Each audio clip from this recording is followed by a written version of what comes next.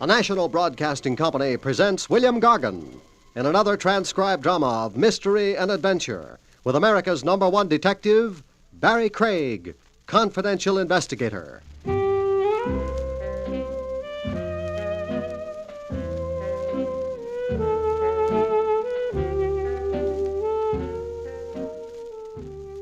Barrie Craig speaking. A long-legged blonde follows you to the ends of the earth. Don't always feel flattered, friend. She might only be tailing you.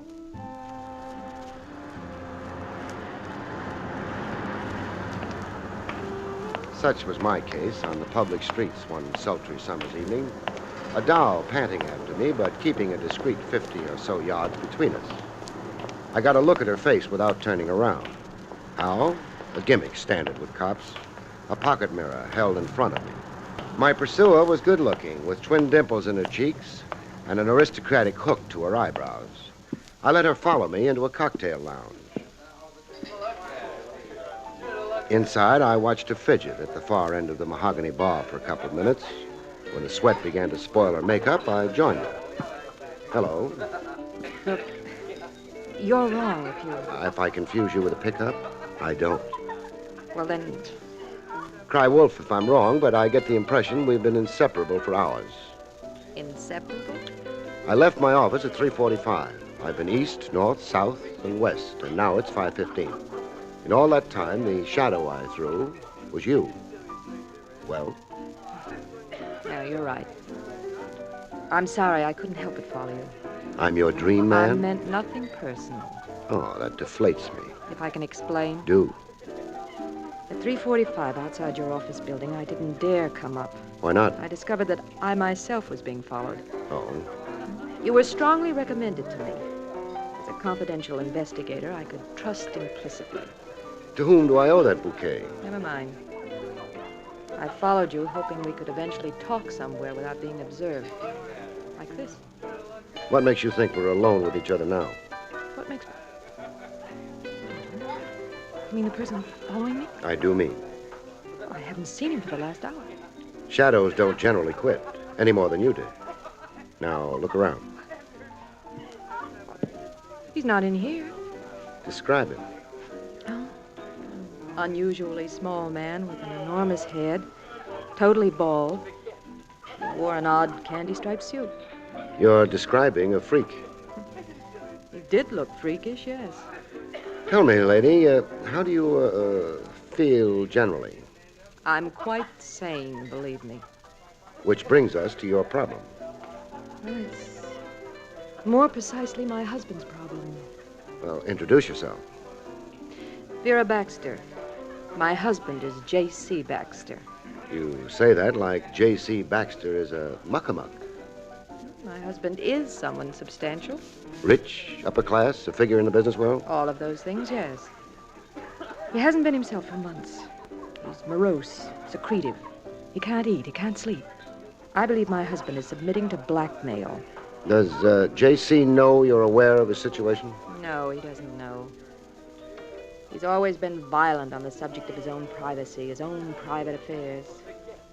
Mr. Craig, I'm frightened for him. And for myself.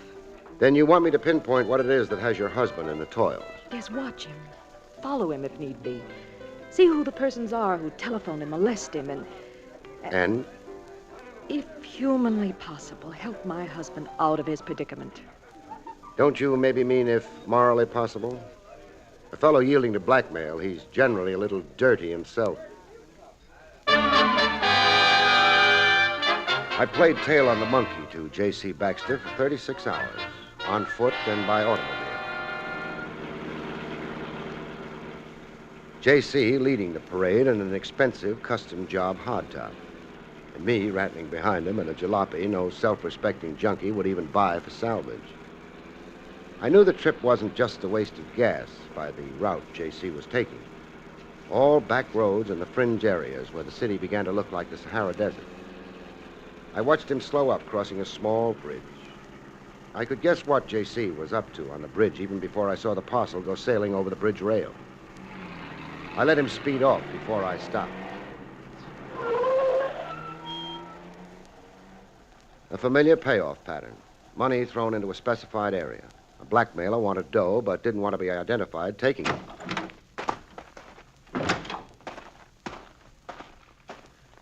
I went to see how much was in the parcel.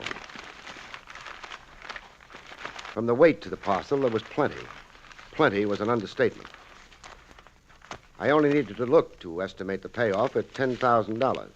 No bill bigger than a 20. I restored the parcel. The anonymous caller would find it in the bushes below the bridge. He'd find the dough, and he'd also find me.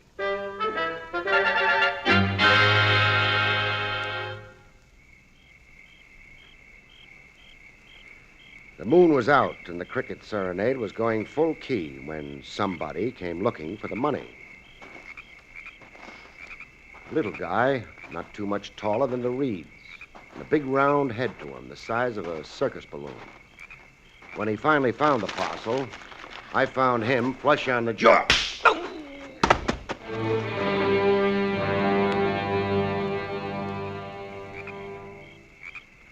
He came to with his balloon head noticeably deflated. He had a complaint. Oh, I'm bleeding from the ear. And I'm bleeding from the heart. Hey, what'd you want to go and hit me for? I get uncontrollable fits of violence. What?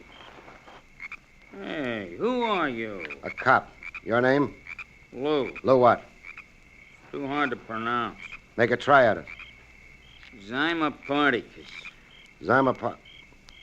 No, we'll settle for Lou. Yeah, I figured you would.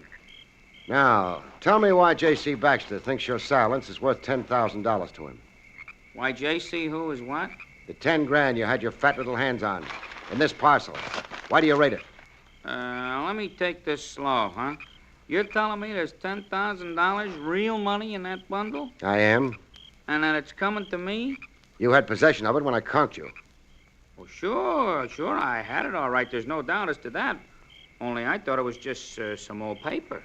Work up an act, you'll only promote yourself into bleeding all over. Mister, let me tell you, I only came down here looking for old newspaper. What for? For the frogs. So I could make a bundle when I catch 'em. Catch frogs? See over there by the pond? So? Frogs. When the moon is full like now, there's millions of frogs.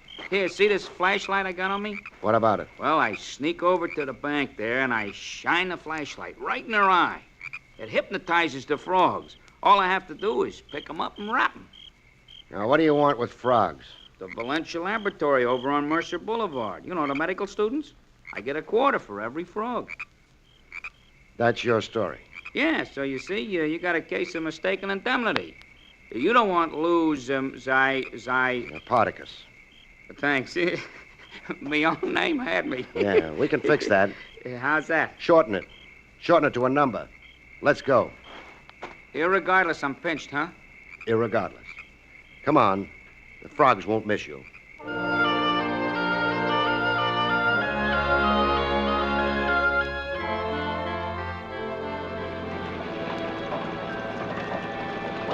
Riding back to town with my frogman in custody, my jalopy began to shake as if age and abuse had finally gotten her. Hey, the heap shimmying from side to side. Yeah. The wheels are wobbling front and rear. Like, Old age. Like all the bolts have worked loose. Hey, come on, stop before we turn over. You said arrest me. You didn't say kill me.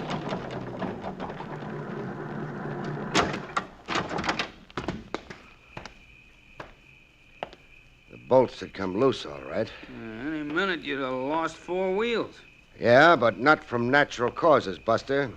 Not? Human hands did this, while I was down in the reeds pollywogging with you. Or, hey, why would somebody The want... answer to that's in the car now approaching. You want to bet? The guy behind the wheel with a big beak pushing through a handkerchief he wore as a mask. The play was his. Who wanted to argue with a gun? Hey, you there, Shorty. Me? Yeah, you. Climb into my boat. Me switch cars? You're rescued. By the boss, is it? You talking one ear comes out the other. Right now, I don't know what you're talking about. Sure. You only know from frogs, liar. So long now. Now you, big stuff. That presumably is me. Give me your lip, I'll plug you. I'm speechless. All right, hand over the parcel. Parcel? Oh, yeah, the parcel. Here. Toss it the back window. Okay, you've got it. The contents are intact? Check with your stew. I'm asking you. I held out a dime. You want it? No, you keep it as a tip. That incline over there, you see it? Yeah, I see it. Well, start climbing it. What for? Exercise. Be glad I'm leaving you in shape to climb. Watch me go. He watched me go, and then I watched him go. No rear license plate I could read. He had black tape over it. I was up against pretty resourceful competition. That much was very plain.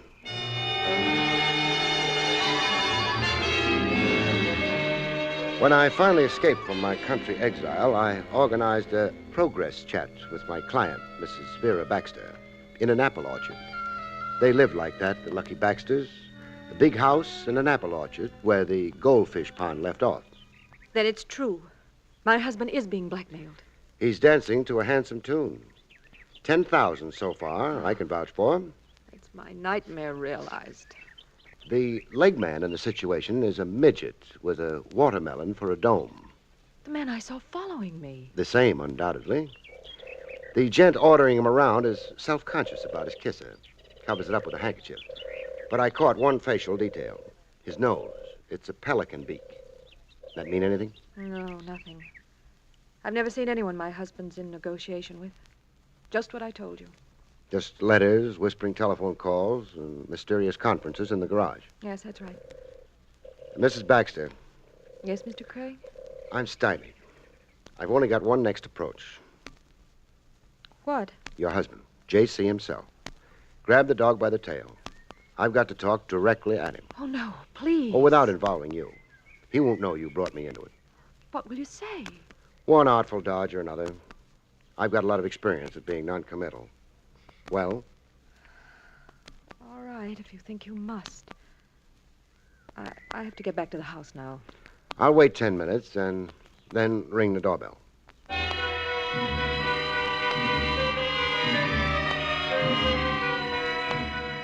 J.C. looked as morose as a guy could get and still want to live.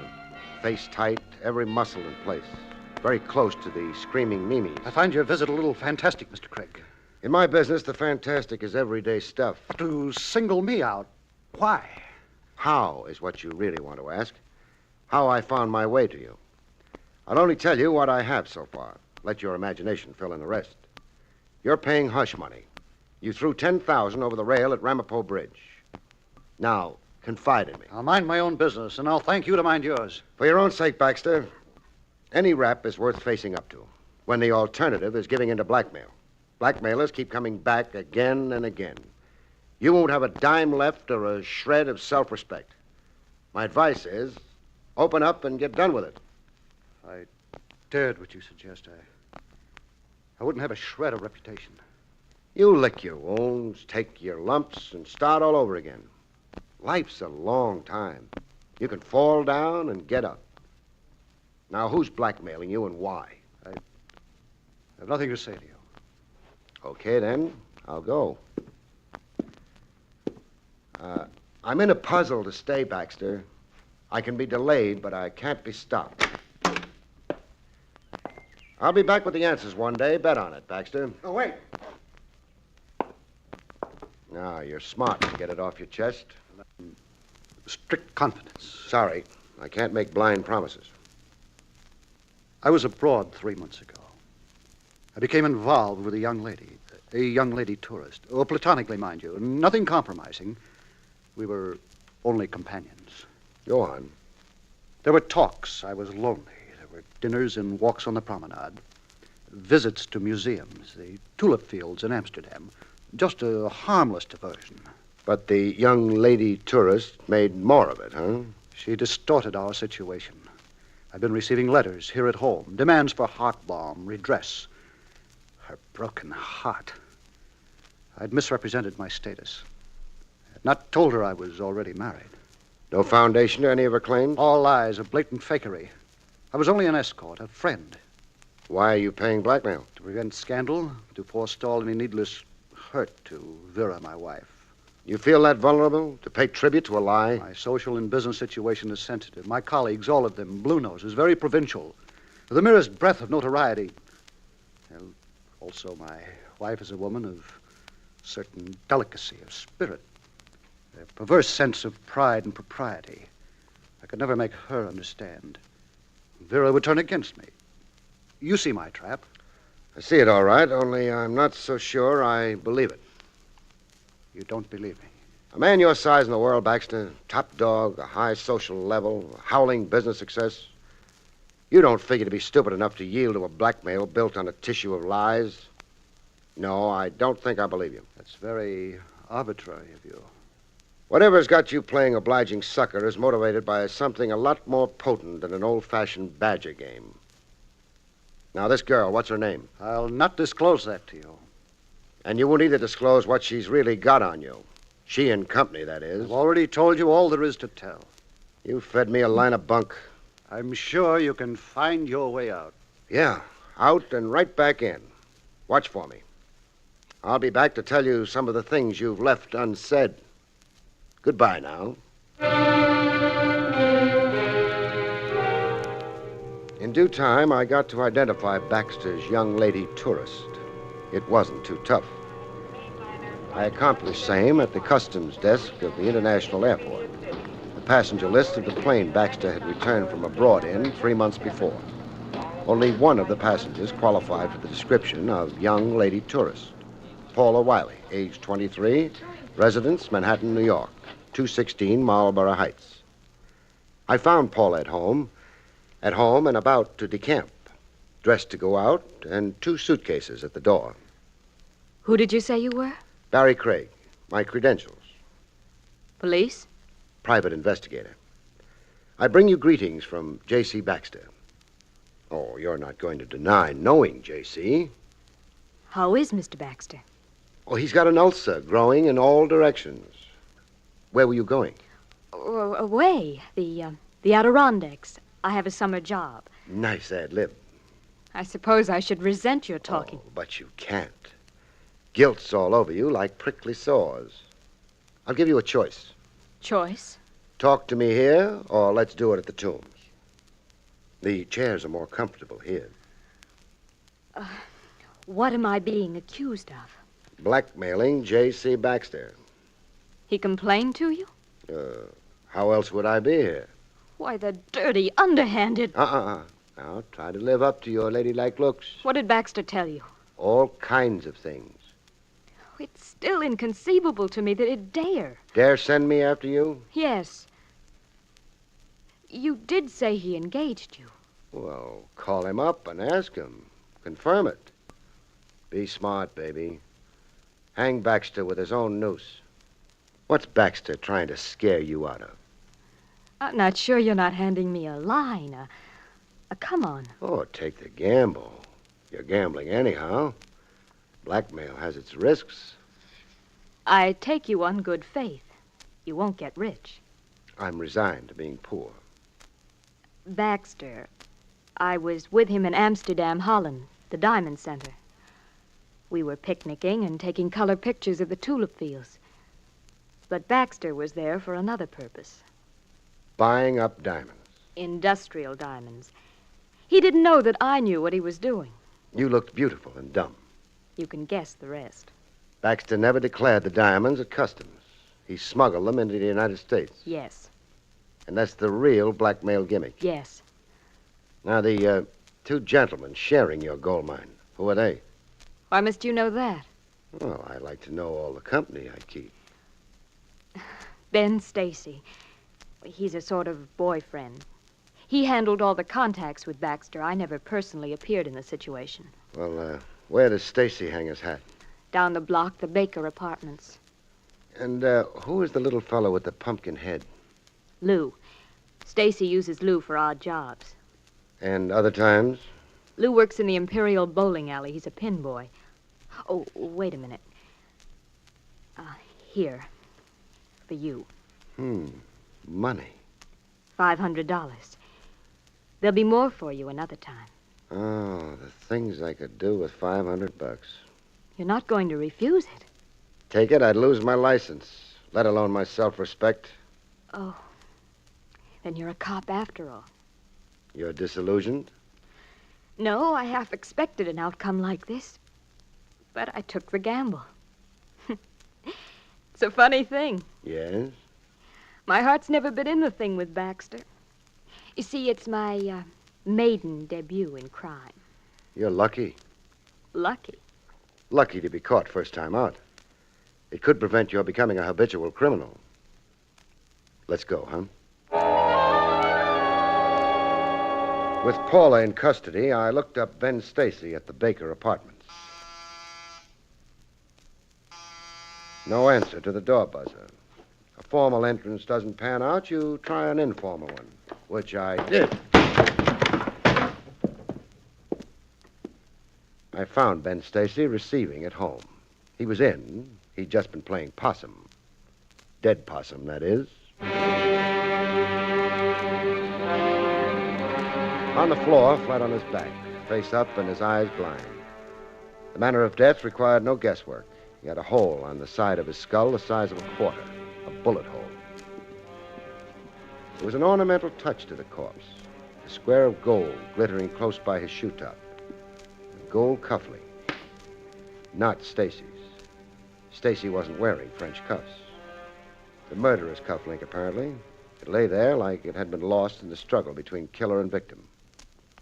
It took less than 60 seconds to find the $10,000 Stacy had relieved me of on the highway. It lay on a bureau top, exposed to the casual eye.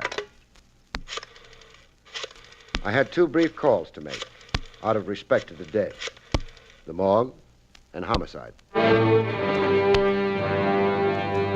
In the tombs, Paula wept for the dead. I got Stacy into this. It's my fault he's dead. You cry like he meant something to you. I was, in a way, in love with him. Did you maybe, in a way, kill him? Kill? What possible reason? Eliminate a partner. It happens, doll, among the best of thieves. You were going away when I caught you. Get out of here. You get out of here.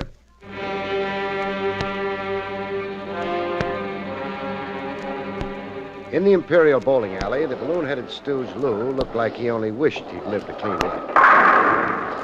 I can't leave here till 6 p.m., mister. They're short of pin boys. Very sad.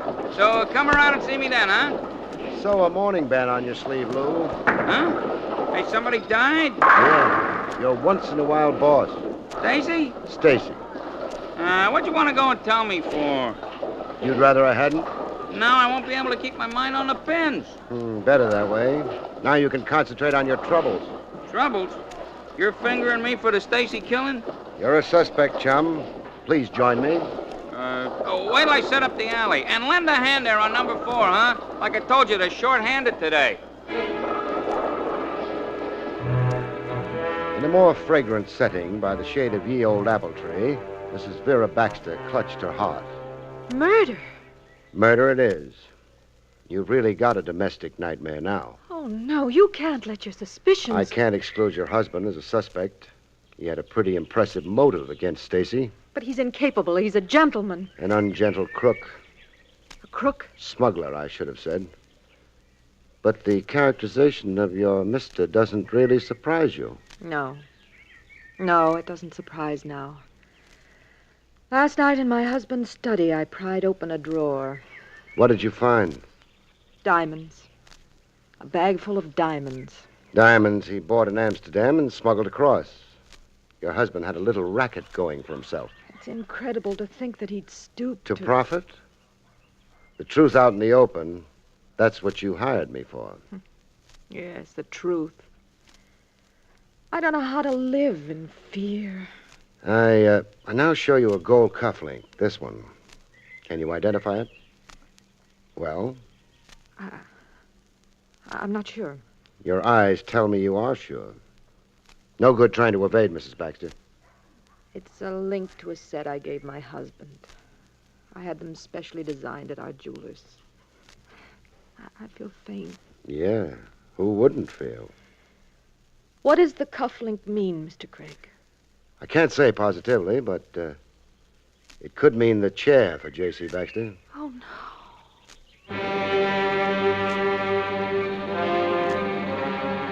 While the DA's office figured out which of the three was eligible for electrocution, Baxter, Paula, or Lou, Mrs. Vera Baxter decided to be the best wife a husband ever had. She was in my office in the bright and early a.m. My husband couldn't have murdered this man, Stacy. Why not? I believe the word is alibi. You can alibi his time? I can. Jay was at home with me all that day and evening. Well, that's a sudden thought. I was too upset to even think yesterday. You wouldn't be telling a big lie. I'll swear to what I say. Jay couldn't have done this murder. Funny thing, I'm inclined to agree with you. I've been doing some clear thinking myself.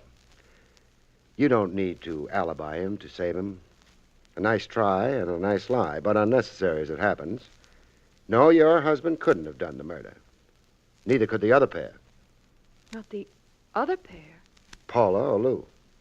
You see, while the corpse lay on the floor, the $10,000 lay on the bureau, where I found it. I don't follow your reasoning. Neither Paula or Lou would eliminate Stacy and overlook the loot. Only the loot could be their motive to kill. Cut Stacy out, grab everything. And if your husband killed Stacy to stop blackmail, he would cart the $10,000 away. Not only to recover his money, but to provide a red herring. Make it look like a job done by Paula or Lou. I'm glad you're exonerating my husband, but if you also eliminate the others, then who? I boil it down to one last suspect. You. Me? Uh-huh. You murdering Stacy to implicate your husband. Your revenge. What revenge would I want? Revenge for infidelity. You all along thought your husband was paying blackmail to conceal an indiscretion. You didn't know until last night that his actual crime was smuggling. Not philandering with Paula, but smuggling. I'm afraid you played some kind of a crazy joke on yourself, lady. I don't know what to say. Oh, don't say anything. Think for a long time. And when you're through thinking, make a simple confession, huh?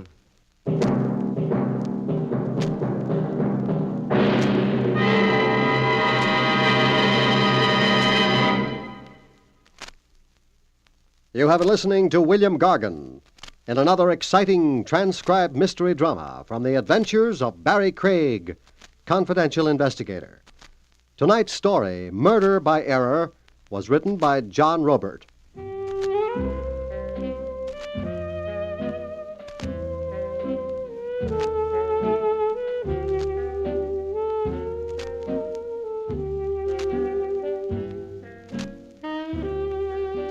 Next week, it's the strange story of Death's Little Helper, about which Barrie Craig has this to say. We call next week's story Death's Little Helper. It deals with a beautiful girl and a couple of highly unbeautiful corpses, and winds up when a killer realizes that death doesn't need any help. Good night, folks. See you next week.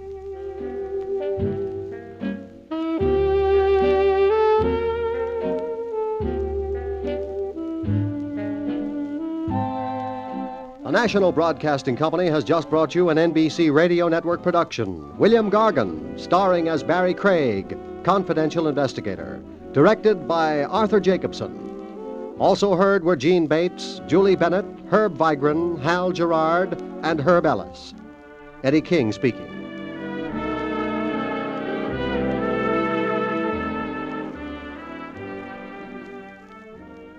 Hear tonight's exciting Dragnet adventure on the NBC Radio Network.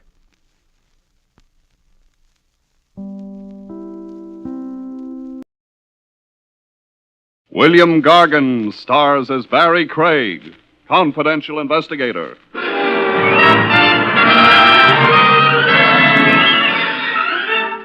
There's a familiar saying which goes, give a rogue enough rope and he'll hang himself.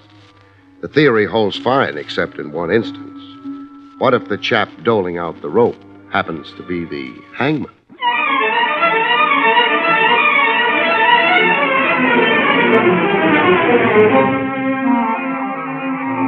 The National Broadcasting Company presents William Gargan in another transcribed drama of mystery and adventure with America's #1 detective, Barrie Craig, confidential investigator.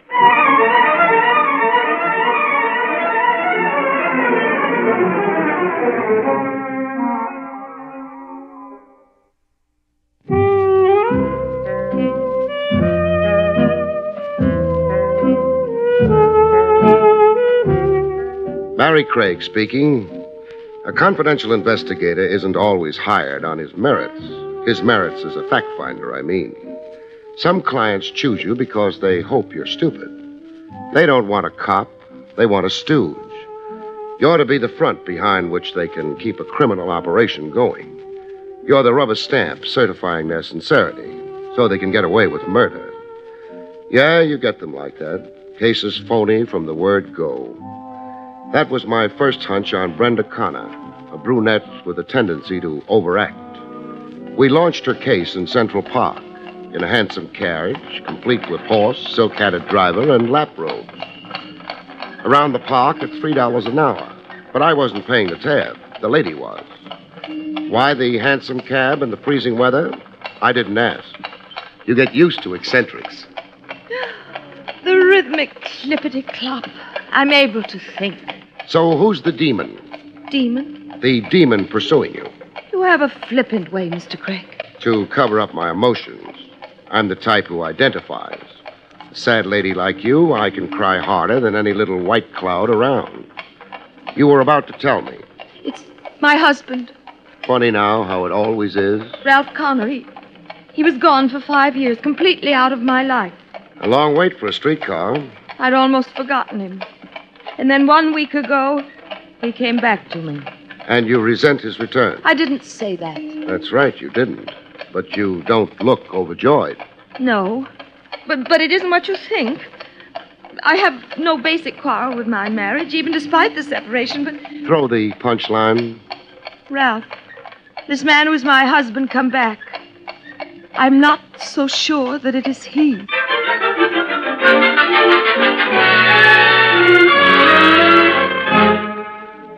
I let Brenda Connor continue to unburden her soul over coffee. The tab was on me this time. How much coffee could a lady drink? My alarm's about my husband, Ralph. Yes. I don't mean to leave the impression with you that... That you're sure he's an impersonator? Yes. My reaction to him since his return, my suspicions have been intuitive more than actual. I feel, I don't know. Her husband takes off for 5 years, and then suddenly he's back. How did you receive him? Well, gladly enough at first. You asked him questions? Yes. His explanation of his absence seemed genuine to me, understandable. He'd been out of sorts with himself. Suddenly 40 and restless, disoriented and neurotic, full of self-dislike, dissatisfaction with the career he'd chosen. Said career? Realty management. Connor and Saxton. Saxton is his business partner. When did the doubt begin for you? The doubt, intuitive as you call it, that this voyager come back maybe wasn't really your husband. The very first evening. Ralph was different. A stranger I didn't know. After 5 years, he would be. Yes, I know. But what I mean is the personality I once knew, the habits, the little things a wife knows about her husband. I could find none of them in this man. Little things. Can you give me something specific? Yes. The foods Ralph liked, always liked. This man has very different tastes. And even his speech, his way of phrasing things, and his thoughts, so different, so very changed, and even something physical. What's that? Left-handed. This man is left-handed. My husband, the husband I knew, wasn't. Quite a switch, that. How about his appearance, looks? Oh, there are some differences. Still differences that could only mean time, how time changes the face. Ralph was full in the cheeks. This man is gaunt, thinner. Oh, mind you, I'm not saying... Oh, I don't know what I'm saying. I'm confused. I'm so confused I can't even think straight, Mr. Craig.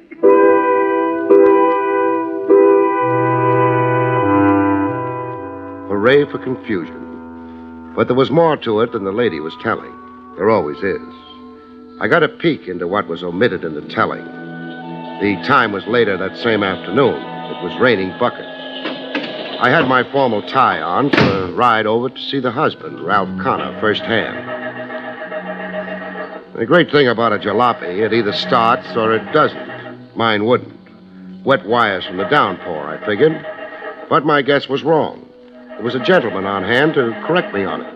You only run your battery down, Craig. Get off the starter. A guy in a rain slicker slouched in the back of my car. Nice eyes and an easy grin.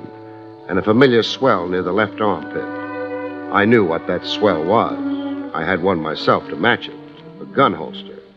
The wires aren't wet, Craig. There's another reason she won't start. What's that? This. Here. Your rotor. Rotor? You don't know about cars? I know they go or don't go. The rotor belongs under the hood on the engine where the distributor is. I removed it. Why? So your car wouldn't go. Why again? So you'd bum a ride from me. Where are you parked? Right behind you. Come on, I'll chauffeur you. You sound like you know where I'm going. Yeah, I think so. See Ralph Connor. You want to look him over. You're well informed. I took courses in mind reading. Come on, I'll drive you. To Ralph Connor, this is? No, not right away. I've got something else to show you first. You're stalling, Craig. No, I'm thinking. About? The penalty for armed kidnapping. 20 years. Life if you cross state lines. That's the Lindbergh law. And the chair if you compound kidnapping with murder. So what's it to be, Craig?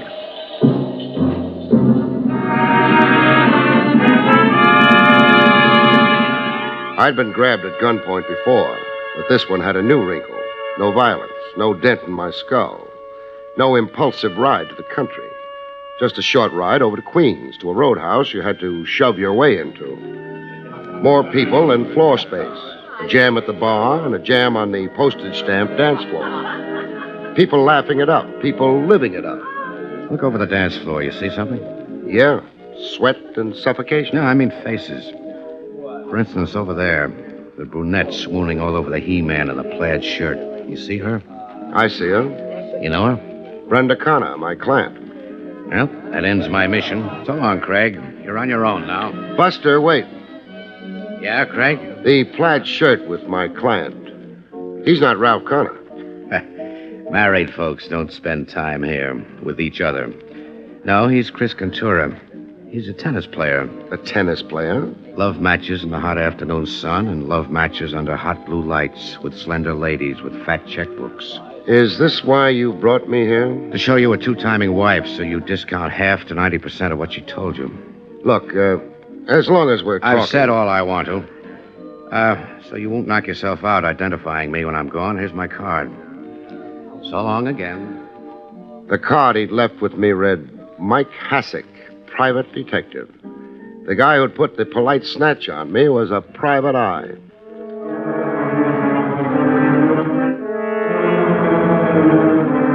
I switched my plans around. You do with new developments.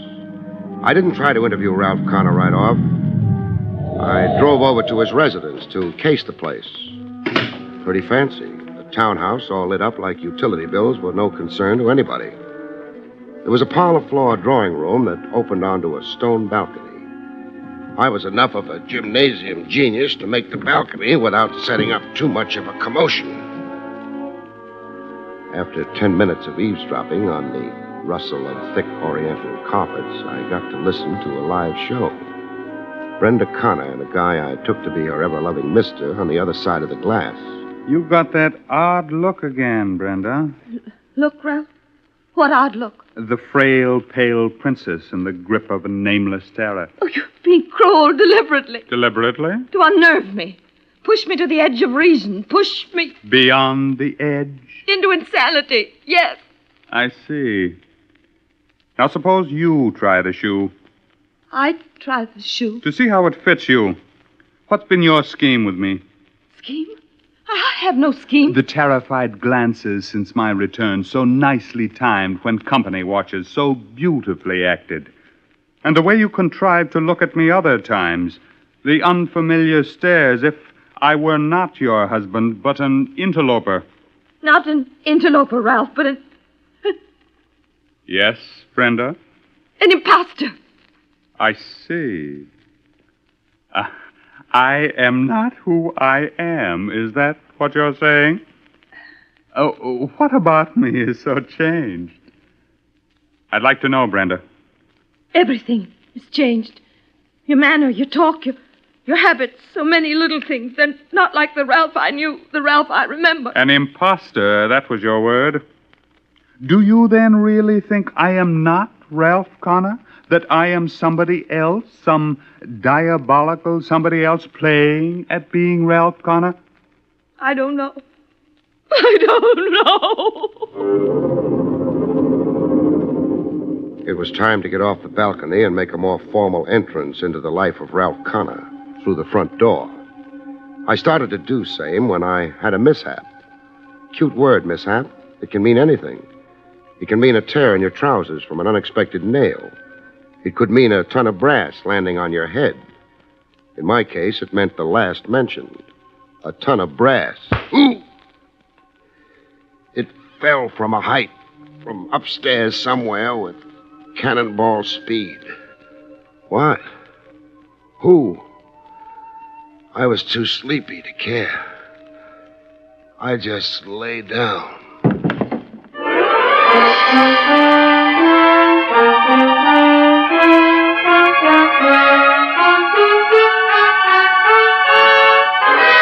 Back to Barrie Craig in just a moment.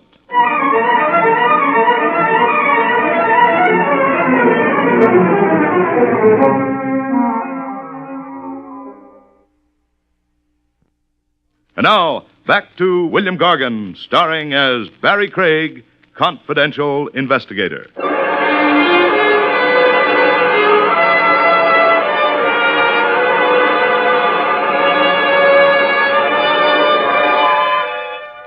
One thing about consciousness, it always returns sooner or later.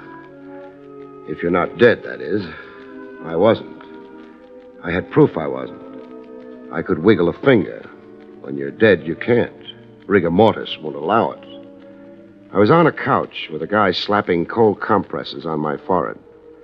A guy with nice eyes and an easy smile and wearing a rain slicker indoors. He was the private eye, Mike Hassick.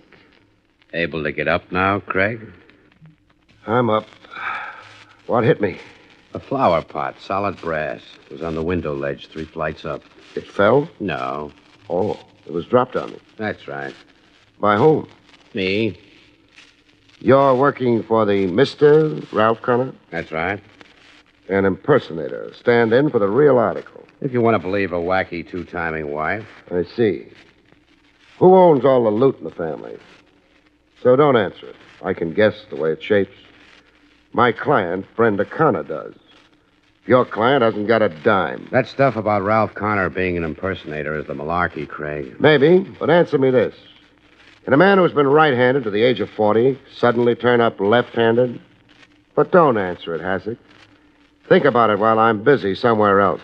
You're going to heckle Connor? Maybe. Oh, Hassick. What? Come here to the rear window a minute. Yes? What's outside?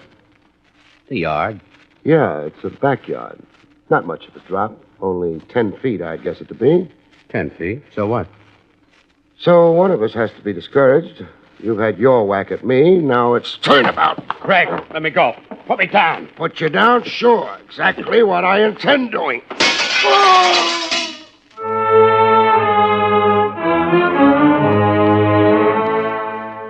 You meet some guys sometimes who have to be paid back in their own coin. I didn't set up a talk with Ralph Connor. I passed him up a second time.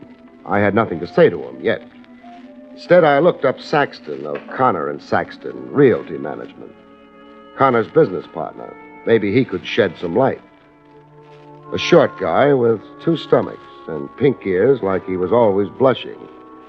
There was an oily look to him, like he was an accomplished phony. I still don't quite understand the purpose of your call here to me, Mr. Craig. If you've stalled long enough, Saxton... If I've stalled? Worked out answers in your head...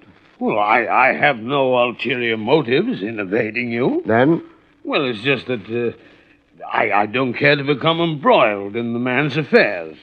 That is, his affairs other than our joint business. Frankly, I've always found Connor strange and unpredictable, explosive. He was gone for 5 years. Yes? Did you keep his end of the business up all that time? Oh, yes, scrupulously. His share of the net profits were put into an escrow account for what they amounted to. His drawing account, of course, was suspended while he was gone. In the time he was away, did he write to you, keep in touch? No. Now, a big question. Is he Ralph Connor?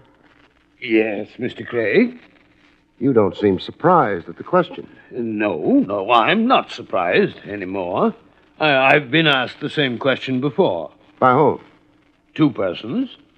By Mrs. Connor and by a private detective named Mike Hassick. So Hassick wasn't so sure of his client's identity either. What's that you said? Just thinking out loud. What makes you sure this new Connor is the same old Connor? Why, everything about him. Like? Well, I don't know how to answer that quite. He looks like Ralph Connor, facially and physically. He knows about me, our business, the background of our business. He's demonstrated all that to you? Why, yes, of course. He has demonstrated an intimate knowledge of our business. It couldn't be faked. The man simply had to know.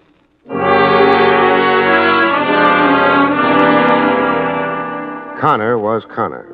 Only thing, Saxton didn't sell me the notion convincingly enough. I double-checked on Saxton's truthfulness by applying some heat to the office bookkeeper of Connor and Saxton. Why, Mr. Saxton told you outrageous falsehoods. Outrageous! He didn't ring true to me too much. Good I got to you, Mr. What's it again? Pippet. I'm the one to tell the truth. Oh, that's peachy dandy. But get around to telling it. Well, now, Ralph Connor, the new one, he's a queer one. Meaning? Well, when he came back after being away all that time, he didn't know my name. He kept calling me Pippin and Poppin. Pippin and Poppin, mind you, when it's Pippet, like it's always been. Pretty staggering. And then about the business, he didn't know about the old Cameroon account. He didn't, huh? The biggest account in the Connor Saxton agency, and he didn't even seem to know he had it. Like this wasn't his business. What else? Well, his easy way about money. Tipping me $1 when he sent me out for coffee. The old Ralph Connor only tipped 5 cents. Is the new Ralph Connor also easy about money in other ways? Business ways, for instance. I don't know what you mean. I mean, like not asking for an accounting from Saxton to cover the 5 years Connor was away. Well, then, there never was an accounting. And Mr. Connor never yet asked for one. Well, you'd know that. You're the bookkeeper. Oh, yes. I'd be the one to know, all right. Is there an escrow account with Connor's share of the profits of the last 5 years in it? Oh, no, there's no escrow account. Well, were there any profits the last 5 years Connor's been away? Oh, yes. Good profits. Business has been very good. How good were the profits? Well, I couldn't say without going over the books. $50,000? Is that close to it? It isn't far from it. And a sharpie like Saxton would have reason to play ball with somebody not the real Connor, but an impersonator. Keep all the accumulated business profits, so long as the new Connor didn't stick his hand out or yell for the DA. Well, I'm afraid now you're getting too deep for me. Forget it. You've been a great help. You can go back to your books now, Pippin. The name is not Pippin. Oh, my mistake, Poppin. It's Pippet.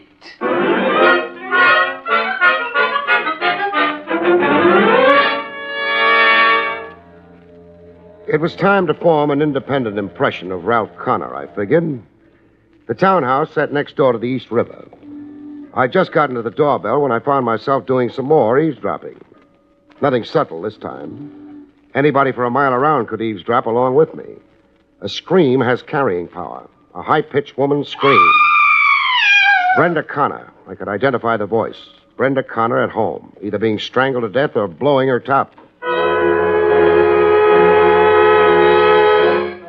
Inside the house, I didn't get to see my screaming client. She was in her room behind locked doors. The husband, Ralph Connor, told me the melancholy facts.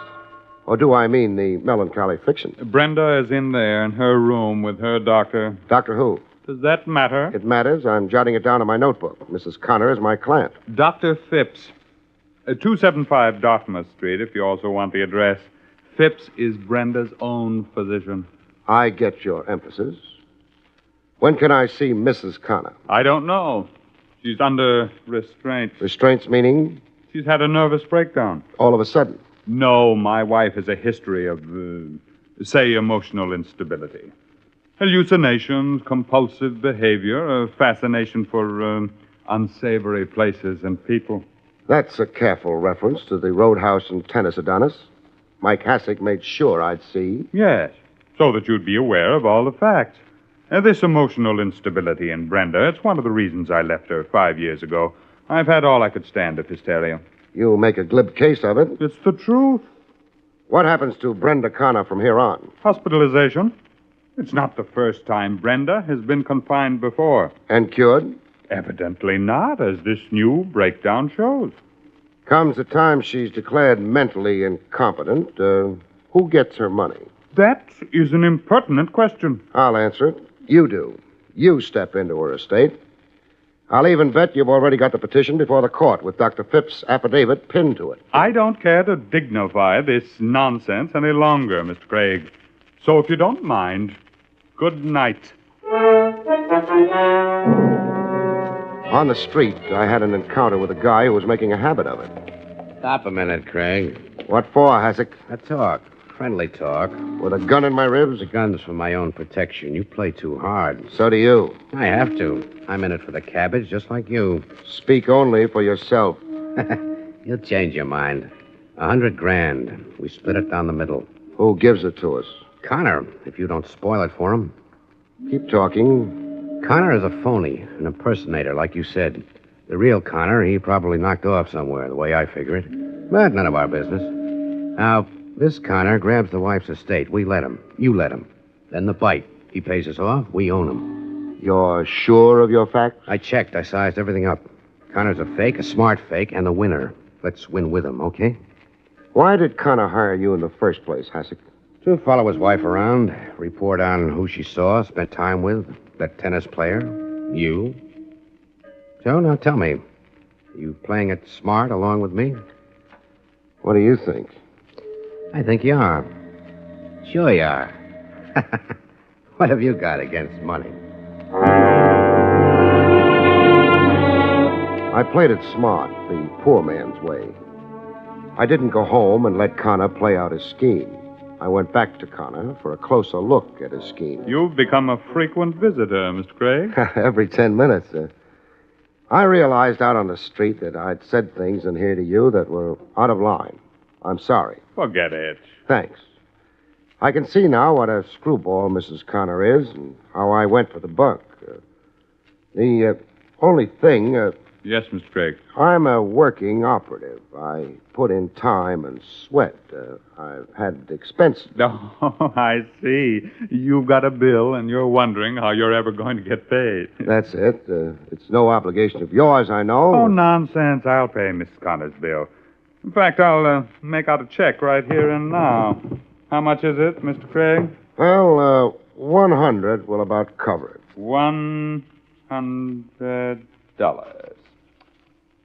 Very well. Here you are, Mr. Craig. A $100 check for you. It means more to me than you think, Mr. Connor. Oh, you don't have to thank me. The money's due you. But I didn't mean it like that. Guess again, Connor. I frankly don't understand you. I'll explain myself. You wrote out a check, and you also wrote out a confession. A confession? You're right-handed. You wrote that check out right-handed. Like Ralph Connor should, since he was always right-handed. Look here, Craig. Let me finish.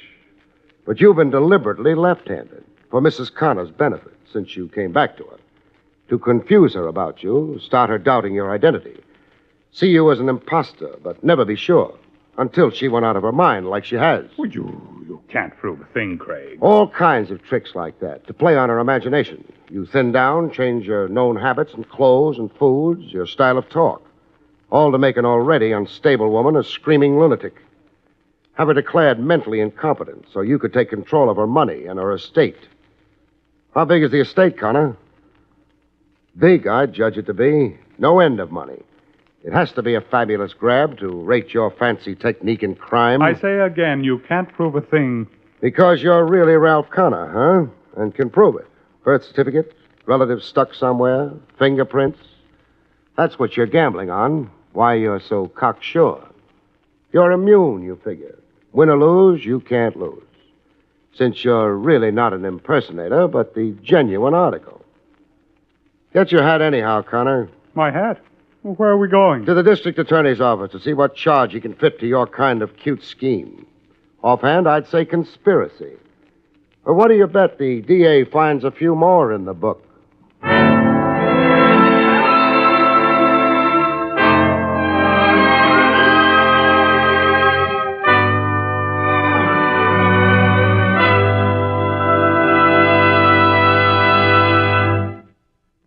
have been listening to William Gargan in another exciting transcribed mystery drama from the adventures of Barrie Craig, confidential investigator.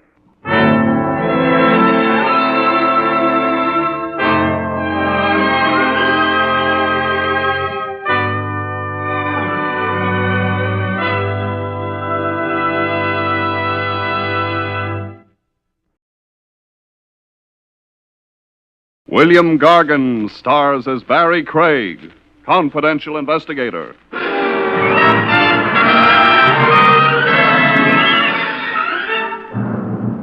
I wonder if murderers, like other people, worry about their income taxes.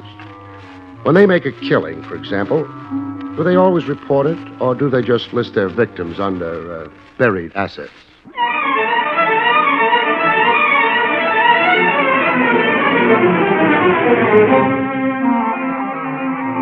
The National Broadcasting Company presents William Gargan in another transcribed drama of mystery and adventure with America's #1 detective, Barrie Craig, confidential investigator.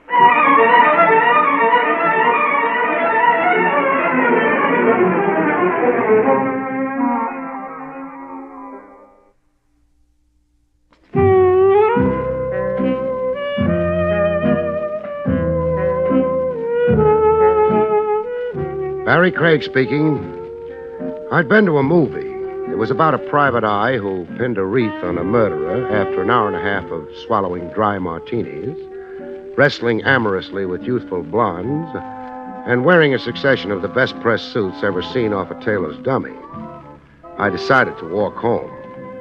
I wondered if there was a special license that a plain investigator like me could get that would make me like martinis and make blondes like me. It was close to 1 a.m. The air was raw and cold with the tang of metal in it you get in New York. The afternoon slush had hardened to ice underneath your feet, and I decided you'd probably need more than a license when I saw her. Halfway up the block, an apartment house lobby spilled some light out into the street. Enough light so I could see that she was young, redheaded, with that pale, almost transparent skin redheads sometimes have. The guy with her had his back to me. It was an old scene. He was probably making a play for a nightcap up in her apartment. She shook her head and moved into the doorway. He moved after her, maybe for a goodnight kiss. It was none of my business. I started walking. He must have tried for more than a kiss and wound up with a slap in the face. He came stumbling backwards out of the doorway, hit the ice on the pavement, and went down. I heard the door slam behind her. Either she hadn't noticed him fall or she didn't care. He wasn't moving when I got to him. The pavement can be pretty hard when you slap it with the back of your head. I tried shaking him, but he wasn't playing. I lifted his head, thinking maybe that might help bring him to, and then I eased it back onto the pavement. I couldn't be sure if the skull was broken, but by that time I was sure of something else. He'd quit breathing. Not a nice way to wind up a date with a pretty redhead. I thought she might want to know about it. There were a dozen names on the bellboard in the small lobby. Any one of them could have belonged to the redhead. I pushed the supers button. I tried the inside door. It was locked. A well-run apartment house. Supers probably need their sleep as much as anybody, but they frequently don't get it. What do you want? I'm sorry I had to wake you. There's been a small accident. Yeah, what kind of an accident? Somebody slipped on the ice in front of the building. What are you, a lawyer? No. Nobody could have slipped in front of the building. I put plenty of ashes on the ice. It ain't slippery. Well, come on and look for yourself. Okay, but if you think you got a case... I don't know the man. It's none of my business. Well, if he thinks he's Come on. And he's not thinking of suing anybody. Maybe he ain't, but if you've been a super as long as I have, you know they're always looking for a chance to stick an insurance company. You still think he's looking for anything? Well, the guy's dead, ain't he? Yeah. Oh, that's terrible. Uh-huh. You better call the police. Tell them to send an ambulance down, too, on the chance we're not such good diagnosticians. Okay, sure. And while you're doing that, I I might as well break the news to the redhead. Huh? He'd brought her home, said goodnight to her when it happened. You mean some girl in this building? Yeah. Maybe 20, pale skin, red hair, pretty. You couldn't mistake her. Mister, maybe you couldn't, but there ain't no girl like that living in this building.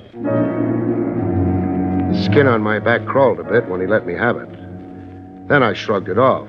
Maybe she was staying with some people in the building. The super wouldn't have to know about that. Maybe. Yes, officer, he's laying out in front just like he fell. Yeah, well, there's some guy here who's seen it. Name's Craig.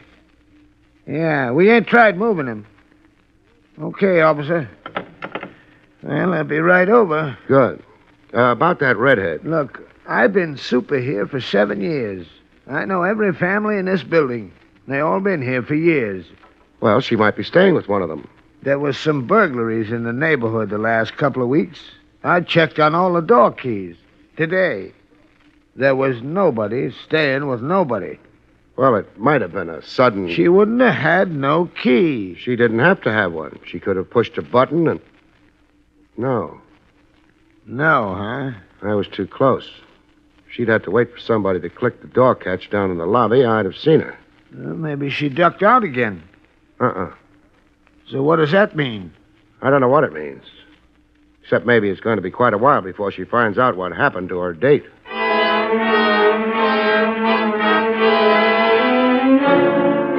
It didn't take long for the police to arrive, or the ambulance. They moved pretty fast. They always do. They've had experience. And on this trip, they also had Lieutenant Rogers of Homicide. Barrie? Yeah, Lieutenant. You're not curious enough. The police doctor said the guy was dead, didn't he? He's dead. What should I be curious about? About why I came down on an accident case. I figured maybe it was on account of your college education. What would that have to do with it? I wouldn't know. I never went to college. You're being a big help. What do you want me to be helpful about? I came down because when the report came in, your name was mentioned. So you decided I was involved? Aren't you? No. You got my story. Yeah, you just happened to be walking. You just happened to notice the redhead and the corpse and so on. That's right. It's hard to believe. Why? Because I'm an investigator, I don't have a right to witness an accident? Not an accident that happened to Walter Borley. Borley? That's the corpse? That's the corpse. I've heard the name before. Sure you have. Walter Borley's a big man. Or was, in the Midwest. In New York, he's just dead. It could be a coincidence. He came here to collect a debt. Owed by who? He'd run a string of bookie joints here for years. He sold out maybe 6 months ago, went to Detroit. But he had trouble getting paid. So he came back. You never get paid now. Who'd he sell out to? We've got a couple of guesses. Any names attached? Mark Wheeler, Joe Carson. Neither of them are redheads. No. Barrie, the boys went through the building. No redheads on the premises. It's a pity. I've got a thought, though. Yes?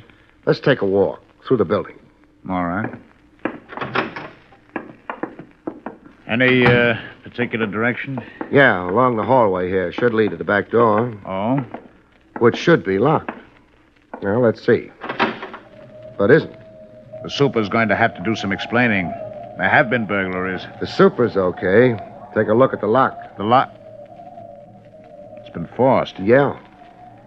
That's happy news for a local locksmith, perhaps, but where does it fit in? I don't know. Might tell us how the girl got out of the building. But that's not the problem, is it? It's how she got in that bothers me. How much does it bother you? Not much, I guess. Because it still remains an accident. Doesn't it?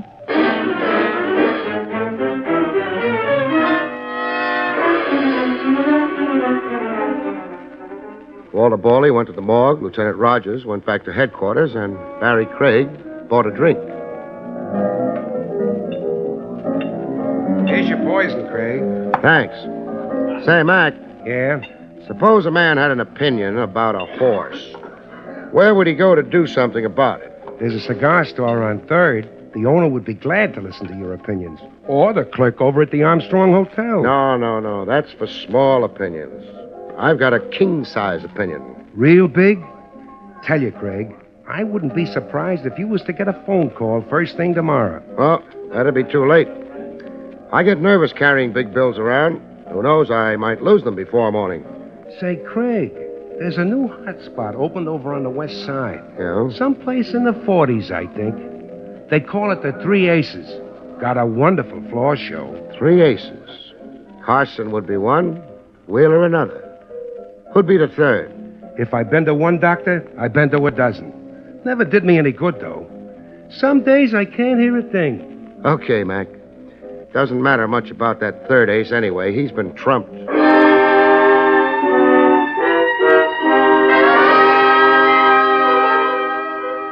The 3 aces was over on the west side, someplace in the 40s. They weren't letting the night die without a struggle. Everything is satisfactory, sir? Sure, except for one thing. I'm lonely. I'd like to have a man-to-man conversation with someone. Someone named Joe Carson, say. Or maybe Mark Wheeler. I'd even talk to Walter Borley. I'm very sorry, sir, but I've never heard of... Ever seen one of these before? Well... Pretty shade of green, isn't it? Nice picture of Andrew Jackson on it. Go on. Have a good look. Oh, thank you, sir. You're welcome. I will see if one of the gentlemen you mentioned happens to be around. You do that. Yes, sir.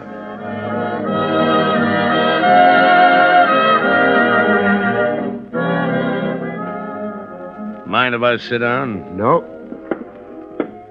How do you like the floor show? Not bad. One of these nights I'll come back and look at the floor. That's very funny. So. The waiter tells me you wanted words with my partner or me. The waiter's right. You wanted those words quite a few bucks worth. I figured it was the only way I'd get them.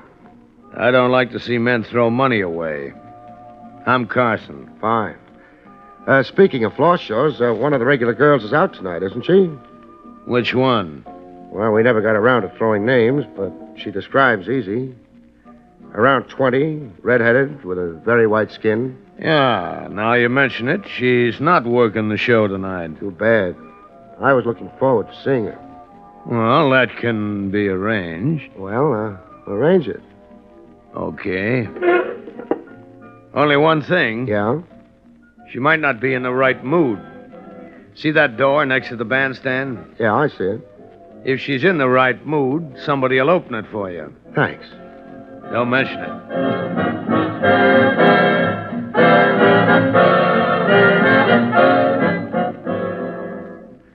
It took him maybe 5 minutes to find out if the girl was in the right mood. If that's what he was finding out. Either way, at the end of 5 minutes, the door next to the bandstand swung open. Somebody outside the door had done the swinging. I didn't have a chance to see who. I wasn't sure that I was playing it the right way, but I couldn't think of anything else. Nobody paid any attention to me. I crossed to the door and looked through it. The little I could see was a stretch of dirty hallway. But if you're a confidential investigator, you're not too fastidious.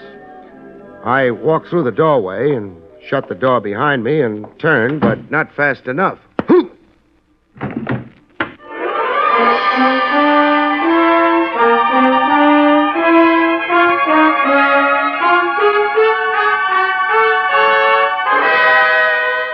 Back to Barrie Craig in just a moment.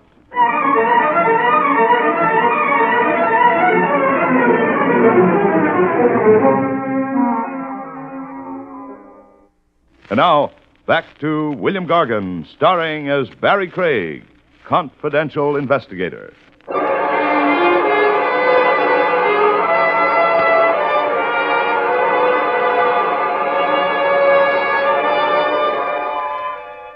I didn't know how far I'd gone and how long I'd been away, but it took a while coming back.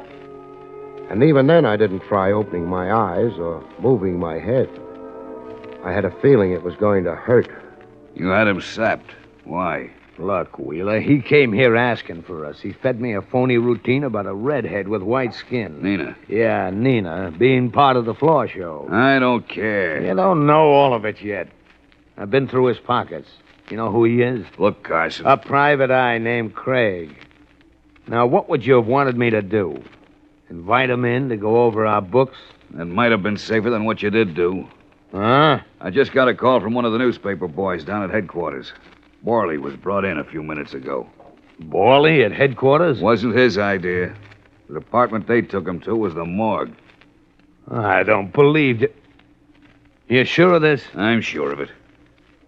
Well, what's bad with that news? It ain't no secret he'd come to town to collect off us.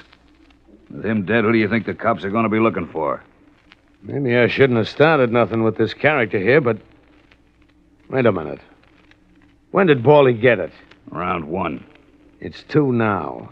If what you're handing me is true, the cops should have already been visiting. According to what the press was told, Bawley died in an accident. So what are we worrying about? The cops have handed out phony releases before. I don't get it. Either you want to make trouble, or you know better than the press. Where were you around 1 o'clock? That's a funny question coming from you. What do you care? Oh, forget it. Maybe I'm getting jumpy, but... How does this guy fit in? And Nina? Nina ain't been around the club all night, which means she don't fit in. Him? I don't know. Maybe he heard about Bawley, too. I've been thinking of that. Maybe we don't take no chances on... Maybe. He's out cold. Never know what... Okay, Carson. Get a couple of the boys in. Now you're talking. Sure I'm talking, but... I could be talking myself into the chair. So far, I'd been doing fine with my eyes shut. But that wouldn't last much longer. Carson's boys would be glad to shut them again for me if I opened them at the wrong time. So I had to open them at the right time. Keep an eye on Sonny Boy. Yeah. Sonny Boy. Pretty soon, no Sonny Boy. Wheeler was the nervous type, a floor pacer. 7 steps to the door, about turn. 7 steps to the desk, about turn, and the same routine repeated. The time he'd give me a quick look was when he passed me on the way to the door. On the 4th step. The 5th step would have to be my play. It would have to be fast and reasonably quiet. But how fast I could get off the floor, I didn't know. I'd find out.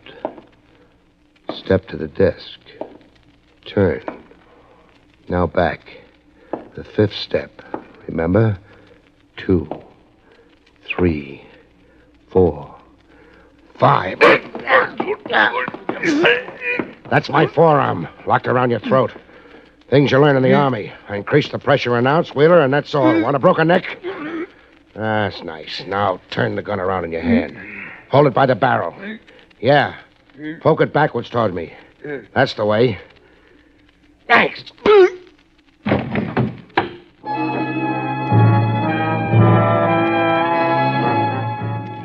Gun butts make a funny sound hitting a man's head. I didn't stop to laugh like mad. Carson and a couple of pals would be dropping in at any minute. There was a window behind the desk.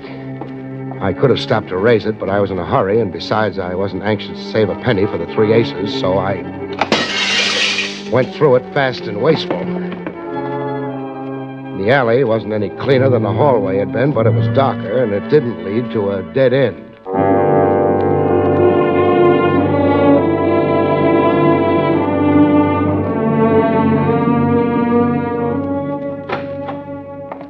Ah, Lieutenant Rogers. What? Oh, hello, Barrie. I hope I'm not intruding. That's a nice hope. I need a little help in a lot of hurry. Important? I don't know. It could be. Even a giraffe couldn't stick out as much neck for you as I do. All right, we're in a hurry with a police escort. To get where? The 3 aces. One's been trumped, but the game's not over yet.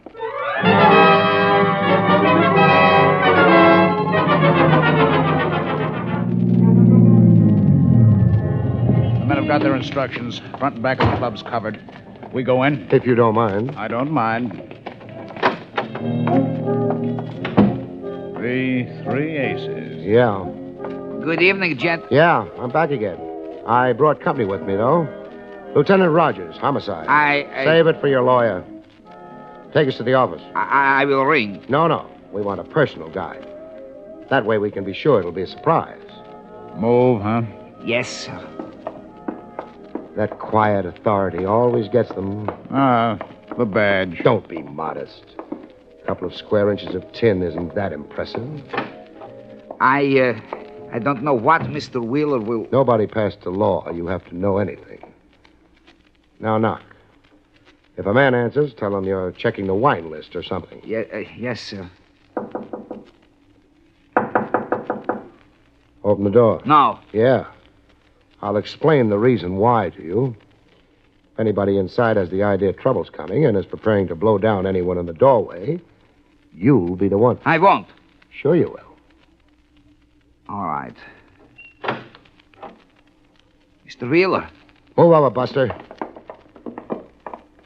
That's Wheeler? Yeah. We met earlier. I had the pleasure of knocking him down with the butt of a gun. He got up? Yeah. Sat down behind his desk and proceeded to blow his brains out. Looks that way. But I'm stupid. What do you mean? I don't know why he killed himself. You'd escaped? He knew you'd come to the police? He was through in the bookie racket? He still had a skin, his own. Boys like that are very fond of their skin. It'll be a hard thing to prove anything. Looks like suicide. Sure. Just like Borley's passing on looked like accident. It was an accident. No, Trav. Not an accident at all.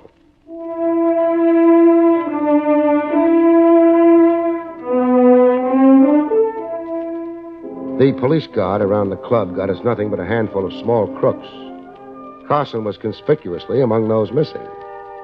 We asked lots of people for his home address, and lots of people didn't know it. We got the whole department on it, Barry. They'll turn him up. Maybe, maybe not. He couldn't have made it out of the city. He didn't have to. Meaning? The setup back at the club goes for suicide. You will never be able to prove otherwise. As for the accident... That you call murder. There's only one way you can tie him to it. The girl. We did dig up a name for her. Nina West. Pretty name. A pretty girl. And right now, very possibly a dead girl. Oh, you can't be sure. Put yourself in Carson's place. She's the one who can send him to the chair. With her dead, you've got nothing. Not even, and get this, Trav, not even a motive that would stand up in court for his killing her. I went out and took a look at what had happened to the night. The sky was getting lighter. The winter sun would be sneaking over the tops of the buildings in an hour or two. Not handing out much warmth, but a promise anyway. I started walking.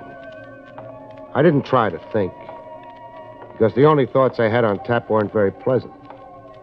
Nina West wasn't the kind of girl your mother hoped you'll marry, but she was young, pretty. I didn't think she'd known what was going to happen to her date.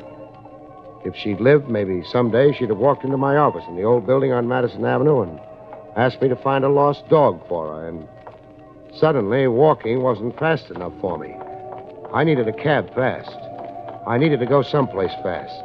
Only a hunch, but it was the one chance we had, the one chance Nina West had. If she'd gone where I had to get to within minutes, my office.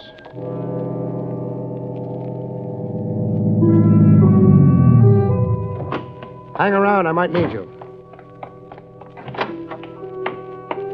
I didn't bother with the elevator. I used the stairs. They're faster. It sounded good to me, the hunch. Say the girl hadn't known what Carson was letting her in for. She found out late. Borley already dead. I slowed down, heading down the hallway to the office. It might be smarter not to announce an arrival. She'd have realized she was in trouble. Gone home? No.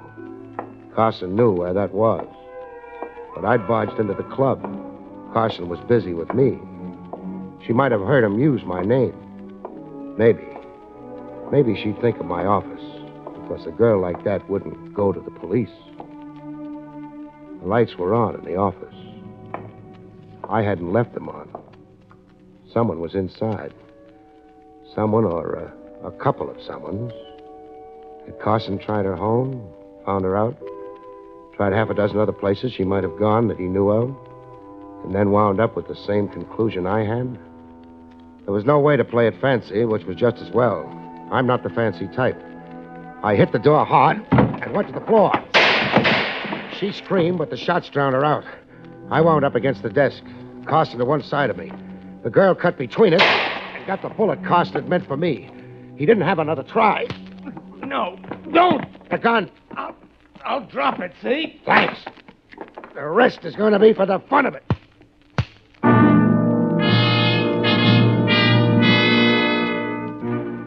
It didn't last very long. He dropped his hands. You can't hit even a Carson with his hands down unless you're a Carson yourself. I didn't qualify.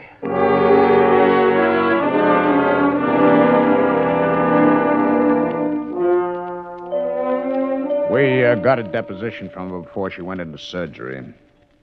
Carson's all washed up, Barry, but the kid's got a good chance. Fine. He had it laid out beautifully. Nina was told of Bawley take her home to the building where you saw them. For a gag, Carson told her.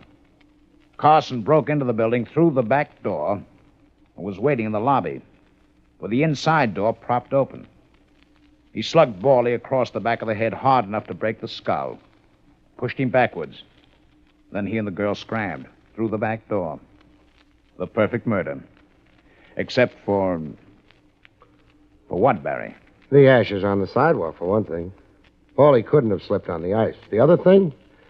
The girl got into the building only one way. Somebody had to be waiting there to let her in. That made the word accident smell.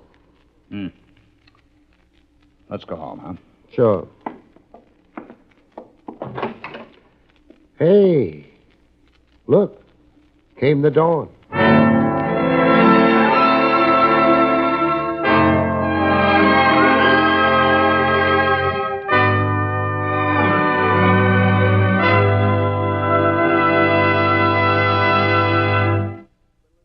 You have been listening to William Gargan in another exciting transcribed mystery drama from the adventures of Barrie Craig, confidential investigator.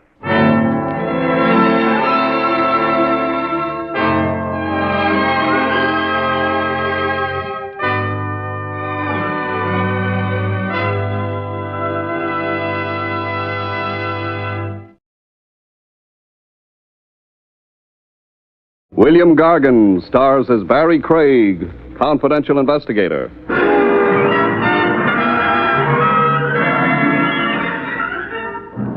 Murderers must have a lot of trouble keeping their books balanced. For one thing, they can't always be sure when they're going to make their next killing. And for another, so many of their assets are buried.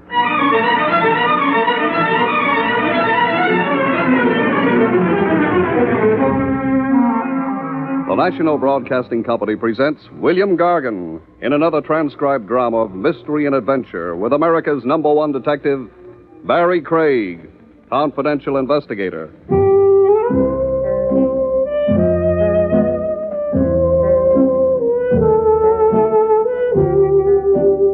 Barrie Craig speaking. Being a confidential investigator can easily become an office job, if you've got an office, which I have. And you spend all your time in it, which I don't. Clients cross you up sometimes, though. Joey Carter made a stab in that direction on this particular day. I had a meal at Willie's Wagon, if you could call it a meal. What would you call it, Mr. Craig? Penance. Big joke. Something wrong with the hamburger? Well, it's been fatally wounded, Willie. Huh. Next time, you might wait till it dies before serving it. My customers should live so long. Why, thank you, Willie. I can remember a time when Private Dix could hardly read. They were all making witty remarks. Sorry. Have a cup of coffee? Oh, I'm not that sorry. There's nothing wrong with a coffee. Well, there's nothing wrong with sulfuric acid either, but I'll hold on to my stomach lining for a while longer if you don't mind. What's so special about your stomach lining? It's attached to me. Ah, you're getting sentimental. Which reminds me, there was a guy in here looking for you about an hour ago. Oh? Nervous little punk. I gave him your office address. He must have missed me. An hour ago, I was on my way here. Yeah? What was he nervous about? He didn't whisper nothing in my shell-like ears. Then how'd you know he was nervous? He couldn't keep his hand from trembling. The one that was holding the gun, I mean. Willie had nothing more to offer except the coffee I'd already turned down, so I got out. After Willie explained that my prospective client hadn't exactly been waving his gun around. He'd just been clutching it in a side pocket.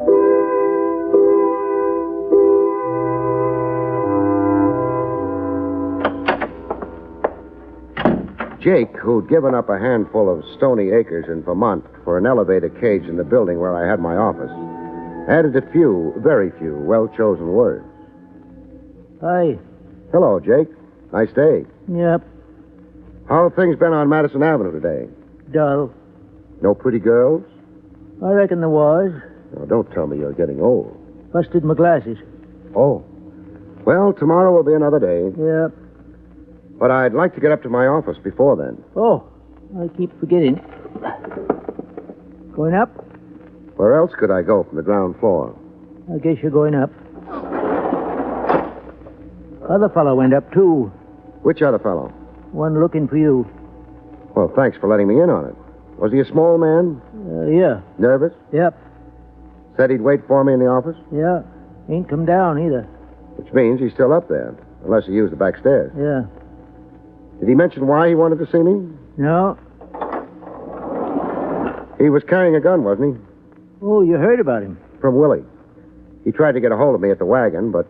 Fella drink any of Willie's coffee? I don't know. You better hurry on to your office, because if that fella did... Yeah? He'll be needing major surgery. You're exaggerating. Well, I had some of that coffee when I first come to town, before I knew better. You're still alive? Yeah, but mighty feeble. You just hear something, Mr. Craig? Your buzzer. Somebody's ringing for you downstairs. What's the matter with them? Can't they walk up a few stairs? They may never have used your elevator before. They want again. Noisy fellas. Excuse me. Not at all. Jake's elevator headed downstairs at considerably less than the speed of light. I headed for my office, in no particular hurry. I don't like small men with guns. Sometimes they get to thinking they need a gun as an equalizer. It might be psychological, but bullets never heard of Sigmund Freud. I didn't spot him when I first got into the office. It was late afternoon. The dying sunlight didn't quite make it to the corners of the room. It was in a corner that my client was waiting for me. A lonely corner, the loneliest of all. The corner where a man creeps to die.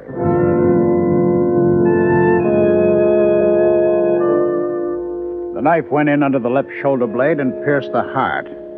He died maybe an hour ago. Death was not instantaneous. There's no identification on him. Labels on his clothes have been ripped off. Until further notice, he'll go on the books as John Doe deceased. Briefly and beautifully put, Lieutenant Rogers. Let's not be formal, Barry. You, taking Junior with you? Mm-hmm. Maybe we'll turn up something with his fingerprints. The odds are good. The gun he was carrying had its serial number filed off. Professional. Yeah. Makes it funny, though. Why? His prints are on record. Whoever killed him must have known that. Why bother with stripping the body of identification? Time, maybe. I suppose. He was trying to get in touch with you. Somebody was anxious about that. I'd imagine so. Somebody's anxiety killed John Doe. Looks that way. We'll find out who John Doe was sooner or later. Once we get that, we might be able to make a good guess about why he wanted to see you. That's possible. The boy with the knife wouldn't care for that. He might try using that knife again. Be careful, will you, Barry? It was good advice, but how can you be careful when you don't know what you've got to be careful about or whom? Tracing John Doe was taking time. Time in which the sun dived behind the high stone walls of the city and got lost. Time in which I got tired of sitting around in a darkened office and staring into a corner where nothing was anymore. So I got out. I buzzed the elevator quickly and settled down to wait. But the elevator started up fast. I didn't think much of it until it was close to my floor. Then I thought in a hurry. In all the years Jake had been piloting that elevator, he'd never responded that fast. I moved back, pulling at the gun in my pocket. I didn't make it by the time the elevator door opened, so I dived for the carpet. I made a mental note to speak to the management. That carpet hadn't been swept in months.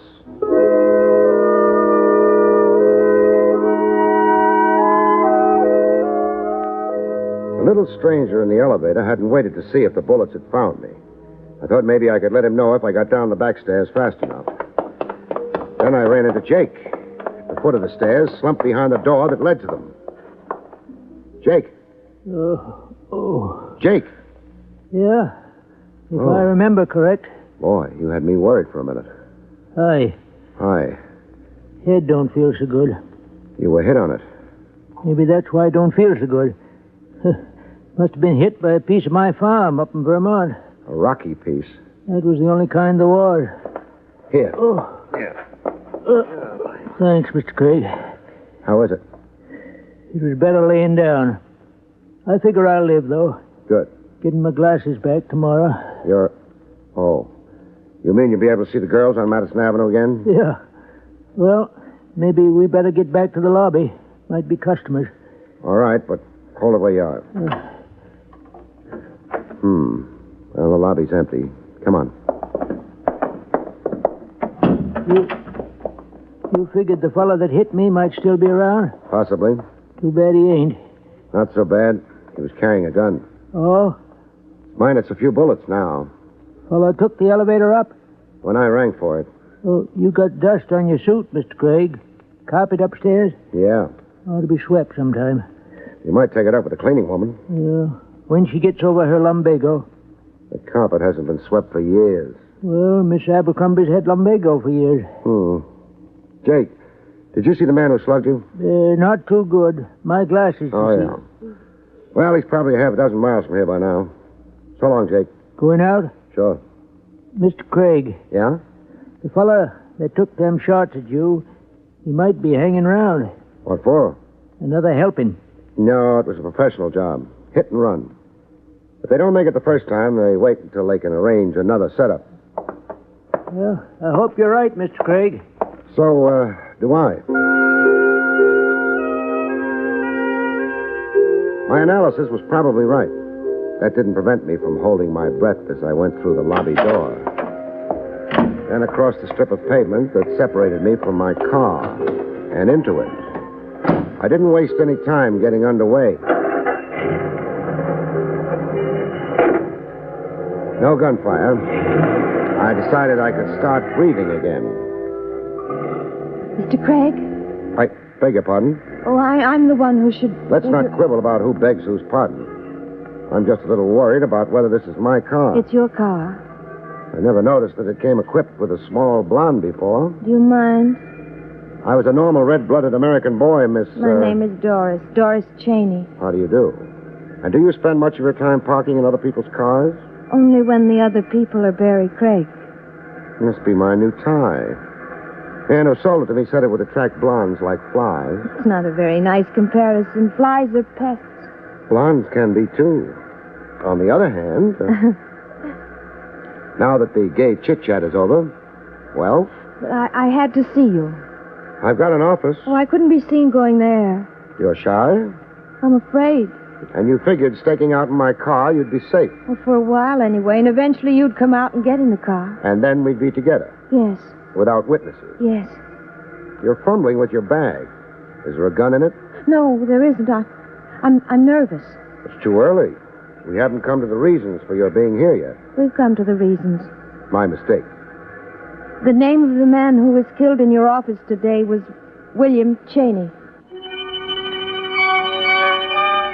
I concentrated on my driving. Concentrating on a small blonde is more fun, but is more likely to end up in a crash. She didn't add anything to the identification. I didn't figure she was finished yet, though. I gave her the cue. Relative? My husband. No relative. We haven't been living together for some time. He made noise when he ate soup? He was a thief. Oh, and that wore on your nerve. Well, I hadn't known when I married him. That happened. You don't sound as if you believe me. I don't have to believe you. You're not a client. What? Some reason or other, people never tell the truth to detectives if they can help it. Maybe they figure detectives should be smart enough to find out the truth for themselves. Sometimes detectives do. But if I were a client? I'd have to believe you. It's not on my license, but it's the way I play. I want you to believe me, Mr. Craig. It's $50 a day and expensive. That's not too bad. Depends on what you're buying. Suppose you hire me. What are you in the market for? An alibi, maybe? Alibi? For what? Your husband didn't die of old age. Oh, you think I... You could have. You knew where my office was. You knew he died there. But... Did you kill him? No. Okay. For now, we'll accept that as being true. The next thing is, What do you need a confidential investigator for? I know who killed my husband. She had a habit of throwing small bombshells as though she didn't know they were explosive. I sat that one out for a few seconds. It gave me time to wonder if the car that was trailing us intended to get any closer. It didn't. Not yet, anyway. You know who killed William Cheney? Yes, The district attorney will love you with a great love if you drop in and tell him. I can't. You don't care for the legal profession? I don't have any proof. That's a discouraging detail. But I know it has to be. Has to be who? You've been staring up into the rearview mirror all the time. Why? Car's been following us ever since we left my office. Who does it have to be? Car?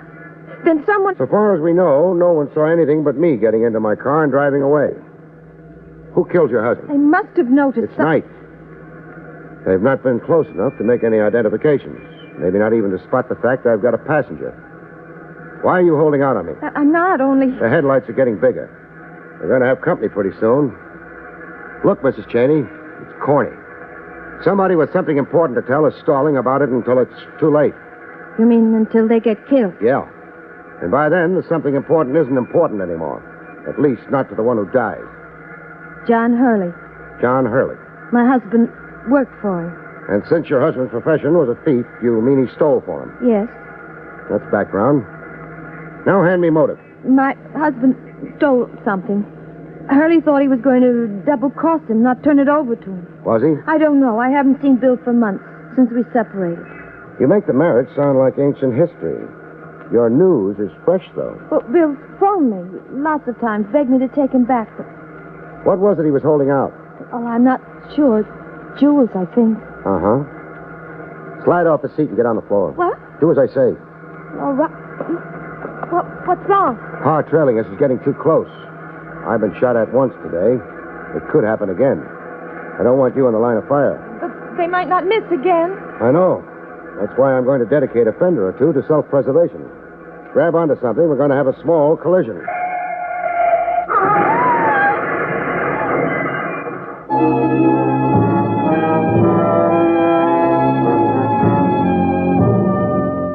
For what happened immediately after I'd cut my car in front of the one coming up behind, you'll have to consult somebody else. Obviously, both cars spun, slid across the street, and wound up attacking a lamppost. I was among those present, sure, but I wasn't sitting up and taking notice. I was lying down and being unconscious. Oh. Barrie. Oh. For a little while, I thought maybe my sins had been overlooked and I was in a better place. But what would the voice of Lieutenant Rogers be doing in a better place? I guess you're alive. Thanks. Oh, ouch. I could have told you this was no time to brush your hair back. It's my older brother who has two heads. Maybe I'm my older brother. That lump you're fondling isn't another head. Oh. Crab. Yeah? News. You and another car had a collision with each other and a lamppost. That I remember, partially anyway. Except the collision was intentional. Oh? I'll explain later. You keep going. Well, a crowd collected immediately, but despite that, or maybe because of that, whoever was in the other car disappeared. Too bad. However, that crowd probably saved my skin. The car was trailing mine, Trav. Outran me. I figured it would probably outgun me, too, so I had an accident. For a man with a thick skull, that was probably the brightest thing to do. Thank you, Lieutenant. I don't feel very much like making sudden movements with my head.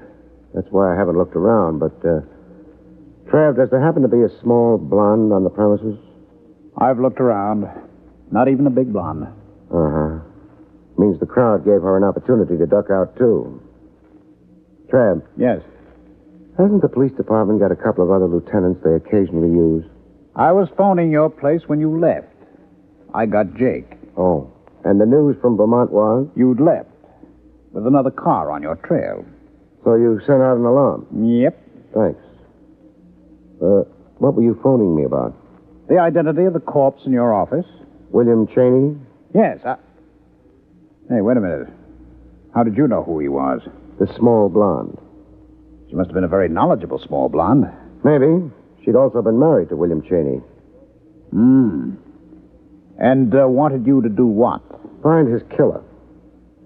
Trev, what's the department got on Cheney? Thief of sundry and movable items, notably jewels. Big job recently? Suspected the Horsham deal. Well. Not much so far as quantity goes. One medium-sized necklace. Only it happens to be worth around $100,000. Give me quality over quantity anytime. Which is what Cheney and his boss must have figured. Which is also what Cheney figured. Now you've lost me. Cheney was holding out on the necklace, I'll bet. I was on my way to Cheney's house when you interrupted. Would you like to come along? Very much.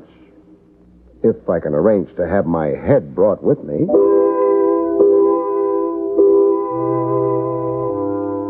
But I was pleasantly surprised. My head stayed with me. We got to Cheney's place. Cheney, understandably enough, wasn't home. Neither was the necklace. We made sure of that. Well, wherever he hid it, it wasn't here. No. Funny thing. You can see his wife left him. Not a dress in the place or a pair of women's shoes, but he's kept her furniture around. Yeah. He wanted her to come back. I guess he didn't disturb anything. No. Her cosmetics all over the place. Perfume stuff. Yeah. Nice perfume. Hey. What? Newspaper. So I see. What was the idea of fishing it out from under all the used face tissues? Front page article is folded to. Paper's 3 days old. Horsham story broke 3 days ago. Which means Cheney was on the run for 3 days before they got to him in my office. Maybe he had the necklace on him? Then they'd have lost interest in me. But they didn't. No. Then the necklace is still among the missing. So far as Horsham, who owns it, is concerned, and so far as, who else? So far as John Hurley is concerned, I think. The small blonde gave you Hurley's name? Yeah. It might be a lead. Why not try it? John Hurley's been a bad boy for some time now. The department's got lots of warrants out for him. Trouble's been, nobody's found him to serve them on him. He must be around. Oh, I'm sure he is. Not half as sure as I am. I'm the one he's been spraying bullets at. We can always issue another warrant. I don't doubt it. The only thing is, I'd like to be around when it happens. Around and alive. That, for the time being, was that. Trav returned to wherever lieutenants of police return in the middle of the night, and I got some work done. Not finding Hurley. No private detective can come even close to the police when it comes to tracing people. The thing is, I didn't waste time looking for Hurley. I concentrated on a small blonde. According to what your fleet dispatcher tells me, you guys work the cab stand here nights. That's right, Bud. 3 of you. The one I want is the one that knows a guy named Cheney. The address is 2906. Larchmont, apartment 3B. You're the man I want. You generally take his calls? Yep. You other guys, $5 apiece make you happy? Sure, okay. Okay. Now, this Cheney was married, wasn't he? You digging up stuff for a divorce case? No. Matter of fact, you won't be called upon to testify to anything. You know what his wife looks like? Yeah. Blonde, small. Fine. Now, maybe she did this during the daytime. If she did, I'm sunk. But I've got a feeling the nighttime is the time a gal generally moves out. Some time ago, she left Larchmont with suitcases, but no husband. You're not guessing. Not anymore. She used your cab? Yeah. Where'd you take her? The other guys rated 5 apiece. You rate 25. Thanks. 3912 East 67. Thanks. Maybe I just wanted to see a small blonde again. It's one of the pleasanter things that happens to a private detective. But that wasn't the way I saw it, which could be why I didn't feel pleasant when I got to Doris Cheney's place. Who is it? Barrie Craig. I can't. Mrs. Cheney. Oh, all right. Come in. Thanks. Hello, Craig. Hello. You'd be Hurley, wouldn't you? Not only would be, Craig, am. Speak softly and carry a big gun? You've got a gift, Craig. Gift of expression. I couldn't have thought of that in a year. Maybe you never tried. Now I've seen the gun, you can put it away. You're too broad across the shoulders, Craig. You wouldn't have much trouble handling me. If I didn't wave the gun around, so to speak. I don't anticipate much trouble anyway. Yeah, me. Don't tell me you're one of those unbelievable characters who isn't afraid of a gun. Of course I'm afraid of a gun. Well, then? I can't see any reason for you to use it on me, that's all. Let's hope so, however skeptical we are. Hope I didn't damage your car too badly. Doesn't matter. Wasn't mine to start with. Doris. You were unconscious, Barry. I saw Hurley get out of his car. I ran. I had to. Sure. How long's Hurley been here? For just a couple of minutes. In that case, he hasn't found the necklace yet, has he? Craig, now I'm really surprised. Fancy her admitting that. Or was it a slip of the tongue? Pretty obvious, isn't it? Maybe. But it takes a rare man to recognize the obvious. Now, congratulations, Craig. Now, if you don't mind, Doris, my dear. I don't have the necklace. Now, you see, Craig? She won't admit the obvious. Maybe she's frightened. Hurley, if she turns the necklace over to you, what then? You mean, will I be nasty? Kill people? Why should I? Police are after me anyway. All right. The necklace is in her bag. Barry. Bag? Oh, here it is. She kept plucking at it when she came to consult me. I thought there might be a gun in it, but... Not a gun at all. The necklace? Yeah. Well, Craig, you were quite right. There's no need for me to bother you at all. Oh. Please, drop your gun, Mr. Hurley. I'm terribly nervous. I might... I dropped it. Comes of having eyes for only the mercenary. When I should have kept them on you. Please, Barry, call the police. Yeah. No question about Hurley's being the man who trailed us in that car. Man responsible for the jewel robbery. The phone? Oh, yeah. Not to mention murdering my husband. Let's not mention it. What? Because he didn't. Sorry. Telephone wires do get tangled around people's arms, don't they? I'll take the gun. Neatly done. Sorry I can't stay to admire. You're staying. We're all staying till the police come. And then a thief will go to jail and a murderess to her punishment.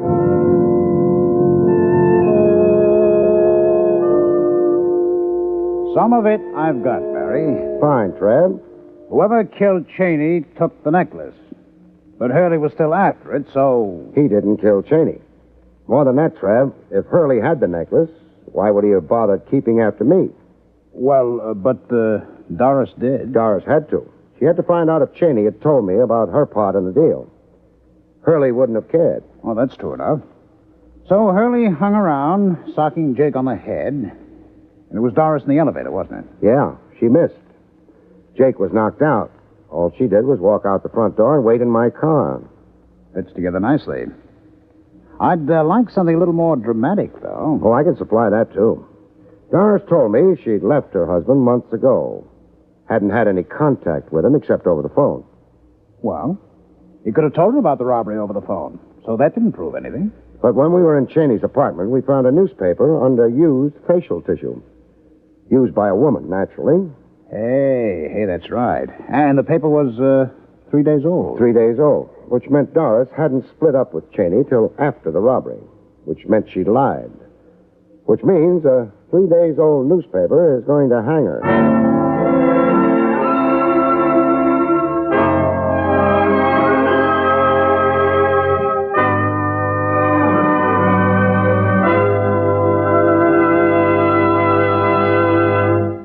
You have been listening to William Gargan in another exciting transcribed mystery drama from the adventures of Barrie Craig, confidential investigator.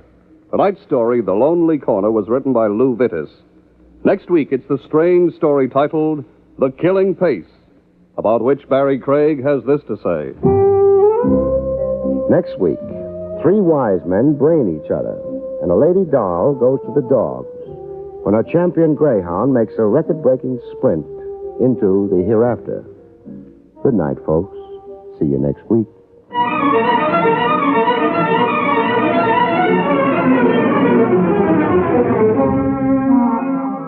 The National Broadcasting Company has brought you William Gargan, starring as Barrie Craig, confidential investigator. Featured in the role of Jake was Parker Fennelly. This is Don Pardo speaking.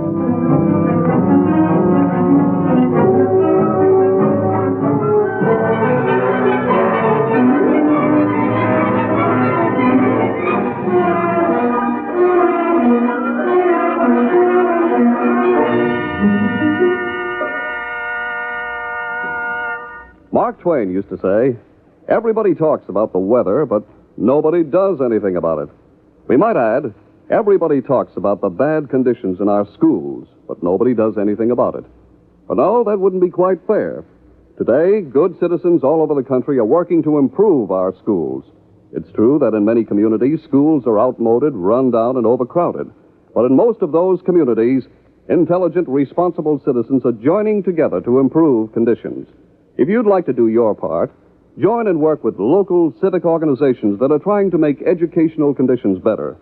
If you'd like to know what other communities are doing to improve their schools, just write to the National Citizens Commission for the Public Schools, 2 West 45th Street, New York, 36, New York. That's the National Citizens Commission for the Public Schools, 2 West 45th Street, New York, 36, New York. Remember, better schools build a stronger America.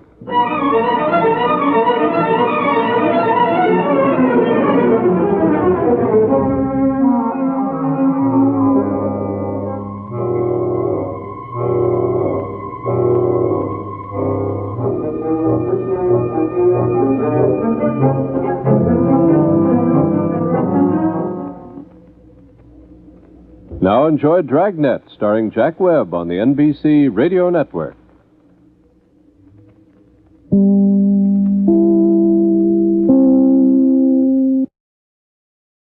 William Gargan stars as Barrie Craig, confidential investigator.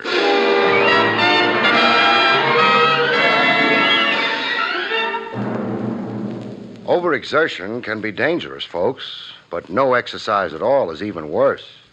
Complete inactivity can only mean you're either muscle-bound or dead.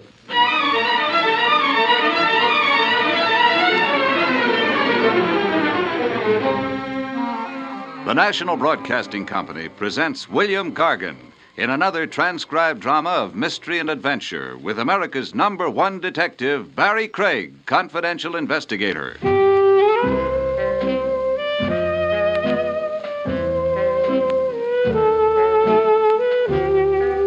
Barrie Craig speaking. Every profession has its system of reciprocal favors among colleagues. A doctor consults a fellow practitioner. Lawyers put their heads together. And even private police operatives requisition each other's time and brain power. The colleague and competitor who sought my aid one fine day was a chap named Max Marcy. Marcy operated a one-man investigation agency a half-mile from the dump I call my own. Not too young, Marcy, along in years. Ready for retirement, but too poor to afford it. I'm 35 years in the business, Craig. I'm afraid there's only one way I know of to quit. Feet first, huh? In a pine box, yes. What keeps you coppering, Max, when you could be riding a rocking chair?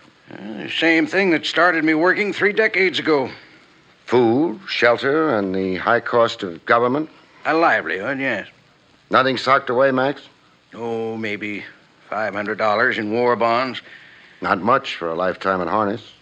You know, there's an old axiom, Craig. Yeah, it's up there on my wall, reading Cops Die Broke. Work for me, Craig. On what? The man I frankly find impossible to locate. For 3 weeks now, I've used every trick I know, every avenue. His name? Anatole Barber. The only clue I have is that he was once a rug dealer. A rug dealer? Oriental rugs. 15 years ago, he had a store on 3rd Avenue. Cold trail, huh?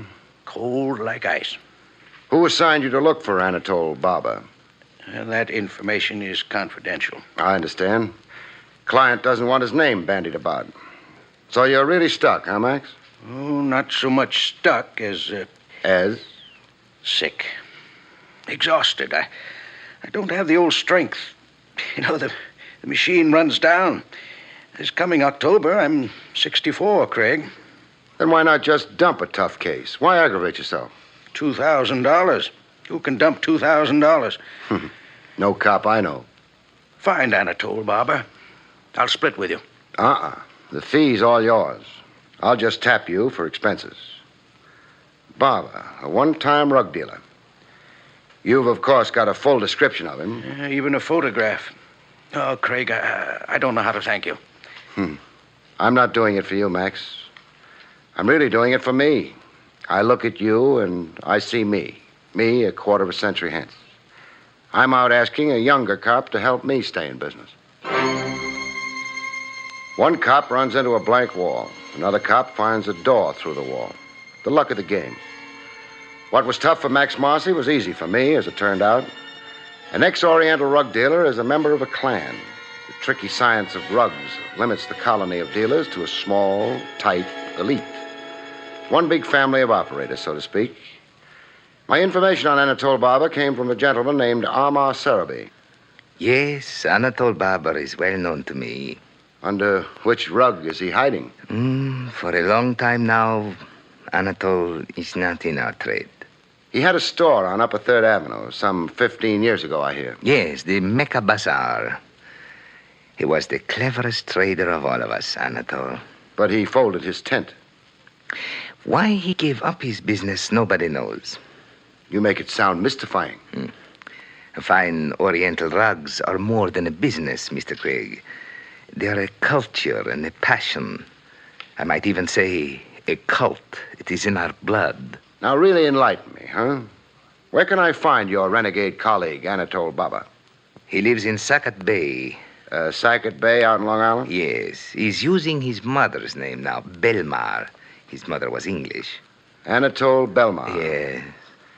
Tell me, how is it you have Anatole Barber Belmar's whereabouts at your fingertips? We have a trade association. I am corresponding secretary. Even though Anatole is retired from our trade, he has faithfully kept up his dues. I see. Well, I want to thank you, Mr. Sarabi. I've been privileged. You are perhaps interested in a fine Bokhara rug at a great sacrifice price. Mr. Sarabi, please, let go of my coat lapels. I phoned Max Marcy the good news. Hello, Max. Yes, Craig? That $2,000 fee, start spending it. You found Anatole Barber? Anatole Barber Belmar. He's using his mother's maiden name. Lives out in Sackett Bay. 30 miles out in Long Island, Max. Craig, I'm at a loss for words. Why, it's hardly been 12 hours. No bouquets, Max. It happens. The breaks. I got the breaks. Okay for me to follow through in Sackett Bay? Just to verify his presence there, how he's established. Craig, don't alarm the man into flight. I'll pose as a door-to-door salesman. Max, don't worry. Telephone me from Sackett Bay. Will do. So long. At Sackett Bay, Long Island, the guy with blue freckles in the general store told me where to find Anatole Belmar. On an island a half-mile off the mainland. Anatole B. was known around Sackett Bay as the recluse type. The gent with a black patch over his eye ferried me to Belmar's Island. He drove the leaky motorboat like a suicide, as many knots an hour as he had kinks in his brain. Hey, Buster, slow down. Hey, Buster, I'm 2 premiums behind in my insurance. No answer. Either a deaf mute or not the talking type.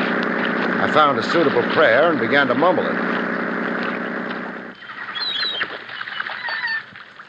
Belmar's Island had overstuffed seagulls on it the size of vultures. It also had a shack. A shack put together with paper, paste, and wire. I knocked politely. Oh, Anatole Belmar. No answer. I did the impolite thing. I just walked in. Inside, I again did the polite thing. I removed my hat. You generally do if you've got visiting manners. You even make a special point of remembering to remove your hat in the presence of the dead. How dead was Anatole Belmar? Dead beyond recall. He was hanging by his neck from a beam 8 feet off the floor. I changed my first diagnosis of suicide when I saw the lump on his head. He'd been slugged and strung up by somebody hoping to pass it off as suicide. I had news for the local police, and after that, I had mournful news for Max.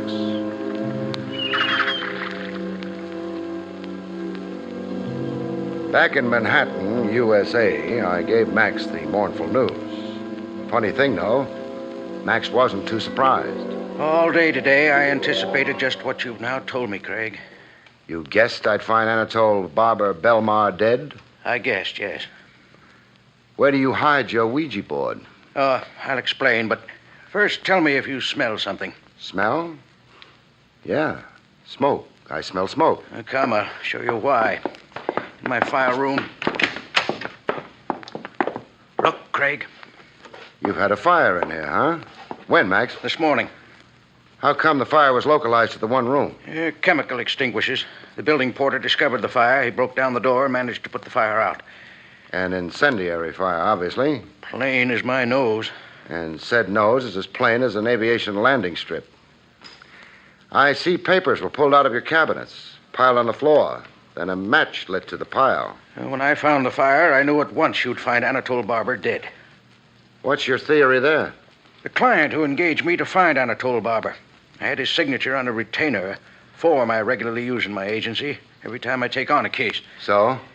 I've carefully reconstructed the pattern of the fire. What files were burned, I asked myself. Who'd have some interest in destroying a section of my files? And you finally fixed on this one client? The only active account I've had in 6 weeks. His file was among those destroyed. Well, it's a bit arbitrary as a conclusion, Max. They're not so arbitrary when you're related to the murder of Anatole Barber. It's a fact, Craig. The purpose in engaging me was to find Anatole Barber Belmar so he could be murdered. And the trick with my files was to erase every clue there could be to the murderer. The murderer being the man who engaged you in the first place? Yes. What was the signature on that retainer form? Alan Merritt. A traceable signature, no doubt. Cinch for a cop to find in some public record. That's why he had to recover it and destroy it. Yes. And the fire was set to confuse matters as a cover-up. Alias Alan Merritt. What does he look like, Max? Oh, like anybody. Nothing distinctive to his appearance. He's average in height, build, complexion, dress, speech. Oh, great. What reason did he give you for wanting you to round up Anatole Barber? Barber owed him $10,000 from an old business investment. He wanted to locate Barber so he could file civil suit. Fish story. A lie, yes. Surely a lie. Max. Yes, Craig. The sad truth is, in finding Anatole Barber, you gave an unwitting assist to a murder. Also, to give credit where credit is due, so alas did I. We were fingermen. One other thing, Max. What? This alias Alan Merritt. Even with the traceable signature on that retainer form no longer worrying him, he's still got a loose thread dangling. A thread that can become a hangman's noose. What thread? You two ever come face to face, you can identify him. I can, yes. Are you reading my mind, Max? Yes. This alias Alan Merritt, to really be safe, he must also kill me. That chance meeting face to face, somewhere, sometime, fate's little irony. Your client must right now be fretting over it. He'll try to kill you, Max, and that puts us right back in business. Or puts me in a grave. To get at you, he's got to show himself. He shows himself, and I nab him. Craig. What, Max? After you make the arrest, please see that Max Marcy gets a decent burial. A hearse drawn by 16 prancing chorus girls, Max. I make you that promise.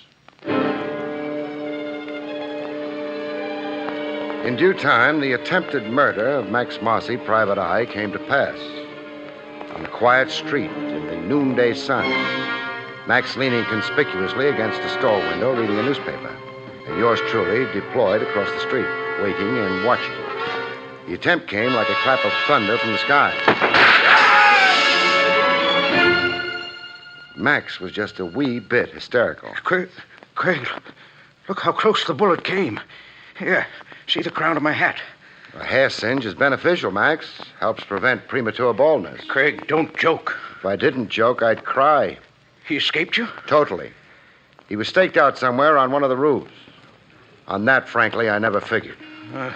Now what? Well, we line up a second try at you. I'll have the roofs covered this time. All the men Lieutenant Trav Rogers over at police headquarters can spare. Sorry to do this to you, Max. The unfortunate thing about murder is you can't always predict where and when it will take place. We had cops staked out on roofs, Max sunning himself on the open street every day for a week.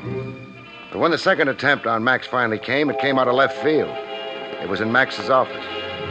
In the afternoon heat, summer heat that dehydrated you every 10 minutes. I watched Max idle over to his filtered water cooler. I watched Max pour himself a drink. 10 seconds later, I watched Max turn colors. Craig. Max, what's wrong? Craig, I'm poisoned. Max!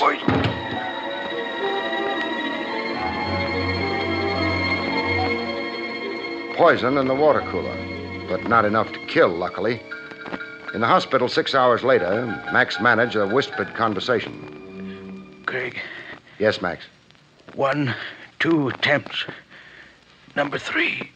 Ah, superstition. Fatalistic talk. Think of it this way. 2 strikes so far. Strike 3, the killer's out. How long will I be laid up? Overnight. You got a mild dose. Only enough to give you stomach cramps. Oh, it's hopeless, Craig. Alias Alan Merritt. Would even more in the dark. Better to give up. He's shrewd and slippery, our alias Alan Merritt. But I'll find an avenue to him. From here on, I'm going all out, Max.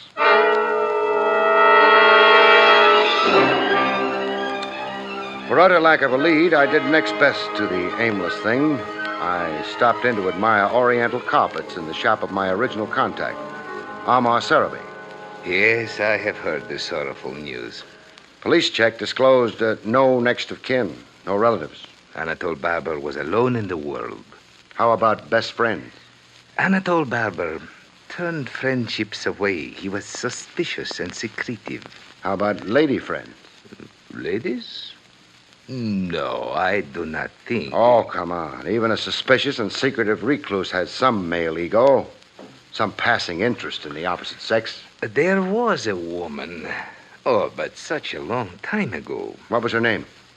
Madame Neela Gallard. Know where I can find her? Nobody has seen Neela Gallard for 8, 10 years. How close was she to Anatole Barber? All I know to say, she worked in his store, the Mecca Bazaar. They would work together, take their meals together. Sounds chummy enough. Say, Sarabi. Yes? Anatole Barber's burial. The police have it scheduled for the day after tomorrow.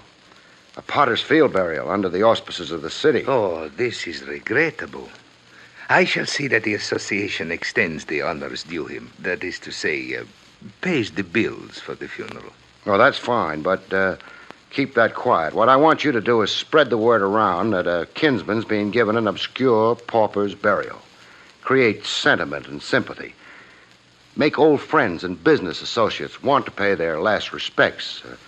Give Anatole Barber a decent send-off. You think Neela Gallard will hear this and come to the funeral, huh? I hope Neela Gallard will put in an appearance.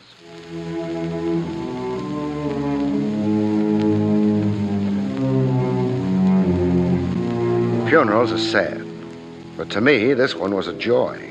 I was all smiles when Amar Sarabi whispered the magic words into my ear.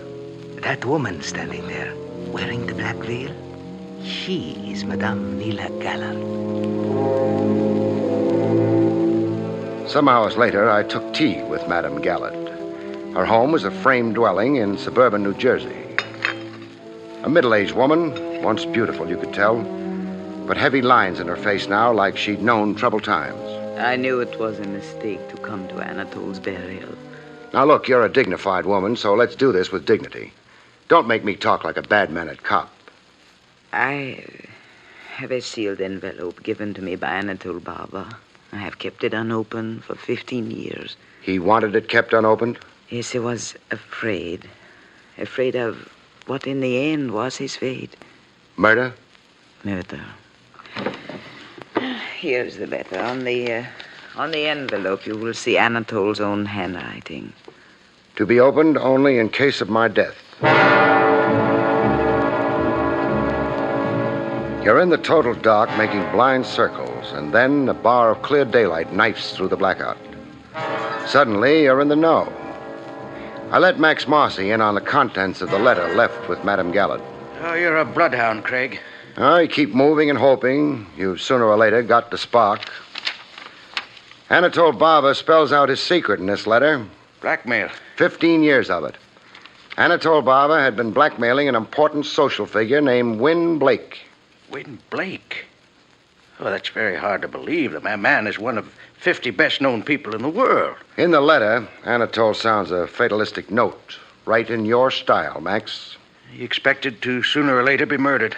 The blackmailer's chronic anxiety. They figure the worm has to turn. The sucker must finally strike back. Craig. Yes, Max. What's your attitude at this point? Meaning? Oh, don't misunderstand me, Craig, please, but... But? You can speak out openly, Max. Well, do I motivate decisions from now on, or do you? Meaning it was your case originally? There are these new ramifications. A lot of it none of our business as private operatives.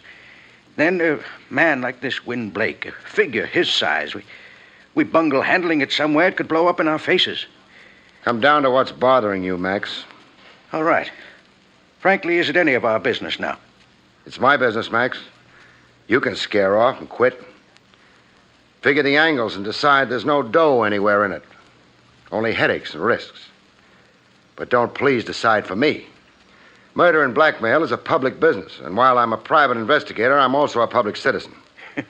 You're pretty good at speeches, too. All right, forget I said anything. Do what you have to do.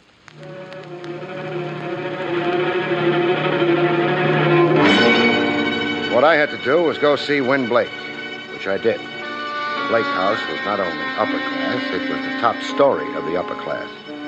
And the guy who wielded the scepter in the palace looked every inch his role in life. Gray, distinguished, with a stiff, aristocratic spine. A polished surface veneer with only one thing marring it. His eyes. I'd never seen sadder eyes. I wondered when it would be that a man just like yourself, a detective, would come to Blake Manor. You've been wondering that nightmare for 15 years. Yes, for 15 years. The ordeal of it, sir. The eternal apprehension.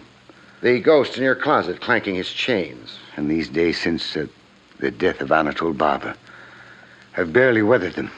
Remorse? I'm not surprised at the innuendo. I rather expected it.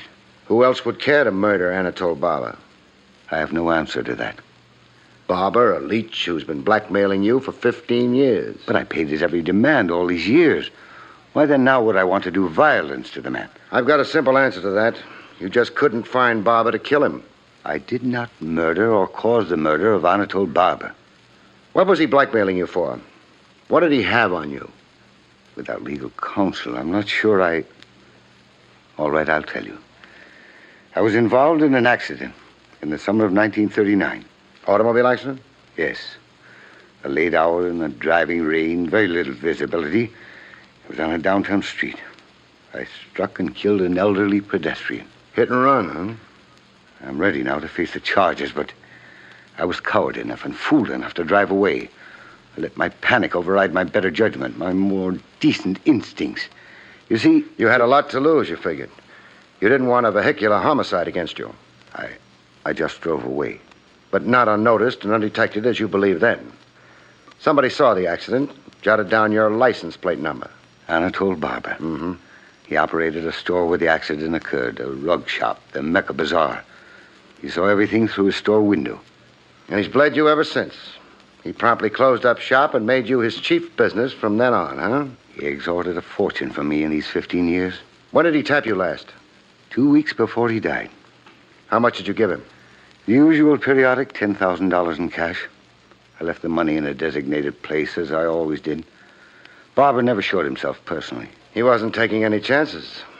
Did you hire a private detective to locate Anatole Barber's whereabouts for you? I did not. No, huh? Anybody else in your family aware of your predicament with Anatole Barber? My wife knew, and so does my son. Your wife knew, you say? My wife is dead. Oh. And your son, where is he? He lives away at his school. What's the school? Eagle University, a medical college. Stuart's in the senior class. But my son couldn't possibly have anything How can you be sure? I suppose I cannot be sure. Son trying to get his pop out of a situation. A son nervy enough to commit the murder his father shrinks from doing. Win Blake or the son Stuart Blake? I ask you, who else would want to murder Anatole Barber? And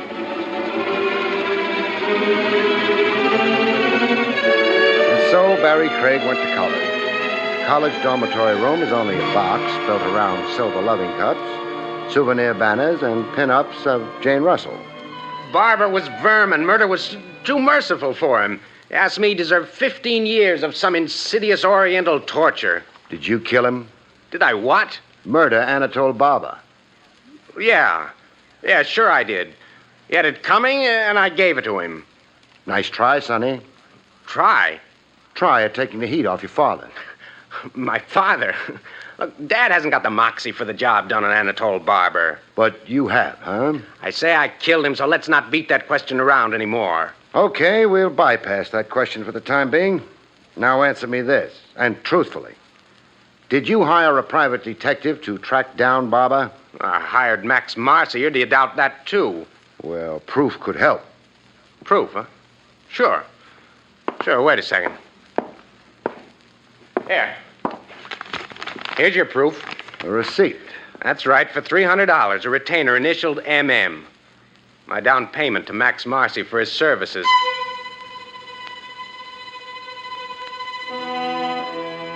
There was a statue in bronze on the college campus steps. General somebody or other. There was almost a second statue unveiled there about the time I was leaving. A statue of yours truly, stiff in the joints with an undertaker's glaze on top. A shot that froze me. Froze me but didn't chill me. I was marked for murder. I had the case wrapped up and the killer knew it. I brought Max Marcy up to date. The son is plainly lying to protect the father. That's my thought. Arrest the father. Under arrest, he'll confess. To keep the boy honest, huh? To let the son take the father's blame, that's the ultimate cowardice. It's unthinkable. No decent father would. You're right there, no doubt. I swiped a photograph of the son off his bureau top. This, Max. Handsome kid, huh? Yes, strapping. Nothing average about his looks, huh, Max? Way above average in height, size. Very distinguished looking generally. Crew cut. A break in the beak of his nose. An unusual looking boy, yes. That admission, Max, kind of gives you the lie. The lie? Oh, you mean my description of alias Alan Merritt, do you? Yeah. Your nothing description of a man you invented. The big lie you told me. I've just remarked on the glaring flaw in your almost perfect scheme, Max. Scheme? Crime. You're accusing me? Of beating my time to Sackett Bay. Of murdering Anatole Barber before I got there. I found Barber for you. You did the rest. But, Craig, consider all the facts. Facts, huh? Facts like the phony fire you set yourself? Or the hood you hired to climb a roof and shoot at you? Or the modest dose of insect poison you deliberately poured yourself from the water cooler? All to blind me to your guilt? Or maybe the fact that you tried to kill me today on the campus steps of Eagle University. You are full of ideas, my good friend. Yeah, I am. How much dough have you got salted away now, Max? I'm penniless. Was. Until you found that gold mine of cash in Barber's shack. The fortune you knew he'd accumulated by blackmailing Win Blake for 15 years. You really tried providing for your old age, colleague. Words, accusations, talk. You'll need proof. I know. A tough old bird like you, it will need an army of cops to find that fortune you swiped and stashed away. Sure, proof's going to be tough. But let's start it going officially, huh? You're arresting me? Arresting and charging you. From there on, it's up to the regular police. I've personally gone as far as I care to go.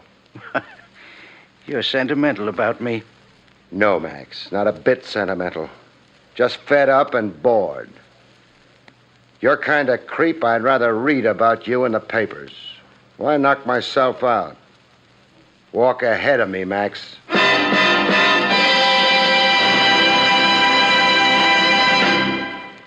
You have been listening to William Gargan in another exciting transcribed mystery drama from the adventures of Barrie Craig, confidential investigator. Tonight's story, Blood Money, was written by John Robert. Next week, our story is titled Hay is for Homicide, about which Barrie Craig has this to say. Next week's story is titled Hay is for Homicide. And the reason for this has something to do with a hayride and a farmer's daughter. With that combination, how could it help being murder? Good night, folks. See you next week.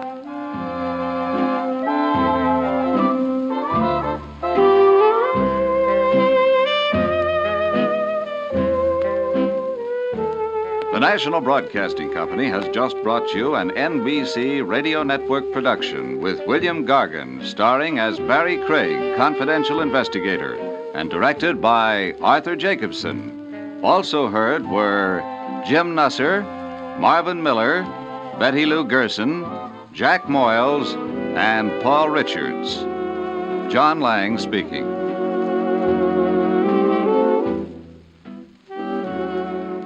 There's another exciting dragnet adventure tonight on most NBC radio stations.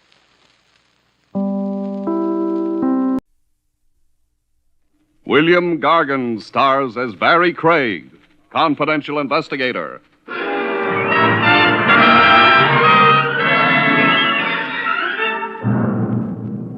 I knew a murderer once who was planning to get married. So he killed a man for money enough to furnish a house. It didn't work out, though. All he got was the chair.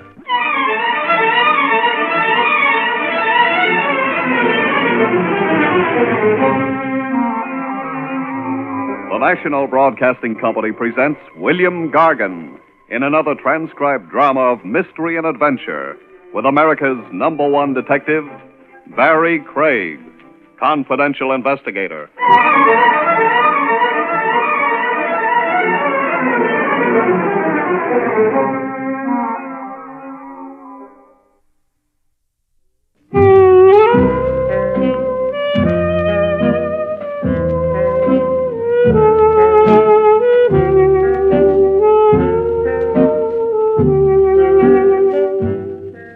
Barrie Craig speaking. It gets dark early these days. It's always cold, and a confidential investigator's business dies a slow death. Maybe it's because the weather discourages romance. Wives stay home knitting. Husbands decide the blonde wasn't born who's worth a trip through the icy city. So I'm in the office pretending to go through the files, trying to keep the corpse warm. The buzzer buzzes, and I look up. Maybe I think it'll be a fireman. It's open. If it is, he forgot to bring the fire with him. You Craig? I'm Craig. Sit down. Yeah. Kinda cold out. That's why I'm still here, Mr. Hearn's the name. Joe Hearn. How do you do? Are you in a position to take on a job? A job for when? Tonight. Oh, you're lucky. It so happens I'm free tonight. Now, if you'd wanted me to go to work tomorrow, you'd still be lucky. I'd be free then, too. What's the matter, Pop? Huh? Oh, nothing, just cold. I ain't so young anymore. Who is? This job for tonight, what's it about? It's just that I want you to go along with me to pay a visit. Sounds easy enough. Yeah, I used to have one of those. What? Oh, investigator's license? Yeah. Nothing but night watchman now, though. Job won't take more than a couple hours. Would $25 be enough? Sure. Here, I got the dough with me. It's out on Staten Island. Ouch. It ain't too bad. You can stay inside on the ferry. You better meet me around 8:30, hmm? Okay. Down in the Bay Drive corner, Western, 8:30. Place we're going to is maybe a 5-minute walk from there. Bay Drive and Western, 8:30. Yeah. Well, I guess I'll see you later, huh? Oh, Mr. Hearn. Yeah? $25 for company on a visit is a little on the rich side for you, isn't it? Yeah, but on this visit, Yeah? I want to make sure I don't get killed.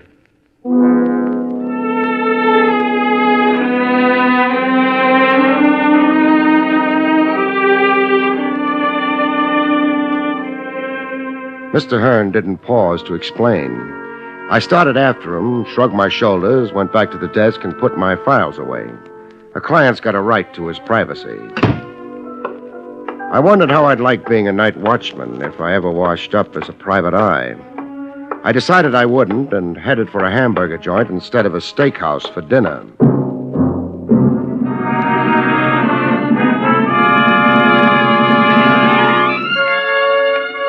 ferry had been fine, but Bay Drive turned out to be right on the bay. I didn't care for the result. I was maybe 3/4 of a block away from the intersection of Bay Drive and Western when the car passed me. The street didn't run to many lampposts, and the pedestrians were all home. I didn't think the car's driving without lights was accidental. I began to run. I could see Joe Hearn shuffling his feet, trying to keep warm on the corner. The car moved in fast, and... Then it went away. No license plates. I got to where Hearn was hugging the pavement and bent over him. He'd given up trying to keep warm. He'd never be warm again.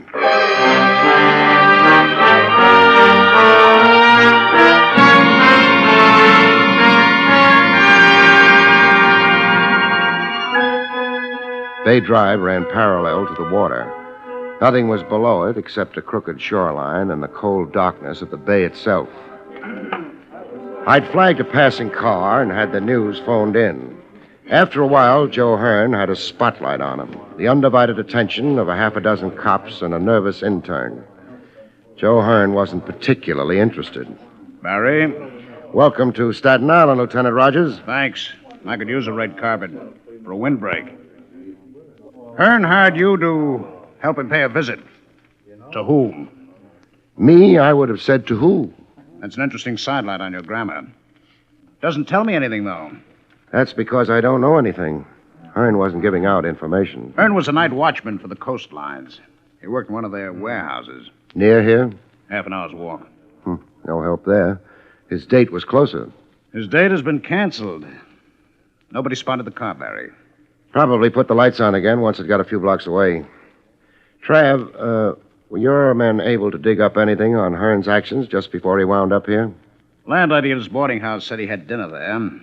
He stopped off at a place called Old Tyrol for a beer. I spoke to the manager, a man named Grunner. Wound up with nothing. Hearn always had a beer there on his way to work. That's it? Yeah, I hope he enjoyed his beer.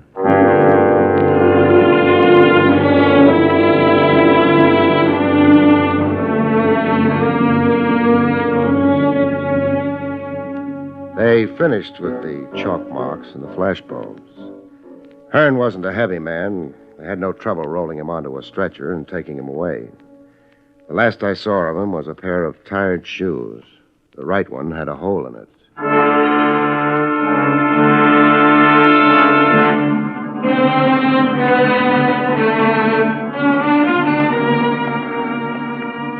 I thought maybe I'd try the beer at the Old Tyrol. I wasn't fooling anybody. The $25 in my pocket was bothering me. I hadn't earned it.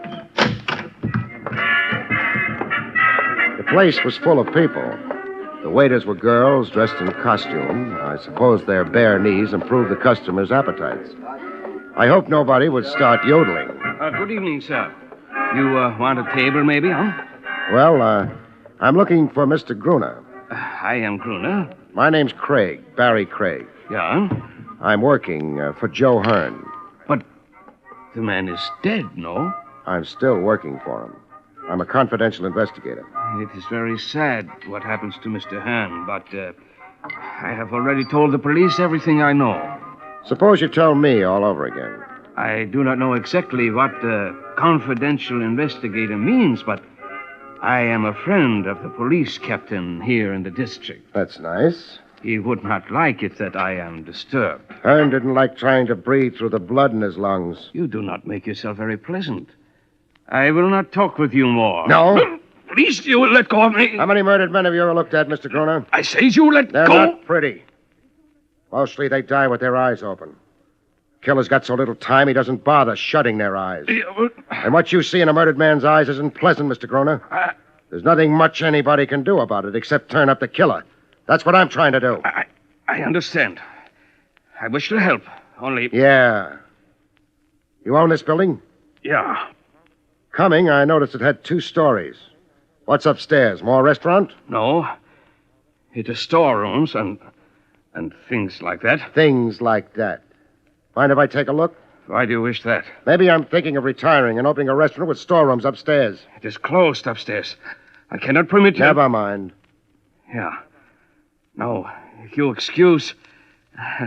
I I go to work. But, perhaps you will be a guest of the management, huh?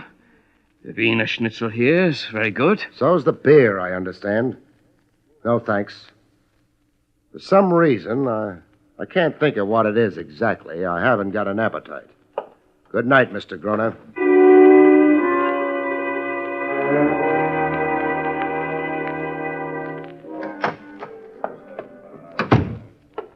Welcome to the Bay Drive precinct, Barry. Hello, Trav.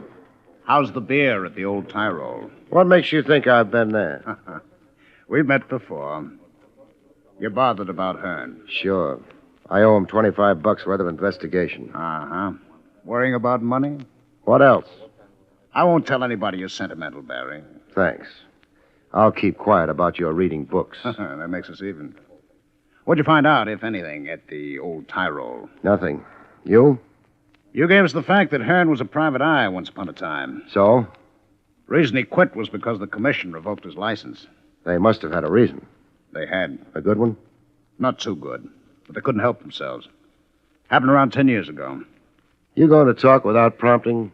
The way it went was Joe Hearn had an office downtown, on the waterfront. Had a lot of jobs for shipping outfits. Was doing pretty well. Until he testified against a man named Pete Solder. They had a law then about testifying against men named Pete Solder? The charge against Solder was smuggling. His lawyer brought in a lot of witnesses. In the higher income brackets, Barry. That made them good witnesses? Well, it helped. The case against Solder was shot full of little holes. Hearn almost got himself charged with perjury. Was Solder guilty? Sure. Ran gambling houses, too. He was deported a few years later. But at the time of the trial, his guilt couldn't be proved. So Hearn had his license taken away. Was that or a perjury charge? Trav, let me have a list of the witnesses that testified for Solder, huh? Yeah, I've got it here. Thanks. Brunner isn't on the list. No. Thanks, Trav. You're leaving? Uh-huh. And going where? Back to the waterfront. Got a lead? No. But you're going anyway. All for $25? No. I keep remembering Hearn's shoes. What about them? They had holes in them.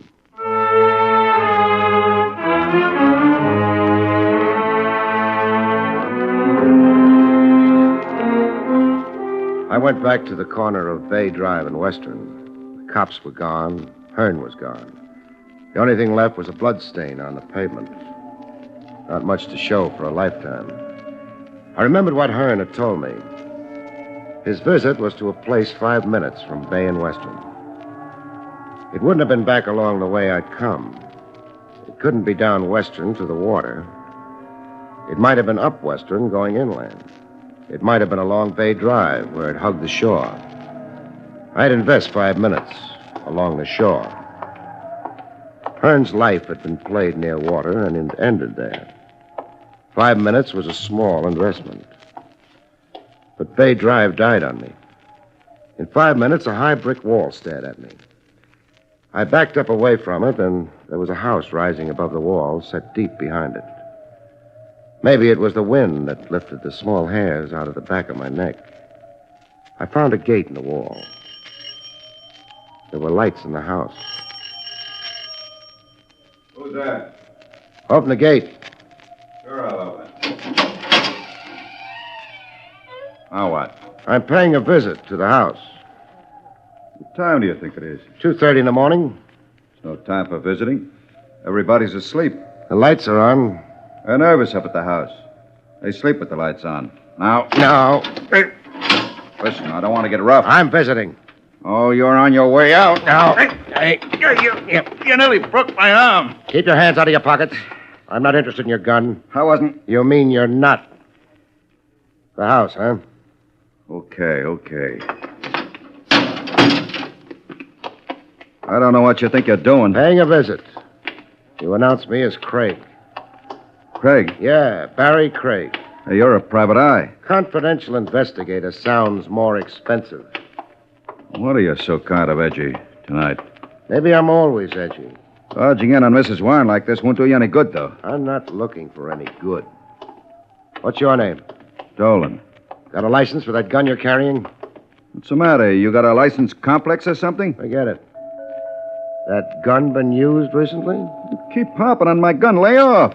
They've been out the grounds all night. I didn't ask you. Mrs. Warren run to a butler? He goes to bed early. All right. Get back to the gatehouse. Oh, wait I said get back. You like to throw your weight around, don't you? I've got plenty of it. Yeah. Only one thing. There's just so much I'll take, and then... And then? Nothing. Dolan, what? I'm not Dolan. So I see. The name's Barrie Craig. Mind if I come in? That might depend on just who Barrie Craig is. Well, he's a confidential investigator. He's got an office in the city, a license under glass, and, And? a necessity for visiting. Does it happen often? No, Well, I suppose there's no harm in indulging you, Mr. Craig. that's up to you. Would you go away if I asked you to? No. Come in, Mr. Craig.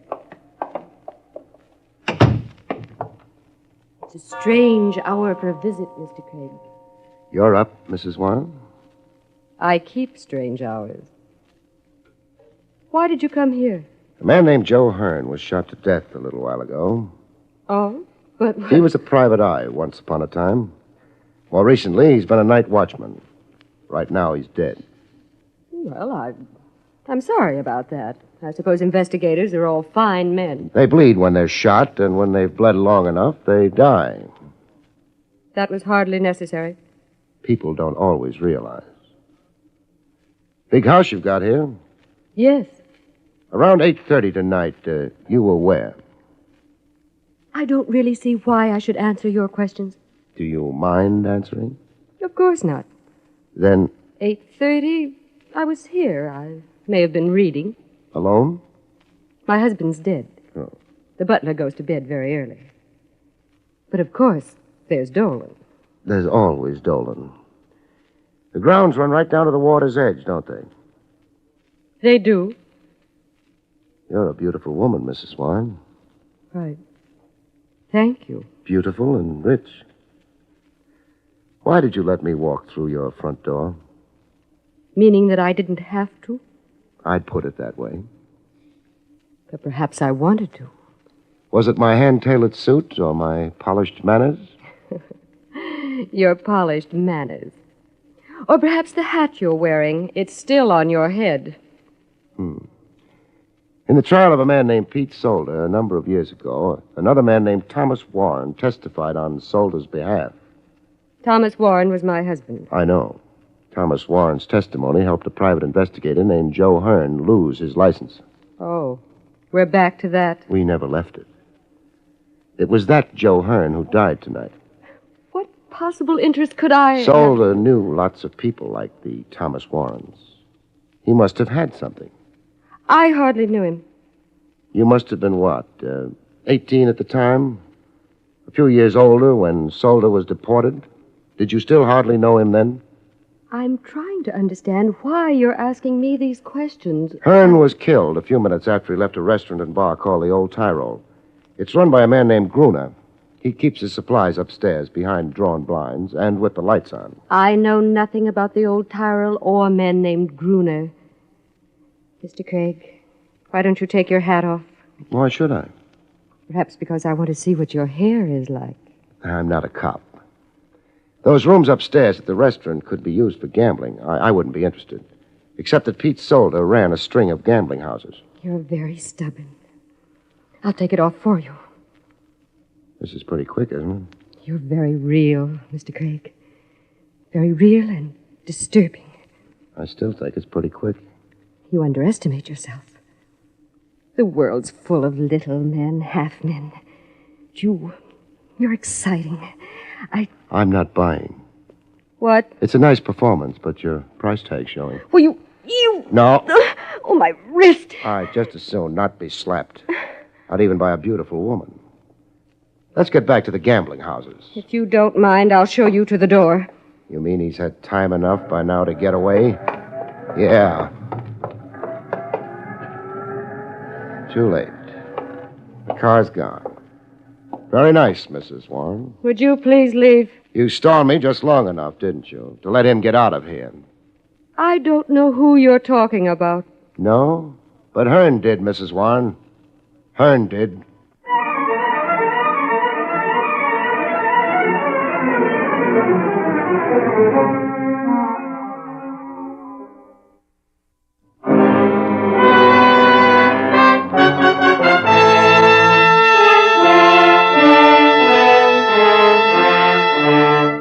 I left. Dolan didn't try to stop me. I hadn't expected him to. Out in the bay, the boats lay at anchor, rocking with the tide. The old tie roll was still open for business. I gave it mine. Out in the restaurant, a handful of people made tired passes at food. The bar was doing better. The bartender had a very high-class assistant. Hey. Yes, sir. What will it... Mr. Craig. Hello, Mr. Groner. You are back again. Huh? Yeah. Surprised? What is it you want now? Let's not disturb the bartender. Let's go where we can talk. I do not wish to go... Sure you do. Only you don't realize it yet. I still say... Groner, you know where I've been? It is not my business. I've been visiting Mrs. Warren. It means nothing to me. Who is Mrs. Warren? A lady with a lawn sloping right down to the shore of the bay. So? Yeah. We, go to my office. Fine. He's upstairs. No objection. Right up among the storerooms, huh? Store? Oh. Yeah. You didn't hit those yeahs hard enough. What you really mean is that you're closed up for the night. Upstairs. You say things which I do not understand. Never mind. My, office is here.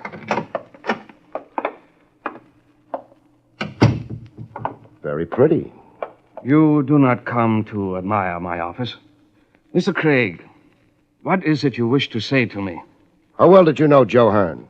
I hardly knew him at all. He stopped in every night for his beer. It must have been more than a casual thing. No. The cops know better. Well, what I meant is that, of course, I knew Mr. Hearn, but not very personal, you understand. I understand. You served him his beer tonight? Yeah, an old customer. And while he was drinking that beer, what did he tell you? Nothing, except how the weather is and... Yeah? And that is all. A couple of boys chatting about the weather. No, Groner. What do you mean, no? I don't like your answer. Please. I'm not being brutal, just making sure you stay with me. Groner, what did Hearn tell you tonight? I'm not well. Please. You're just beginning to feel sick. It'll get worse, Groner. I am not concerned. I'll tell you what you and Hearn talked about. Hearn mentioned the fact that on his way to work, he always passed the Warren estate. He told you that when he passed it last night, he saw someone go in that estate. Someone whose face he had a very good reason to remember. Isn't that what he told you? No, I swear to you. No? Why deny it with such excitement, Groner? Why swear to me? Because you know what it means, don't you? That's why you're so anxious to get out of it, isn't it, Groner? I say nothing. Let's go back to storytelling. Hearn told you that. He also told you he was going to pay a visit with a private eye. Me. Although he wasn't mentioning names, was he? No. Don't be so anxious to agree with me on unimportant things. Hearn finished his beer and left. And what did you do? Nothing. Nothing except make a little phone call to a lady, Groner. Yeah. They've got a funny law. Roughly, it says that if you know about a murder and don't talk, you go to the chair right alongside of the man who actually pulled the trigger. I know about this. Maybe you think it's unfair. You'll go right on thinking that until they shoot the high voltage through that fat body of yours. I know nothing. You phoned Mrs. Warren. You passed on what Hearn had told you.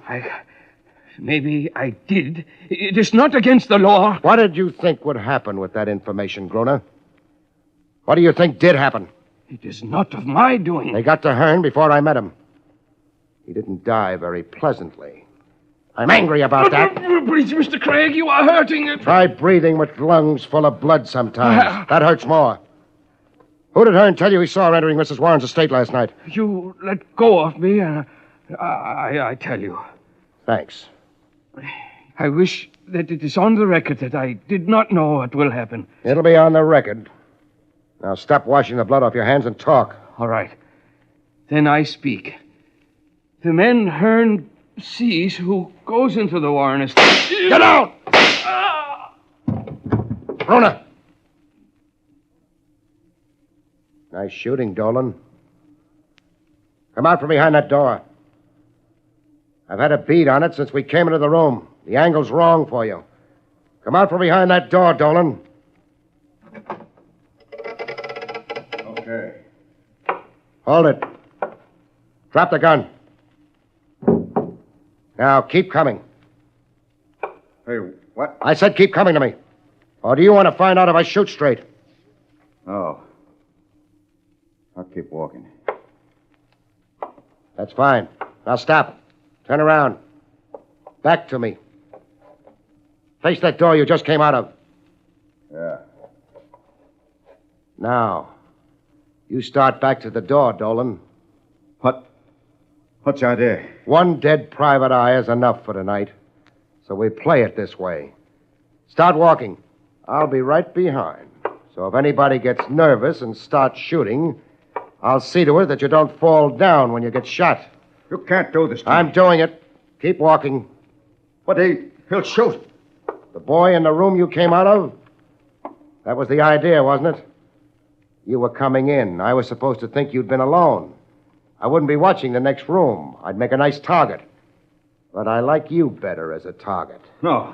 Kick the door open all the way. Okay. Yeah. Better. Much better. Hold it, Dolan. As for you, you can try shooting it out with me. Not much of a chance for you, though. Or you can drop your gun and hope. You may stay alive a little while longer that way till a jury gets around to you. What shall it be, Mr. Solder?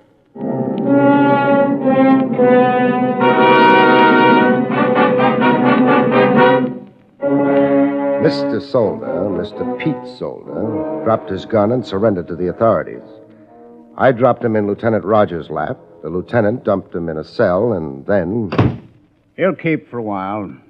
Not too long. He's turning spoiled right now. But Pete Solder, after all these years... Yeah. Funny, he sneaked back into the country and might have got away with it. But the place he picks out turns out to be the one place he should have stayed away from.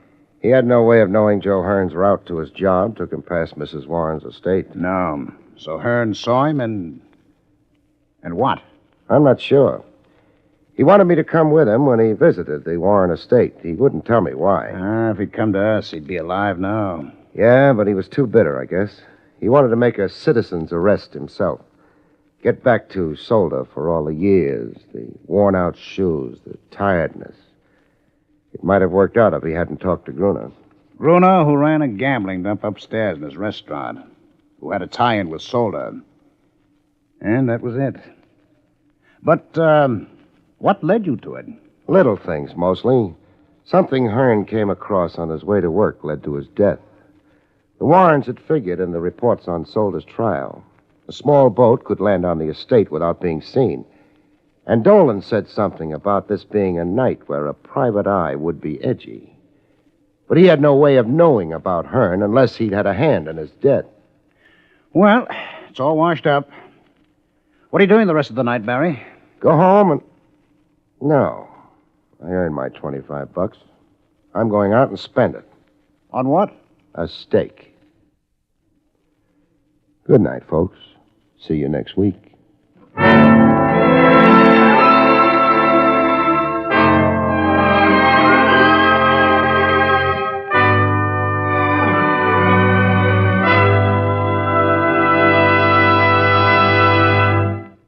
You have been listening to William Gargan in another exciting transcribed mystery drama from the adventures of Barrie Craig, confidential investigator.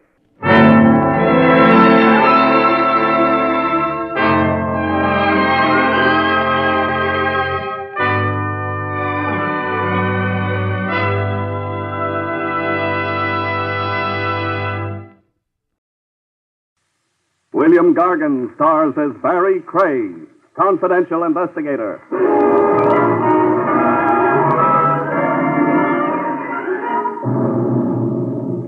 One thing about a corpse you can be sure, folks. Everybody's always trying to palm it off on the next guy.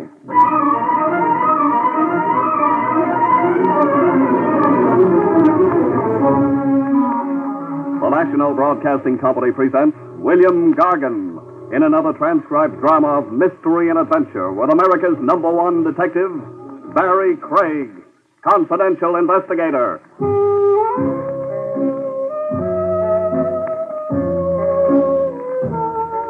Barrie Craig speaking. A wise man once said a good detective's brain is in his feet. I guess he meant footwork solves more crimes than brain work. Oh, mister, my aching metatarsal. In my business, you rest your feet every chance you get. Any raised surface. Desk, table, the friendly lap. Off go your shoes, and up go your feet. On this occasion, I had my feet high off the floor in a tavern. Downtown along Bail Bond Row, waiting for a bail bondsman named Soloway. Sam Soloway. We had a date set up. Soloway poured his troubles out to me on the telephone. A Rogues Gallery pinup boy, Joey Florio, had skipped, leaving Soloway holding the bag for bail bond money. A cash loss big enough to give any bondsman a heart failure. $50,000. My feet were asleep when Soloway finally showed. A sad-faced little guy who looked as if he'd like nothing better than a good cry. Mr. Craig? Soloway, pull up a chair. I kept you waiting. Through heartache, stardust, and melancholy baby. Huh? The juice box over there. It's been crying for half an hour. You look mopey, Sam. Mopey? Somebody should have strangled me before I became a bail bondsman. Craig, you've got to catch me a rat. Joey Florio? Joey Florio. He jumped bail, yes, but he's still here in New York. What makes you so sure? One thing, the police have every exit covered. Also, on the grapevine, I was tipped off that Florio stuck around to wind up his business. Close his horse parlors, collect all the cash he can, like a man going away for a long time. Going where? Europe, somewhere. He's going to catch a plane for Europe. Just like that, huh? A fugitive racketeer under indictment breezes into an airport all smiles and climbs aboard a plane. Oh, he has nerve, Joey Florio. It took nerve to become a high muck-a-muck of the rackets. Exactly what do you want of me, Sam? Catch Joey Florio. I'll give you 10% of the bond money you saved me. You're a sucker for hiring me on the side. You've got the whole police department working for you, for free, gratis. I feel safer with one man working for $5,000. Just how do you expect me to cover the airports? I've only got 2 arms and legs. Well, hire people. Just show me an expense account. Cover the airports and then cover my funeral. Because if I lose $50,000 on account of a rat like Florio, I'm positively going to shoot myself through the head.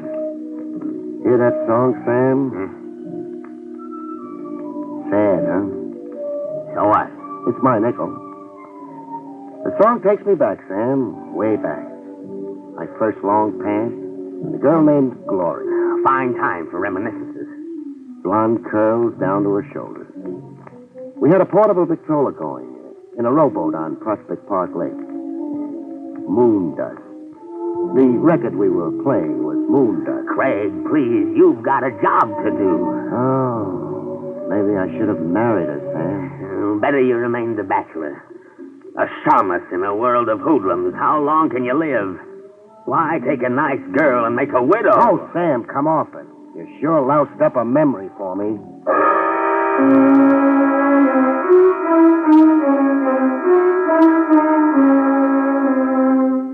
I covered the airports to keep Soloway, the bondsman, from attending his own funeral as threatened. I hired a half a dozen stooges for $10 a day and smoke. You know your stations, men. It's a 24-hour watch, so load your pockets with K-rations and carry a change of socks. The guy who comes up with Florio gets a $200 bonus and my love.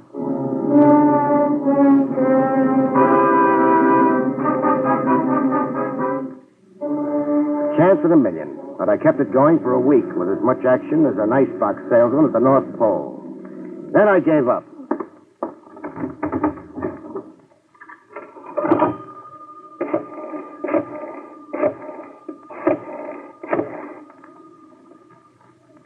Holloway, this is Barrie Craig. That tip you got on Florio was a dud. I'm canceling out as of now. I'll send you bills. Coaxing's no good. Neither is throwing hysterics. Keep my men squatting in the airport any longer, and they'll start charging us rent. Goodbye now. I was through with Joey Florio's disappearance. That is, I thought I was through with it. I found out different exactly 2 hours after I'd crossed Holloway off my list of clients. The discovery began with me dragging up the ramshackle staircase in the Midtown fire trap I had an office in. I'd about negotiated the walk-up when a scream stopped me dead in my tracks. At the top of the landing, I got a look at the screamer. It was Polly, the old Polish cleaning lady, complete with mop and bucket, staring banjo-eyed at a corpse curled up at her feet. A corpse in a merchant marine getup. It took long minutes for Polly to find her voice. This man... This corpse. He come upstairs and knock at your door, Miss Craig. He knock once, twice. Then the other man... The killer. He sneak up behind And me. stabbed him. Which way did the knife go? Not down, not with me on the staircase. Up! He go up to the roof. Stick around, I'll be right back.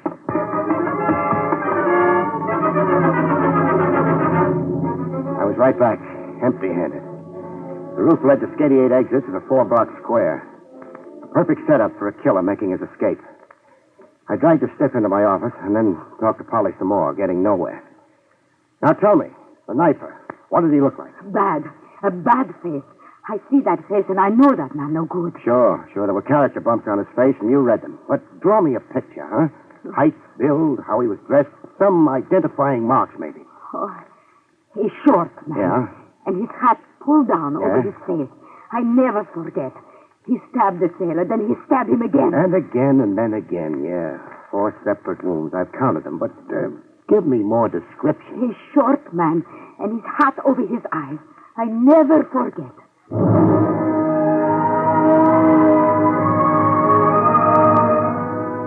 description to fit every second guy you pass on the street.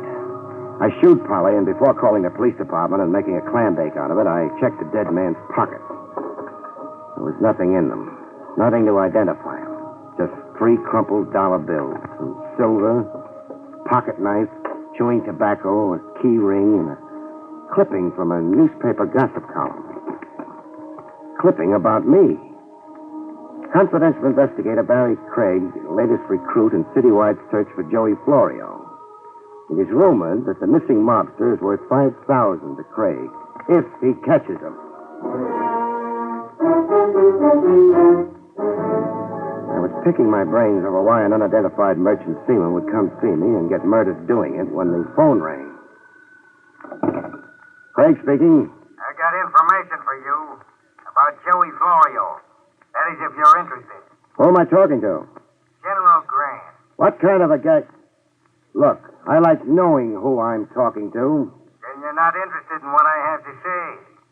All right, I'm interested. What about Florio? He's at the Freedom Hotel on the Bowery. Making out he's a bum. Whoever said he wasn't. Well, if you was to get over there right away, Why right away? Florio's all set to move on to somewhere else. You really want him, it's gonna be right away. I see. Tell me now, General, sleeping up in that tomb on Riverside Drive like you've been, how'd you know I was interested in finding Joey Florio? It's been in the papers. I read it in the column. And why are you so interested in double-crossing Florio? For a cut in the 5 G's you're going to collect? Oh? How will I know who to pay a cut to if you don't identify yourself? I'll be around to collect when you catch Florio. Better hop to it on a double. Florio's not going to sit around waiting for you. So long.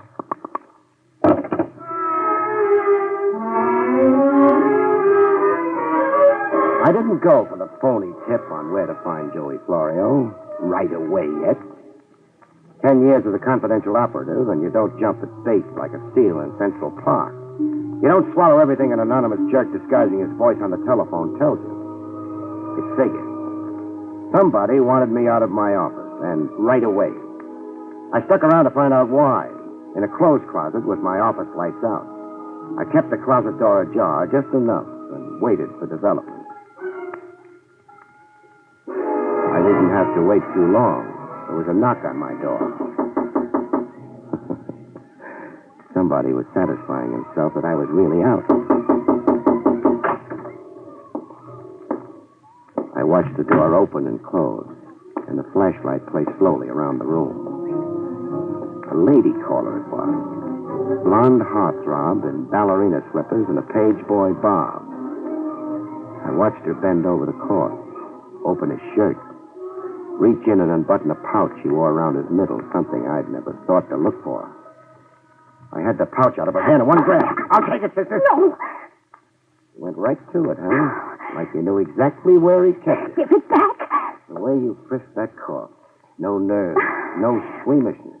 You could hire out to an embalmer. Give me the pouch. Suppose we see what's in it together, beautiful. Real chummy like. Oh. Well, ship's papers, huh? Stacy Crocker, signed to the Star of Sharon. Dates freshly stamped like... Uh-oh. Pardon me for taking my eyes off you. Now, hand those papers back at once or I'll shoot. Oh, don't, please. I'm fond of this suit. Your papers? Here. They're all yours. I ought to kill you. For identifying the stiff before you could get at your gun? Who killed him? I don't know. Now try for $4. Who was your stooge on the telephone with me a half hour ago? I don't know what you're talking about. For $8 now. Really concentrate on this one. Where's Joey Florio? I never heard of Joey Florio. Baby, let's not kid. But I'm not... Who is Joey Florio? And why should I know anything about him? Skip it. You going to shoot me before you leave? If you try to stop me. Oh, I won't. Honor bright. I'll pick you up some other time when your gun isn't showing. You'll know who I am and just where to find me. Yeah, I'll know who you are by your picture. My picture? What picture? A joke. I'm only kidding. Goodbye now, beautiful. If you're going.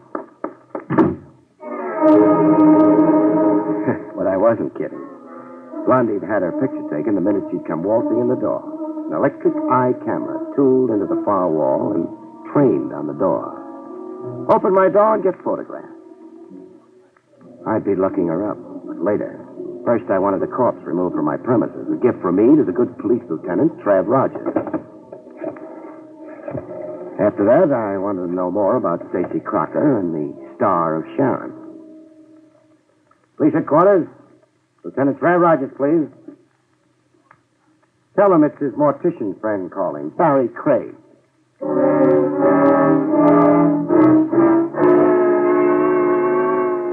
My interview later aboard the Star of Sharon, anchored off Pier 20, was short and sweet. The Captain Jameson was positive that he'd never seen or heard of a Stacy Crocker. I'm sorry, there's nothing I can tell you, Mr. Craig. Nothing whatsoever. Stacy Crocker never shipped on the Star of Sharon, and to the best of my knowledge, was never assigned to this letter. But he had Star of Sharon papers on him, Captain. I saw them with my own eyes only an hour ago. Well, I can't answer for that, except that there's lots of bogus papers around. And lots of bogus talk. What? Lots of bogus talk. Why, you... Try throwing me over the side, and we'll both play pollywog and a drink. Thanks for nothing, Captain. Leaving the Star of Sharon on my way to police headquarters, somebody decided it was time to discourage me a little. A high-powered rifle shot from somewhere in an empty row of dilapidated buildings along West Street. It breezed close enough to my skull to give me a head cold. I got moving on the double.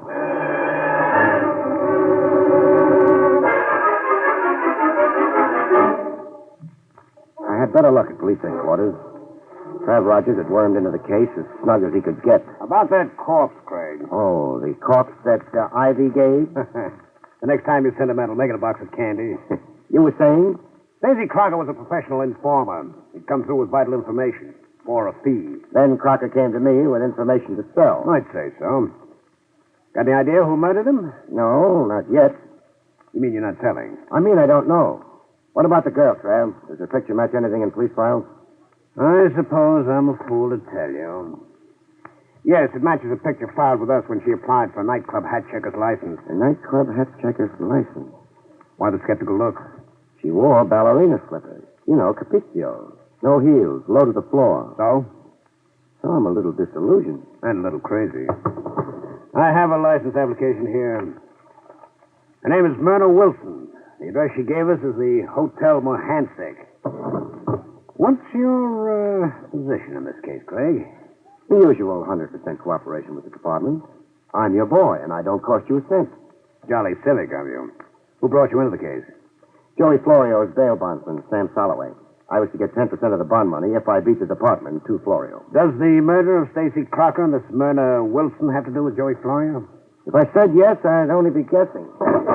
Well, I'll have to tear myself away now. Keep in touch, Barry. Let's not compete. Sure, I'll keep in touch. Any cops I meet, you get first introduction. Oh, Trav. Yes, Craig. The Star of Sharon. When does she sail? Midnight tonight. I suggest you search her from stem to stern, just in case the disappeared Joey Florio does tie in with the murder of Crocker.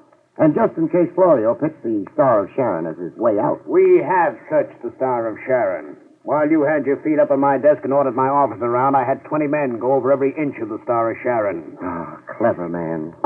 I'm going to tell a taxpayer about you.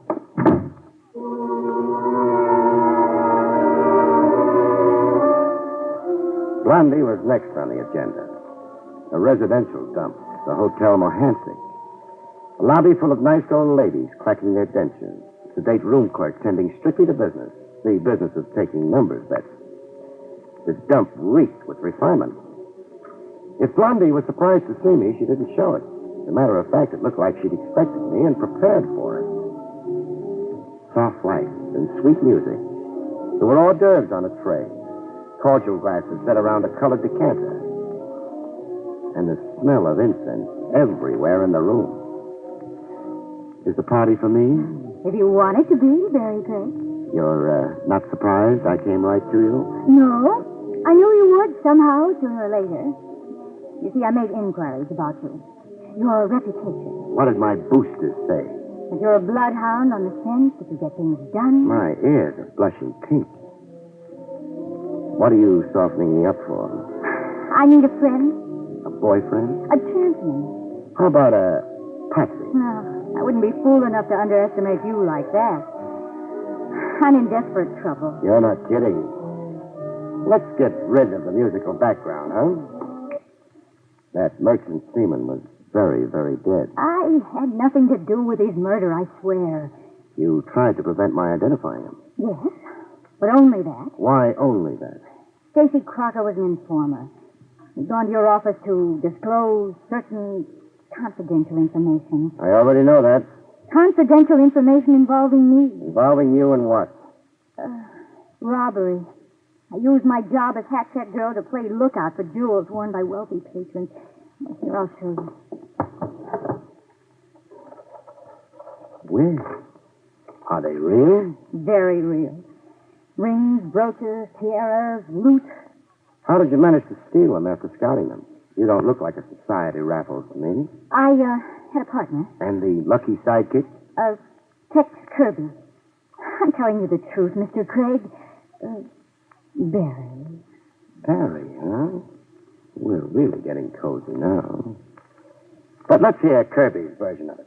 Here's Kirby's version, but how... But where is Kirby? Watch how I materialize people, beautiful. Okay, Kirby, you can come out of the kitchen now and join the party. You're smart, Craig. I learned to add 2 and 2 a long time ago in night school. I figured Blondie would have a chaperone hidden somewhere in the woodwork when a great lover boy like me came calling. I asked Kirby to be here in case you insisted on questioning him. Sure. Okay, I'm insisting. What about these jewels, Kirby? They're like Myrna told you. Me and her was working in together, stealing them. And you didn't kill Stacy Crocker? No. I only knew he was on his way to tip you off to our racket, so he could cut in on the insurance reward you'd collect.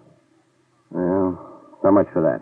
Now tell me about Joey Florio. I never met the guy. But you telephoned me Florio was at the Freedom Hotel on the Bowery. I telephoned you? Let's not get cute now, Kirby. Okay, it was me. I wanted to get you out of the way so Myrna here could frisk Crocker. How'd you know Crocker was in my office at all? And in the defunct state he was in? I tailed him to your place. I was downstairs waiting when a cleaning lady came running out into the street to tell the whole neighborhood that somebody'd shoved a knife in a merchant sailor upstairs. Smart boy, Kirby. You got all your answers worked out. Well, it's the truth. You cooked up a cute story, you two, but it's as phony as Blondie's eyelashes. Are you always so cynical, Mr. Craig? No, I believe everything I hear, but only on the 8th day of the week. Nice try, kids. I hope Joey Florio appreciates what you both tried to do for him. Florio, but we've told you repeatedly... Button up, Myrna. I told you there was no use coming clean with Craig. Clean as last winter's unwashed socks. Do I walk out of here standing up, or do you two connivers have other plans for me? Maybe I have got other plans. Then for safety's sake, maybe I'd better take certain precautions. Bring him to, beautiful. Murder in Kirby's big try and big lie on behalf of Joey Florio was as easy to read as the ABC on a kindergarten blackboard. They'd outsmarted themselves the way phonies always do. I'd been fed a melancholy lie in a room lousy with monograms. Monograms on the sofa pillow, on the tablecloth, even on the silk lounging pajamas Blondie's been wearing.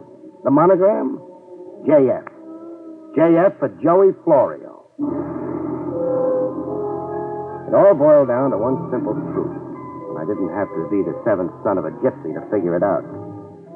Florio planned to leave justice, Salloway the bondsman, and the USA behind him. Not by plane, but on the Star of Sharon. Stacy Crockett come to tell me that when somebody stopped him. Then Kirby and Blondie did what they could to stop me from identifying Crocker. From tying Crocker in with the Star of Sharon. I was in a doorway along the waterfront at 1:45, 15 minutes before sailing time. There was a cop assigned by Trav Rogers on fixed post, watching the Star of Sharon until it sailed. Everything was as quiet as a graveyard for a while. Then the fireworks began with a rush. First came a scream. A woman screaming her head off around some dark corner. Cop on detail went running toward the screen, waving a service gun. I stood pat in the doorway. It was a decoy trick. It had whiskers on it. If it wasn't, even a woman getting herself murdered somewhere couldn't get me away from the Star of Sharon. I played it right. With the cop diverted, a car rolled up to a fast stop right in front of the pier. I watched the guy jump out and the car shoot away. I didn't have to guess who. Bail jumper Joey Florio, catching a freighter at the last minute. He was running for the gangplank when I fired a warning shot. Florio, stop where you are! Florio stopped cold and I went across to get him. Somebody had other plans for Florio. Somebody with a stuttering typewriter.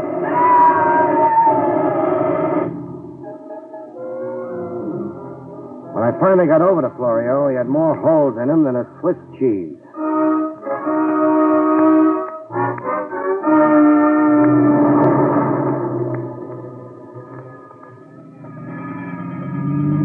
The police took over. The last I saw of Lieutenant Rogers, he was hitching a ride on the morgue wagon. I caught a cab to the home of Sam Salloway, bail bondsman. I had enough for a cruise around the moon and back coming to me, if I could sell a corpse to Sam. Hello, Sam. Craig? This time of night? I never sleep. Too many guns going off. Still want Joey Florio? I still want my $50,000. Is it still 10% for me? Bargain's a bargain. In cash, right away. Right away? Well, Craig, it's after midnight. I know you keep that much cash on you. Guys get themselves in trouble with the law at all hours. I've seen you come running to post cash bond in the middle of the night. Craig, you're a regular fox. All right, cash. Here. $100 bills. Now, what have you got Joey Florio on? I turned him over to the morgue wagon. The morgue wagon? Florio was machine gunned to death less than an hour ago. Florio was murdered? Yeah. But he isn't worth crying over, Sam, so dry your tears. But she's worth crying over, Sam. She? That girl in the picture on your desk. Who is she? My daughter, Hannah. Hannah? I know her as a hat-check girl calling herself Myrna Wilson. You didn't really expect to get away with it, did you, Sam? No, I guess not. All I wanted to do was see Joey Florio dead. And you sure did that. I didn't have to be too bright to know that you had some hidden motive in bailing out a bad risk like Joey Florio. I wanted him out of jail, in the open, where I could kill him. So you hired me to lead you to him, before he either got away or the police sealed him off from your vengeance. Then you followed me around while I looked for Florio. Yes. He turned my daughter's head. He dishonored me. I wanted to kill him myself. I'm sorry, Sam. Sorry you were fool enough to take the law in your own hands. You want your $5,000 back? Keep it, Craig. You earned it. You're a good investigator. The trouble you're in, you'll need it, Sam. So I'm giving it back. That much money, I get fat and lazy. Besides, I didn't really earn it. As it turned out, I didn't catch up with Florio. Get your hat, Sam. On our way to police headquarters, we'll hire you a good lawyer. Maybe it won't go too hard on you for exterminating a rat.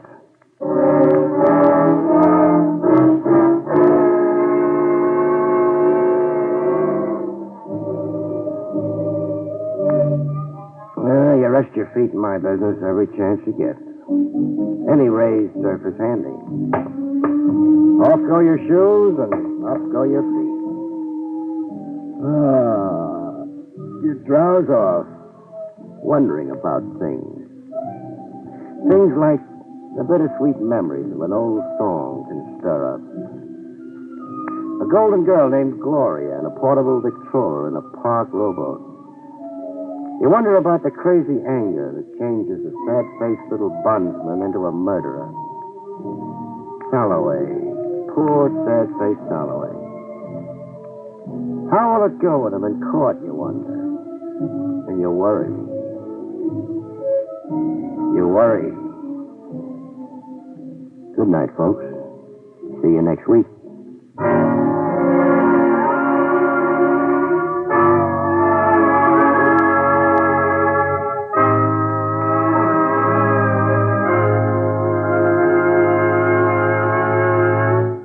You have been listening to William Gargan in another exciting transcribed mystery drama from the adventures of Barrie Craig, confidential investigator. Tonight's story, Corpse on Delivery, was written by John Robert. Next week, it's the strange story of the borrowed knife, about which Barrie Craig has this to say. One thing about marriage, folks. Many are made in heaven, but there are others that are unmade by the forced application of the vow, unto death do us part. See you next week, folks.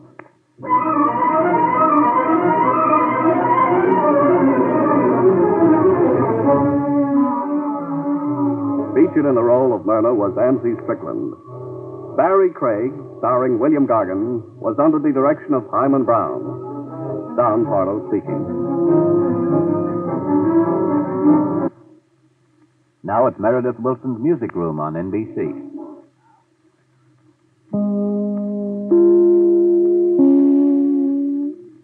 William Gargan stars as Barrie Craig, confidential investigator.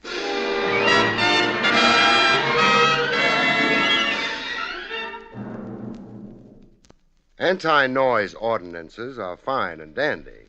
Makes living a lot more serene. But how can you legislate against the really disturbing noises, folks? The noises in your head, that would be.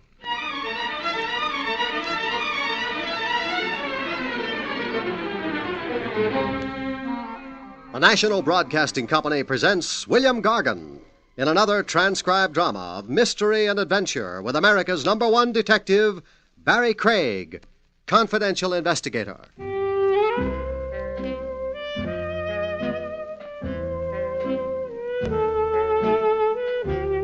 Barrie Craig speaking.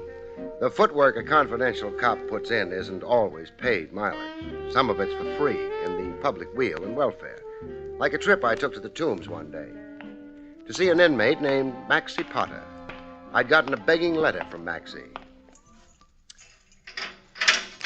Could sweet charity move me to hurry to his side, end quote. Having a pint or so of the milk of human kindness in me, I complied.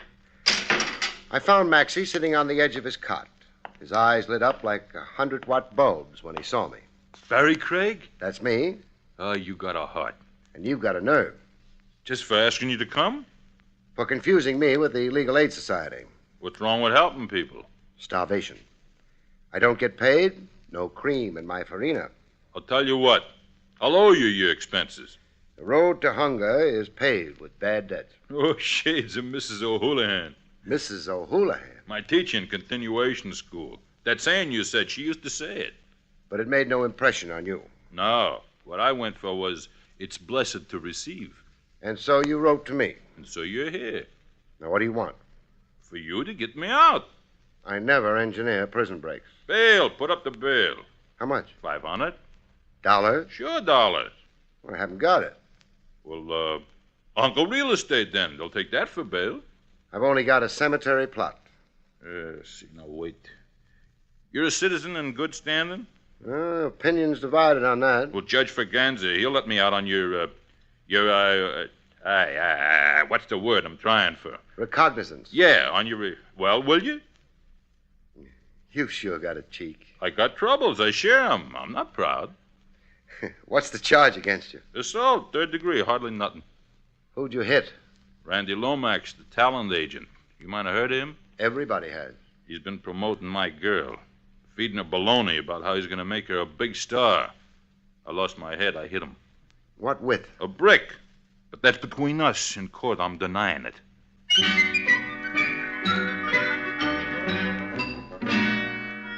Maxie had an appeal for me. He was pure Damon Runyon. I arranged his freedom on my recognizance. When that was done, I bought him a hamburger and coffee. Hey, reach me the relish once more, huh? You've just about demolished the job. There's vitamins in relish. Besides, it's on the house. Relish? Man, you're sure a friend. And you're such a leech. Sadie, my girl, Sadie Sachs, we've been keeping company for 6 years. It's a long engagement, but Sadie likes long engagements. We had plans, the two of us. Raise rabbits and grapes soon as we got $2,000 saved. $2,000 saved? To buy a certain going business over in Jersey. Sadie and me, the two of us, we worked in the Blue City distillery. In a distillery? Bottle washers, both of us. Oh. I made 60, Sadie made 40. Anyhow, everything was hunky-dory. Until Randy Lomax came along. Yeah, one fine day, the rat. He saw Sadie in the fun house at Atlantic City. He followed her around to the Ferris wheel in the Wax Museum. Couldn't let Sadie out of his sight. She had $1 million legs. He kept writing that down, passing notes to her. All this behind my back. Please continue. You try and stop me. Then Sadie wrote out a telephone number and passed it to him. Still behind your back? Oh, I had a couple of beers. I was blind. Anyhow, they met next day, and Lomax sold Sadie a bill of goods. Would she be a model? And did she have theatrical ambition? To which Sadie said, yay, brother. Well, what girl ain't conceited? That's the story, anyhow. Sadie signed up with Lomax. He gave her a new name, Paula Paloma. From a dirty blonde, he made her jet black so he could pass her off as Spanish. What a name. Paula Paloma. Which brings us to your fight with Lomax. He told Sadie to give me the brush. I was wrong for her future. I was a slob, and she was now imported stuff. The rest I told you. I met Lomax, I beaned him, I got locked up. I bailed you out. Now you go see Lomax and get him to drop the charges. Here, now, wait a minute. Wait till I write something out. Okay. It's written. Here. A note? Read it. It's an IOU. I don't want you doing too much for nothing.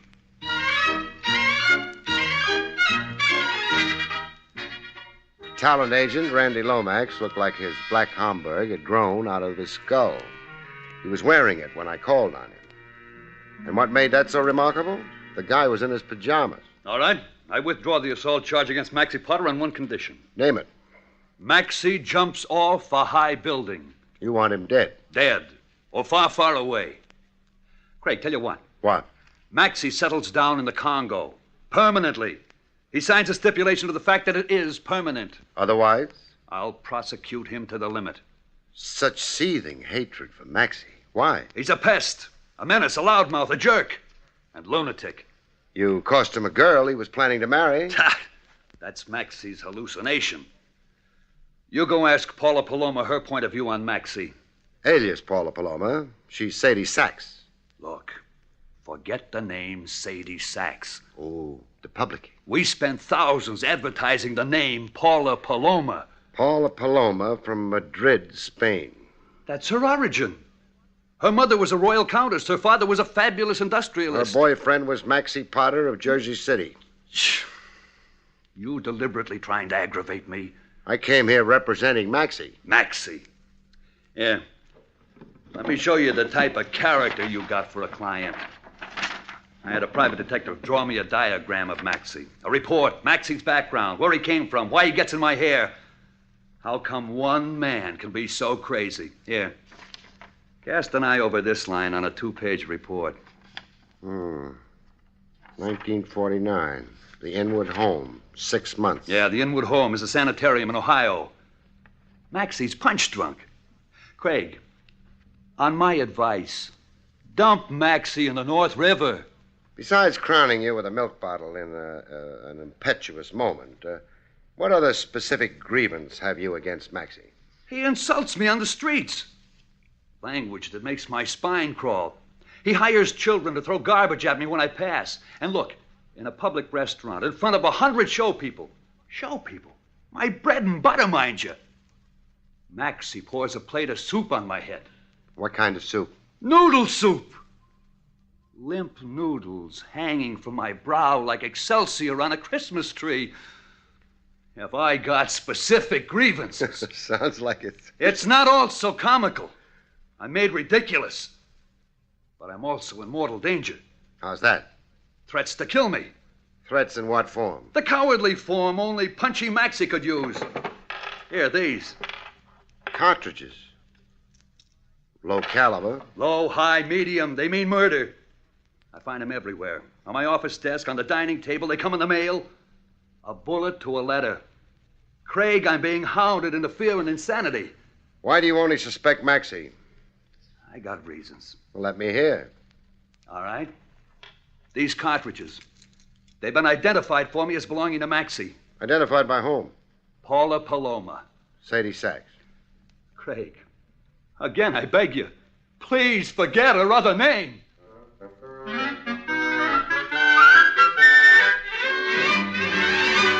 I checked Maxie's mental condition with Paula Paloma.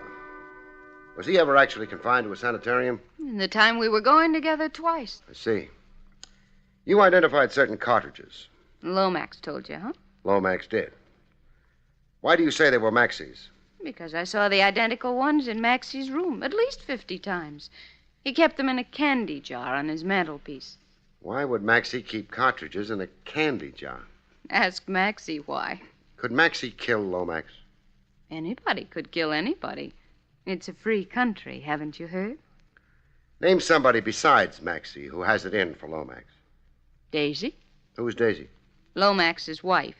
Used to be, I mean. There's a saying, there's no fury... no fury... Like a woman scorned. That's Daisy. A woman scorned. She'd kill Lomax in a flash. Other enemies of the great man? People. A man with Lomax's lust for power must make enemies of the little people. How do you feel about Lomax? I worship the ground. He's my good angel, my hero. He took me out of a $40 job as bottle washer. And made you the toast of New York. In one short year, I've got furs, a French maid, a Belgian wolfhound, and a bank account. Love that Lomax. Why don't you tell Maxie you were never serious with him, so he'll stop having delusions and stop bothering Lomax? Stop bothering Lomax and start bothering me. Better he should bother Lomax. Lomax can take it, I can't. Positively not.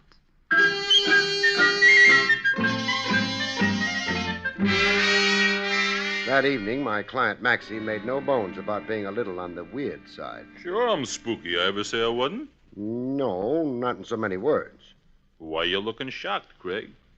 Well, the fact is, I had you characterized as whimsical, sort of a colorful screwball. So now you know different.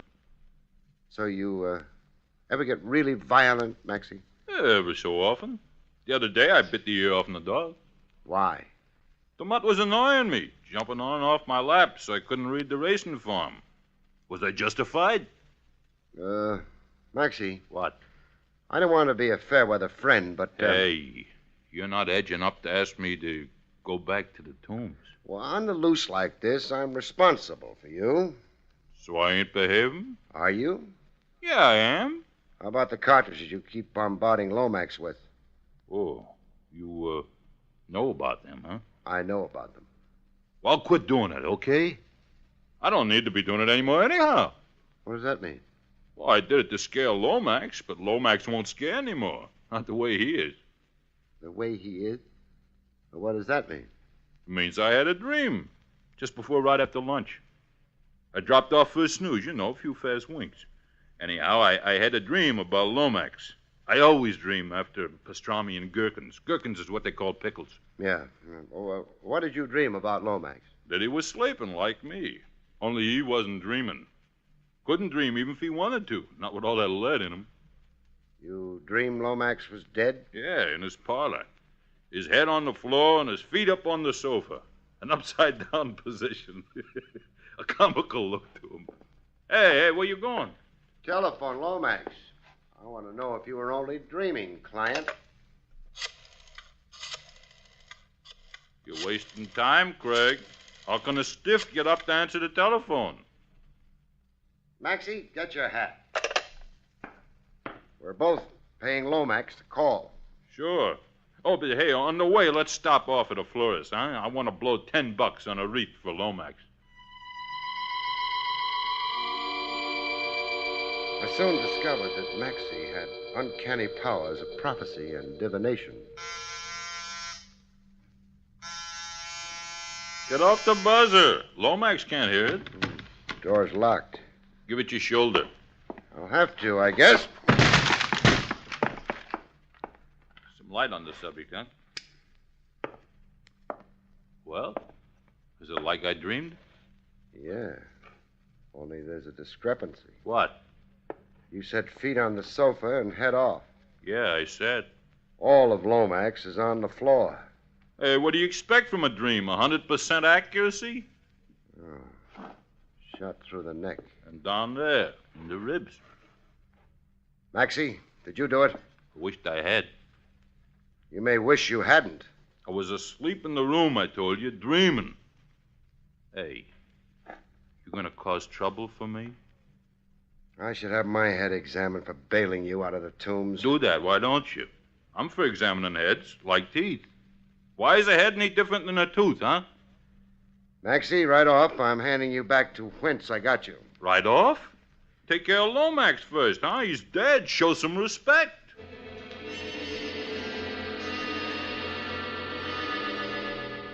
With my number one suspect back where I found him, the tombs, I held the crying towel for Sadie Sachs.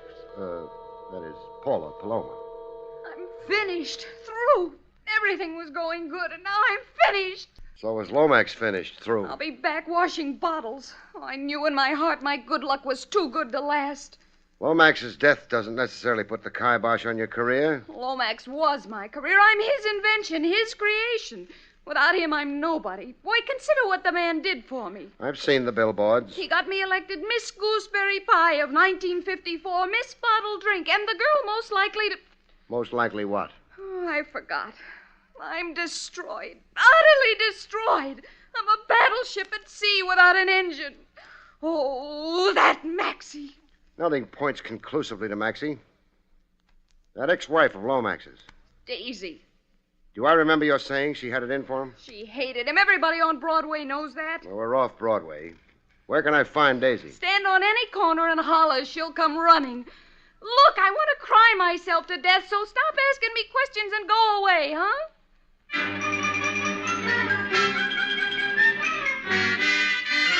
I found Daisy behind a beaded curtain. The Chop Suey parlor in Bath Beach, Brooklyn. She was running the joint. A middle-aged lady middleweight with a peroxide bleach and a washed-up look. So Lomax is dead. So I'm heartbroken. I tell you what, mister. Out of sentiment to my ex, I'll hang a dish rag at half-mast. What's your burning gripe against your late ex-husband? I could fill an encyclopedia. Fill one page. Girls. Girls and girls. I was a wife always competing with proteges. But that was Lomax's business, finding talent and building them up to fat contract status. While Lomax was building up his discoveries, he was building me down, burying me. You were neglected. I had to hand Lomax my card so to remember who I was. Nights when he'd come home, he'd hand me his. And a tip. He had me confused with a hat check girl. Who divorced who? Me. He sneaked it in through Mexico. I was too demoralized to fight him. He bought me this chop suey parlor so I wouldn't be an alimony load. Looks like a nice little business. You don't have to be polite. I net $50 a week, clear. I'm lucky. When I was Mrs. Lomax, I spent $50 a day on cologne. Life makes changes. Yeah. Ha! And it just did for Lomax. He'll turn over in his grave. What does that mean? That phony baloney Mexican divorce. I was never notified. I never agreed to it. I never signed nothing. Tomorrow I'm calling up Greenspan and Kilroy. They're my lawyers. I'm ordering them to move to have the divorce canceled. Junked. Why would you want to resume being Mrs. Lomax? Guess. To be his legal widow, huh? To get my dowry rights in his estate. Smart. It all kind of brings you under suspicion. How so? If you can turn death to profit, that underlines a motive for murder. So it underlines, so I'm laughing. Huh. Do you want a real suspect? I do? Shipley. Harry Shipley. Who's he? Confidential secretary in the Marathon Wonder Enterprises, Incorporated. That's Lomax's company. There was bad blood between Shipley and Lomax. Then why would Lomax keep Shipley on? I was never sure.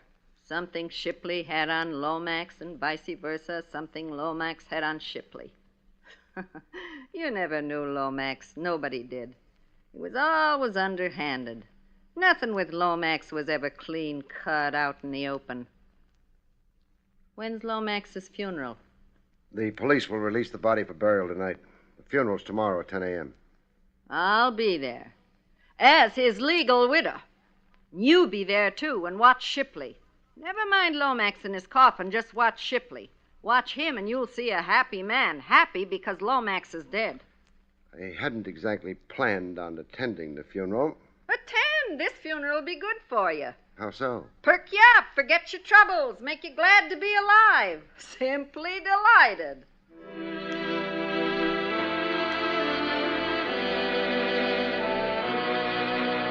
At funerals, sometimes the skies smile. Other times they don't. Thunderbursts, rain in buckets. The skies weren't smiling a bit. But Shipley was. Grins as wide as a poster advertising a Coney Island funhouse. I'd seen guys smile before. Sweepstakes winners, fathers of quintuplets. DiMaggio when he married La Monroe. Never in my life before had I seen a smile as big as the one on Shipley's kisser. There was no eulogy at Lomax's grave, like nobody had a good word to say about him. Later, in a tavern a stone's throw from the cemetery gates, Shipley let on he didn't either have a good word to say about his late boss, Lomax. As long as you're buying drinks, Mr. Craig. Hey, bartender, another orangeade for my friend. You were saying, Shipley? Rotten egg, that Lomax. Money was his god. What did he have on you? Come on, Daisy told me a few things. I owed him money. You owed the till, you mean, huh? You did a little embezzling? How much did you borrow from Lomax and all? $22,000. Why didn't he can you, or jail you, or both? Well, I had knowledge that was disadvantageous to Lomax. What? Come on, talk up, Shipley. I'm trying to satisfy myself that you didn't murder Lomax. Income tax evasion. As confidential secretary, I knew the truth about Lomax's books. Yes, you would. Shipley. Yeah? Take me to the offices of Marathon Wonder Enterprises. Show me Lomax's books and stuff, huh? Well... It's all on my responsibility, Shipley. You're doing it involuntarily. I'm making you do it. Anybody asks you, that's your excuse. I'm the beast, forcing you to be unethical toward a dead boss. Let's go.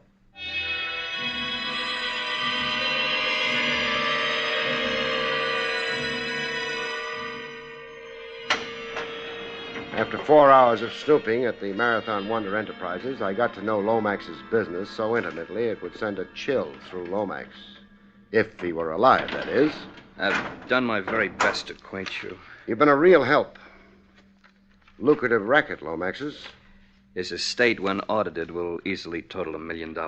Well, all for talent scouting. Ownership of talent. Lomax wasn't only a 10%er. No, he wasn't. That much became clear tonight. He signed Talent to 10-year contracts with renewal options on lopsided terms. Lopsided in favor of Lomax. Mm-hmm. One Lomax property, the actor Baxter Burroughs, now with Clinton Pictures, made more than $250,000 in the last 2 years. Yeah, I read those figures. Had Lomax lived, he was certain to make an equivalent or greater sum through Paula Paloma. Sadie Sachs. Well, let's see that letter again, huh? Yeah, here you are.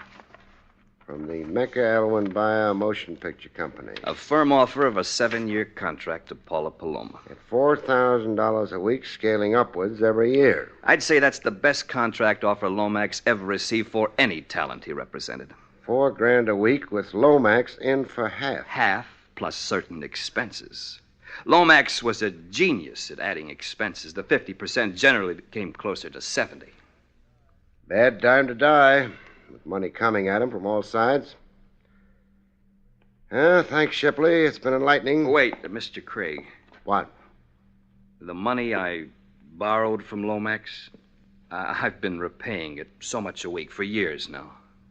How much still outstanding? Oh, a relatively small sum, really negligible. Then I'd guess you've got nothing to worry about, Shipley. Thank you, Mr. Craig.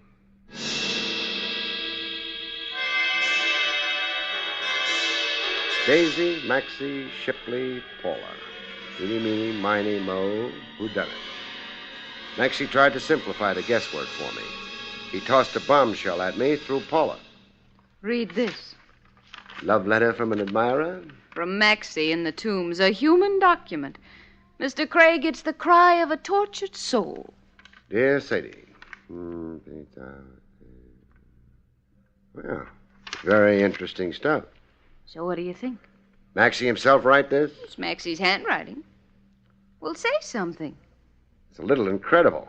In the letter, Maxie apologizes to you for murdering Lomax. He cost me a dear friend and advisor. Now Maxie's sorry. If true, this amounts to a confession. If true? Why shouldn't it be true? It's Maxie's own statement, his own words. Nobody forced him. Maxie being Maxie, you can't blame me for taking him with a box of salt, huh? Wrap the body beautiful in the mink doll. We're paying a formal visit to Maxie.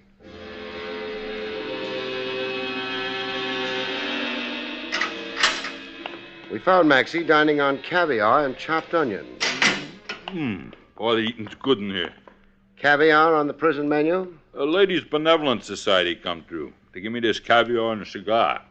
Oh, hey, I forgot. How you, Sadie? The name's Paula. This letter you sent Paula. Still stand by what it says, Maxie? Yeah, sure.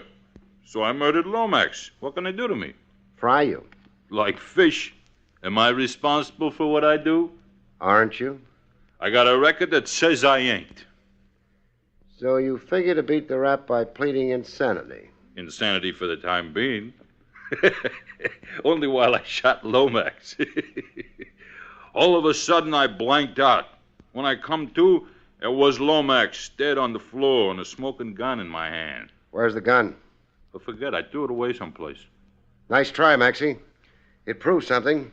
Proves what? That knighthood is still in flower for a price. A price? Whatever Paula here promised you for taking the heat off her. Paula promised? Hey, what kind of booby talk? Mr. Craig, I must say I resent the insinuation. Not insinuation, doll. Accusation. You're accusing me? Of getting Maxie to take the chance of a temporary insanity plea for a murder you did. Craig, you're more gone than me. Why would Sadie here, excuse me, Paula, why would Paula here want to knock off Lomax, the best friend she had? For money. To recover 100% of herself. Paula. What? Your $1 million future with the movies. How much of a piece did Lomax have? I mean, while he was alive. Well, the usual 10%. Lomax wasn't a 10%er. I mean, half. Half plus. Expenses off the top. For the build-up he gave you. Quite a bill there. Lomax knew how to run up astronomical figures. The way I calculated it in Lomax's office a few hours ago, you'd be working years for Lomax. All for Lomax, very little for you. You'd have a showcase, Lomax would keep all the marbles. How did a sensitive young lady of your refinement bring herself to shoot a man down in cold blood? All of a sudden, Sadie blanked out. When she come to, there was Lomax dead. It was a pleasure shooting Lomax, a regular picnic. Lomax had it all fixed for me to be his slave. Well, I'm nobody's slave. You'll tell your story, Sadie, how you killed a rat and a conniver who came between us. The judge will bawl like a kid. The jury won't even go out. Not guilty, Sadie. That's a verdict for sure. Suppose you two stay here and make plans. I've got to see a man about a murder. Mr. Craig, you're not leaving me here. Oh, an affectionate couple like you and Maxie, made for each other. A housekeeping cell for two. Kids, I don't know a cheaper way for a loving couple to get started in life. So long now. Hey, God, open up.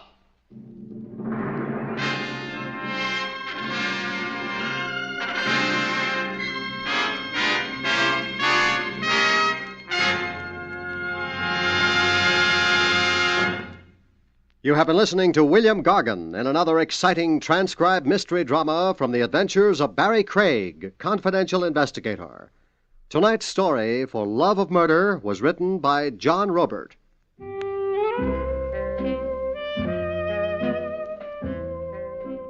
Next week, it's the strange story of Death's Bargain Basement, about which Barrie Craig has this to say.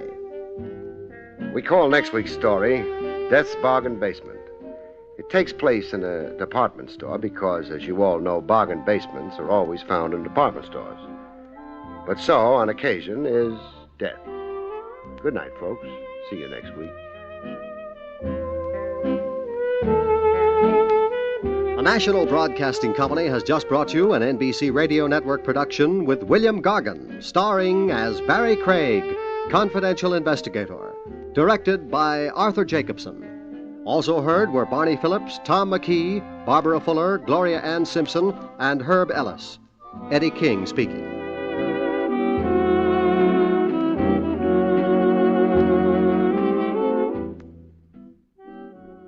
There's another exciting Dragnet adventure tonight on the NBC Radio Network.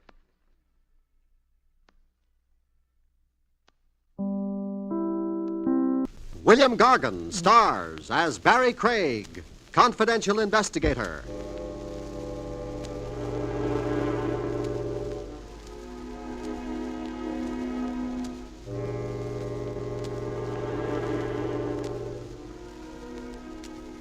If you crave all the elbow room you can get, folks, be sure to have your coffin built to your own specifications. The National Broadcasting Company presents William Gargan in another transcribed drama of mystery and adventure with America's #1 detective, Barrie Craig, confidential investigator.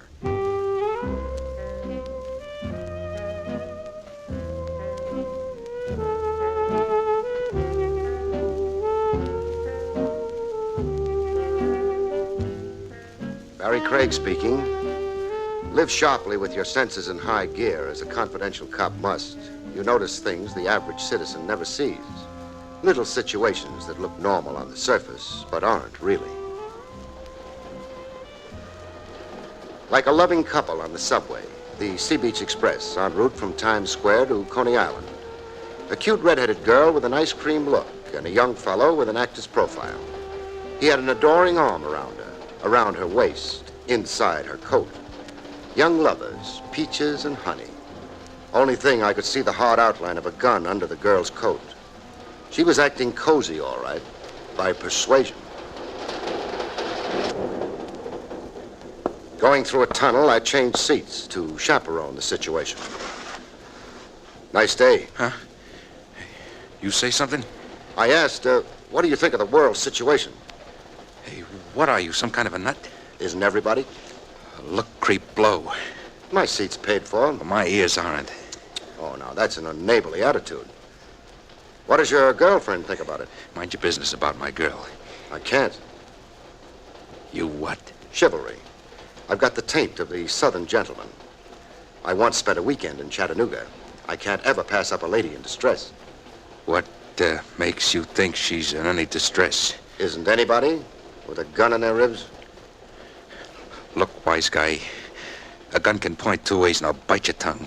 Can't do. I'm a lifelong vegetarian. You can get plugged. So can you.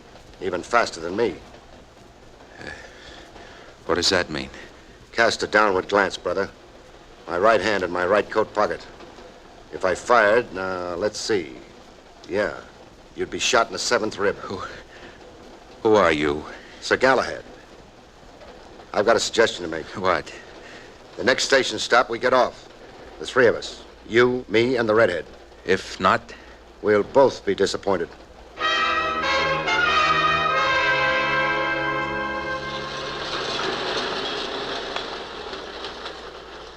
On the subway platform, I took the obvious precaution.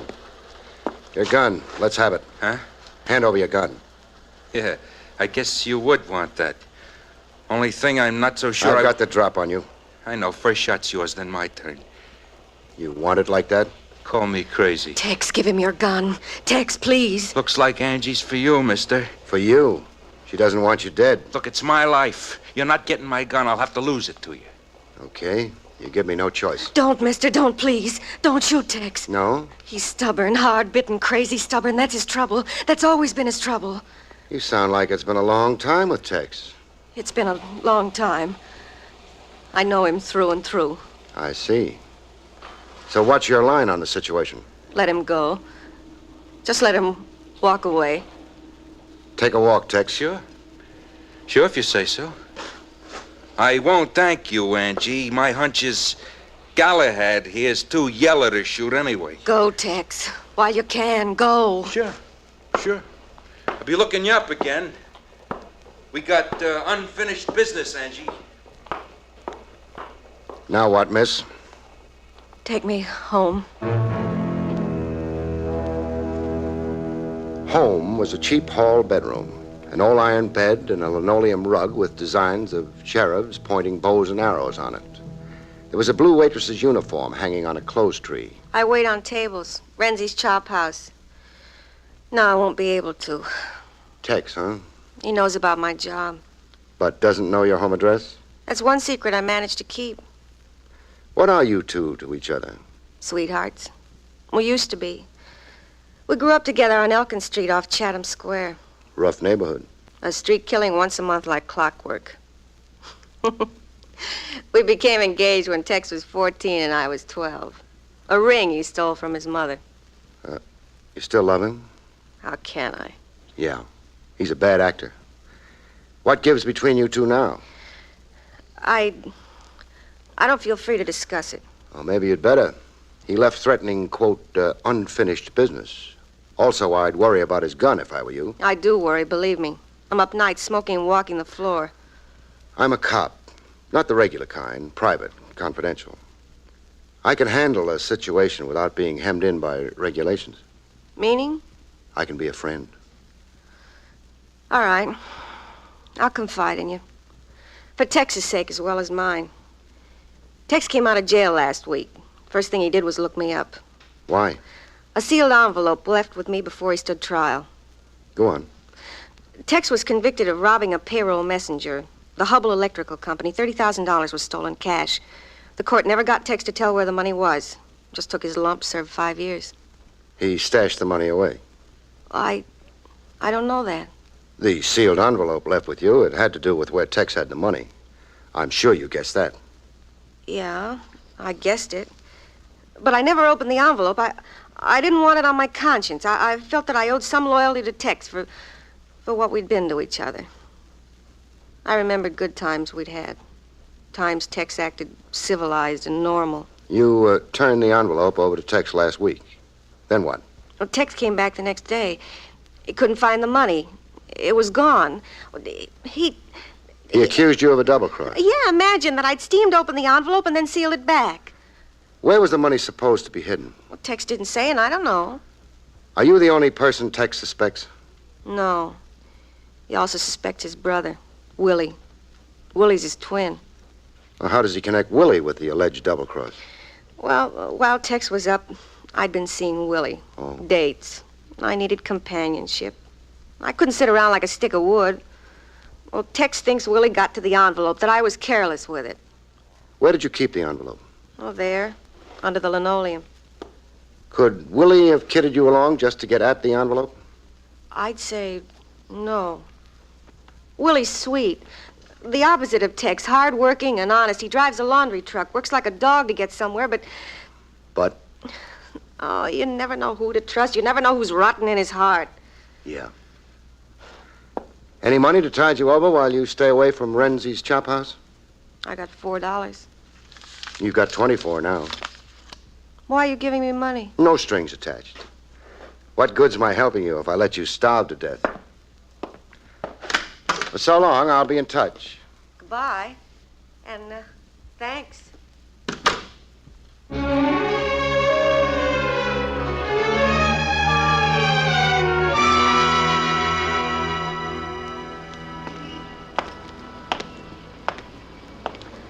A few doors up from Angie's furnished room, the neighborhood got over-friendly.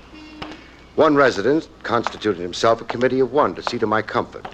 A fellow with sideburns that ran into his neck. Hey, you feel something, Pop?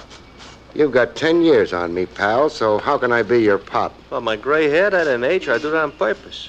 Why? So as I can look distinguished. Why? Why? Well, don't everybody want to look distinguished? Hey, you're ribbing me. And you're ribbing me.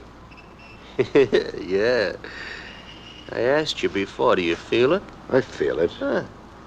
Sharp, huh? Another 1/16 of an inch, you'll draw blood. I got that knife trained that does just what I say. Tell it to climb back in your pocket. Ah, the knife says for you to step into the alley. Which alley? Oh, pick any one you like.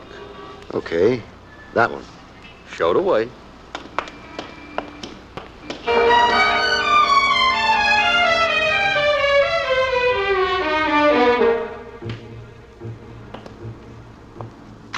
In the alley, I submitted to a frisking. Hold still. What prey are you looking for? A gat. How come, fella? Check my wallet and deduce for yourself. Oh. Private eye, huh? Worried? No, cops don't worry me. I worry them. A cop fighter. I was 10 and one shot my old man for nothing. I never forgot. Shot your old man for nothing? All he was doing was a saloon stick-up, only for laughs. Only for laughs? Yeah, it was a Saturday night, nothing doing, everything dead. The old man wanted to liven things up. And then boom, and I'm an orphan. Stupid cop. Sad story. Well, should I love cops? No, but don't hate me. I'm private. I work for me. Now work for me. What do you want? I seen you with Angie Palmer, showing her home. So? So the dough Angie held for Tex when he was sent up, don't leave Nick out of it. You being Nick? Yeah. Me being the Nick that used to beat the ears off of Tex when we was kids, PS 142. 30 G's. And hot money. I've been drooling over it. Who's got it, huh? I don't know. Angie or Tex, huh? I said I don't know. Or maybe you. All I've got is what's in my wallet. $10. My worldly goods. Here, take back your wallet. I'm after big stuff. Just like you're after, huh? Meaning? Oh, you're after Angie for my reasons. Maybe. You make out. Remember, don't leave Nick out of it. Your knife says. My knife says. That fence there, you see it? I see it. Climb over it and find yourself some other street. I don't want to be seen with you. I'm hard luck climbing fences. I tear my pants. Get.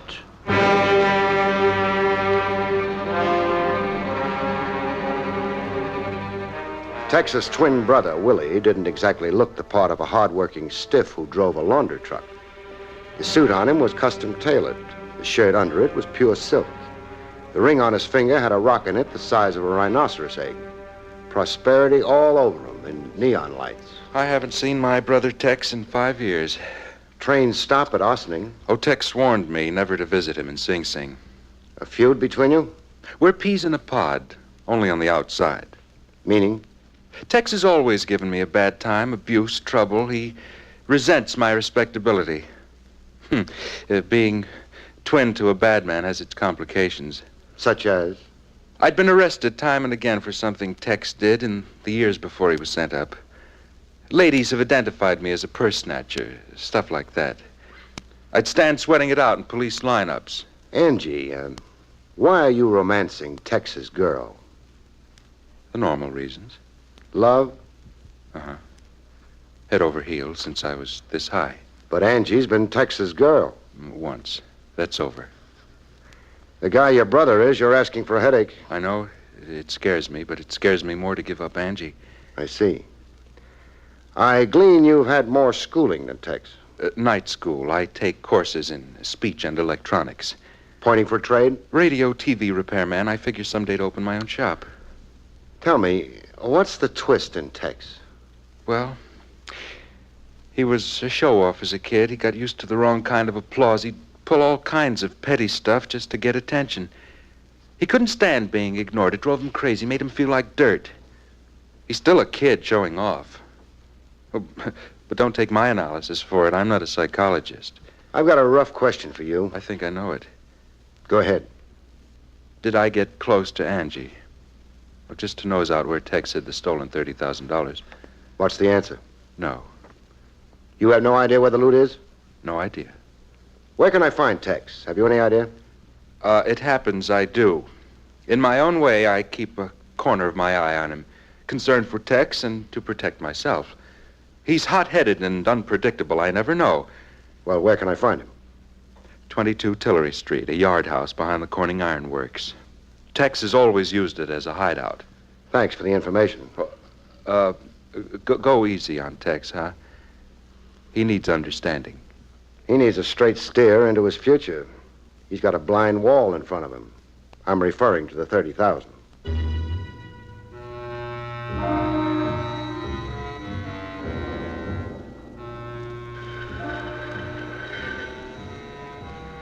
The frame yard house behind the ironworks looked like a strong wind would blow it down. I found Tex in the room that had the smell of last year's rain.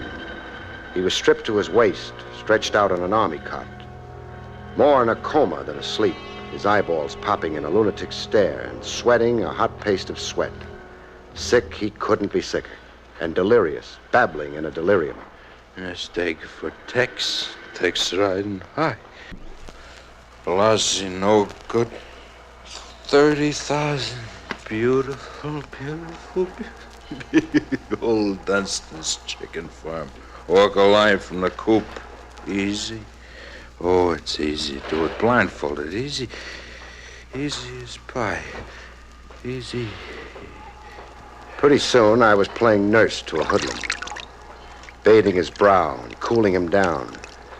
And then his eyes were on me, blind to who I was, and suddenly calm as if the fever had passed. Oh, you. Yeah? The bottle. The shelf over the sink. Reach me a pill, will you? Sure. Oh. Here, now, raise up a little. Oh. Thanks. The pill brings me to. Fine. Oh, I must have passed out. You were delirious. Yeah. Fever. I got it in the tropics once. I was a kid on a job in the tropics. Rubber plantation. I was hired out to a surveyor. 40 lousy bucks. The fever. It hits me and goes all the time. It hits me and it goes. Chronic, huh? Yeah, chronic. The prison medic had me on shots. You... What? Do me another thing, will you? Fry me a couple of eggs. Oh, my stomach. It feels like an empty drum. How do you like your eggs?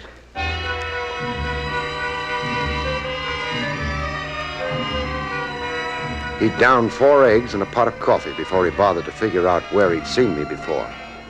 His eyes began to focus like a veil had dropped. You're the creep who jumped me on a subway train. No hard feelings. What's your game? Good Samaritan. The other time you were Galahad. I'm versatile. You're either a crook or a cop. Which? Cop. Jerk. But you're prejudiced. I did 5 years. For armed robbery. The penalty fit the crime. Salvation talk. You can use some. Some what? Salvation talk. Cops hounding me. Look, I paid my debt. Not quite. Not quite? The $30,000 still outstanding. You're still in debt. I earned that 30,000. 5 years. I lay in a hole for 5 years. You'll live in the shadows for the rest of your life if you try keeping that money. My risk. Besides, I haven't got it. Who has? Angie or my phony brother Willie. Or Nick? Yeah. Oh, Nick. The rat Nick. He was up at Sing Sing visiting Sundays, handing me a carton of smokes and a line. Tip him to where the money was. He'd keep it safe for me. Safe in a pig's eye. Angie, Willie, or Nick. Anybody else you suspect could have beat you to the money? McAvoy. The insurance dick in the case. I swear he had a phony look to him. Or you. I wouldn't put it past you. Everybody's dishonest in your book, huh? Yeah, sure. The only honest sucker who ever lived was my father. $5 a day digging ditches until he fell dead into one. What killed him? The $5 a day. He made 5, he needed 10, period. Where did you have the money hidden? Sure, I'll tell you. Why not? It's no secret now. There's a chicken farm up in Yonkers. Dunstan's Chicken Farm. Weekends I candled eggs for old Dunstan, for eats and pocket money. I buried the dough so far from the big coop and so far from Dunstan's tool house. I made a map of the location. And gave the map in a sealed envelope to Angie. Angie blabbed to you, huh? You searched up at Dunstan's farm? Yeah, I searched. Joke. You might have missed finding it. It could happen. Baloney. I dug up a half an acre of ground. Let's have another go at it. At Dunstan's. Another go? To really make sure it's gone. You and me, eh? Wouldn't I be crazy? We turn up the money, I won't lay a hand on it. It's yours. I'll let you decide for yourself. Decide what? Take off with it or give it back. Really clean the slate, Tex.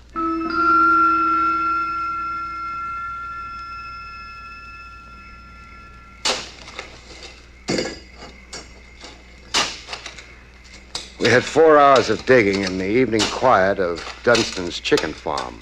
What used to be Dunstan's Chicken Farm, that is. Dunstan was gone, and there was a for sale sign on the abandoned property. I give up. Oh, my sentiments, too. We've at least dug up an old shoe. Now, if we can find one to match it... Oh, don't make with the jokes. The money's been snitched. I know it. Maybe old Dunstan himself. Don't sell me that. Or anybody. Some lucky stranger. Still no sale. It's Angie, my smart aleck brother, or Nick. Hey, somebody mention my name? Nick. Yeah, in person. Hiya, kid. Greetings. This disposes of one suspect, Tex. Yeah, how's that? Nick trailing around after us, letting us dig and watching us. Would he if he had the 30,000? No. No, I guess not. Unless it's a smart cover-up. Yeah, don't beat your brains, Tex. I ain't got the loot. Yet. I was sure you two chumps was gonna lead me to it tonight. May I offer my regrets? Save 'em. So it's Angie or Willie, huh? Nick, stay away from him. Says who? I'm warning you. Oh, long time since I batted your ears, little man. Yeah.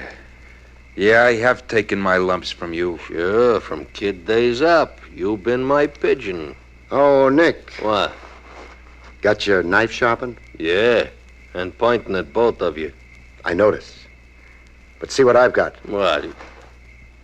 Hey, a gun. Cocked and ready. Drop your knife, Nick. Oh, sure, no argument. Drop it. Tex. Yeah? I've got a hunch about you. That you've taken a lot of guff from people right from the cradle.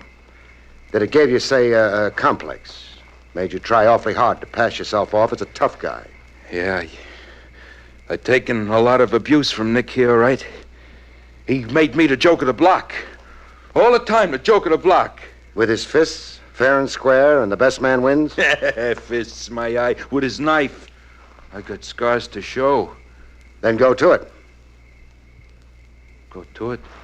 Here's your chance to lick Nick in a fair fight, man to man. Lick Nick and lick a few of your complexes. Wait a minute. Yeah. Yeah, I always wondered how I'd do it, Nick, fair and square. Let's get to it, Nick. Hey, wait a minute. I'm gonna beat your brains No, in. now listen. Show some fight, Nick. Listen, Tex.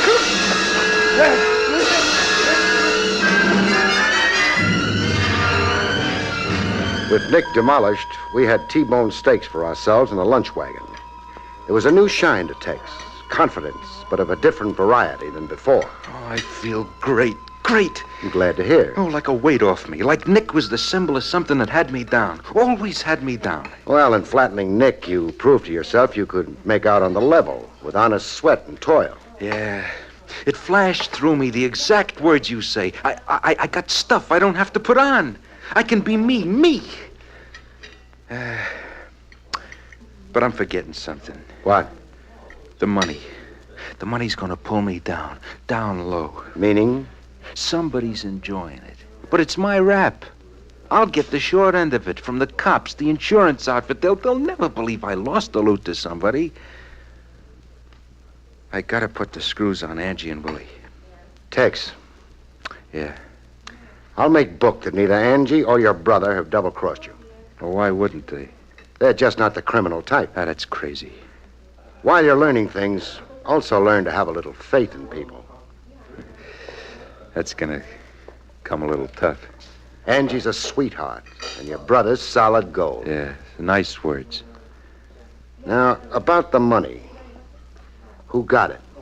I've been picking my brain. Well, who hasn't? I've got an advantage. I'm a cop. Meaning you think better? 20 years as a trade gives a man a certain training. Yeah, well, you show me. Your room behind the ironworks. When I came across you earlier today, you were in a coma, delirious, babbling out loud. The fever. The fever. It comes and goes, you said. Yeah, it comes and goes. Now think. Did the fever get you in prison? Yeah, it did. Very bad once. Last year, that was, I was in a hospital for a week. A week of babbling out loud, like you babbled to me in that room. You know some of the words I caught from you while you were delirious? No, go ahead and tell me. Dunstan's chicken farm. Walk a line from the coop, blindfolded. Do it easy. Wait. Babbling in my delirium. Is that like talking in my sleep? Talking things wild horses couldn't drag from you when you were conscious. The DA and a judge couldn't drag it from me. Neither could the warden. Where was the dough? I laughed in their faces. Now think hard, Tex, if you get my drift. I'm ahead of you. I know who we're after. I got his face in front of me. Who is he? Joey Stutz, a short-timer in Sing Sing. He was an orderly in a hospital. He couldn't do enough for me. With the alcohol and the sponge, with the medicine, every time I'd come to, there was Joey sitting in my bed. Smart Joey. He got an earful of your babble. Oh, yeah. I made him a present of $30,000. Know where we can look him up? Yeah, I know. I do know.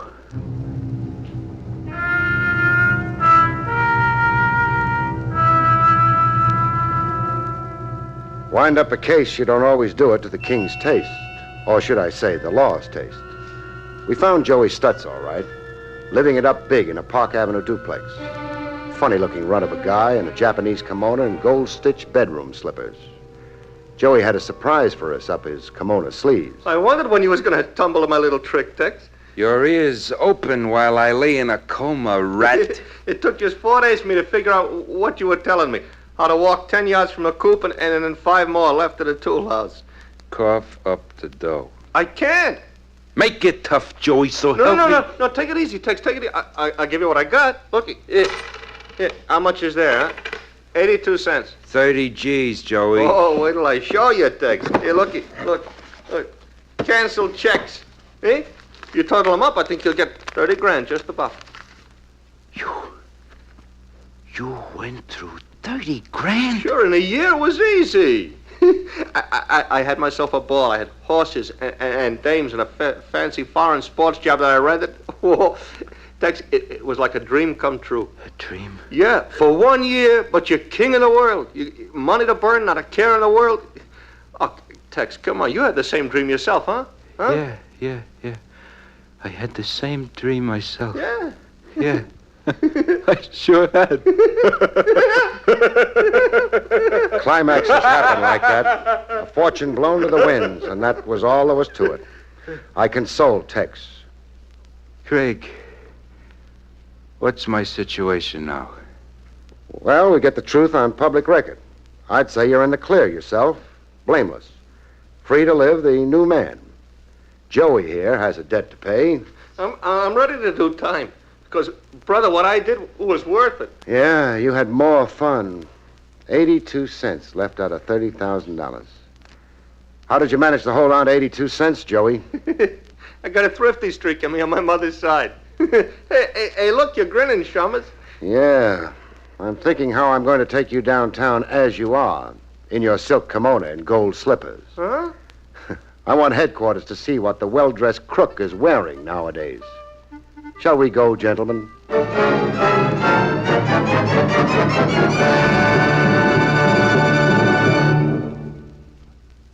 You have been listening to William Gargan in another exciting transcribed mystery drama from the adventures of Barrie Craig, confidential investigator. Tonight's story, The Tough Guy, was written by John Robert.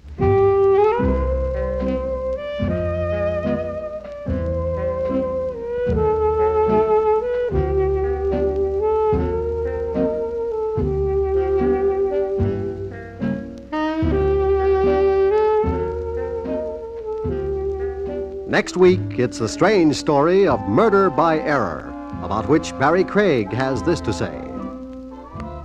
Next week's story, Murder by Error, a footloose husband stubs his morals and almost collapses into the electric chair when a hot pistol sends a cold chill through him. Good night, folks. See you next week.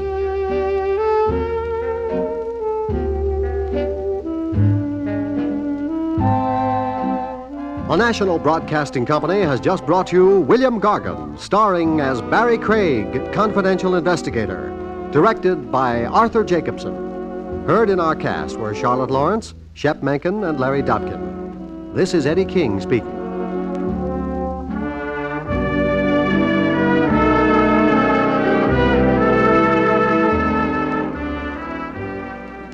NBC sends a welcome to WAPI Birmingham, its newest affiliate and Alabama's oldest radio station. This is the NBC Radio Network.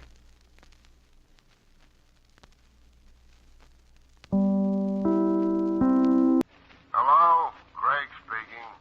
I wanted to read you my lead for tomorrow's column. At the door. Hold the line, Barry, while I see who it is. Don't answer that way. Stay away from that door. Stay away from that door. Oh. You, look, I told you it's no use coming here. You're just wasting your time. My life's too short. By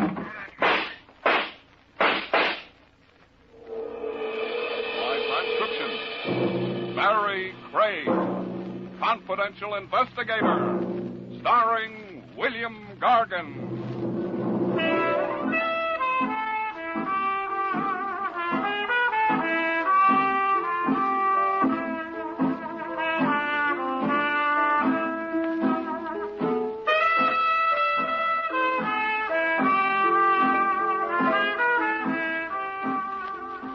Barrie Craig speaking. It was one of those nights. I was sitting in my office with my feet hooked on the corner of my desk, trying to whip up some enthusiasm over an assignment to bodyguard a couple of tin coffee pots at the Long Island wedding when the telephone rang. I let it ring a few times before I reached out and snagged it off its hook. After all, when they're that anxious, they can be mighty worthwhile. Yeah, who's this? Al White from the Chronicle. Remember me? Oh, Al White, sure. How's the gossip column racket these days? Warming up. I got a chore for you. I'll bet you have. Meaning what? I've been reading that column of yours. Those cracks you've been making about Larry Slade throwing the big fight, they can't have made him very happy. I hear he's looking for you. Yeah, so do I. I need a bodyguard. You keep printing that Slade took a dive, and you're more likely to need an undertaker. I was right about it, wasn't I? I even called around. Sometimes there's something better to be than right. Such as? Alive. Something you're not likely to be if you keep needling Slade. He's big and sensitive. My heart bleeds for him. Look, do you want this job or not? All right, Al. Where do I start guarding the body? The Casa Daily Bar. Midnight. It wasn't the kind of case I'd like, but a private detective is like a doctor or a lawyer. He can't always pick and choose. Anyway, a few minutes short of midnight, I parked the car outside the Casa Daily. It was an old white-frame building that Ace Daly had converted into a plush boob trap. One of those joints where if they don't get your roll with the fancy prices at the bar, they got back rooms all rigged up with roulette wheels and crap tables where they do. I was holding down the bar with an elbow, squinting through the fog of blue-gray smoke when my client, Al White, walked in. Waiting long? Not very. Seen Ace Daly? Yeah, he went in the game room a little while ago. Larry Slade with him? Champ? No, why? Just a hunch. He'll be here, too, before the night's over. Daly's in the game room now, huh? Hey, why the interest in Ace Daly? I thought you were after Slade's hide. Maybe I'm after both of them. You think Ace had a hand in fixing that fight? Yeah, and tonight I'm looking for proof. Any objection? Sure skin, if you like to wear it with holes in it. That's what I'm paying you to prevent. Maybe we better make this one cash in advance.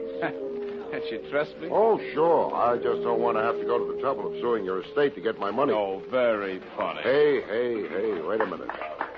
You must read tea leaves. Huh? Don't look now, but your old friend, the ex-champ, just came in. Is he heading this way? No, he's going on through into the gaming room. Good. What's good about it? I had a tip Slade would be showing up for the payoff tonight. This settled it. He jumped the fight, and Daly paid him to do it. You still haven't got any proof of a payoff. With a little luck, we might even get that. What are you going to do, follow Slade in? Not yet. Give him a minute or two head start. He won't go direct to Daly's office. He'll probably waste a couple of minutes looking around in the gaming room, just to make sure he isn't being followed. Now, if we time it right, we may catch him in the act. And if we do, I'll have the biggest story of the year. I only hope you live to write it. I'll write it. Don't you worry about me. All right, then. I'll worry about me. I only hope that I live to read it. We stayed at the bar, finished our drink, and listened while a tinny five-piece combo did unmentionable things to a popular ballad. Then Al White dropped a handful of silver on the bar and nodded he was ready. I led the way out of the bar to the disguised entrance of the roulette room. The door was presided over by a tuxedoed man with a broken nose. We stepped into a small vestibule, waited while he closed the door behind us. Then another door opened, and we stepped into the game room. A low buzz of conversation, spiced with the click of roulette balls, rolled out toward us. A dozen or more people were huddled around a huge roulette layout in the center. On the far side, a hot crap game was in session. Either Ace or Slade was in sight, so we ambled past the bank of slot machines toward a door marked private. From behind it, we could hear the sound of someone laughing. Ready? All right, let's go. And may your marriage be as happy as you are beautiful, my dear. Hold it, Judge. We got company. Something just crawled out of the woodwork. Something was wrong. Instead of a payoff, it looked like a party. Lifting a champagne glass with Ace Daly and Slade was the most gorgeous redhead I'd ever seen. And a tall, distinguished, white-haired man was just proposing a toast. It wasn't what we'd figured to find. But Al White didn't let that stop him. He walked right in like the life of the party. Or maybe the death of it. Hello, Larry. Evening, folks. I've been looking for you, White.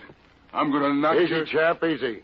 My client doesn't like to be crowded. Make it easy on yourself, and you keep out of Cut this. it out, He's champ. got it coming. I'm going Cut to... Okay. Okay, Ace. You, White, on your way. Daly, you could lose a lot of customers talking to them that way. I didn't send for you. Get out.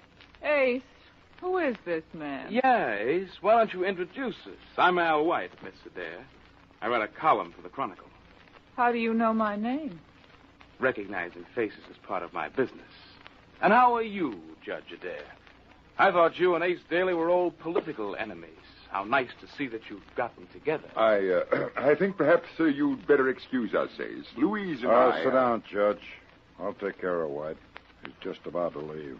Don't mind if I do now. You see, I came here looking for a story in the fight fix the other night. Oh, it's small potatoes compared to a political fix. What does he mean, Ace? You and Ace, the happy couple. Well, really? And maybe if Ace helps the judge to get reelected, he can claim the bride as his reward. What a story. Ace, he mustn't print that. Not before election. He'd ruin everything. Don't worry, Why, Judge. He's not printing anything. That's where you're wrong. I'm not only printing it, but I'm going to do a feature piece on it. Don't push your luck too far. You're still healthy because nothing will happen to you in my place. Providing you're out of it in 5 minutes. Just let me take him, Ace. Let me Without take a him. rehearsal, champ? I thought you always rehearsed your fight. Why, you little rat, I'll kill you at the last thing, Look, Ace. champ, I don't have my hand in my pocket because it's cold. I told you the guy's my client. Sit down, champ. As for you, Craig, put up the heater. Hayes, you've got to stop him. He mustn't print that. It would ruin us, all of us. Don't worry, Louise. If he so much as hints at it in that rag of his, I'll not only be on the line of people who want to kill him, I'll be at the head of it. As we weren't in any position to cop any popularity prizes at the moment, there didn't seem to be much point in hanging around the Casa Daily. We got out with about 2 minutes left of the head start Ace had given us. White insisted that I drop him off at the combination office and apartment where he worked. So I locked him in for the night, then headed for my own apartment and some long-delayed shut-eye. I didn't need anybody to rock me to sleep, as I was practically snoring by the time my head hit the pillow. So when the phone started to dance off its stand a couple of hours later, it took me a few minutes to locate it. Oh, stand still, will you? Yeah? Now, White. What time is it? Oh, about 4:30. Oh, it's the middle of the night. Not for me. These are my office hours. Just finishing up tomorrow's column. I want to read you an item. I can wait until tomorrow to read it. Hey, what's that? Oh, the doorbell. Who is it? Hold the line a minute. White, don't answer that. White, stay away from that. White! White! Without stopping to think twice, I knew that whoever was paying that late call to Al White carried a peculiar calling card engraved in lead. I started dressing, made par for the course, and was headed for a cab in less than 6 minutes. A police cruiser outside of Al White's apartment house told me somebody else had heard the shots. When I finally got to his door, it was opened by Sergeant Marty Moran of Homicide. Well, I might have known. What are you doing here? White was my client. Was? Don't let's get cute, Marty. I was talking to him on the phone when he got it. Oh, that accounts for the phone being off the hook. Do I get in? I suppose so. What were you talking about when it happened? He wanted to read me an item out of tomorrow's column. Column? You didn't find any column, just a few blank sheets in the typewriter, no column. Yeah, there he is. We haven't moved him yet. Yeah, me hasn't gotten here. Got it in the back, huh? All 5 of them. Small caliber gun. 32 or less, I'd say. Big enough to do the job. Yeah. And you say there was no trace of a column? No, just a few blank sheets of paper in his typewriter. All right to handle? Yeah, I guess so. Barry, what's on your mind? Just a hunch. I'm wondering if Al White had the same habit most newspaper boys have of jamming 2 or 3 sheets into their machine at a time. Hey, you got something there. If he did, we may be able to bring out the impression on the second sheet. That's worth a try. There should be some dusting powder in the lab kit. Yeah, here's some. Let's have that second sheet. Here you are. Think that's enough dusting powder on it? Yeah, a little more, maybe. Shake it around. Well, what do you know? It worked. Can you read it, Sergeant? I think so. First, let's blow off the excess. Yep, there you are. Clear as a carbon copy. Take your vows later. Uh-oh. Here it is. Listen. The mob is giggling over Ace Daly's payoff if the election goes right. Now, instead of fixing fights for sugar, the Ace is fixing elections for honey. Ace Daly in this? Yeah. He told White that if that item appeared, he'd kill him. Well, why didn't you say so? That makes it easy. We put out a pickup on Ace, and we got it made. Better pick up Larry Slade, too, Marty. The champ? Yeah, he got into the act, too.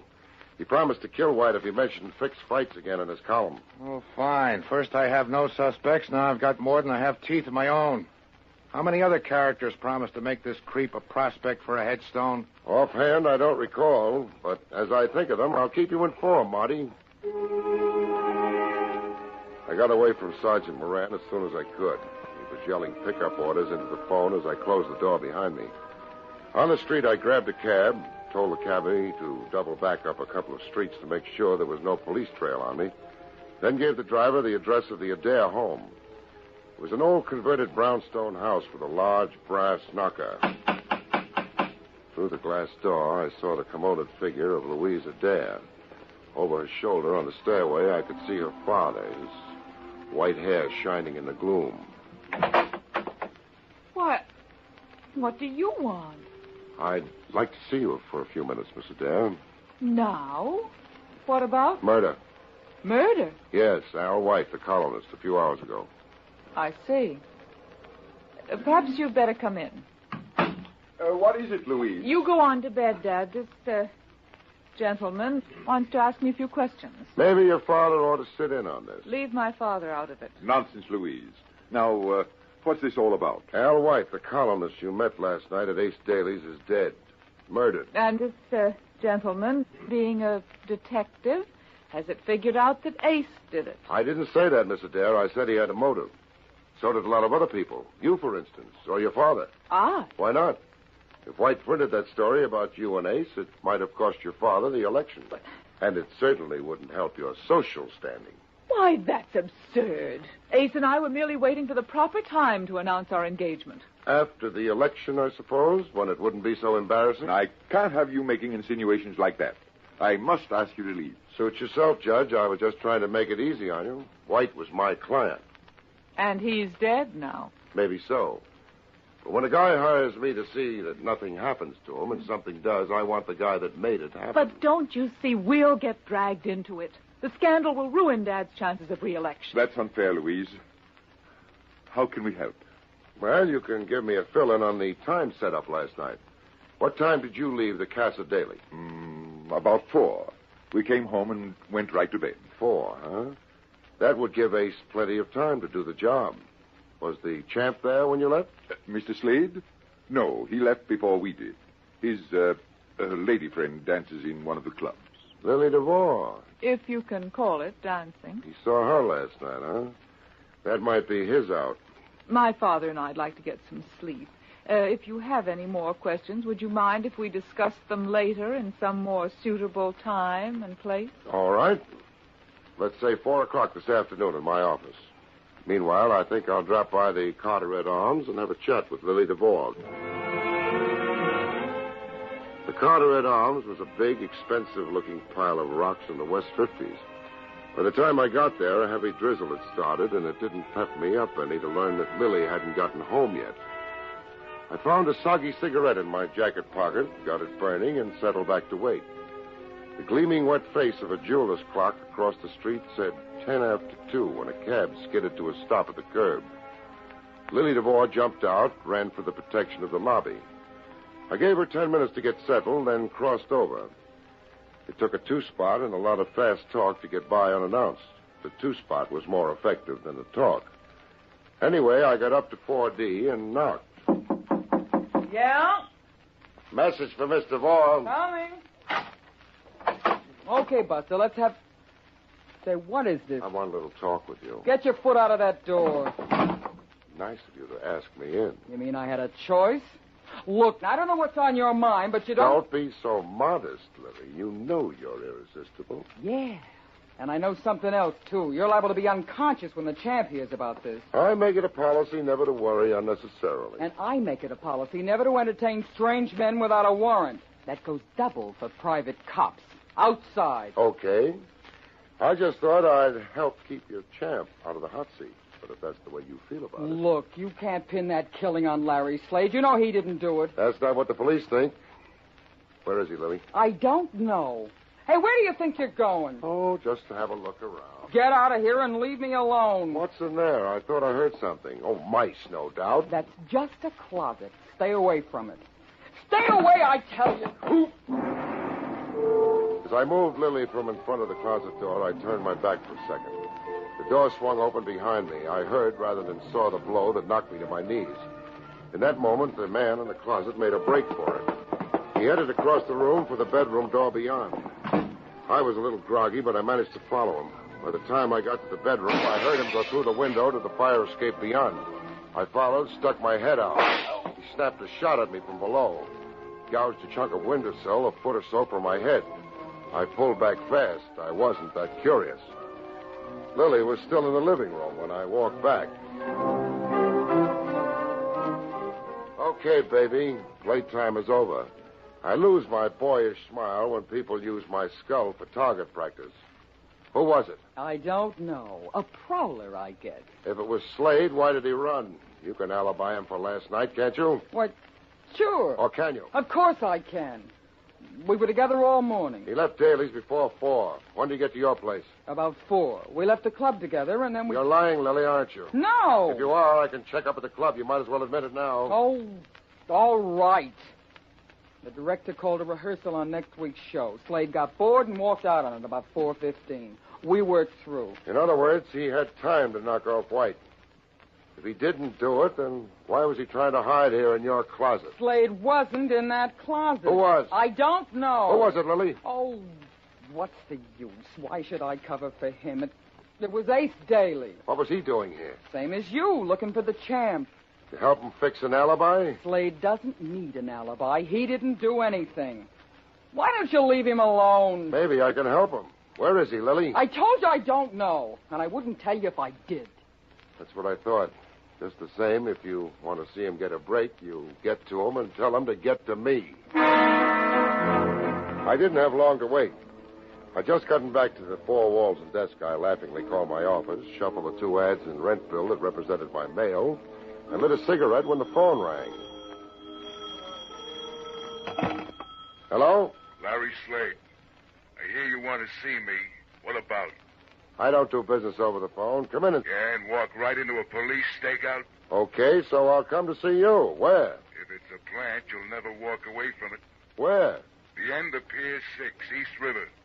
Make it 3:30 sharp. I'll be there. And come alone. Because if you don't, you'll have plenty of company when you leave. They'll be carrying you.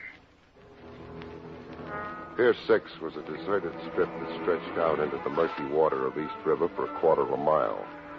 Anybody walking to the end would be visible for minutes before he reached the end, setting him up as a perfect target. The goose pimples and icicles running down my spine were caused by the cold wind, I think. The rain hadn't let up, and I was drenched by the time I reached the end of the pier. Larry Slade stepped from behind an old rotting shack that had been a watchman's shanty. He looked bigger than a Brahma bull and twice as nasty. Hello, champ. What do you want? The one who killed Al White. The cops think maybe you did. I can read. I don't think you did. That's nice. So? Give yourself up. I don't want you to take the fall for the killer if you didn't do it. I don't take any falls for nobody. You're set up for one right now and don't know it. You're lying. Why should I? Ace Daly's the only one got anything to gain by lying. He wouldn't cross me. Not unless he needed a fall guy, and he does. Why don't you tell him that? Hey, Ace. Busy little man, aren't you, Craig? I tried to get around, only this time I didn't get around fast enough. Looks like you beat me to it, Ace. Looks like I did. He thinks you're trying to pin the murder on me, Ace. Now, why would I want to do that, Larry? Why would I want to frame the guy who's giving me my alibi? Your alibi? He hasn't even got one for himself. Not after he left Lily Duvall last night. Oh, yes, he has. Larry came back to the Casa Daily. We were both there together at 4:30 this morning. Now, what do you say to that? You've had time to cook up a nice little story, haven't you? But coming from the 2 principal suspects, I doubt if the police will take your word for it. You'll have to think of something better than that to prove you were really there. Don't worry. We can. After he got home, Judge Adair called me up to talk things over. That's funny. The judge didn't mention it to me. But then maybe you haven't had a chance to give him his briefing yet. Don't worry, Craig. He'll back us up. Will he, Ace? Aren't you forgetting something? What? You can't help him now. When the story of your little deal gets out and the papers tie it in with this murder, your support would be the kiss of death. His only chance of re-election now is to wash his hands of you as fast as he can and try to make hay on the other side. Now, wait a minute. Sorry, Ace, but I gotta go see the judge. I'd kind of like to hear what he has to say before he's had any coaching. Stop him, Slade. What do you want me to do? You're the champ. Figure it out for yourself. Larry Slade grinned, licked his lips. He hunched his left shoulder a bit. I saw the punch start somewhere near the tip of the shoe, but I couldn't get my jaw out of the way fast enough. It landed like a ton of bricks, and the pier came up and slapped me in the face. I don't know how long I was out. Could have been minutes, probably. It was only seconds. Both Ace and Slade were gone when I opened my eyes. I couldn't find it in my heart to regret their going. All I could do was hope that they were going to the wrong place if they wanted to locate Judge Adair. I managed to get a cab and gave the driver my office address. When I got there, 2 people were at my door trying the knob. Even in the semi-gloom, I had no difficulty making out the sleek lines of Louisa Dare as one. The other was her father. Looking for me? Oh. I thought you'd forgotten our 4 o'clock appointment. I've thought of something you should know. Good. Let's go inside where we can talk. Make yourselves comfortable. I suppose we really should have told the police, but Dad preferred to talk to you first. Well, let's have it. I think I know who killed your client. I thought you might. Judge Adair, after you and your daughter got home this morning, did you phone the Casa Daily? Why, how did you know about that? Then you did make the call. Why, yes, about 4:30. Well, there goes the old ball game. I thought that Ace was lying. But Ace wasn't there. No one answered the phone. He didn't? Why didn't you tell me that this morning? Well, Dad didn't want to get involved. It would cost him the election. Cost a man his life. I finally realized too late. When Daly tried to reach me today... I see I got here just in time. Hey! No, don't shoot, Daly. I won't tell anything. Don't... Why, you dirty double-crossing old buzzard. He's got a gun, Dad!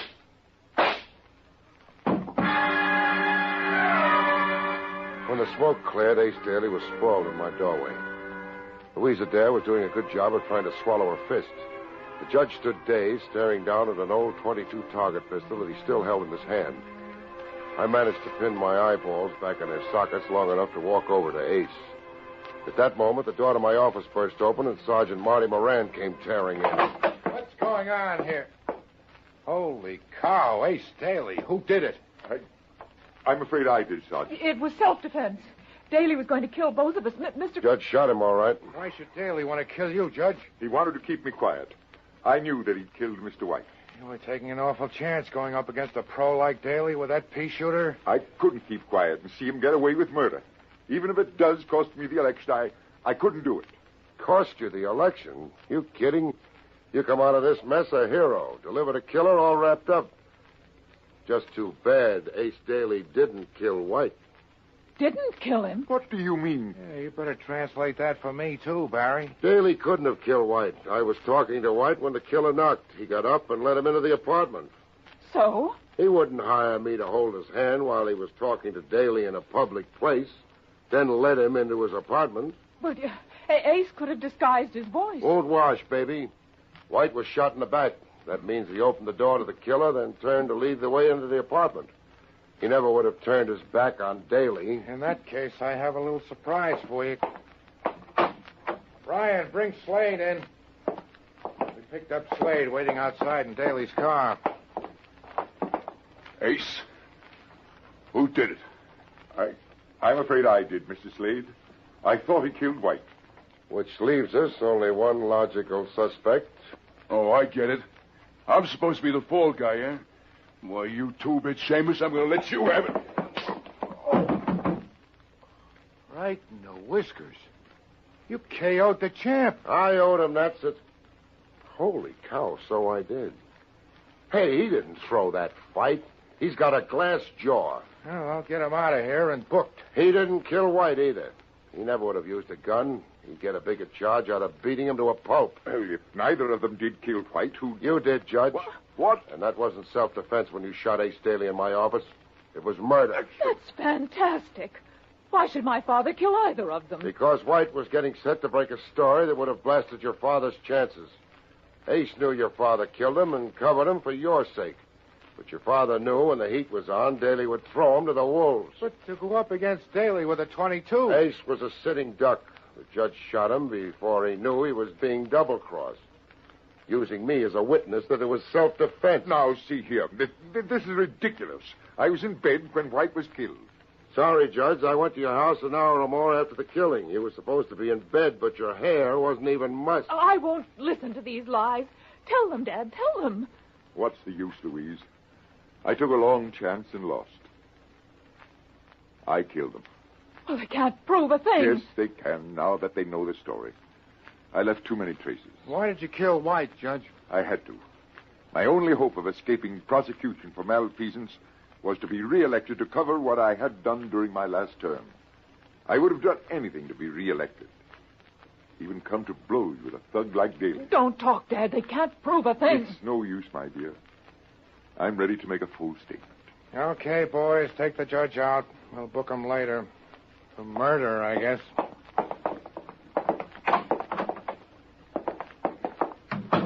Barry? Well, we're waiting for the medical examiner. Tell me... Not now, Marty. I've got an important date. Anybody I know? Lily DeVore. You crazy? That's the champ's girl. He's plenty jealous. Plenty jealous, but I just found out he's got a glass jaw. So long, Marty. So long, folks. See you next week.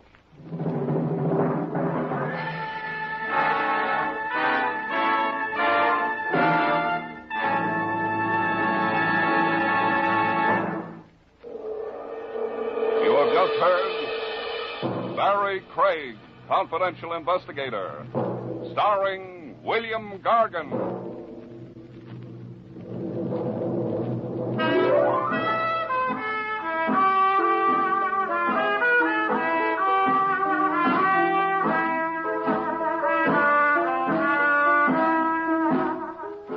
Next week, another exciting transcribed story starring America's #1 detective, William Gargan, as Barrie Craig, Confidential Investigator. Tonight's script was written by Frank Kane and featured Santos Ortega as Ace Daly. Edward King directed. Your announcer is Don Pardo.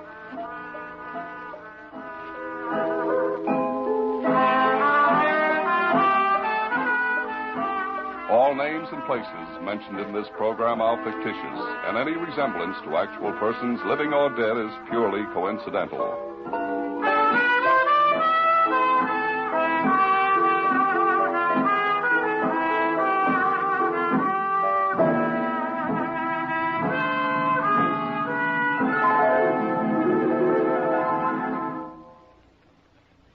Three chimes mean good times on NBC. William Gargan stars as Barrie Craig, Confidential Investigator.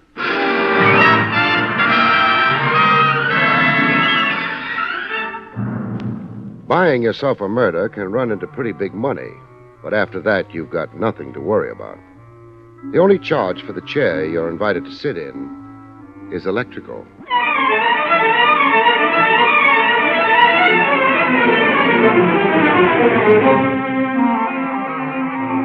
The National Broadcasting Company presents William Gargan in another transcribed drama of mystery and adventure with America's #1 detective, Barrie Craig, Confidential Investigator.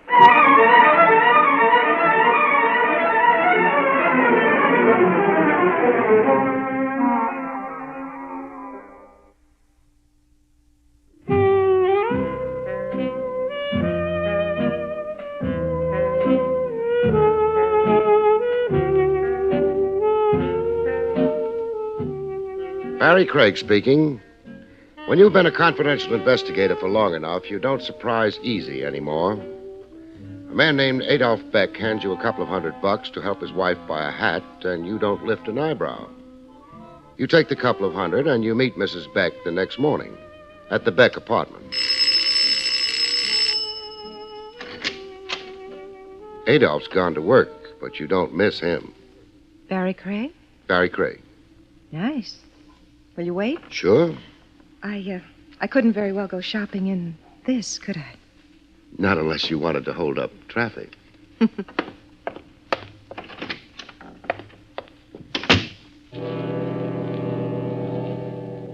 You wait while the lady changes into something that won't hold up traffic. You decide you're being overpaid. Given the chance, you'd watch Mrs. Beck even if there wasn't a nickel in it. Ready? Fine. You think traffic will be safe now? Sure. I don't know about myself, though. Oh, hold it. What? I'll take a look outside first. Oh. Well, the street looks normal. Let's go. Ah, it's such a lovely day. Yeah. But that's my car. Well, can't we walk? The shop's not very far. No. Well, all right, but... Safer this way.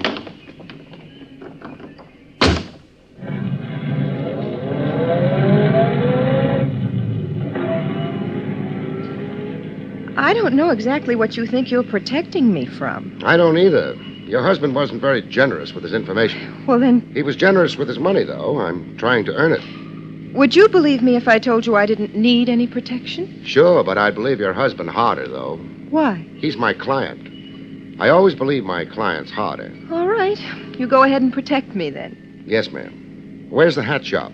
Well, keep right on. Oh, wait, slow down. What? That shop window. Madame Fleury? Yes, she's always got wonderful things in it.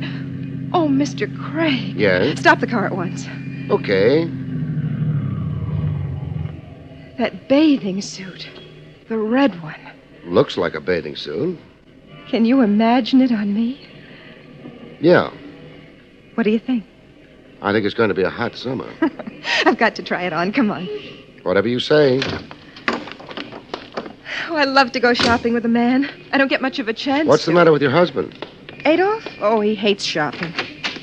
Good morning, madame. Monsieur. What can I show you? That bathing suit you have in the window. Ah, madame has magnificent taste. It is an imported suit.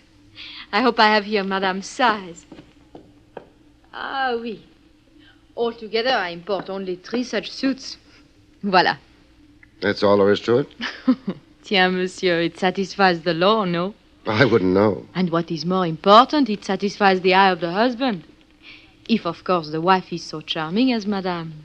Charm isn't exactly what a girl needs for a suit like that. Oh, maybe not. But madame has it, no? She has it. I've got to try this on. Where? This way, please, madame. Madame will find the dressing room comfortable, I think. I must congratulate monsieur. Yeah? There are not many women who would even dare to think of wearing such a suit. It is, of course, ridiculously expensive. It is, huh? But monsieur will not mind paying, eh? I guess he won't.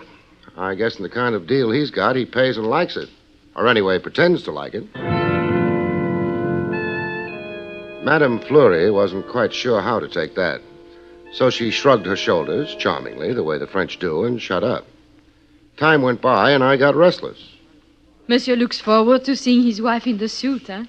Monsieur has been looking forward to it for too long. She's been in there over 15 minutes. Oh, a pretty woman always keeps her husband waiting, no? I wouldn't know about that.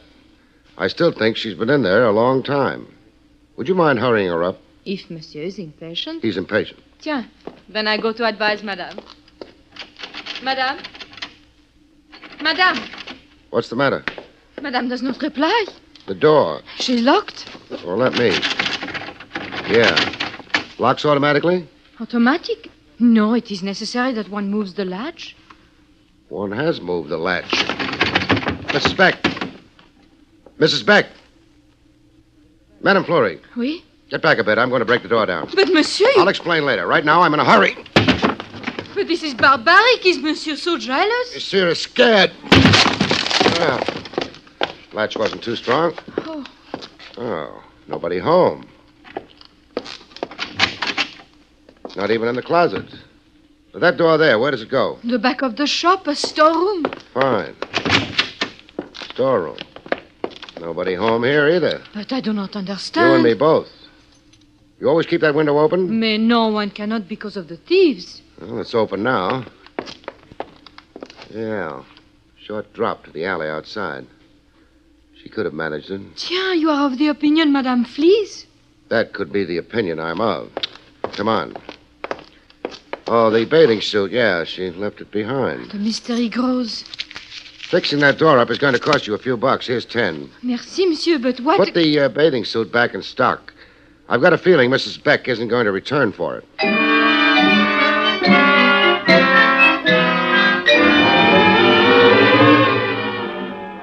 There was no occasion for yelling for the police. Mrs. Beck had a right to use the back exit if she wanted to. And there's no law against making a confidential investigator look foolish. I took my foolish look over to Beck's office and let him stare at it. But you shouldn't have let her... Mr. Beck. Yes? You handed me a couple of $100 to go shopping with your wife for the next week or so. You told me you were worried about her. Of course. And the first thing you do is let her slip out of your fingers. I never had them on her. You didn't bother telling me my job was to act as a jailer. I assumed you'd realize that... The only thing I could realize was that you figured she was in some kind of danger. Well, maybe she is. Maybe someone No. knew... There was no way anyone could have known she was going to stop at Madame Fleury's and use the dressing room there. Her disappearance had to be her own idea. Yeah, perhaps you're right. It's a little too early to call in the Missing Persons Bureau. She's been gone only for an hour.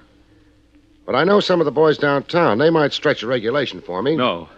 No? I don't want the police involved. She may simply have returned home. She did it the hard way. Or if she didn't, Craig. Yeah? I want you to find her. Meaning you don't really think she went home? Wherever she went, you find her. The police do that kind of thing a lot better than a one-man outfit like me. I don't care. Okay, it's your money. But I'll need a few leads. Leads? Look, Mr. Beck, New York's a large place. Also, it's furnished with trains, planes, and buses, leaving it every few minutes. I've got to have some idea where she might be heading and why, or else I'm licked. I understand, but... We'll do it the hard way. Who was your wife before you married her? Her name was Lila Lorne. Lila Lorne? It sounds phony. It was her professional name. What profession? She sang. She was a club singer. Where'd she have her last date before giving it all up for a home in Kitty's? She was singing at the Romany Rendezvous. The Romany Rendezvous? East 40s? Yes. Fine. Before marriage, your wife was a singer named Lila Lorne, singing at the Romany Rendezvous. Now, you tell me the rest. What rest? You know, somebody listening in would think I was working against you instead of for you. I had to drag this information out of you. Why? There's nothing wrong with a girl singing in a nightclub. Nothing to explain a disappearing act, either. You're shrewd, Craig. Isn't that why you hired me? I didn't think shrewdness would be necessary. The way you talk, people might get the idea you didn't want her found. I do. Okay, then what's the rest of it? Before Lila married me, she was sort of engaged to Eddie Myron. What does he do? Pitch for the Dodgers? He owns the Romany. Keep going. Well, Myron was very angry with Lila.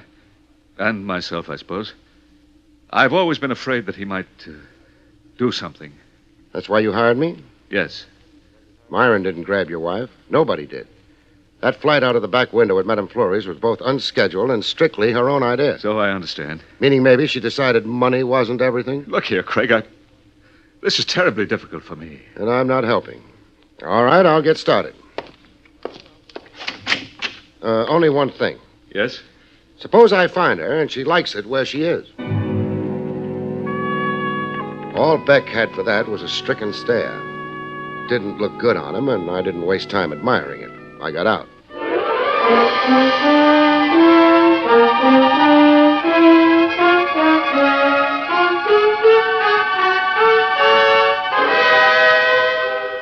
Back to William Gargan, starring as Barrie Craig, in just a moment.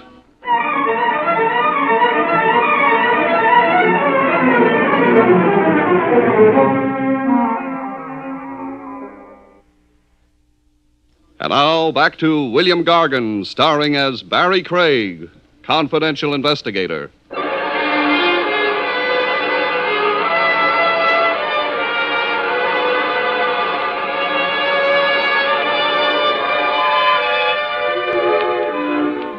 It was a little early for the Romany Rendezvous when I got there. A handful of tourists were fighting the stakes and trying to believe they were living. There wasn't a gypsy around. Good evening, sir. I have a splendid table. Save it for the Iowa delegation. They're due any minute. I beg your pardon? Eddie Myron. Eddie He Myron? wouldn't be on public view. Lead me to him, huh? Mr. Myron is not in, sir. That sir must have hurt. All right, he's not in. You've done your duty like a nice little head waiter. Now take me to him. Hey, wait a minute. Careful, the gutter's beginning to show. What makes you so tough? Clean living. Well? You didn't mention a name. Oh, careless of me. Barrie Craig, how's that? Craig?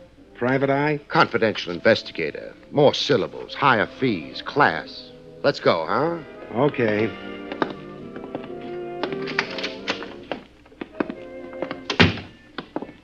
Lila with him? Lila? A friend of yours, Mr. Craig? Very good. Forget I asked. Yes, sir. Mr. Myron's office is down the corridor. You can see the door from here. Thanks. But I'll take the sap first. Let go. Sure, the better Now I'll take the sap. Thanks. I get so tired of being hit on the head. You... Don't say it. We'd both be shocked. You were a little obvious, friend, asking me to walk in front of you. Now go back to the dirty napkins, huh? I'll show you the... No! Okay. Craig's made another friend. What goes... Oh, I forgot to knock. I'm terribly sorry. Who are you? The name's Craig. I also forgot to shut the door behind me. Excuse me, Mr. Myron. Wonder if there's a lock. Yes. Now, I feel better. I'd hate to have anyone walk in while my back was turned to him. Got a permit for that gun? Got any authority to ask? No. No. That makes us even. No, it puts me one ahead. I got the gun. Some days I can't keep score worth a darn. Is this some fancy kind of holdup? You wouldn't keep your dough in here. I wouldn't. But you mightn't know that. Barrie Craig. Do I stand and salute? You remember I'm a confidential investigator, which makes it unlikely I'm after your dough. Maybe I haven't got as high an opinion of investigators as you have. You're misunderstanding me, hurting my feelings. All I'm after is companionship. Mine? Lila's. Lila who? You took too long on that one, fella. All right. Your business has got something to do with Lila Lorne. The name's familiar. So's the lady. So what? I'm looking for her. Here? Know any better places? Sure. Try the Beck residence. I already have. Well, then we both don't know a thing. I don't know a thing. You do. What makes you think that? I tossed Lila Lorne's name in your head waiter's lap. He tried to toss this blackjack at me. Oh, that wasn't very nice of him. He missed. How does he feel about it? Painful. Well, I hope it doesn't show too badly. I wouldn't want the place to get a bad name. We're getting away from Lila Lorne. I haven't been near her in months. That's why your head waiter was so sensitive? I could pry it loose from him. Okay. Maybe I could use you on my side. Maybe even I might need you. Oh, yeah? Yeah, I got a call from Lila early this morning. First time I'd heard from her since she got married. Must have been a surprise. And it was even a pleasant surprise. She wanted me to meet her. She was upset. Beck was running short of money? Well, Beck, it seems, was running after another blonde. That's what Lila said. Yeah, that's what she said. She wanted me to meet her up in Creekdale. What's Creekdale? Well, I got a kind of cottage up there. It's maybe an hour out of the city. She wanted you to meet her up there this morning? You agreed? I agreed. I drove up there. The cottage was there. And Lila? No. Well, I hung around for maybe a couple of hours. Then I started thinking. Somebody was playing me for something. I made fast time back to town. I worried. Boyle, that's the head waiter you tangled with, got his instructions. He'd been with me all day in the apartment. Why are you breaking down and telling me all this? Well, partially because Boyle lost his head when you mentioned Lorne. That wouldn't make him a good witness. And partially because I don't even know what I was being set up for. I'd like you to find out. I've already got a client. Beck? Yeah. What's your job for him? Finding his wife. Well, that won't have to conflict with anything I want you to do. One client at a time is all I can handle. But if I find out anything that might interest you, you'll hear from me. Or maybe from the police. That was thrown in to worry him. He was already worried, but maybe not about the right things. Even at that, he was ahead of me. I didn't even know what the right things were.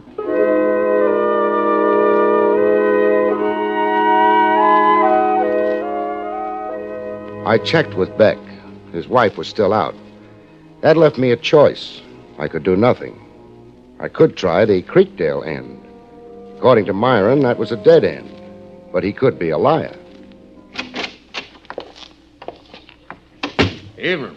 Good evening. You're the sheriff, they tell me. I guess they tell you right. I'm Barrie Craig. I'm a confidential investigator from New York City. That's so. That's so.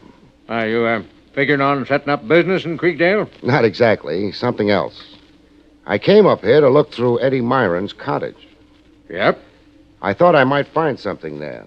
I drove to the cottage before stopping here at your office. Yep. The cottage wasn't in very good shape. No. Somebody was careless with matches. Looks that way, don't it? Place was burned to the ground. When did it happen, Sheriff? This afternoon. I don't know the exact time it started. Couldn't have been later than 12 or so. Any ideas about why it started or who started it? What were you figuring on maybe finding in the cottage, mister? Something that might lead me to a lost lady. That's so. What might her name be? Lila Lawn, perhaps. Or more recently, Mrs. Adolph Beck. Yep. Come along, son. Okay.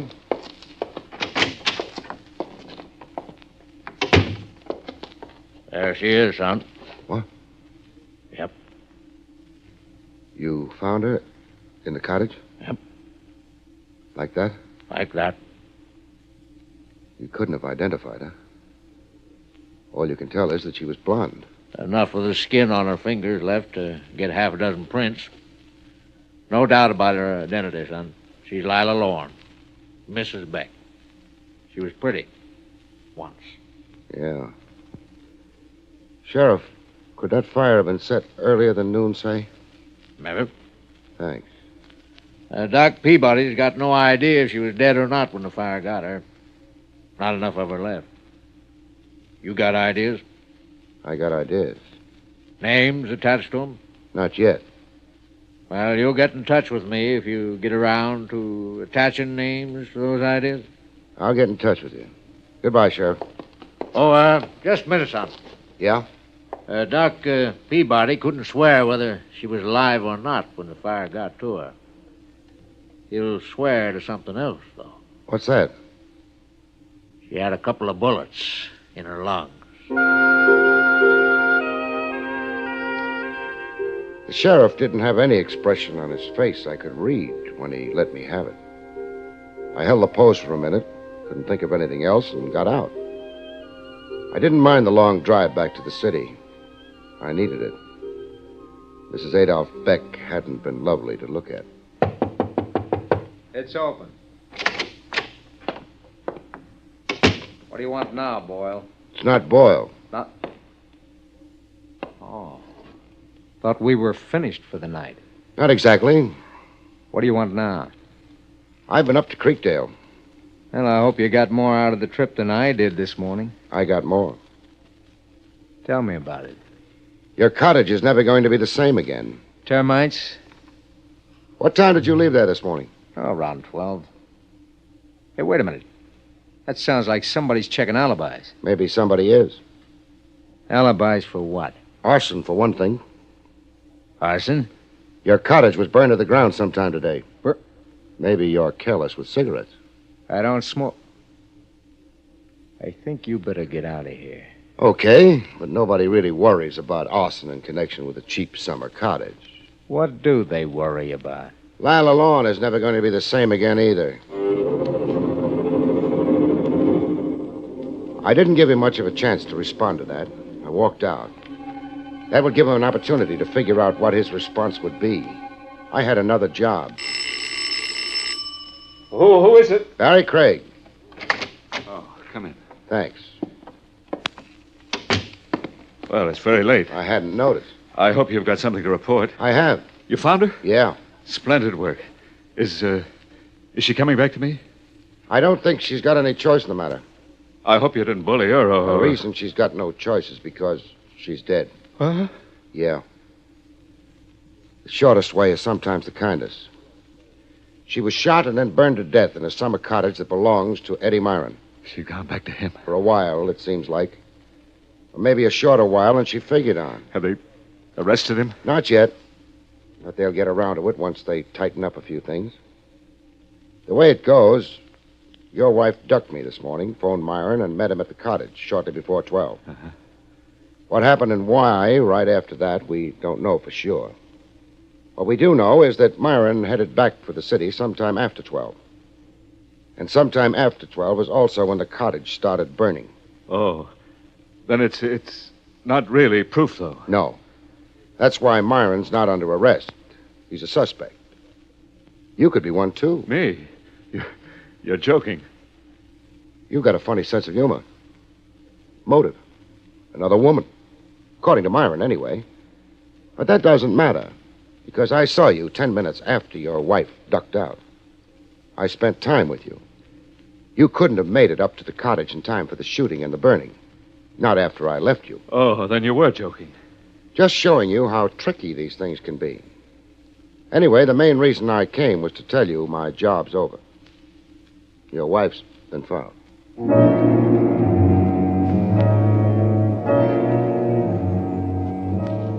I walked out. He didn't see me to the door. Loved her, hated her. The fact that she was dead meant something to him. I got out into the street and started walking, but not far. Somebody else was walking behind me. I stopped. He stopped.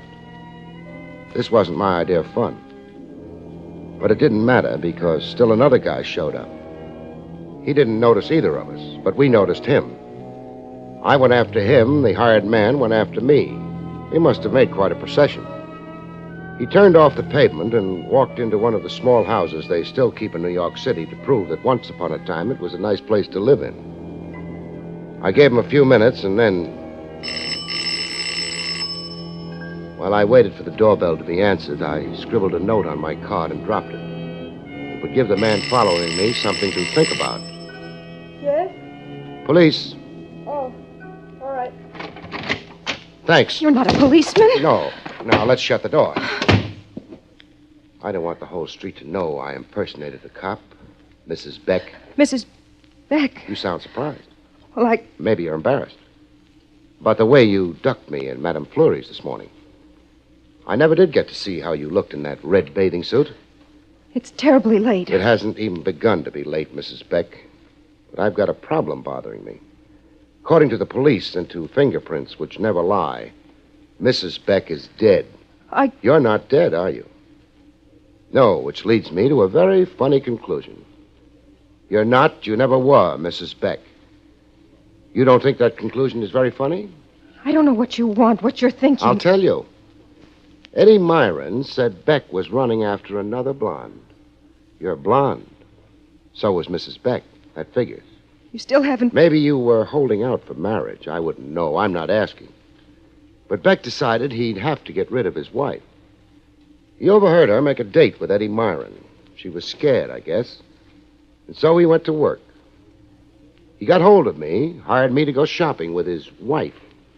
He got hold of you, got you to pretend you were his wife until he could duck up to Creekdale, kill his actual wife, wait till Myron had left the cottage in disgust, and then set fire to her. Why, that's silly. He got back to the city by 12. You were still alive then, according to what my testimony would have to be. Then you disappeared. So I'd think Beck couldn't have killed his wife. But he did. You prove it. I'm not doing anything. Myron put himself at the scene of the murder at the time of the murder, with no alibi. If he'd killed the girl, he wouldn't have done that.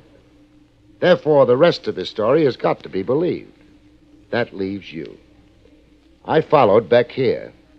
If you turned out to be someone I'd never met before, fine. Beck's in the clear, but you're not. So what else do I need? Killing, Craig. Finally came out of the woodwork, Beck. Why don't you introduce me to the lady who's going to hang with you? Excuse me, they don't hang you in New York. Stop it. Stop it. I didn't know about his plans to kill Lila. He just told me it was a gag for a divorce. Hey, that's not bad. Any jury with men this side of senility on it will go for that. Beck, it looks like you take it alone. I don't take anything. I can take care of her, Only too. trouble is, Beck, Eddie Myron was worried about me. He trailed me to your place. He trailed both of us here. I dropped a note to him when I came in. Advised him to pick a good seat. He's outside that window. You're lying. I'll take care of you first.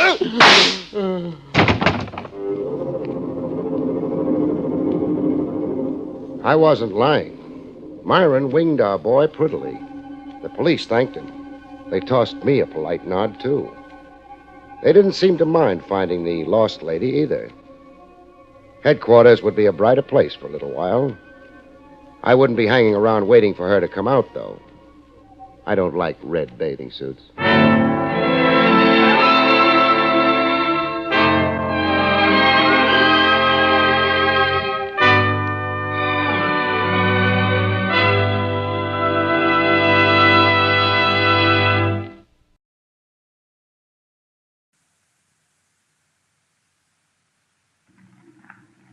William Gargan stars as Barrie Craig, confidential investigator.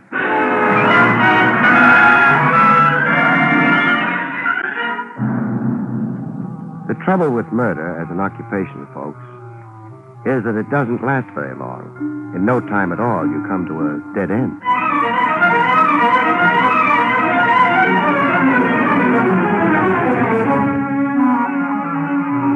The National Broadcasting Company presents William Gargan in another transcribed drama of mystery and adventure with America's #1 detective, Barrie Craig, confidential investigator.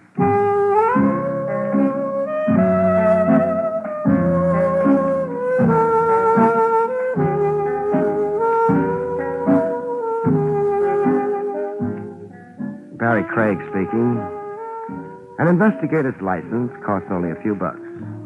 When you're starting in the business, you've got ambition. So you have the license put under glass and framed. You spend a couple of hours deciding on the best place to hang it. Then you find out all you've done is bought yourself a front seat for the back stairs. But you also find out an awful lot of people use the back stairs. It's open. Craig? Yeah. You alone? They're mice. They're tame, though. I wonder if you're the man I'm looking for, Craig. You'll have to figure that out by yourself. It says confidential investigator on your door. I had that put on myself. Maybe I was boasting. Small place. What's this door? Leads to the back stairs. Yes? You want to look under the desk, too? I have to be careful. How much money do you make a month? Not enough to have my clothes made by your tailor. I think perhaps you'll do. Thanks. This is what you'll work with. An envelope? Take a look inside. All right. Money. Count it. Uh-huh. 5,000. Yes. I want you to buy a necklace for me, Craig. For $5,000? That's right. You got any preferences in necklaces? A girl named Wendy Harper has the one I want. She lives at the Beecham Towers Hotel. Maybe she's got more than one. Oh, no. The necklace is pearl. You buy it from her, turn it over to me, and collect $500. You don't like the Beecham Towers Hotel? Oh, what's that got to do with You it? could go over there, buy the necklace yourself, and save my fee. I could also be sued for divorce. Meaning you can't afford to be seen with her. Fair enough. I'd like a receipt for the $5,000. Sure. Received from... From? You don't need that. How will I get in touch with him? I'll phone you. Okay. Your receipt. Thanks. I suggest you begin work at once. Right. Oh, one thing. Yes? Suppose she doesn't want to sell. She'll sell. You're sure the necklace is worth $5,000? Yes, I should be. I gave it to her.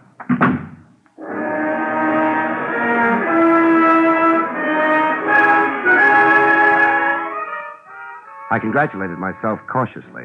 A case a week like this, and I could start getting my clothes tailored, too. I locked the office door. Who knows? Word might get around I was a man people handed $5,000 to. It would give the entire building, all three moldering stories of it, class. Burglars might start dropping in. Oh, hello, Jake. Hey, Mr. Craig. Oh, yeah, I forgot. I'm going down. Don't rush it. The elevator's got to have time to rest. After the long pull? Yeah. Got to rest your horse at the end of a furrow, you know. Jake, forget about that farm in Vermont, will you? You're in the big city now. I'd rather have a horse. If you was in such a hurry, why didn't you walk down? Too proud. I've just moved into the upper income brackets. That so? Thanks. By the way, Jake, did you notice the man you took down from my floor a couple of minutes ago? No. Had your nose buried in the farmer's almanac? I didn't take nobody down. Oh. Well, that was my client. Who was? The man you didn't take down. I don't suppose you took him up either. No. Used the stairs both times. The back stairs, Jake. Yeah? When was the last time those back stairs were swept? I don't know. I only been here 6 months. Yeah. Mr. Craig, What? must get kind of lonely up there on the third floor. Sort of. Why? Oh, just wondering. You sure you had a client?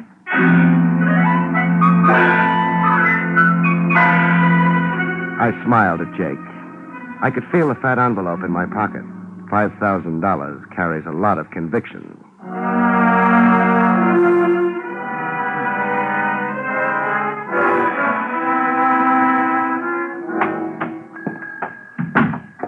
afternoon, sir.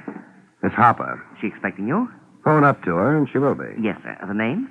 Craig. One moment, sir. Miss Harper, there's a gentleman here to see you, Mr. Craig. Yes, of course, Miss Harper. 407. Miss Harper's expecting you. Thanks.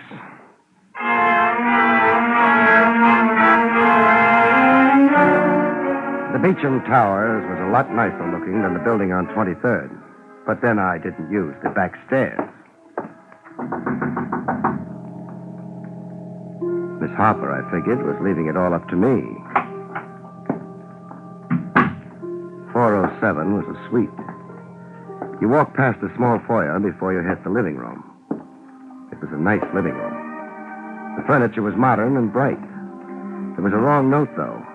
Miss Wendy Harper. She was on the couch. She looked modern and bright, too. The wrong note? She happened to be dead.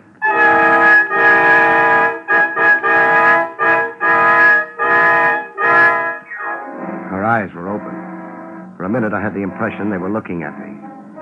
I couldn't decide if they liked what they saw, or if they were looking over my shoulder, the way I should have looked.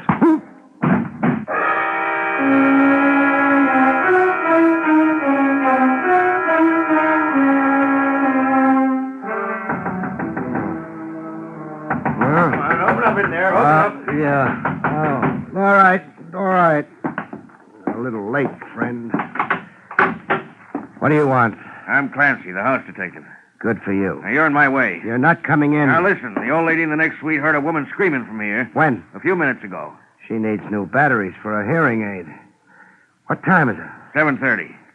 Nobody screamed in here for at least a couple of hours. Where's Miss Harper? She's in. I want to talk to her. You're going to be disappointed. Miss Harper's in no mood for conversation. I'd like her to tell me that. Lots of things we'd like just never happen. Hey, what's the idea? Hey. You want to get in here? Take my advice. Call a cop. Hey.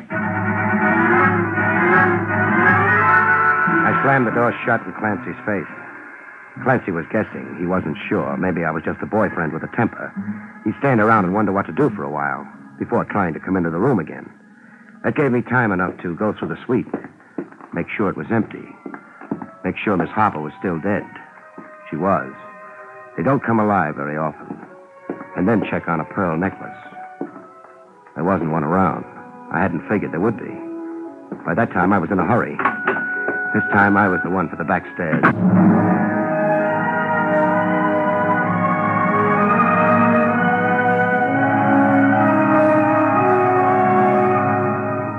I was picking up time with every step I took. But time for what? The back door led to an alley. I had ash cans for company. A man named Nothing, whom no one had seen, for a client, and a crude frame-up for murder as a future. I had no optimism about my chances for playing tag with the homicide squad. The cops had a name for me. I had no name for the man who'd sent me to visit a dead girl. No name, no lead, nothing but a hope that whoever had set up the deal would be too impatient to wait for the morning papers. Up the street, the Marines were coming. I said goodbye to the alley before they could land, made the other side of the street, and waited. The hotel was on a quiet street. No crowds. Nobody watched the cops pour into the hotel. Nobody but me and a small man pretending he was part of a doorway down the street. The last cop went into the hotel, and the small man abandoned the doorway. He didn't know it, but he had me for company.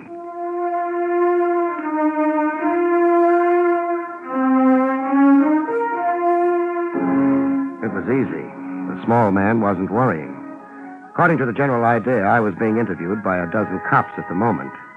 He led me across town with no trouble. The address was 5413 East 79th Street. The house was old. The ivy on its walls was probably hand-picked. The small man used the servant's entrance. I decided to be formal.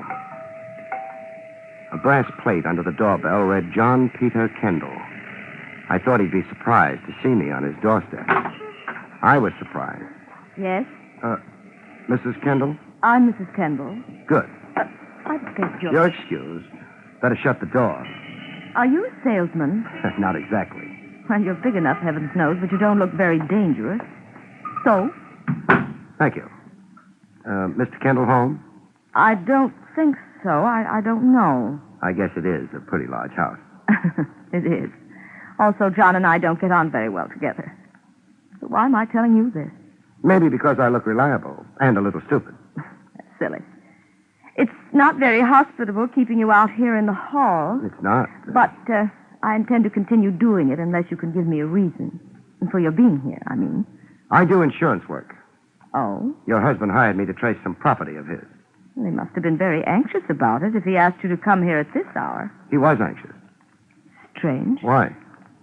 Dear John has so much property. Oh, this was something special. And confidential? It used to be. What does that mean? Lost any pearl necklaces recently, Mrs. Kendall? Why, yes, I did. That's what he wanted me to trace. Oh. Please come with me, Mr. Jones. Jones. Wait here a moment. All right.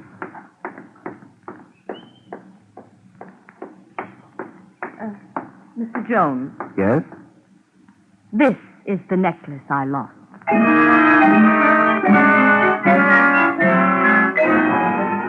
It looked like $5,000, too. Mrs. Kendall, her price tag wasn't showing. Well, Mr. Jones? When did you get it back? John brought it to me, perhaps an hour ago. An hour ago? Then he is home. He said he might go out for a stroll. I didn't try to translate. A stroll in John's peculiar vocabulary could mean almost anything. You asked him where he got the necklace? No. I assumed he'd hired someone like you to find it for him. Mr. Jones. Yes? What are you really after? Will you see if your husband's home, please? All right. Mr. Jones, What? are you sure you're doing something for my husband, not to him?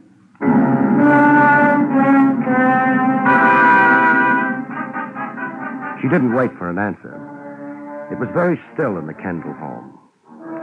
I wondered how well Kendall had covered his relationship to Wendy Harper. Pretty well, I thought. There were no cops around. Mrs. Kendall was taking a long time. Too long a time. Mrs. Kendall! Mrs. Kendall! I'm here. Where's the light? No, he might shoot again. Never mind. It's gone. The light switch, the wall to your left. Okay. Oh, frightened, so frightened. Shh. What? I was talking to Max. He's our handyman. I'd asked him about John. That's Max over there? Yes. Max started to tell me something about, it's crazy, about a hotel. When John opened the door, he'd been listening. He had a gun. It was dreadful, dreadful. Here, sit down. I'll have to take a look at Max. All right. I don't know. He'd been there or seen something. He was staring at me as though he were terrified. And then the door opened behind him. I could see John's face. And after that, the shots came. You'll have to phone the police. Yeah, I can't stay. I've got a date. Mrs. Kendall, where would your husband go if he didn't want to be found? John? I don't know. You must know. A man as wealthy as he is. Well, he's got a place on the Sound. It's only a shack, sort of a boathouse. What's the address? Riverview Road, right off the parkway. I'll find it. You'll be all right. The police will... Mr. Jones, why was Max shot? Why? My benefit, mostly. Your benefit? Yeah, his death moves me right out of the chair. I don't understand. You don't have to, for right now. I've got an errand to run, to convey thanks and make a payment.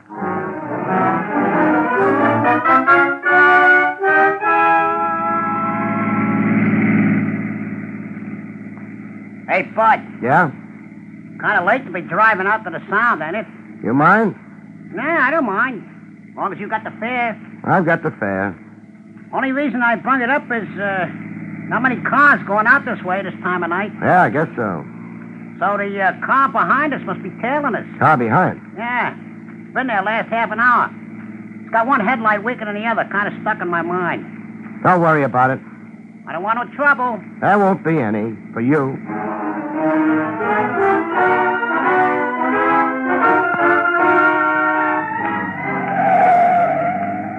Riverview Road, Bud. That the shack up ahead? Yeah. The other car. Didn't swing around a bend. Was with us up until then. Nice. How much do I owe you? Couple of bucks. Here you are. Thanks. How about me hanging around for a while? No, it might discourage my friends.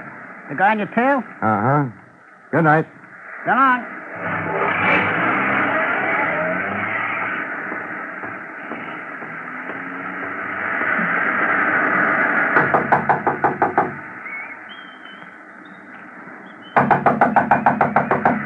Who's that? Craig. Barrie Craig. Recognize the name, Mr. Kendall? What do you want? Hard talking through a door. Don't try anything, Craig. You don't need that gun. Let's not agree about that. It's cold out here. Come in. Slowly. Thanks. Over there at the table. Sit down. Okay. Put both hands on the table, please. Everybody knows all the angles nowadays, except maybe me. Why did you come out here? I had a report to make. Report? Sure, don't you remember? You hired me. Oh, well, Funny thing. 9 times out of 10, people who hire me don't expect me to believe them or to carry out their orders exactly the way they gave them. They're always working on an angle. Well, what's so funny about that? I always believe my clients. I do my best to carry out their orders the way they say they want them to be. That gets me into more trouble. You're wasting time. And you don't have much time left? You said you had a report to make. Sorry. That necklace you hired me to get. Well? It's back in your wife's possession. You gave it to her? No, you did. It's a little late for jokes. No jokes. You can check with your wife. Not only that, Mr. Kendall, the whole deal worked out a lot cheaper than you expected. What do you mean? $5,000 is a lot of money. One girl's life, a lot cheaper. You've still got the money? Yeah. Now, don't reach. Stop being so nervous. I was just getting this. $5,000. And Wendy? What do you think? Well, I don't understand what you mean. He's had time enough to get here, so I'd better get rid of this light. Your gun, Kendall. I'll need it. Don't move around, Kendall. It's dark in here. Our mystery man outside hasn't got artillery, only a revolver. We're safe for right now. Well, I don't know what's happening. Shut up. He's moving around, waiting. We can wait, too. Yes, but for what? He's got to make up his mind if we're dead or not. He'll have to check. Till then, let's chat, huh? A man comes into my office, hands me $5,000, instructs me to buy a pearl necklace from a girl in a hotel. Well, I don't... It's my story. The guy uses the back stairs, doesn't leave his name. I take the dough, get to the hotel, walk into the girl's suite, and get knocked out. The girl is dead. Yes, but I didn't... keep interrupting.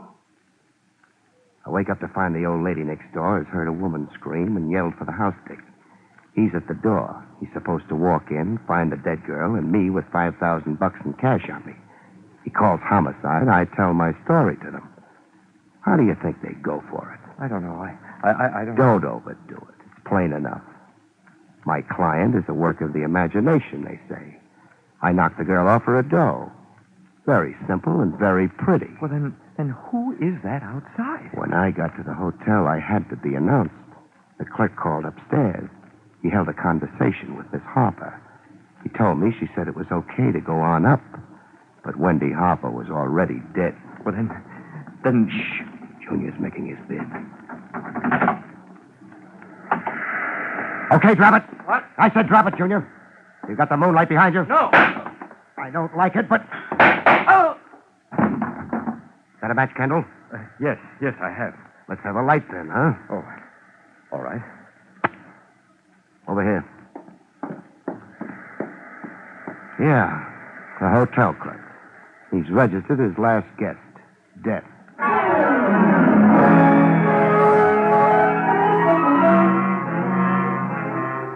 John Peter Kendall didn't have any comments to make.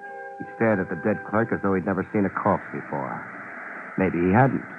He was my client, wasn't he? Let's get out of here. Yes, but what about him? He's dead. Well, isn't there something we should do? There's nothing you do about the dead. Well, I mean, he was killed. Yeah? Well, the police? You're in the clear on this particular death. What are you worrying about? I suppose you know better than I. Also, I've got the gun, so... All right. Yeah. The clerk's car is out here. How about yours? I came here by cab. That can be checked. I still say I came here by cab. Okay, we'll borrow the car. Hold it. That's on this road. The police. Sounds like them. Of course, they could be on their way to a ball. Would you like to stay and chat with them? No. There are too many things, and I'm confused. Where's Riverview Road leads? To the city. I mean the other way. Well, it sort of peters out about a half mile from here. No good. They take one look at the corpse and come after us. With the road a dead end only a half mile away, we'd be finished. Come on. Well, we could drive toward the city. You think they'd let us pass if they're heading here? Forget it. We'll leave the car where it is. Who planted these trees? I had them put there. Oh, good for you. You should have planted them a little more thickly, however. We get in among them. This ought to be good enough. But any search would... Find us? Sure. But maybe... Uh-oh, here they come. A squad car and a taxi. Yeah, the cab I came out in. The driver spotted the clerk tailing me. He must have hung around down the road and heard the shots, and then went back to town and collected police. They've checked the car. Empty. Now for the house. In a half dozen seconds, they'll be popping out of there looking for us. Come on. Maybe we can make the cab. The driver left it out in the road proper. What good does that do? The squad car... Don't worry about that. Get into the cab and start it. All right. Me, I'm going to be nasty to a tire. Yeah. Get going.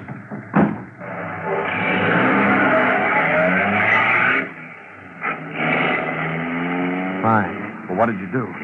Screw the tire valve open on the squad car. The clerk's car is blocked off, so they'll have to change the tire. Maybe we'll have enough time. The police won't like it. How very true. You know, Mr. Kendall, I'm in trouble. Not only am I wanted for murder, but now for committing a nuisance on police property.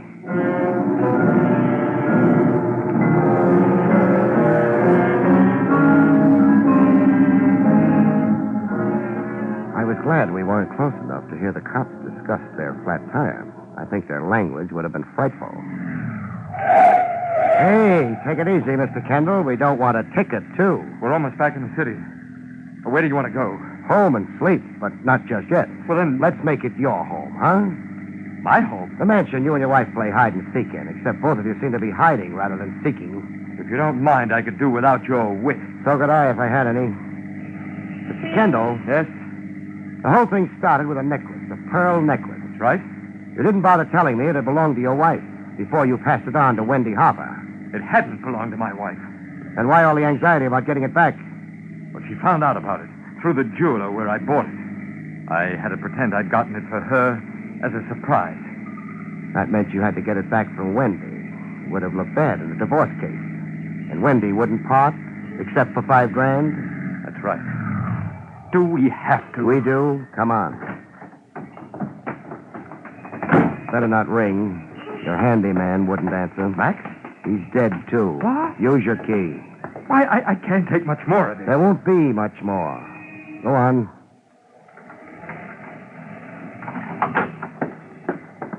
Hello, Mrs. Kendall. Mr. Jones.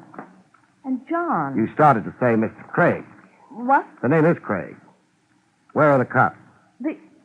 Oh, about Max. Yeah. Well, I haven't phoned them yet. I was ill after you left. Terribly ill. I still don't feel right. That hotel clerk doesn't feel right either. What hotel clerk? You sound like Max. The one who sent me up to Wendy Harper's room. The one who had a conversation with Wendy Harper after she was dead. This is all completely... Isn't it? John, what's happening? Why are you staring at me like that? He doesn't love you anymore. Oh, you... No. Let's keep it genteel. Kendall? Yes? Call some cops, huh? Police? Yeah. They want to take Max to the morgue. Max who led me to your wife and died for it. And even more, they'll want your wife.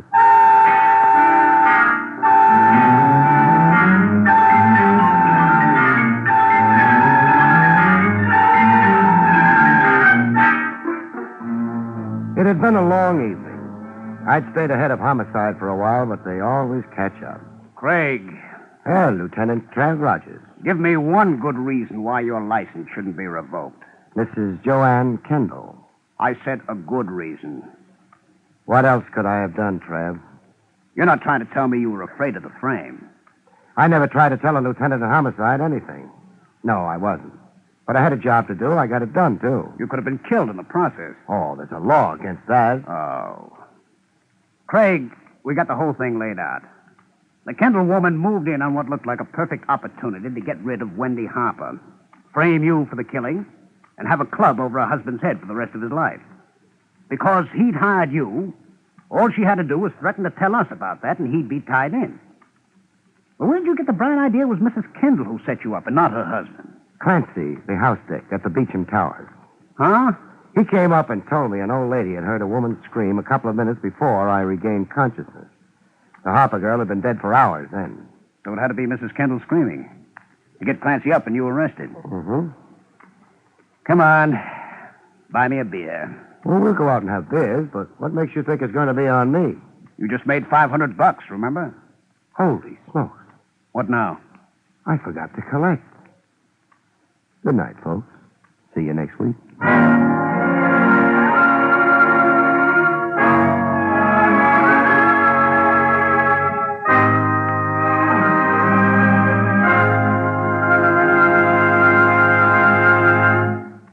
You have been listening to William Gargan in another exciting transcribed mystery drama from the adventures of Barrie Craig, confidential investigator. Tonight's story, The Case of the Naughty Necklace, was written by Lou Vittes. Next week, it's the strange story of paper bullets, about which Barrie Craig has this to say. Next week, folks, I find out that words can be bullets. When two prize-winning authors do their literary best to prove the gun is mightier than the pen. See you next week, folks.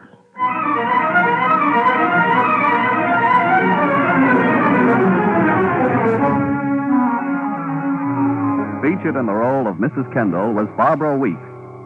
Barrie Craig, starring William Gargan, was under the direction of Hyman Brown. This is Don Pardo speaking.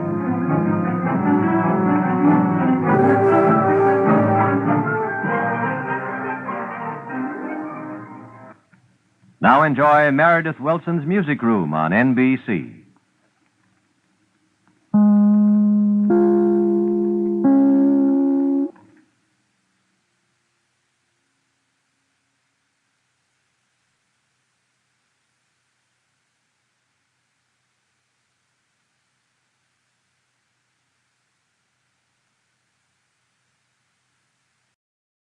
William Gargan stars as Barrie Craig, confidential investigator.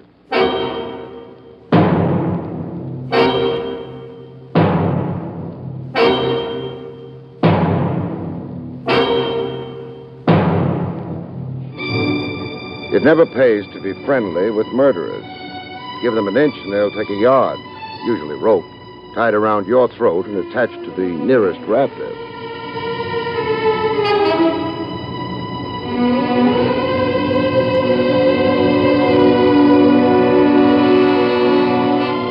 The National Broadcasting Company presents William Gargan in another transcribed drama of mystery and adventure with America's #1 detective, Barrie Craig, confidential investigator.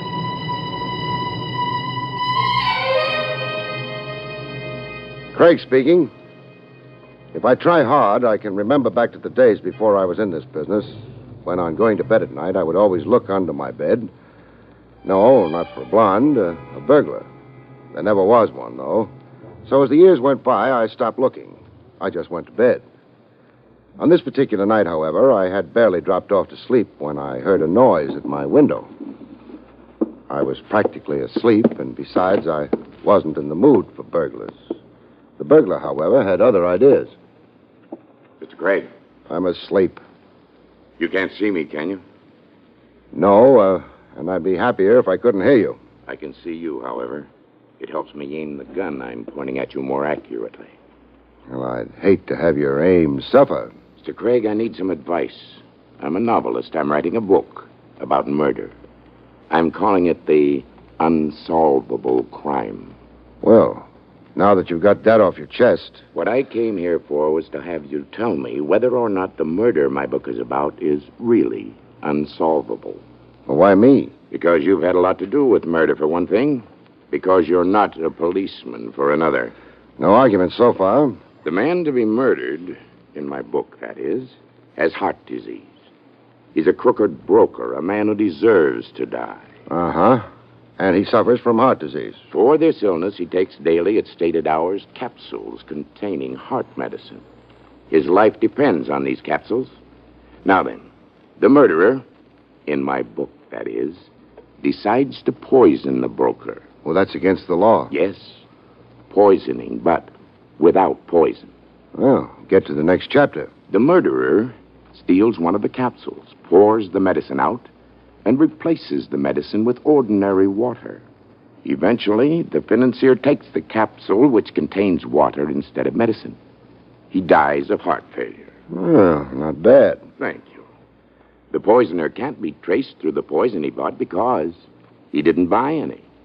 An autopsy would show no poison in his victim's body since there wouldn't be any. Most likely, the murdered man would be assumed to have died a natural death. Well? Well, what? Is the crime unsolvable? Oh, at the moment, I can't see any flaws in it. Well, if you can't, then I don't imagine the book reviewers will. Don't you mean the police? Why should the police be interested in a book I'm writing? Why should the book reviewers be interested in the murder you're committing? You're not serious. You are. Well, I'm afraid I must leave now. No, don't move. I still have the gun pointing at you. If I had to shoot you, it wouldn't be an unsolvable crime, perhaps. But what good would that do you? Good night, Mr. Craig. Pleasant dreams.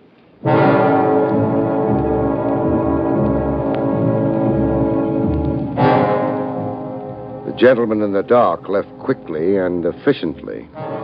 So I went back to sleep.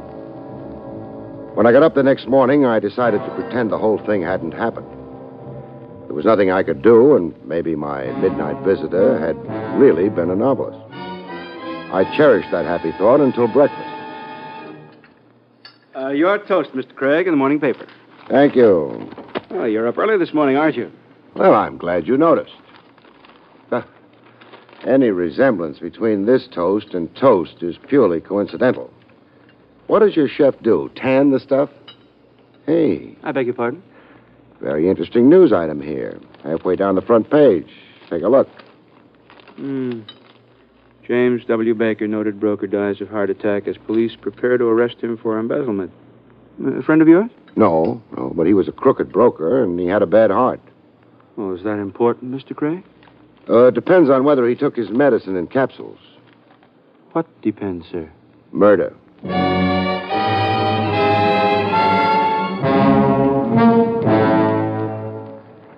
Sure, maybe it was a coincidence. But if it was the kind of coincidence that goes better in books than in reality. James W. Baker was listed in the phone book. So, feeling that maybe the long arm of coincidence had strained a muscle in this particular case, I decided to pay the late Mr. Baker a friendly visit.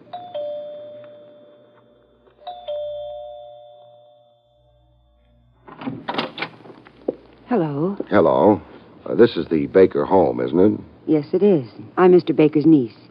And you? Barrie Craig. I'm an old friend of your uncle's. You're not old. Well... And you're not a friend of my uncle's. But come in anyway. Thank you. My name is Sandra. I realize maybe I shouldn't have come today. You must be all broken up by your uncle's death. Who, me? Well, the family. Well, that's me. I'm the family. Your uncle must have been a lonely man. He didn't mind. He had me. And the market. And all those people he was swindling, of course. And there were Mr. Hanson and Tommy. Who's Tommy? Oh, sort of stunted youth. Uncle's secretary. Very anemic. I always ignore him. And Hanson? Hanson was Uncle's lawyer. And I fondly suspect as big a crook as Uncle was. But very spatted, you know? Spatted? Yes, on the shoes and gardenia'd in the buttonhole. And I have a sneaking suspicion whiskeyed in the liver. Sounds nice. Anybody else close to Uncle? No. Then it boils down to one of you three. What does? Who's happy now that Uncle's dead? Well, I am. Hanson is. Tommy is. Well, it just about covers the field. Well, why is everybody so happy? Uncle had some money. I get it now. Hanson stole from Uncle, and he won't go to jail now. Tommy was implicated in Uncle's swindling. Tommy won't go to jail now. And who has a very deep, rasping voice, with the trick of dropping his voice at the end of every sentence? I don't have a very deep voice. Are Hanson and Tommy around? Yes, they are. They're sitting around practicing grief-stricken looks for the funeral. That happy event is this afternoon. I better get dressed. Sandra. Hurry. Oh, who's hurrying? I am. Who are you? Barrie Craig, and you? Well, I'm Tommy. I'm Mr. Baker's secretary. Well, in his condition, he doesn't need a secretary. Well, then, I'm Mr. Baker's former secretary. No, I'm the former Mr. Baker's secretary. No, I get it. Relax. I am relaxed. Then why are you in such a hurry? Well, I have to go out to hire some mourners, haven't I? You have to hire some mourners? Well, sure, it wouldn't look nice if there were only 3 of us at the funeral. No. Especially since you'll all be grinning from ear to ear. Incidentally, has your voice ever been deeper? Heavens, no. Ta-ta. Goodbye. Oh, back again? Oh, no. Hello? Good morning. I'm in a hurry. Hanson's my name. Oh, why are you in such a hurry? Well, you see, my tailor is expecting me. Your tailor? Well, you'd hardly expect me to attend Mr. Baker's funeral in this, would you? Impossible. What are you doing here? Looking for a man with a deep voice. Sorry, mine isn't. Goodbye. Why are you looking for a man with a deep voice? Well, he told me how Mr. Baker was going to be murdered. Well, of course, that explains everything. What did you say? That's what I said. But Mr. Baker died of heart failure. Well, that's another theory. I like mine better. Dear me. If I only had the time, but my tailor, you know. Goodbye.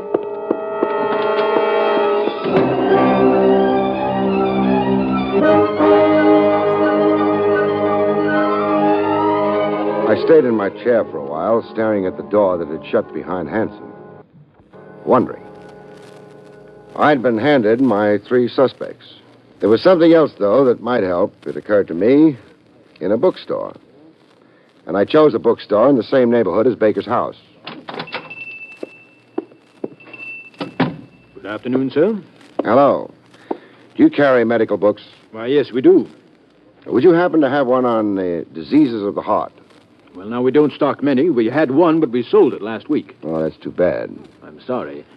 No, it's funny. The person I sold it to was a very nervous gentleman. I rather suspected at the time that he might have a heart condition himself.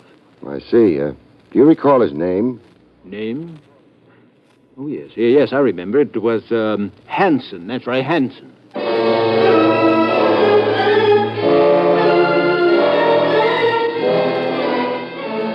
Mr. Hanson's taste in literature was interesting. It occurred to me Mr. Hanson himself, if I could pin him down, might be more interesting still.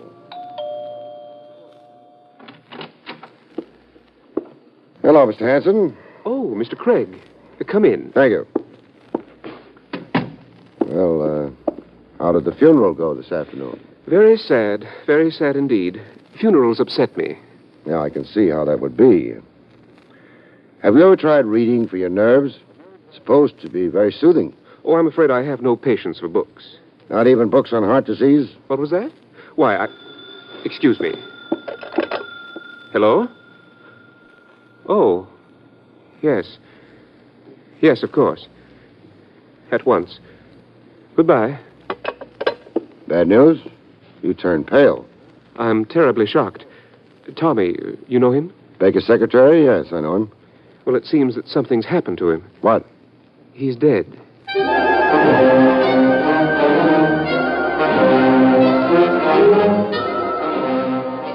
This not only upset Hanson, it set him in motion. The direction was the Baker house. I approved and went along. Hanson, who phoned you? Sandra. Apparently, she'd been visiting friends, returned home, and found him. Of course, it might have been an accidental death, which would mean another point of coincidence, but I don't think so. However, if he was murdered... You seem to have murder on your brain. You said something about the police thinking Baker was murdered, too. Not the police. Me.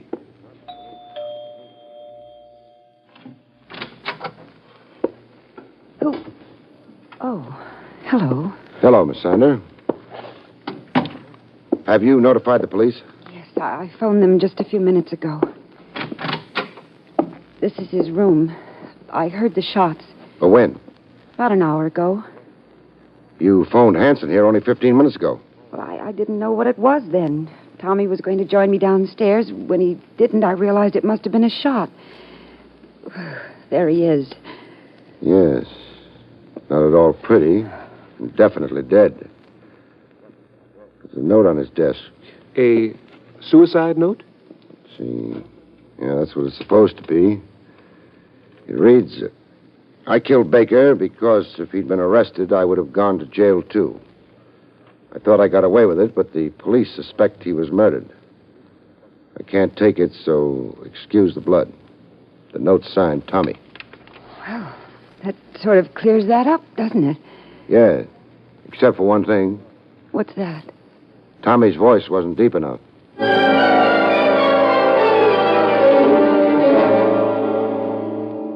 The police showed up in a very little while. Tommy's death seemed to be an obvious suicide. I think the police attributed it to insanity. They didn't know what he meant about Baker's having been murdered. As for me, there didn't seem to be much of anything to do at the moment, so I went home and went to bed. This, it would appear, was going to be a case where I didn't sleep. I resisted the impulse to throw the phone out the nearest window and answered it. I'm asleep, and so should you be. Craig? Now that you know I'm at home, good night. Wait a minute. Craig, you told Sandra about someone who came to you in the middle of the night and told you about Baker's murder. Yes, I did. You described that voice very carefully. Craig, would you like to hear it again? Very much. Then come down here at once. The Kent Club on Marshall Boulevard, and I can arrange it for you. The man with the voice you described is here.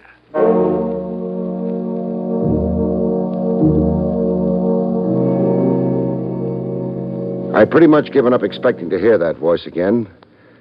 But if Hanson said he'd heard it, then it was something for me to find out about. From the time I got the phone call to the time I got to the club, it must have been about a half an hour. Craig, I've been waiting for you. That was the idea, wasn't it? Yes, but that man whose voice I overheard, whose voice resembled the one you told Sandra about. Well? He's gone. Well, that's not so good. You know who the man is? No, but I do know something just as good. What's that? I know where the man went. I heard him tell his cab driver. Then let's go there.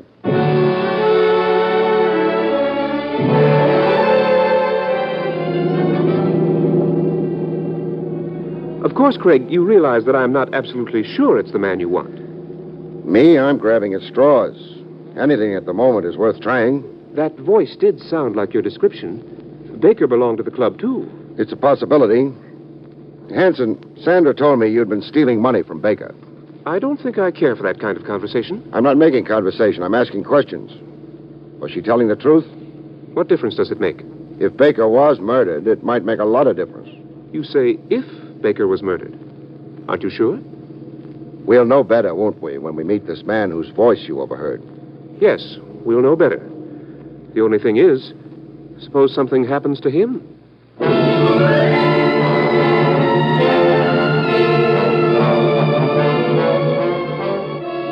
Hey, are we still in the United States? We've been traveling for hours.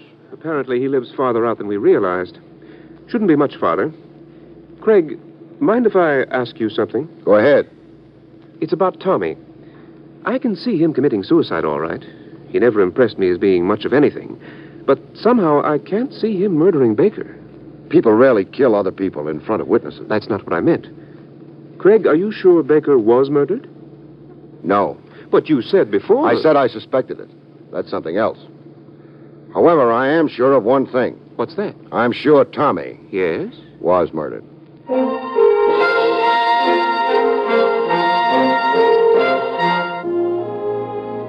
I was never a Boy Scout, so I don't know very much about direction in the country.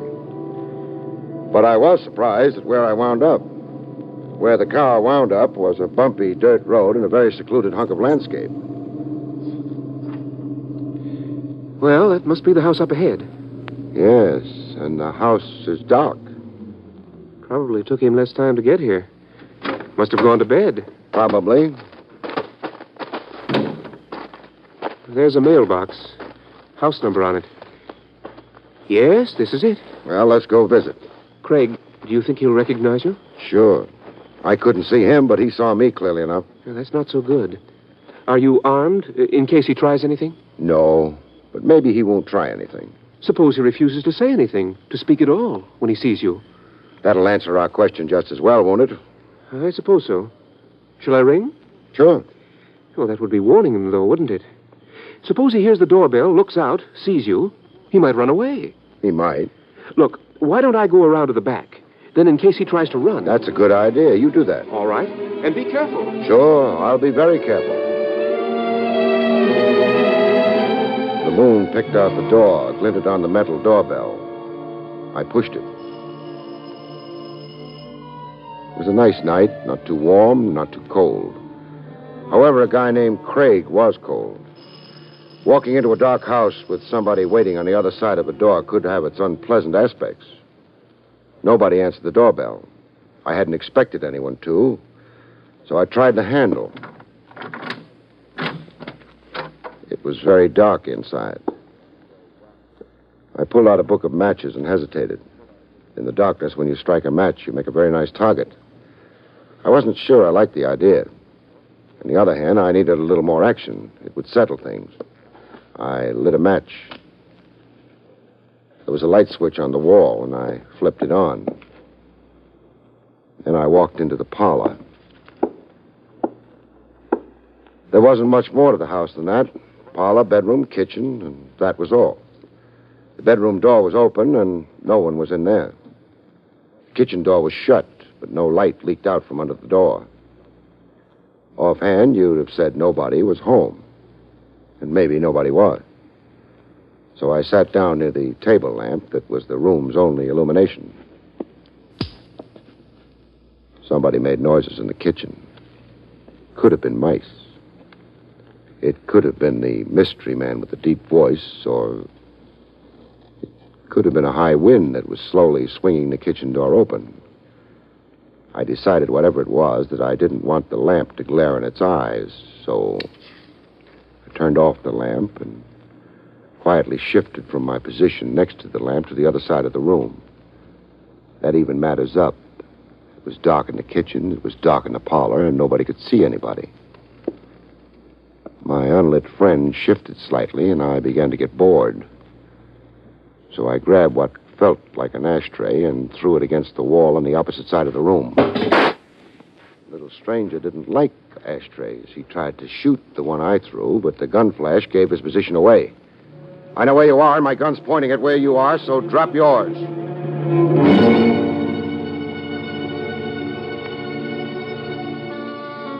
It didn't work. I hadn't expected it to, which is why I moved fast after speaking. I figured he still had 3 more bullets, any one of which, hitting me, could be painful, so... Drop the pop gun, huh?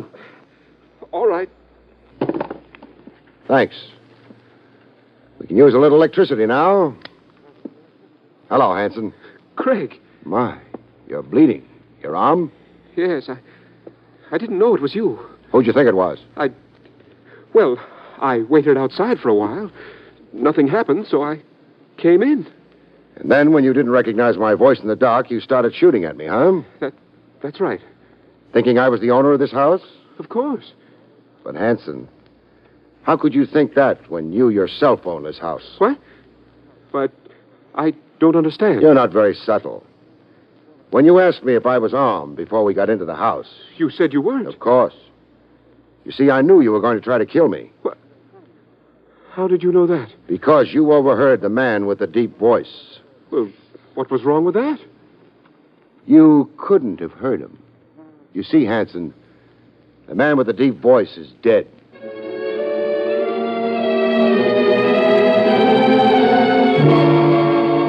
police were glad to get Hanson, especially after I pointed out to them that Tommy's suicide note was a fake.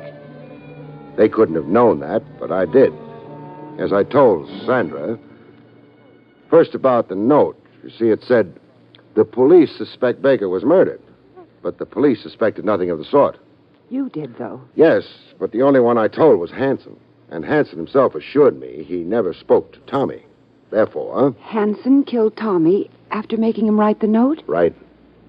But, Barry, what about the man who spoke to you in the middle of the night? He wasn't Hanson. No. Well, he couldn't have been Tommy. No. Well, then who was he? Sandra, there were 3 people involved in Baker's possible murder, we thought. You, Hanson, and Tommy. That's so. Well, we were wrong. There were 4 people involved. 4? Who's the 4th? The murderer. Baker himself. Oh. Then we asked, why did the man come to me in the first place? Well, he said to make sure his method of murdering somebody would never be detected. Yeah, that's what he said. But in coming to me, didn't he make sure of the very opposite? Wasn't he making sure that it would be detected? Oh, Barry, you're very, very brilliant. Oh, wait a minute. Now, Baker knew he was going to jail.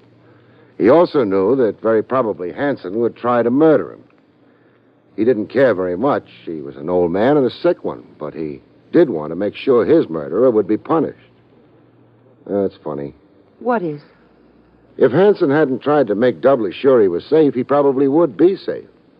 I doubt whether there'd have been enough evidence to convict him of your uncle's murder. But he'll hang for Tommy.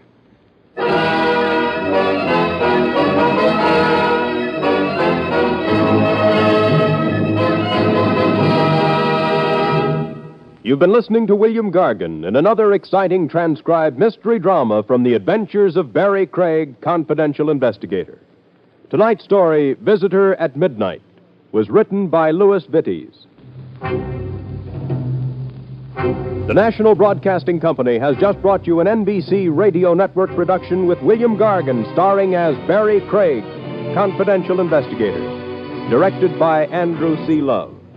Our cast included Ken Christie, Kay Stewart, Jack Carroll, Byron Kane, and Jack Crucian.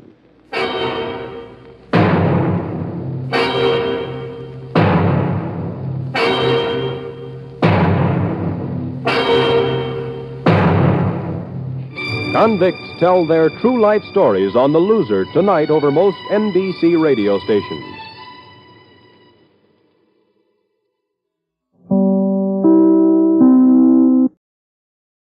William Gargan stars as Barrie Craig, confidential investigator.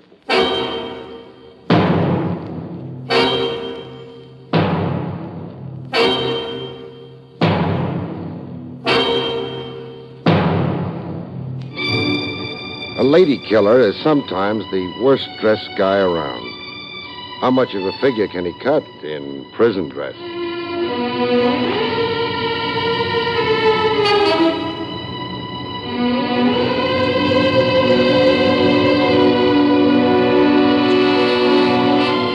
The National Broadcasting Company presents William Gargan in another transcribed drama of mystery and adventure with Barrie Craig, confidential investigator.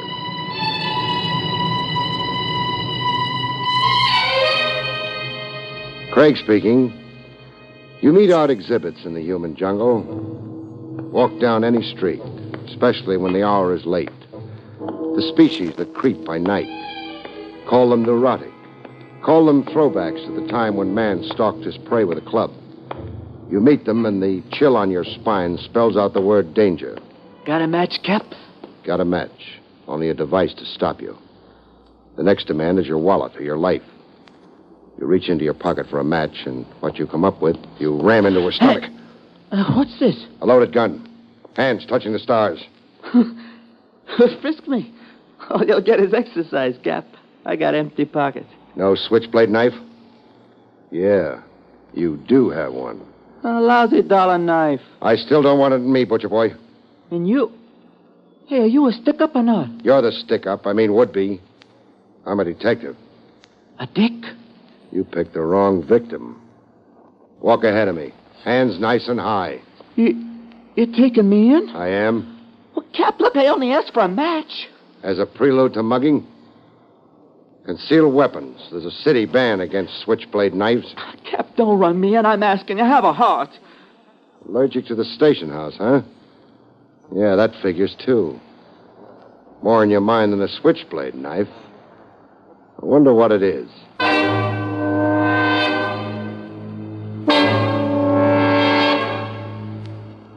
I learned more about the boy from a career cop named Kennedy, Sergeant Kennedy. Rough customer you brought in, Craig. On the surface. And on the inside. You're overrating a punk. What's his record? The usual. Petty theft, illegal entry, stolen cars, disorderly conduct, street fights. Meaning he served time. 1 year in a correctional institution for juvenile delinquents. What's his neighborhood gang called? The Tarantulas, the worst of the teenage mobs. Besides creeping by night, what does Spike Sanger do? He's enrolled in a vocational high school, course in repair mechanics. Father, mother, people? Father's dead, lives with his mother, Mrs. Stella Sanger. Mother's a factory worker. Sweat him, Kennedy. Find his breaking point. My hunch is you wrap up a lot of stuff currently indexed as unsolved crimes.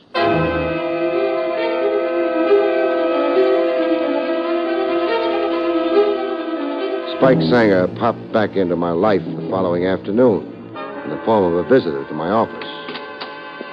A girl of 17, midi blouse, wide balloon skirt, ballet shoes of the Capizio type.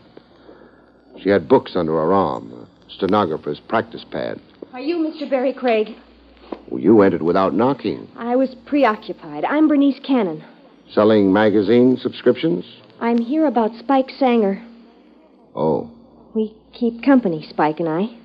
I wouldn't advertise it. You're prejudiced against Spike, like all the rest. The rest of society. You fine, righteous people. You all make me sick. Well, we got into this quarrel awfully fast. I didn't come here intending to quarrel. Why did you come?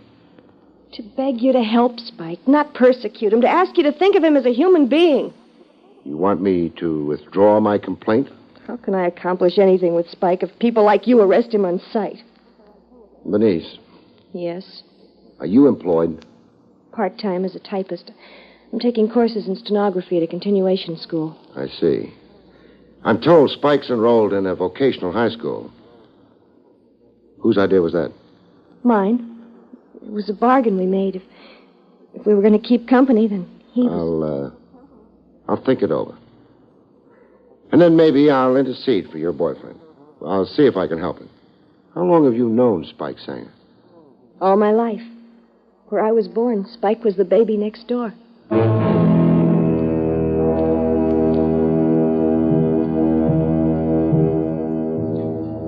I interceded for Spike Sanger. The district attorney yawned listening to me and then brushed me out of his office. An hour later, Sergeant Kennedy explained my failure to me. There's something the DA couldn't tell you. What? What's officially developed with Spike Sanger. We sweated the boy like you advised. We found his breaking point. What did he confess to? Armed robbery and murder. You're shocked, huh, Craig? Yes, I am. Give me the details, Kennedy. Well, 1 month ago in the lower Bronx, a masked gunman stuck up the cashier of a loan association. The cashier was partly deaf, wore a hearing aid normally. But at the moment, it was turned off. He was eating his lunch. So he was slow to comply, slow getting over to the cash drawer. The gunman interpreted this as defiance. Bang! Shot the cashier dead. Haul amounted to over $8,000, currency and coin. And Spike Sanger confessed to this crime? Spelled out every detail for us, practically reenacted it for us. Well, the story's been in the newspapers. Every detail of the crime is common public knowledge. Spike Sanger knew stuff that never appeared in the press, Craig. Like? Like the exact amount of money in the cash drawer. The press mistakenly estimated it around $6,000. We never corrected them. How much did Spike Sanger say? A few bucks shy of $8,500. That figure was only known to the loan association management, to the insurance company involved, and to the DA's office. I want to see Spike Sanger, Kennedy.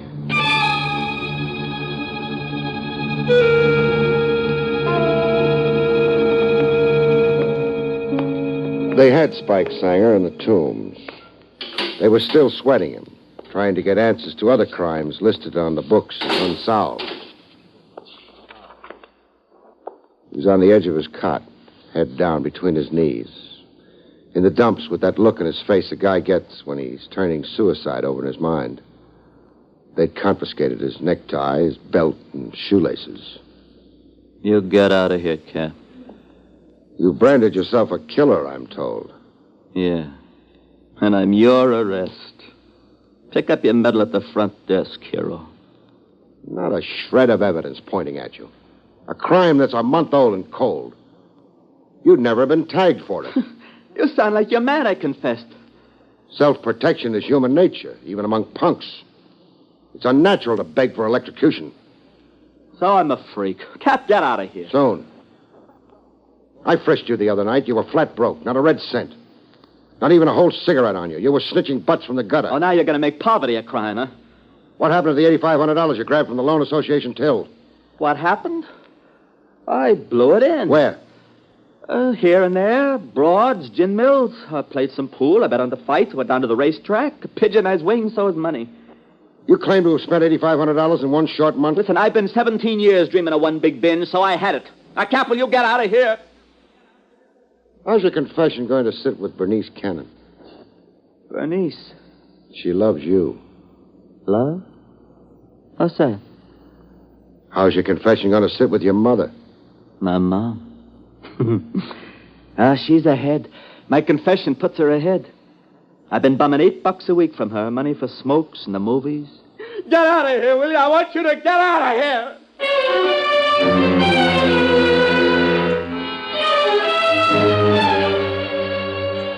But Mama Sanger wasn't rejoicing over her $8 raise in pay. I can't make you welcome in my house, Mr. Craig. I'm not really the cause of your son's troubles, Mrs. Sanger. You arrested Spike. His trouble started with you. If not for you... His trouble started a long time before me, Mrs. Sanger. Post-infancy, boyhood, adolescence. Kids are okay, and then they're not okay. When did he begin to get wild? Boy in the slums with an invalid father and a tired factory worker for a mother.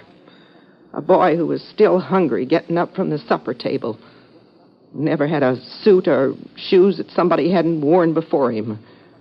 Yet he had enough faith in his heart to go to church every Sunday with his father. When did the father die? When Spike was 13 years old. Was it after the death of his father that Spike began to, get difficult? Get into scrapes? Oh, I don't know when or what. Live in a neighborhood like this. Drunks sleeping on the stoops and in the halls. A saloon on every corner. Filth, broken plumbing, vermin. Do you expect boys to grow up into angels? No, you can't expect... Well, do you think Spike is guilty of the crime of murder? My son is wild, but he's not vicious. He could never kill another human being. He's confessed that he has. Oh, a boy tells stories.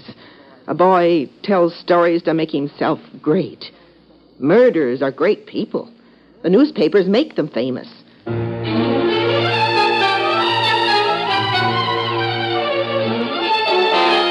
In the Sanger living room, Spike's girl, Bernice, had her own brand of scorn. The miracle to me is that Spike didn't confess to assassinating McKinley or sinking the Titanic.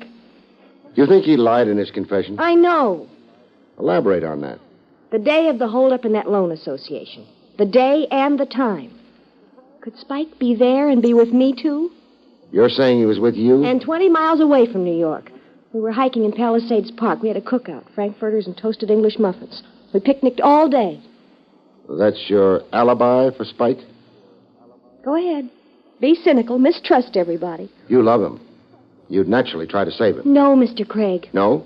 If Spike was a murderer, I couldn't love him. Why would Spike confess to a crime he's innocent of? He's bitter. He's disturbed. I don't know. I'm not a doctor.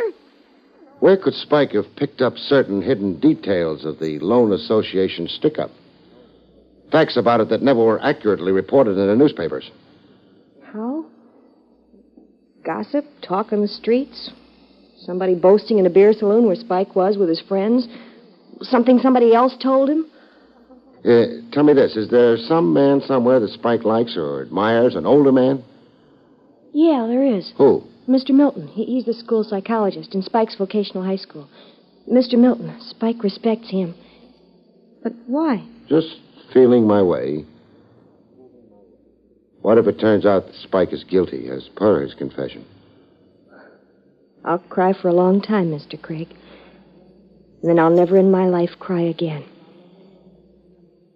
Is there something I can do to help Spike? Yes, there is. First, go down to the Legal Aid Society. Take Mrs. Sanger along. Tell them about Spike and solicit their legal help. Then give them an affidavit of that time alibi you claim for your boyfriend. I'll do that. And do this. That street gang Spike hangs out with. The tarantulas. Drop a hint here and there.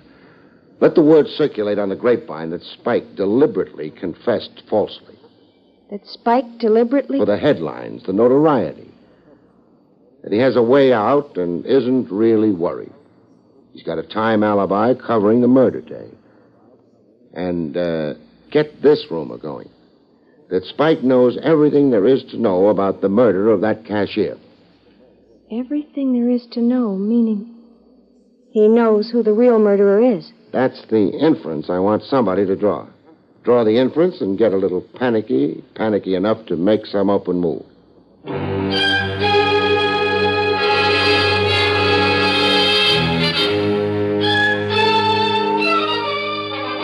At the vocational high school, the psychologist, Mr. Milton, showed genuine distress for Spike Sanger. The news came as a terrible shock. You were professionally interested in Spike. Even personally. Spike has charm and likability and cooperative qualities. Last term, he earned 14 service credits. Well, what has been your gauge of Spike Sanger? A certain emotional instability. Normally optimistic, but then fits of depression. What causes them? Certain emotional maladjustment. Deep feelings of inferiority. Guilts. Guilts about what? Well, I can't say. If we knew that, we could get to the root cause of his behavior. Well, what generally did Spike confide in you? Spike once blurted that he'd not attended his father's funeral, that he'd purposely hidden himself away all that day in a neighborhood movie. I see. Love for the mother, not so much love for the father. Now, tell me this. Could a boy confess to a crime he didn't commit? Yes, a boy could. Why? Perhaps to punish himself for some other guilt, some secret feeling of guilt. Could an innocent boy insist on his guilt in a situation where punishment might mean the electric chair? Even so, yes. A boy bent on self-destruction could conceivably make such a confession. If Spike is asking for execution because of some secret guilt feelings, those secret guilts can't be the common, ordinary variety. Specify your thought, Mr. Craig. Okay, I'll specify. Say the boy wants to pay the capital penalty, electrocution, for a crime he didn't do. That suggests that the crime he did do is right up to size. His secret guilt feelings are over murder, some undisclosed murder. Well? It's never as simple as that, Mr. Craig. Why not? Spike Sanger may feel secret guilt about some undisclosed murder, but that murder need not be actual. It can be imagined. It can be hallucinatory. He thinks he's guilty of it, but he's not. Yes. What we call the crime may be wholly fancied, or even if real, Spike can have magnified his own role in it, his responsibility for it. I see.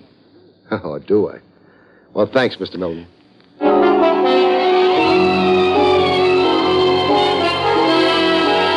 Bernice Cannon reported her success with the tarantula gang grapevine to me. We met in a remote place.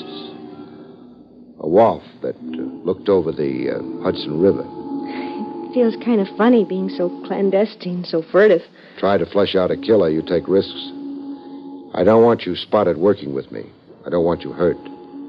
Now, what's the story? I have definite progress to report. Well, tell me. I dropped hints, as you told me to, about Spike's confession being false and how Spike knew every detail there was to that happening. The robbery and murder. Well, I spent one evening in a social club the tarantulas keep up. A horrid, dingy cellar. I didn't even have to broach the subject or be clever. The boys were buzzing with it, huh? Yeah. Well, go on. Last night, I was approached on my street by a fellow known as Lou Lennox. Lennox is older. He's at least 24. But he's around teenagers. A smooth person with slits for eyes. A nervous twitch here in his cheeks. Constant twitch, once a minute. Holds your eyes. You're fascinated. Symptoms of a drug eater, I'd say. That figures, too. Armed robbery, wanton murder, and narcotics. Now, go on. Lennox played up to me. Every male trick of charm and insinuation. How pretty I was and my figure. Why wasn't I in show business? Then he began talking about Spike. As artfully as he could, but so obviously. He pumped me for details, and all that time, that awful twitch. Lennox showed anxiety? Yes. If ever I've seen a man deep down afraid. He asked me for a date. Pretended he was falling for me. He wants from you all that Spike knows about the Loan Association murder. Lennox figures a date, and a few drinks will loosen you up. It's to be tonight. Lennox has a car. He'll be outside my house. Mm-hmm. I'll keep the date.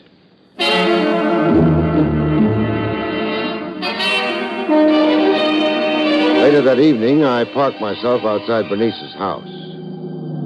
Soon enough, Bernice's date rolled up. A souped-up convertible, built of special parts taken from a half-dozen other cars. It had pink fenders. Lennox had his horn going, signaling for Bernice to come down. I went to join her. Move over, Lennox. I'll take the wheel. Who are you? What does my gun suggest? A hood or a cop? The cop. Bernice isn't disposed for fun tonight, but I am. Fun? Fun with you. We're going to hole up somewhere and play charades. Play charades? I'm going to tell you about a loan association office in the lower Bronx and a deaf cashier who wore a hearing aid. And then, from the material I supply, you're going to tell me who done it.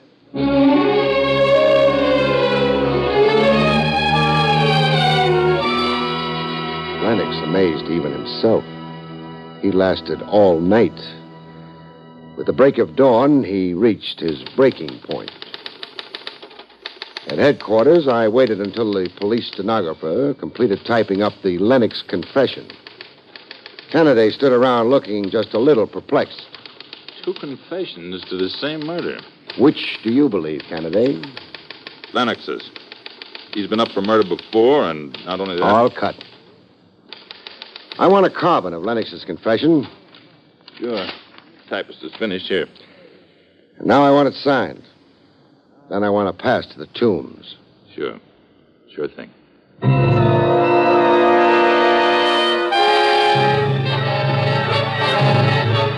I watched Spike Sanger read the confession to murder, signed by Lennox. Lou Lennox. He moved into the neighborhood when I was only a kid, 7. He's moving out of the neighborhood and into the hot seat. And you're going home, Spike. Home. Yeah, they'll hang out the flags and throw me a block party. Bernice stuck with you all the way. She found Lennox for me.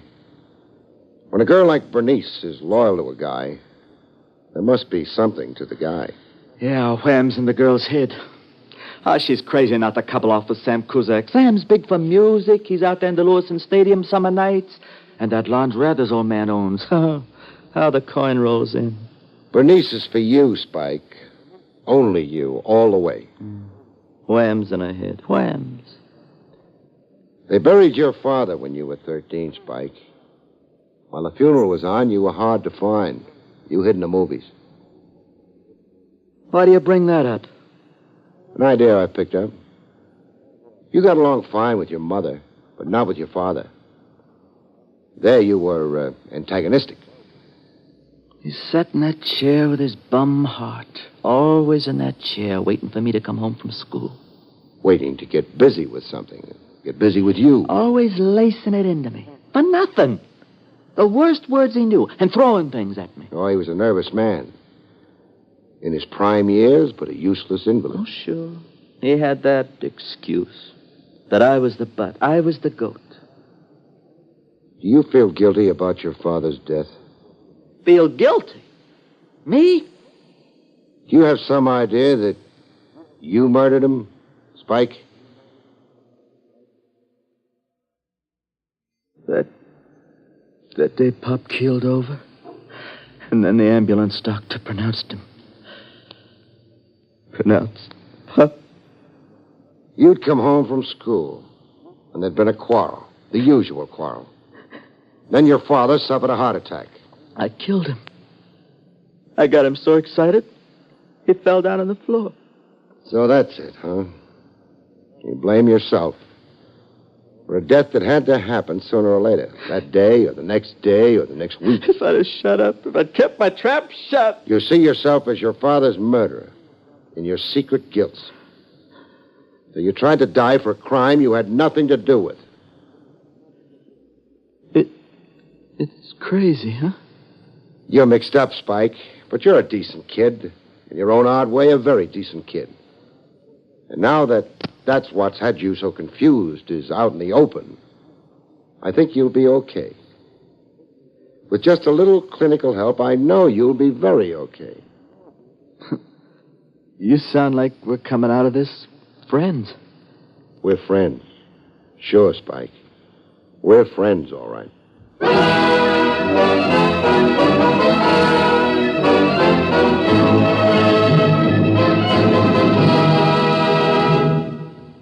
You've been listening to William Gargan in another exciting transcribed mystery drama from the adventures of Barrie Craig, confidential investigator. Tonight's story, Confession of Murder, was written by John Robert.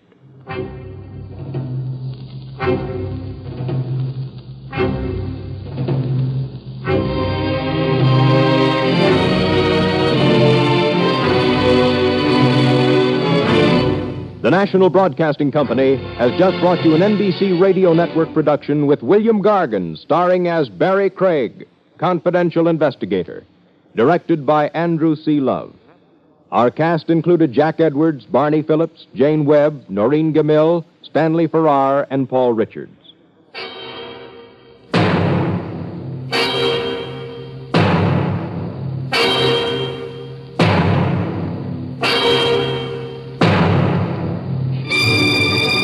Convicts tell their true life stories on The Loser tonight over most NBC radio stations.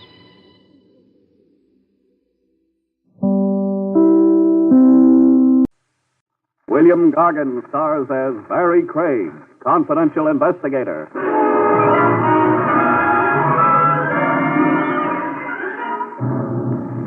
The odd thing about a killer, folks, you'd never believe it if his gun wasn't showing.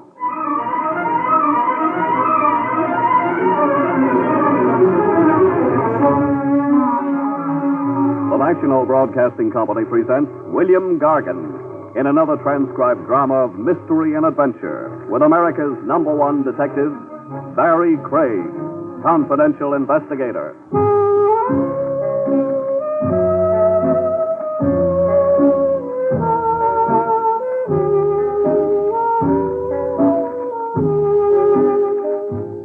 Barrie Craig speaking. The big gripe with a confidential investigator is that he has no confidential life of his own. You're on call day or night. Some jokers found your pedigree in the Manhattan telephone directory. There's a missing uncle wanted off his nut, a double-crossing partner wanted off with the cash register, or a tomb relic sure to set off a tongue war if you don't recover same lickety-split. Oh, carve out 5 minutes of privacy for yourself and bet on it. Someone's at your elbow asking for a bite. The case in point began a night or so ago in a barber shop. Tony's tonsorial power, the gold leaf on the window read. It was my next. One more customer move, and I'd stop looking like an unemployed violinist. But I never got to sit in Tony's barber chair. Fate popped into Tony's open doorway to beckon me out of the joint. You there, Craig. Fate was a guy in baggy pants, chewing an unlighted cigar. Marty Walensky, a hack driver. Hey, Craig. If you've never been shortchanged by Walensky, you haven't lived. I dragged myself over to Walensky. What's on your fat little mind? That's your jalopy outside, Craig? The dark green job? Yeah, across the street. Why? I thought it looked like your load. You got a dame in it, waiting for you. A dame? Walensky, what kind of a gag She flagged me at 78th and 3rd, so I know a good, reliable charmer she asked. So here we are. I keep an office. We've been there. Now we're here. She's waiting on your jalopy. You don't want the business? I haven't seen the back of my neck for 6 weeks. It's my neck. On you, the long hair looks good. Listen, Craig, it can't wait. Whatever's with this chick can't wait. As a matter of fact, confidentially, she didn't even stop the dress before flagging me down.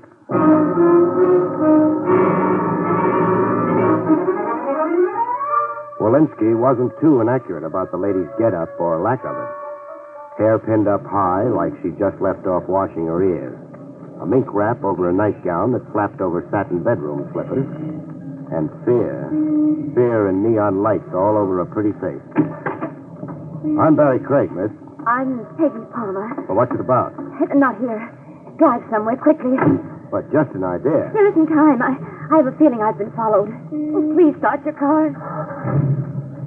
Look, miss, this isn't a public act. And before I get involved, I want to know what... Somebody's rifle happy. You hurt, miss? No. You... How does the side of my jaw look under glass? You're bleeding. Flying glass has that effect on me. I start to gush. Pull away, please, Mr. Craig, before we're murdered.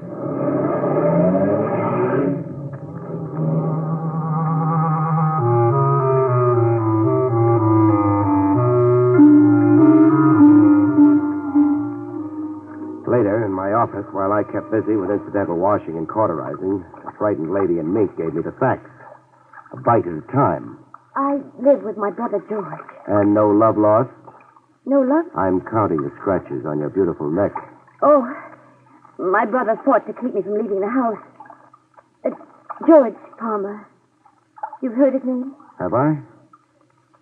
Oh, yes, I have. A Sunday picture story in the tabloids. Help me with this adhesive. Oh, thanks. A freak get-rich-on, wasn't it?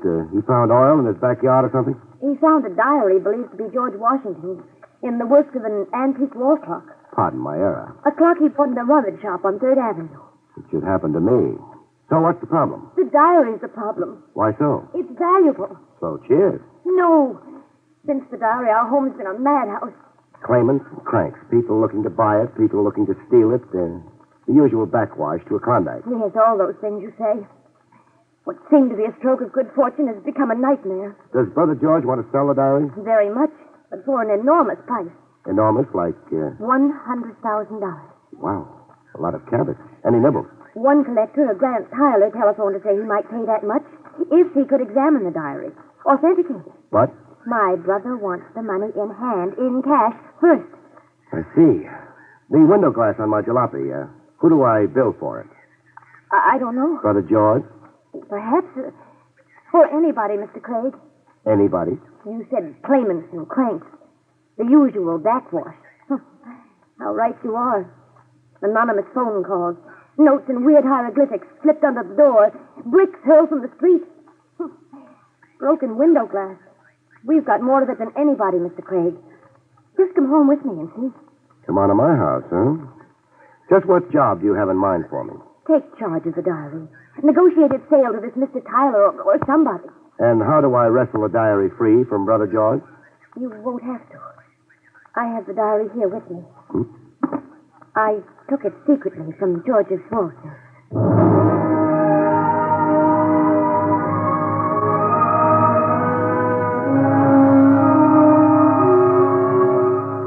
$100,000 sometimes doesn't look it. I was leafing through an old battered notebook. Blow on it and it would shred into yellow confetti. Valley Forge and Bunker Hill. I could make out some of the date lines and references. Mostly personal stuff, it looks like. The Founding Fathers' beefs at the end of the day, good cheer. Yes, that's what makes the diary so valuable. It isn't a history of the revolution. It's the story of the people around him, his personal relationships. I say turn it over to a museum. What? Do that and turn your brother over to an asylum, huh? Negotiated sale, please. End this terror. What's your phone number? My phone number? To negotiate anything, I'll need your brother's consent. But, The way it stands now, beautiful, you stole the diary and I'm compounding a theft. Oh, don't fret. I'll talk to him like a Dutch uncle. Forsyth 2, 1643. Forsyth 2, 1643.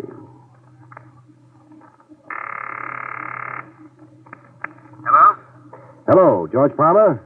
Yes, this is George Palmer. This is Barrie Craig. The detective? Confidential investigator. Now, try not to blow a fuse. Your sister Peggy's with me. Keep her. Generous of you, but my harem's overcrowded as it is. She's a little unnerved over that diary. I want you to authorize me to negotiate the sale of the diary. The biggest buck possible, and I don't want a cent. No. Try being reasonable, Palmer, or all the diary will get you is a diamond-studded straitjacket. You can go to... Craig, there's somebody here. Craig, help. Palmer. Craig. Palmer, what's happening? I'm going to be murdered. Something happened to my brother. You've just inherited a George Washington diary. Oh, no. Let's go pay our last respects.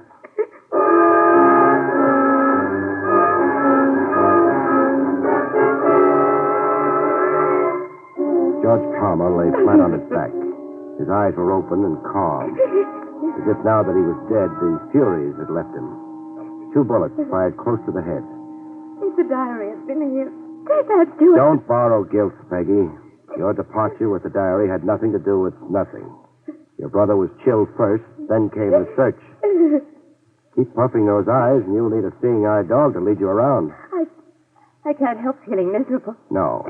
You had a brother, and now you haven't. It's something to get used to. Dead. And only an hour He was ago. clawing at your throat. It's a bereavement, sure, and I don't want to be unsentimental. Ask your question. Is this that antique wall clock your brother found the diary in? Yes. I worry about myself on rickety chairs, but that's the only way to see the inside of this clock. Clock's older than sin, that's for sure. In good running order? Why, yes, I believe so. The sales receipt for the clock, do you have it? Yes. George kept it here. In his desk. A wall clock in running condition, $25. Sold to George Palmer. Company? Got any idea who? No. I'll play butler. Who is it? Telegram for Miss Palmer. Let's have... Halloween was last week, mister. Your hands raised, please. Thank you. You too, Miss Palmer?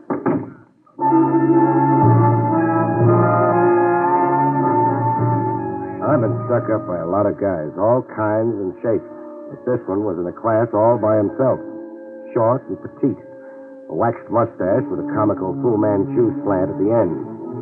White gloves and a moth-eaten formal tuxedo, 2 sizes too big for him. The gat he was holding was something else for the books. Percussion flintlock. An antique type you only see in a museum case where the card reads, Relic of the War of the States. I watched him sniff around the room a little and then come back to us. The George Washington diary. You will please give it to me, Miss Palmer. The diary. He hasn't got it, friend. No? Back up 2 feet and say hello to a stiff. He is George Palmer? Was. Oh, dear. Whoever gave him those twin perforations of the skull took off with the diary. Is the truth, Miss Palmer? Yes, it's the truth, of course. Of course not. The lie sticks in your throat. It's only a prominent Adam's apple. Give her a complex about that, and you'll The find... George Washington diary. Give it to me. To give you what we haven't got, we'd have to be magicians. Even to live, you'd have to be magicians. So it comes down to that. You have 1 minute. That hunk of museum cast iron that can do the work of a gun? You'll see.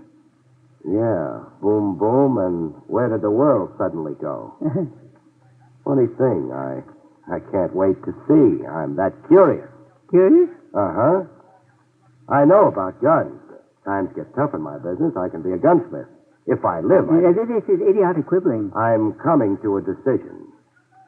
My hunch is that what it takes to load that museum piece isn't around anymore. Nobody manufactures it. Nobody sells it. The minute is gone. My hunch is that you're bluffing, friend, applying the old psychological squeeze. What if I just begin moving? You'll be shot. Barry, don't. Don't bury me on the side of a hill, beautiful. I hate sleeping lopsided. Please, nothing foolish, nothing heroic. Give him the diary. My life's against it, beautiful. Give it to a runt in white gloves and a baggy tuxedo, I'd have to disown myself. I'm coming over, No, friend. stop, you fool. I'll shoot. Let me go. Sure, but when your outlook on life gets a little more... I'm like, whoa. Smallest man in the world can be the most tenacious. This one fell apart in slow motion. Before giving up, his thumb gouged my eye a little, and his teeth made a meal of my arm. Before coming to, we had to throw him into a bathtub of water. He was out as cold as that. Keep an eye on him, beautiful. The size of him, he can wash down the drain pipe.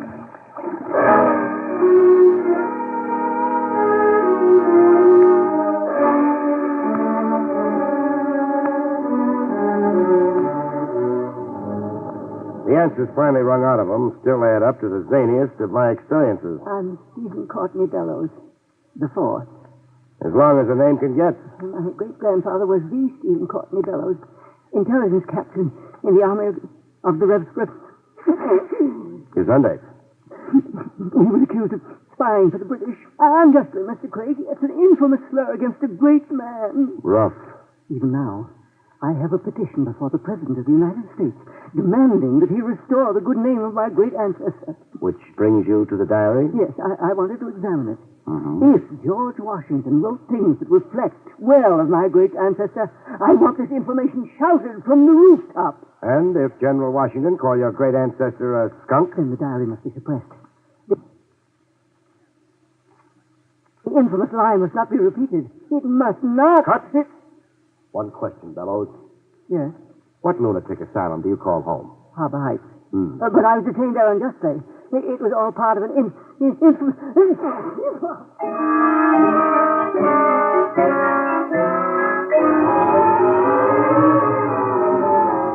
An escaped lunatic in a monkey suit, armed with an old dueling pistol. About the pistol, it turned out my hunch was cockeyed. It was loaded. You could have been killed. If the gun didn't backfire. But I can't understand. Why didn't he shoot? His reflexes wouldn't reflex. He was so hoodooed watching me behave like a suicide, he couldn't get up the coordination it took to blast away. Oh, I'm glad he couldn't. So glad. Are you so glad? Yes. You say that like... You know something? What, Barry? Keep twinkling those eyes at me, and I'll climb right up on that white cloud with you. And, Barry? Go sailing over the moon. Oh, I love sailing over the moon.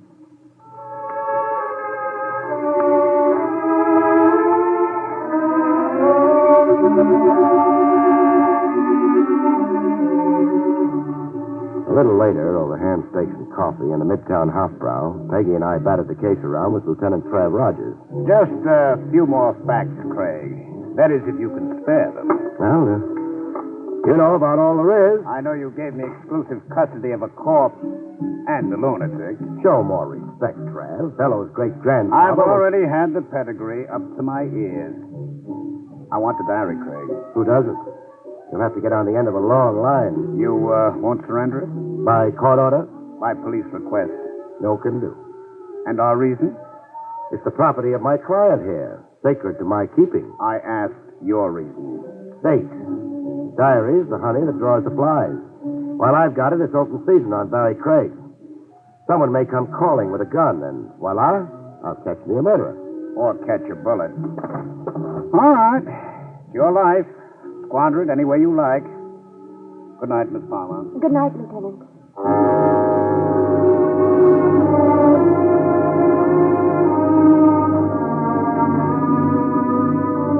With the good lieutenant off, muttering to himself, and Peggy off, tending to whatever it is girls tend to, I made like a negotiator.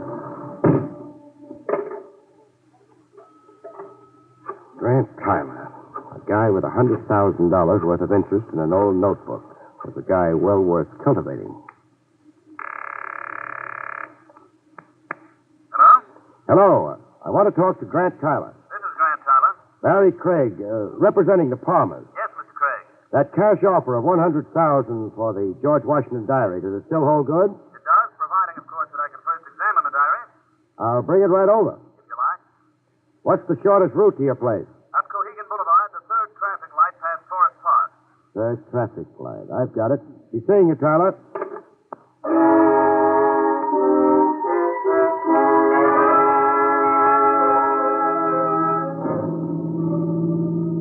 The second traffic light past Forest Park, I got the stop signal, a hand signal. A guy in a blue uniform, traffic cop or a fireman or a parcel delivery messenger. In the dark, he looked like all three of them. You were going 60, pal. The gas pedal jammed. Are you a traffic cop? No. No? Then what the... Don't get impolite, pal. No. I'd be a dope too. So it's a stick-up. Surprise. $40 is all I've got. You'll never make Bermuda. Keep your wallet in your pocket. Now drive into the park. All I want is your company. Into the park, pal.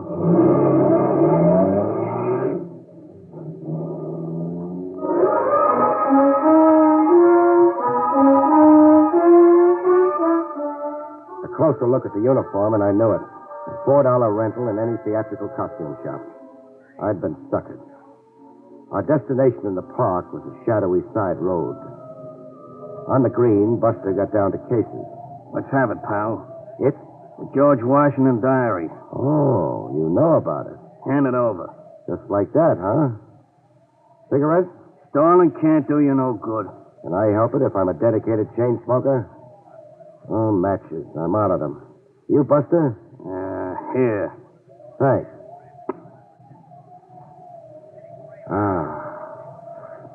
I can face the future now. Give me the diary.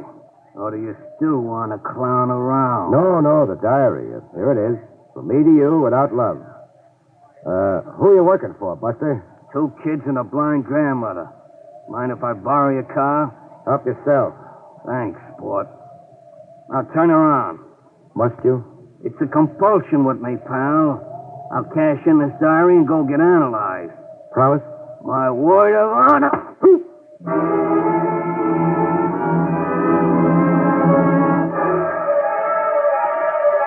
It took a long time for the balloon to drift down from out of gravity and settle back on my shoulders. When I was finally used to owning a head again, I had a cab drop me at Tyler's. I'd meet up with the baloney cop again if the cover of his matchbox I'd connived was any help. Moriarty's Bar and Grill, the cover said. I'd be haunting the place. Yes? Barrie Craig. Oh, you're late. Sorry, I was detained. Well, we'll have to do this another night, Craig. I've no time left for you now. Tough. Can I come in a minute? Well, I see no point in... Thought you were an Americana collector crazy to buy the diary. I am, but... But I haven't got it to sell, and you know I haven't got it. That's why the brush now? You're speaking nonsense. Am I? I was detained, I said, by a hood who stuck me up for the diary. I know nothing about it. Then what do you know? Talk and act responsibly, Tyler. George Palmer was murdered earlier tonight. George Palmer was murdered? If you didn't know it, talk to me, Tyler. Well, after your telephone call, Mr. Holland telephoned me. The junk dealer who sold Palmer the antique wall clock? Yes. Holland said he'd have the diary for me, and could he come over right away, tonight? And you said yes? Well, I'd be a fool not to. Holland's price is only $10,000. And 10 years for receiving stolen goods? Holland claims to be the rightful owner, that he merely sold Palmer a clock. Even so, you'd still buy a lawsuit? That's much of a risk I'm willing to take. Holland's engaged lawyers, offer to guarantee me against loss. Holland's due here tonight, you say? Any minute now. You'd better go. No, I'd better stay where I can listen and not be seen. Oh, here, maybe. Park behind the draper. Mr. Craig. You'll lose the argument, Tyler, so don't argue, huh?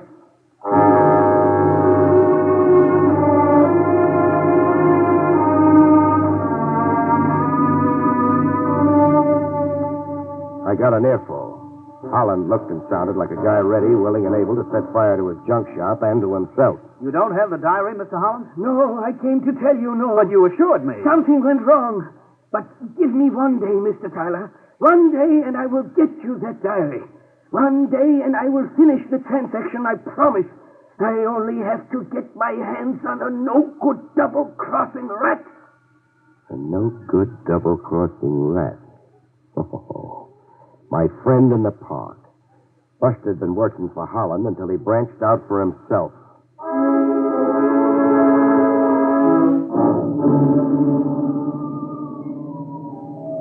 Moriarty's Bar and Grill was a sewer joint. Open a manhole and drop in. 20 minutes in it, and Peggy was gasping for air. Oh, I can't stand much more of this place, Barry. You won't have to. Surprise. You see him? He sees me. And making like to come over yet. Wait, the gall. Hi, pal. The name's Barrie Craig. I'll sit with the law. I just figured out how you got to Moriarty's. Did you? Yeah, cute gimmick. Conning me out of that matchbox. Your car keys. Car's parked on a corner. Thanks for the loan. Don't mention it. Oh, I almost forgot. The diary. You'll be wanting that back. Yeah. A change of heart? Yeah. I'm a regular Jekyll and Hyde. Half me wants to go straight, the other half gets out of line. Sad. How worthless did you find the diary to be? Hey, you're smart, Craig. Smarter than one guy's got a right to be. You approached Grant Tyler with the diary? Yeah, I approached Tyler. He checked it through with a spyglass, page by page, and then threw it back at me. It wasn't worth the plugged nickel, he said. The diary isn't worth... Don't take it so hard, lady. You got the diary in a grab bag. But my brother... Oh, yeah. That. What about that, Buster? You can't pin it on me. No? I'm for hire, but I'm not a torpedo or a fall guy. Whoever murdered Palmer wasn't me. Can I go now? No. For coming clean like I have? You give me a break. Make out like we never met. No. Sawhead, huh? Yeah, I'm the compulsive type. But I'll go get analyzed after I even up the score.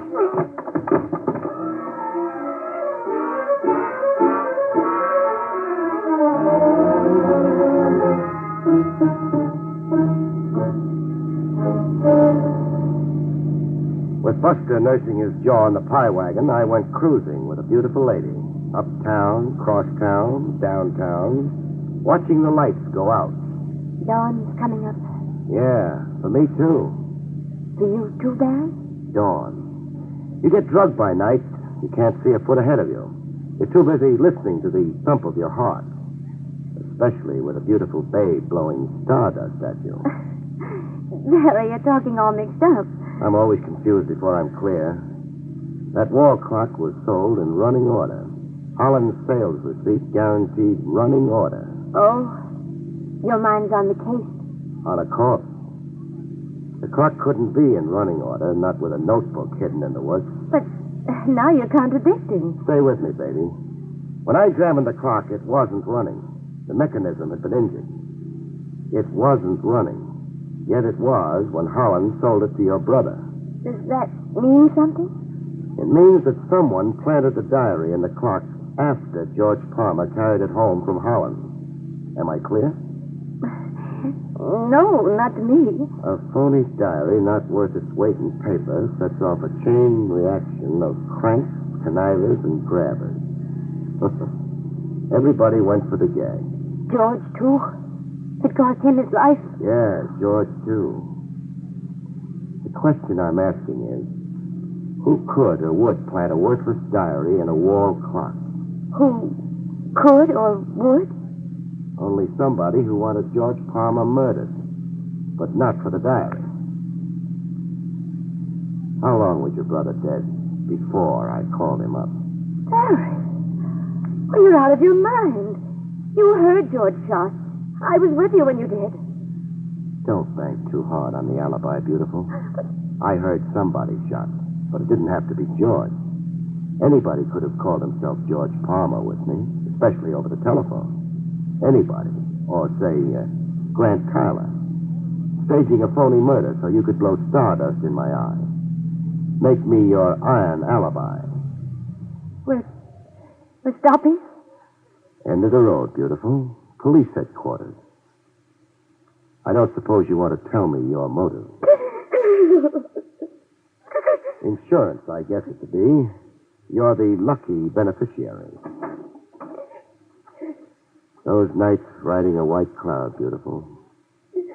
You and I'll never see them again. Yeah, dawn's really come up. It's broad daylight now. Good night, folks. See you next week.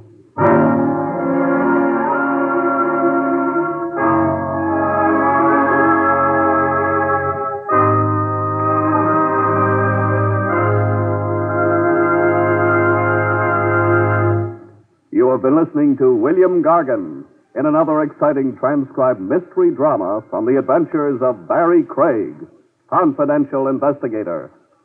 Tonight's story, Dead on Arrival, was written by John Robert. Next week, it's the strange story of Murder in Wax, about which Barrie Craig has this to say. Next week, I meet a wandering parrot screaming bloody murder, a sculptor with an amazing knack for making the dead lifelike, and a hired killer who sticks closer to me than my socks. The three put together spell murder. See you next week, folks.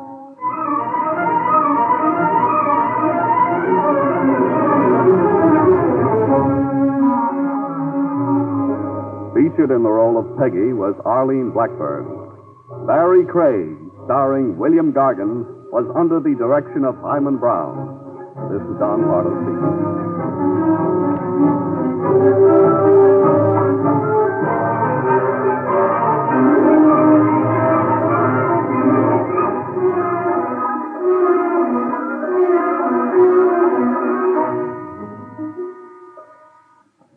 Now it's Meredith Wilson's Music Room on NBC.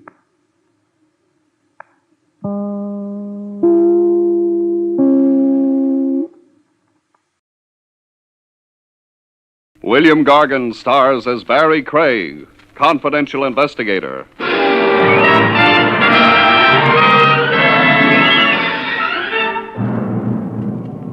There's a place somewhere, folks, away from the hurly-burly, where everything is slow and easy, and you can sleep around the clock without being heckled. I could be referring to a cemetery.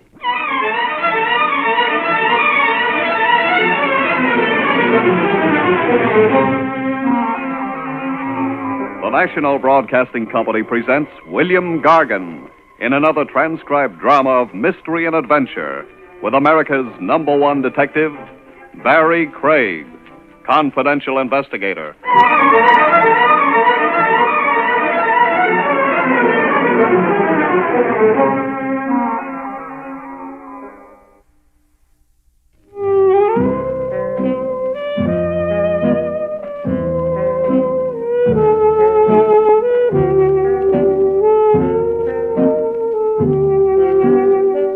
Barrie Craig speaking.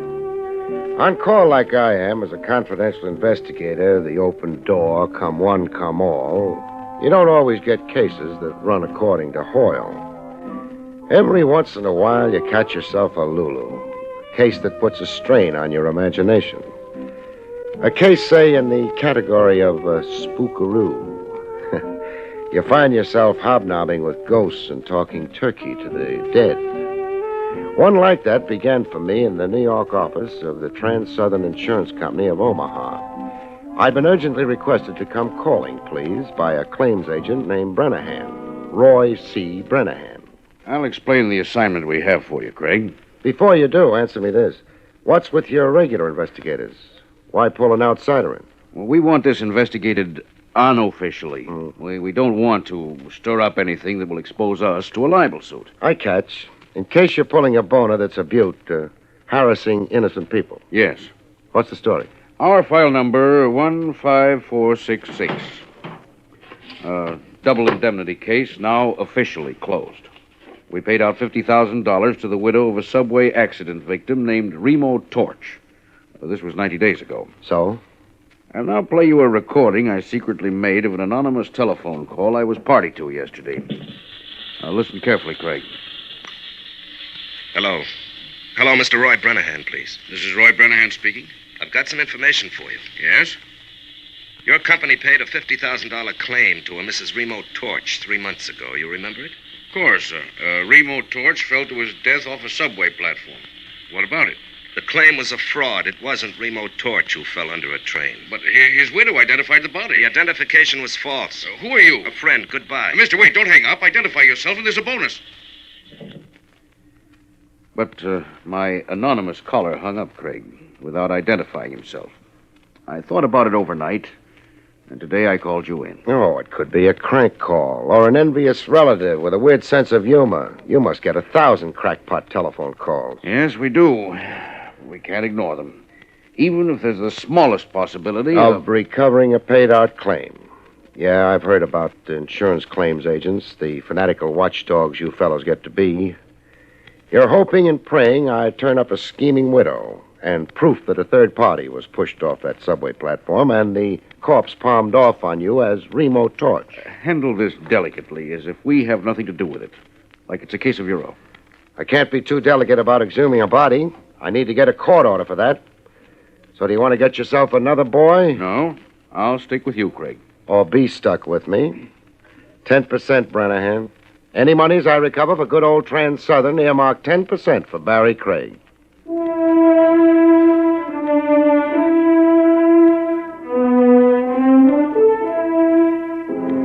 While waiting for red tape to unravel on the court order for exhumation of a corpse, I went to see the scheming widow.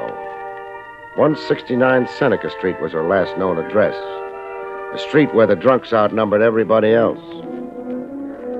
I ran into a very curious development at 169 Seneca.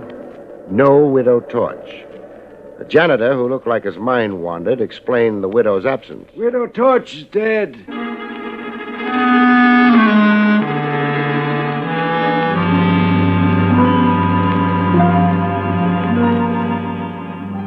A dead policyholder and a dead, though rich, beneficiary. I had quite a cast of live suspects. The next evening, I drove myself to the Hillcrest Cemetery on Sycamore Street out in Long Island, where the mangled remains of Remo Torch had been buried. I had a signed court order okaying exhumation to serve on the caretaker there, an old geezer named Sam Billings. Going through the big iron gate, I heard the night chimes. Night is a nice time to go calling on a graveyard if you hate yourself. Every superstition you had as a kid comes back to haunt you. You begin to see things and hear things.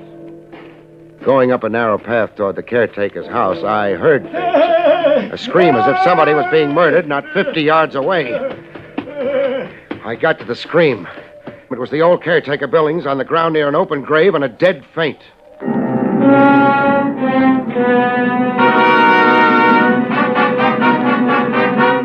The caretaker came to, pop-eyed as if he'd seen the devil and clawing at me as if I was the devil. Quit it, Billings. No, go away. Keep choking me and I'll have to flatten you. I'm Barrie Craig, a confidential investigator, now concentrating on insurance. Now, if you can collect your wits, old man. You're an investigator? Who'd you think I was? Him. Him? Who?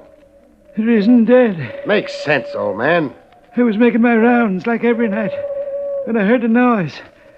A noise I'll never forget if I live to be 100. The odds are away against you, the hypertension you've got. I turned to look, bringing my light close, and it was the lid of a coffin coming off, as if by itself. Neatest trick of the century.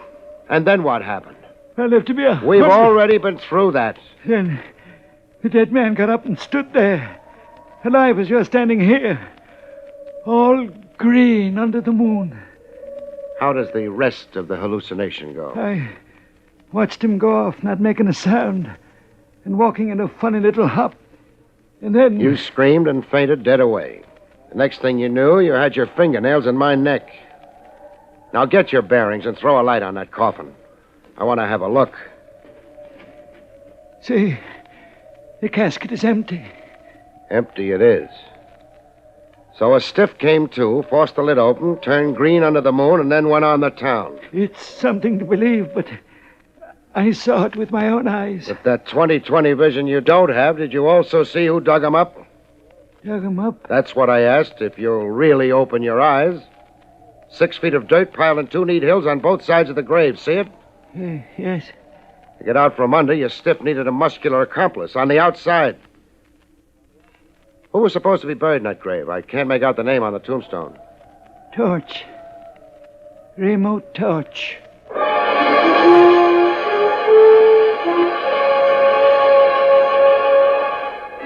The case was coming to life, but literally. I left caretaker Billings to sleep off his jitters and got into my car. Driving down tree-shaded Sycamore Street, my headlights picked up a character moving along the sidewalk in a funny little hop. A funny little hop were exactly the words the caretaker had used describing his stiff who'd come alive. My man on the sidewalk was loping along like that, a kind of hop, skip, like a guy who had no control over his reflexes.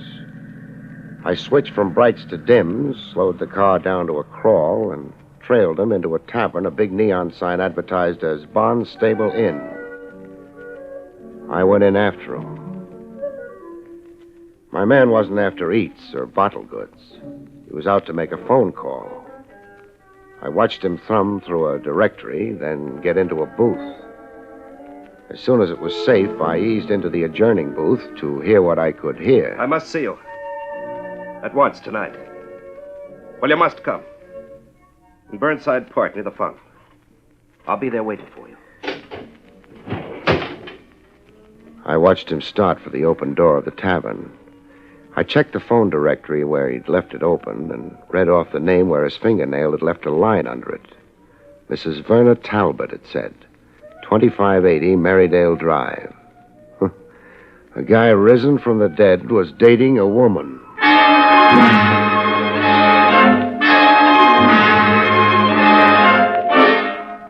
I was right there in Burnside Park in a grandstand seat behind a row of bushes when they met.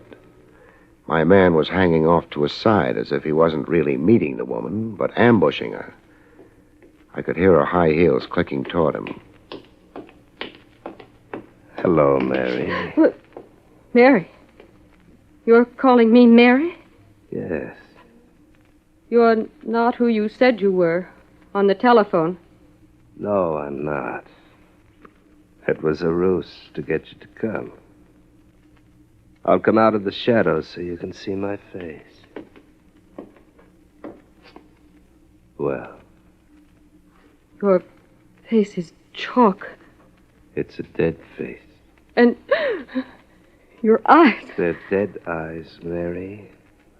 I've been dead, but I've come back. I've come back to claim you, Mary. Mary, my wife. Oh, you're insane. I'm not your Mary or your wife.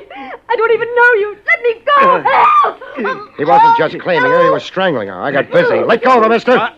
Suppose we postpone introductions for later. Oh.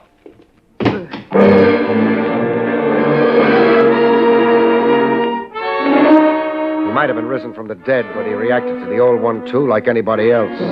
He was out cold, stiff, like rigor mortis had come back. While he slept it off, I revived the dame and questioned her. I'm Barrie Craig, an investigator, madam. I'd like a few honest facts and no ad-libbing. Remember, I probably just saved your life. I'm grateful. The man is insane. You acted as if you didn't know him. I never saw him before in my life. He's allegedly a Remo Torch. He said he'd come back from the dead. So far as we know right now, could be. If you don't know the man at all, why did you agree to meet him here? He telephoned me and said he was Tom Avery. I've known a Tom Avery. Your name is Mrs. Verna Talbot? Why, yes.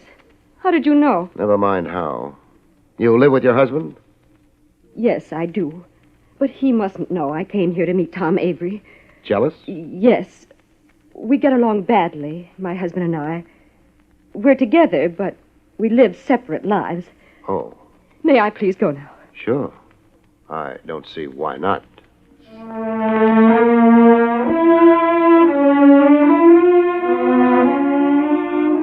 I watched her melt into the night, half mink, half woman. Then I sat down to rest up, take stock, and wait. I'd sure found myself a bright way of making a living. There I was in a public park at 2 a.m., waiting for a corpse to rise for the second time in one night. This time out of dreamland.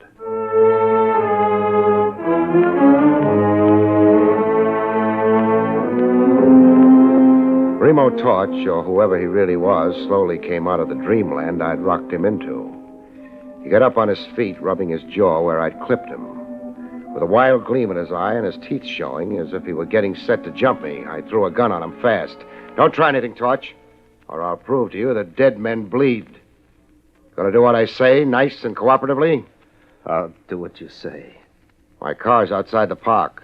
We'll get into it and drive to my apartment. To your apartment? For a heart-to-heart talk. Shake your head and I turn you over to the cops.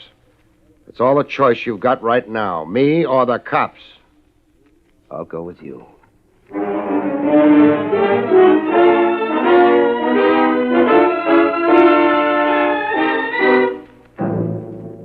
I got him home with me okay and put him to bed. When he fell asleep, I handcuffed him to the bed and tied his feet. Then I showered and waited for daylight and a good morning chat with Lieutenant Trav Rogers at Willie's Coffee Pot. I don't get half of what you told me, Craig. Half's enough to hold you for now. Feed ghost stories to little boys a spoonful at a time, an old teacher of mine used to say.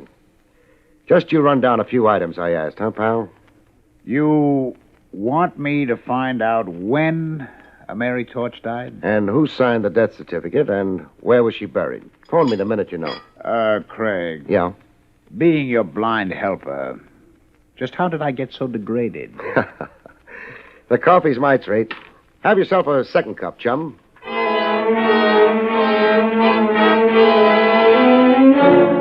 Torch was wide awake when I got back from Trav Rogers.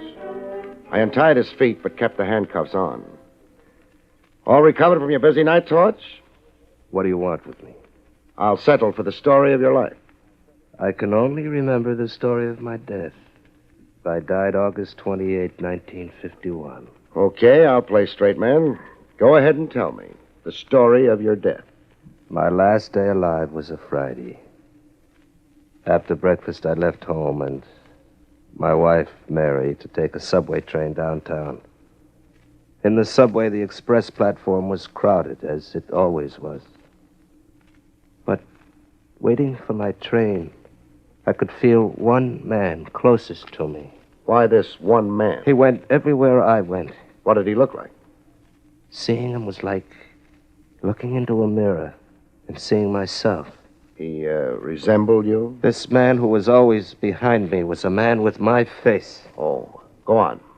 He was behind me, this man with my face. A train was coming in.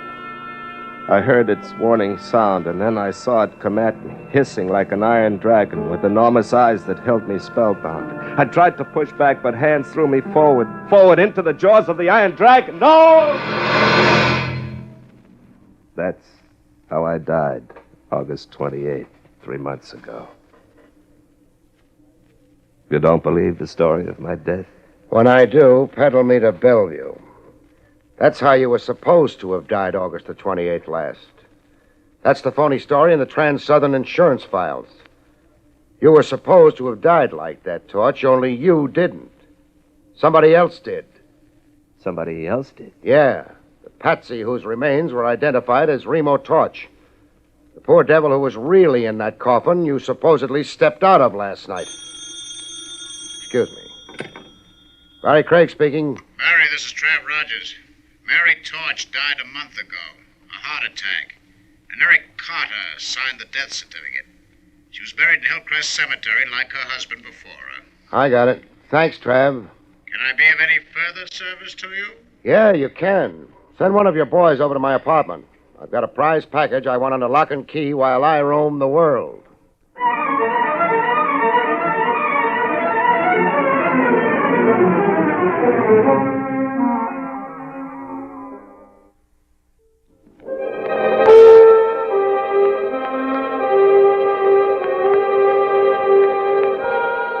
I had the graveyard habit. There I was again at Hillcrest Cemetery, waving another court order at old caretaker Billings. This time with the name Mary Torch spelled out on it. Old Billings read the court order, sneaking a little foolish grin at me as he read. Here's to be an order, Mr. Craig. Can you round up a couple of diggers right away?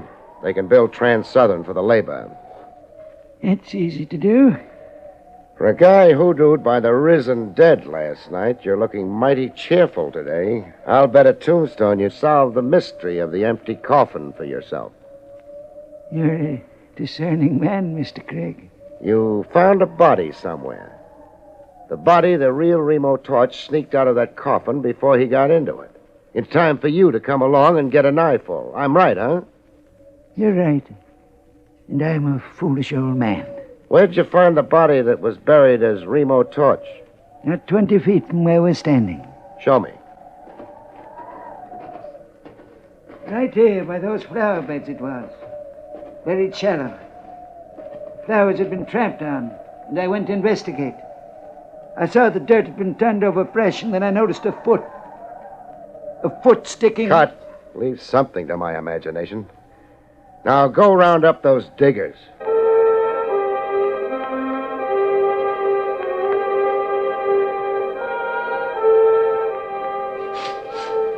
The slab of marble read Mary Torch. Two beefy gents were digging her up. They wore a look on their kisses that said they just loved to make an argument of it. They were the same team who'd buried the Mary Torch coffin only a month ago. To them, I was some creep undoing a work of art. Me and my court order. You've got the coffin exposed enough, men. Now use the crowbar on it. I soon got a look at the contents of the coffin. No body, Mr. Craig. The casket's full. Full is the word, Billings. Full of rocks.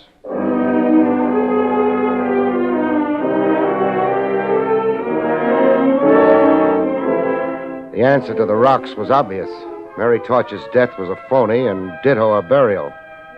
I found out how it was maneuvered by an entry in the cemetery record book. It's the name of the undertaker you want? Or whoever supervised the so-called burial.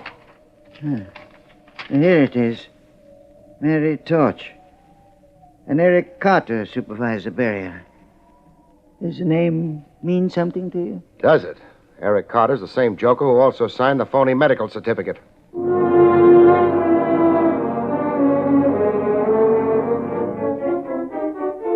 The great insurance swindle and how it was accomplished began to stitch into one piece.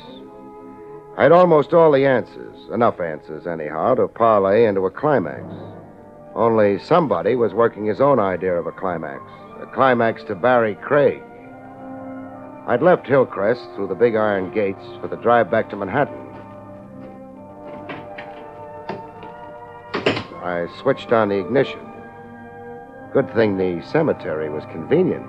Took all the fuss and bother out of my burial. Oh!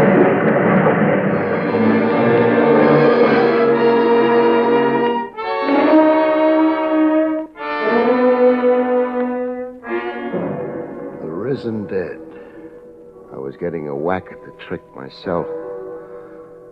I was dragging toward a light no bigger than an arrowhead, waiting for me somewhere at the end of a long sleep. And bells tolling morning, the bells were saying. And wake up, Craig. Wake up. Craig, look at me. And the voice. The face of someone I'd seen around the trail. Rogers. How did you come to die, Trev? I didn't. And neither did you, the miracle is. You're in Shore Park Hospital. In emergency. A time bomb hooked to your starter cable. Step on the car starter and blow yourself up. A gimmick with whiskers. A long gray beard. It's an old murder device, moth-eaten, but they got you, Craig. How bad am I? You're one for Ripley. I'm okay? Is that what you mean? Just lacerations of the head and neck. Shock. You're wearing more bandages than King Tut. You're also minus an automobile. I'll build Trans-Southern. Trev, get me out of here. I want Remo Torch back. As soon as I'm dressed, he and I are going bye-bye.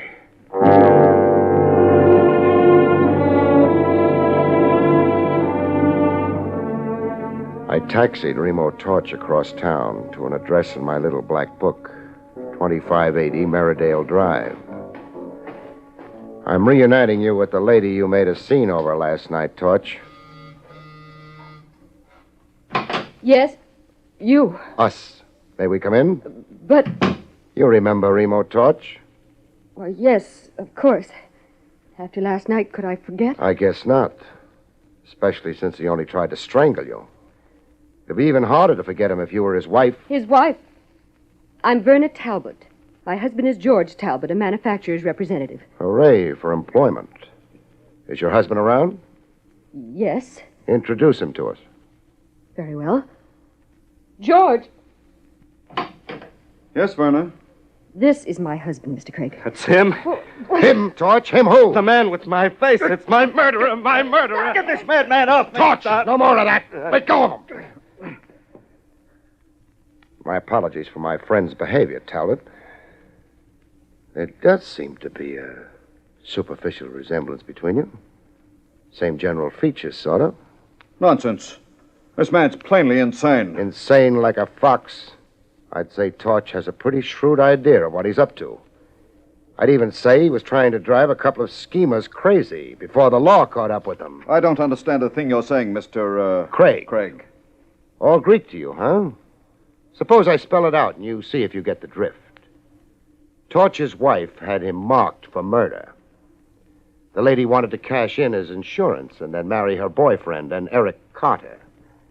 The boyfriend began following poor Torch around, waiting for a chance to knock him off. But Torch caught on to what was cooking and figured out a way of outsmarting the schemers. Drop the insanity pose, Torch, and tell them how you did it. I hired an unemployed bit actor to wear my clothes and play at being me. The actor came down the steps of Torch's house every morning, stopped at the same newsstand, then went into the subway to ride to his office, as Torch would. Am I right on that, Torch? Yeah. The device worked. You fell for it, Talbot, because you'd never actually met Remo Torch. Did you say I fell for it? I said just that. You pushed a stooge hired by Torch under that train. Madam here identified what was left of the stooge and collected her $50,000. But Torch was really alive and kicking all the time. How much does it take to coax a confession out of you, Mr. Eric Carter, alias Talbot? Or you, Mrs. Torch? We're caught, Eric. Are we, Mary? I rather think I have our little problem very much under control. Keep your hands as they are, Craig. No good, Carter.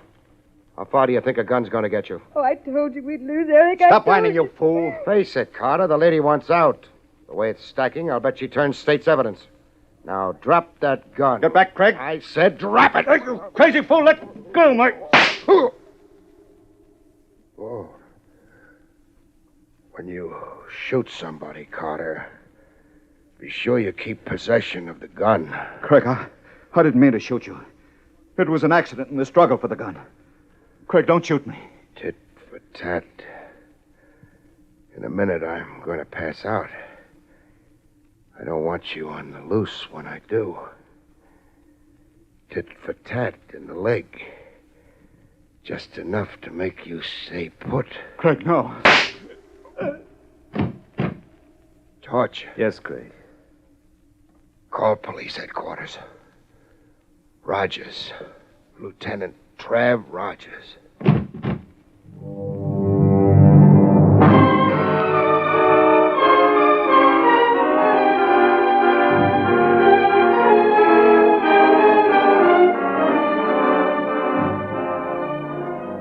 Wake up from a long sleep, and there's the same face in front of you, like a pin-up on a wall. Don't look now, Craig, but you're back in Shore Park Hospital. Emergency. What's my medical complaint this time? Bullet in your left thigh. You'll be out in a week, and limp for a month. Oh, great. Well, now that you're conscious, you want to talk. Eric Carter masterminded the phony death and burial of Mary Torch, and also planted the time bomb. 1 minute, Craig. Yeah? You're forgetting you played the case very close to the vest, that you so far only told me about half of it. Oh. That makes the conclusions I'm giving you a little puzzling. A little incomprehensible. How long did you say I lay over here? A week. Pull up a bed, Trav. Pull up a bed? I got a long story to tell you.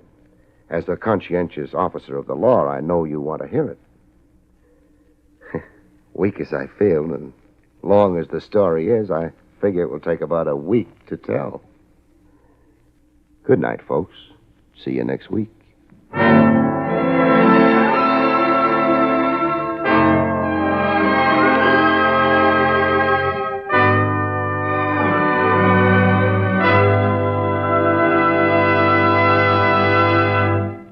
You have been listening to William Gargan, in another exciting transcribed mystery drama from the adventures of Barrie Craig, confidential investigator.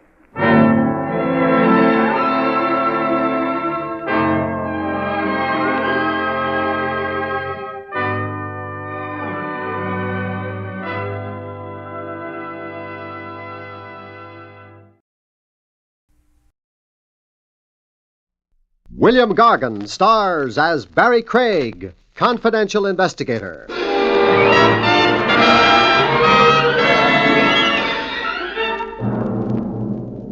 Murderers are human, just like anybody else.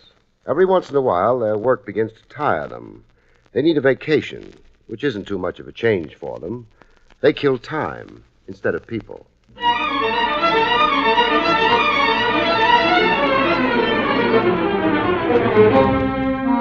The National Broadcasting Company presents William Gargan in another transcribed drama of mystery and adventure with America's #1 detective, Barrie Craig, confidential investigator.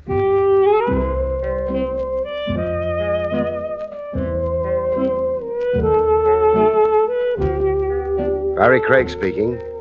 The office where my license as a confidential investigator hangs is on Madison Avenue. Madison Avenue is in New York City. New York City in the summertime is a good place to go away from. I was going away from it, in the general direction of the Adirondacks and a week's fishing. I rarely catch any fish, which makes two parties to the deal very happy, the fish and me. And I hate fish.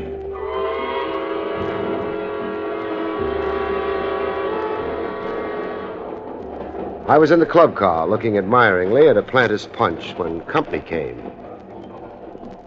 Would you have any objections if I sat here? Well, would anybody object to Santa Claus dropping in? Thank you. What's your name? Barrie Craig. I'm Claire Roberts. What are you drinking? I haven't started yet. It's almost too pretty to drink. It's a planter's punch. Looks wonderful. Would you mind? No. Oh, waiter. Yes, sir. One of these for the lady. A planter's punch, sir, right away. Where are you going, Barrie? The Adirondacks. They're very tall mountains. Well, I don't intend to climb any. What I had in mind was a small amount of fishing. Well, that's a wonderful coincidence. It is? I'm going fishing, too. For what? Fish. Oh, fine. Barrie, before the waiter gets back. Yes? Will you keep this for me? This? It's only a small envelope. Please, Barrie. Well, why do you... give it back to me when... Oh. Your drink, madam. Thank you. Will there be anything else, sir? Not right now. Thank you, sir. What did you do with the envelope? My breast pocket. You're very sweet. And now let's drink to... but Barrie, watch out. Well, you knocked the glass out of my hand. Yeah. Well, I suppose accidents will happen. No accident. What? I spotted the waiter dropping something into your drink when he was bringing it. Oh, no. Hold it. A little accident, sir? That's the way it looks. I'll get the lady another drink. Don't bother. The lady isn't thirsty anymore. Thank you, sir. Come on, Claire. I did want that drink. Even if it was poisoned?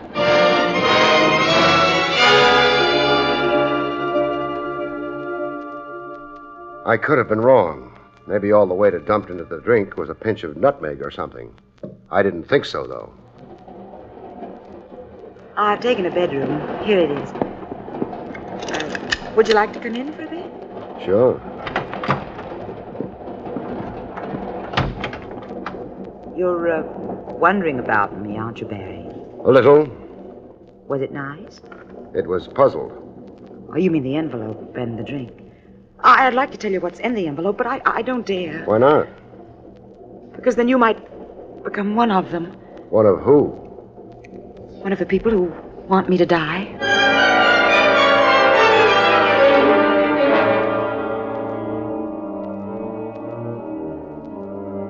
She didn't go on to explain. There wasn't much conversation after that. She said she was tired. I said goodnight and went on to my bedroom. I've been careless and left the lights on. But you didn't leave the lights on. I didn't, huh? I put them on. Why? I'm afraid of the dark, shall we say? If you like. Now, Mr. Craig, if it wouldn't trouble you too much, may I have the envelope Miss Roberts gave you? It would trouble me too much. I was being polite, but only superficially. The envelope, if you please. I don't have it. Mr. Craig, you may be under the impression that this gun I'm pointing at you is merely for display purposes. It isn't. It's a rather deadly weapon. If I must employ it on you, I shall. Aboard a train filled with people? Oh, come now, Mr. Craig. Surely you know enough about firearms to recognize a silencer, don't you? The only sound this gun will make when fired would resemble a cough.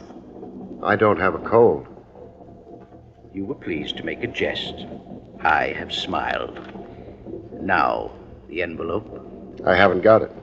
I'm not a child, Mr. Craig. I know Miss Roberts gave it to you.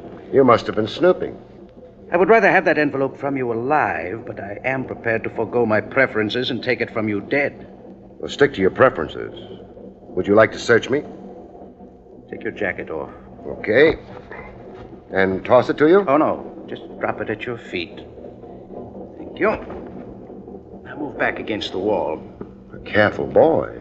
An explanation of why, in my profession, I am still alive. Now, your jacket. No envelope. No envelope. Mr. Craig. Yeah? Where is it? I don't remember. Very well. You have exactly 5 minutes in which to remember what you did with that envelope. 5 minutes in which to remember or die.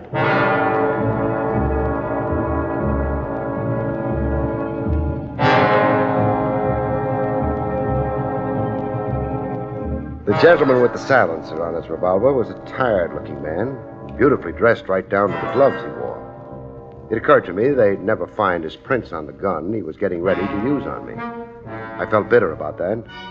I also began wondering how smart I'd been hiding Claire's envelope in Claire's bedroom. You haven't very much time left. I haven't got the envelope either. But before you knock me off, maybe it would be more polite if you mentioned your name. It's Wiley, if that helps you any. Wiley. Doesn't help at all.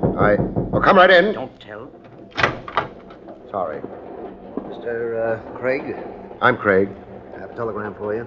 Fine. You'd better wait. There might be an answer. Mr. Wiley here is leaving anyway. Yes, of course. Leaving your bedroom, Mr. Craig. Not the train. Well, let's get at the telegram.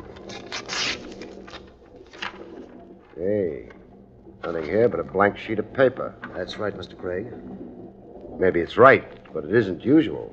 Well, I thought it would be the best excuse for getting the other gentleman out of here. Any excuse would have been the best. I don't understand how you come in on this, though. Miss Roberts sent me. For what? The envelope she asked you to hold for her. She would like to have it now. Of course. Oh, conductor. Yes? Oh, what time is it? Let me see. Yes, 10:50. Thanks. Now, if you'll give me the envelope. That's a nice costume you're wearing. Costume? Sure. I've never seen a real conductor wear a wristwatch before.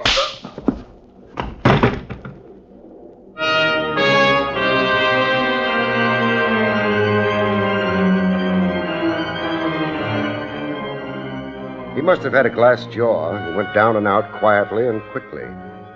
I worried for a couple of seconds. Maybe conductors have started wearing wristwatches. But then I stopped worrying. Because after I went through his pockets, I found out his name was James Bryan. His shoulder holster told me he preferred a .32 caliber revolver with its serial number filed off. And the haircut under the borrowed conductor's cap said that Mr. Bryan had very recently been a guest at a penitentiary.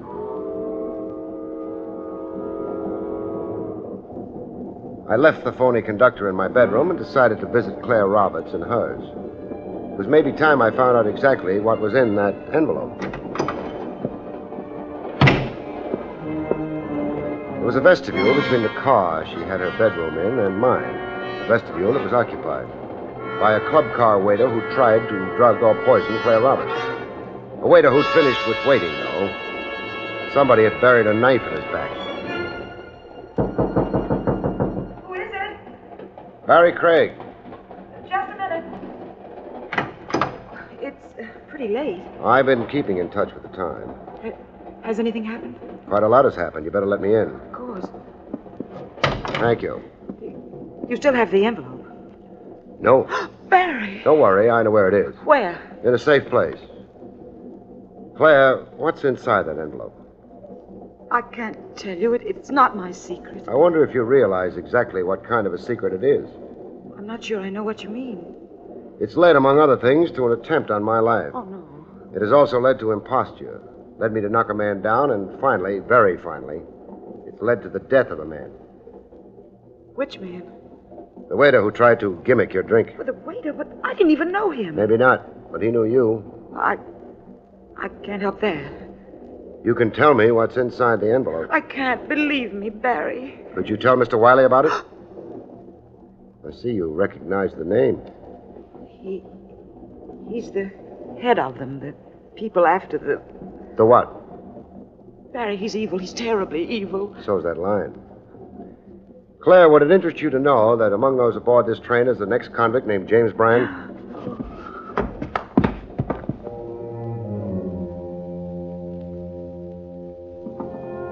I didn't catch her as she fell.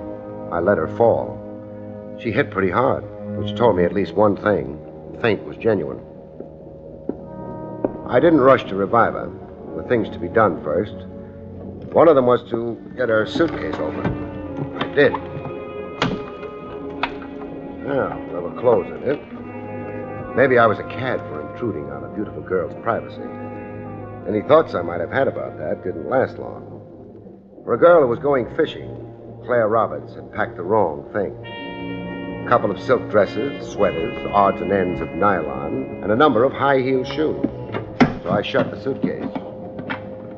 It would have been fun thinking of how Claire would look in the various clothes she was carrying, but I didn't have time for fun. One thing was pretty obvious. With the clothes she'd brought, whatever she was going fishing for, it wasn't fish. Barry? Yeah? I must have fainted. You did. Here, I'll give you a hand up. Thanks. It was silly, fainting like that. It was genuine. Who's James Bryan? I don't know. Just the mention of his name made you faint. Well, I meant I don't know what he's doing on this train. He's a gangster, Barry. Uh-huh. He kills people. In which case, he ought to be in jail. Why isn't he? Well, he was in jail. Barry, he must have escaped. That's not legal. You're sure he's on this train? Very sure. He's the gent I knocked out a little while ago. Where is he? In my bedroom. You're about to suggest I get a half a dozen conductors together and arrest Bryan? No. No. Well, I mean, well, of course he's an escaped convict and all that, but... Barry, the door. Somebody's opening it. That light, put it out quick.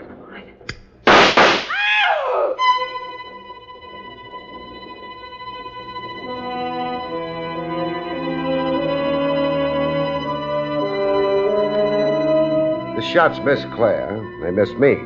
They were, after all, shots in the dark.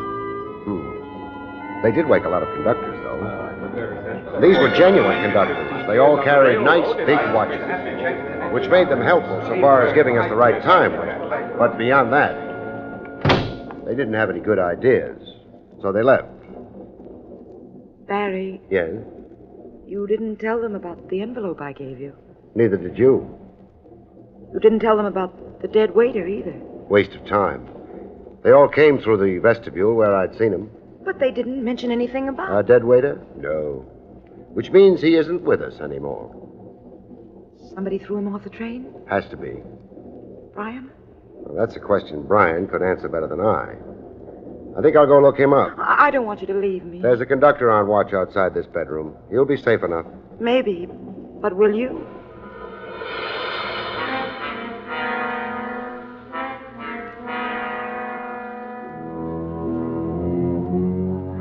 I didn't waste any time thinking up an answer to that question. I couldn't think of a good one anyway.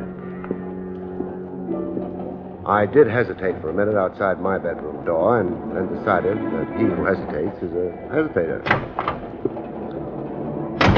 Mr. Bryan, I discovered, had left. Maybe I should have been sorry about that. I wasn't.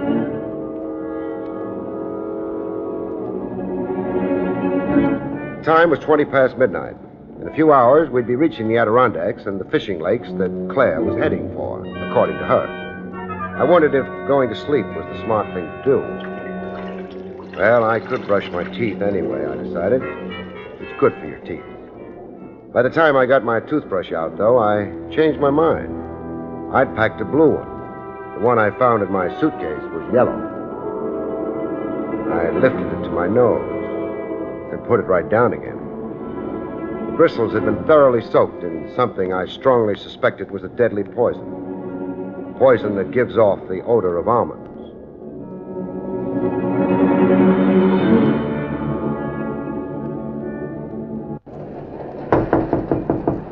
Come in. I'm sorry I have to barge in on you so late, but... Well, that's all right, Mr. Craig. As head conductor on this train, you might be able to help. Anything else happen? No, but it was intended to. That's not important, though. There's a Mr. Wiley on this train. Could you tell me where he is?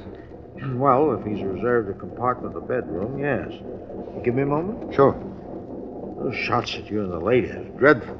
Well, they're not so bad. They all missed. Mr. Thomas Wiley has a compartment B in car 437. Thanks. Is that all you wanted? It'll have to do for right now, except, we're on our way to Martindale. Have they had anything exciting happen up there recently? Martindale? Well, it seems that the postmaster's wife and the grocery clerk... Oh, I didn't exactly mean along those lines. I meant any crimes, holdups, or... Oh, I see. Well, yes, there was something. It happened several weeks ago. Well, what was it? The payroll robber, it seems to me. A man killed, too, the watchman. And the criminal? Well, the police are still looking for them, as far as I know. They worked pretty quick. The reason I remember about it is the train was held up for a couple of hours while the police went through it, looking for the payroll money. Will they find it? No, they didn't. They couldn't hold anybody either. There was no proof, you see. Large payroll? Well, it's for one of the lumber concerns back in the mountains. Pretty large, I'd say. Too large to get into a small envelope, huh? Oh, yes. Well, thanks a lot. Well, I've been glad to answer your questions, Mr. Craig. I wonder if Mr. Wiley will be.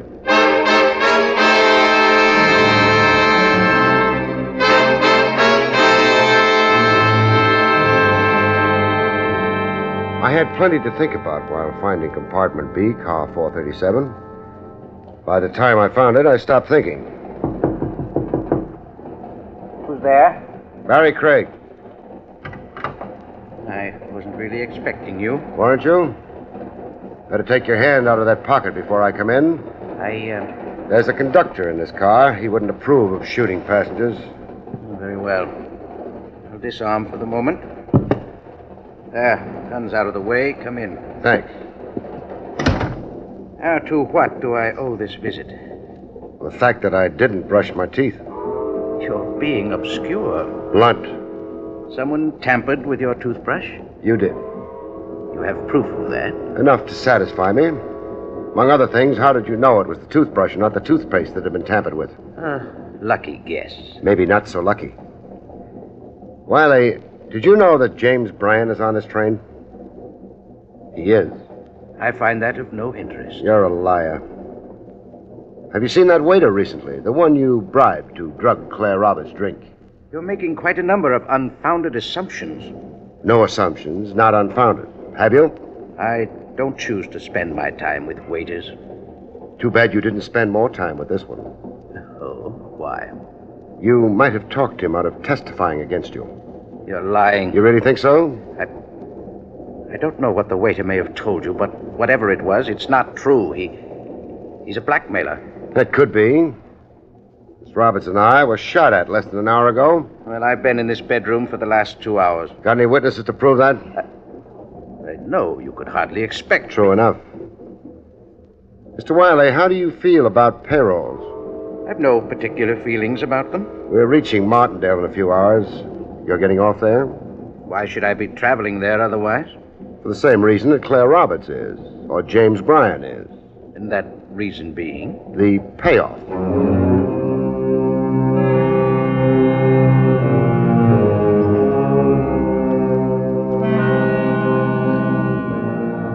I left Mr. Wiley. His conversation lacked frankness. I wandered through the train looking for Mr. Bryan. I didn't think he'd be out in public view. He wasn't. I returned to my bedroom, shaved, and twiddled my thumb. The only result of that was that half hour before arrival, I almost sprained my left thumb. Barrie. I was hoping you wouldn't be asleep. I couldn't. Come in. Barry, I'm frightened. You've got reason enough. Someone's tried to drug you and to shoot you. I know. You haven't asked me for that envelope again. I think maybe you better keep it. Until when? Where are you going to be staying? The Green Lake Lodge. Or do you know what the phone number is? Green Lake 465. 465. I'll phone you after we get in, as soon as I think it's safe, and then we can meet and... You're sure you'll phone me? Well, of course I'll want that envelope. After all I've gone through because of it, you... Okay, then. You'll phone me.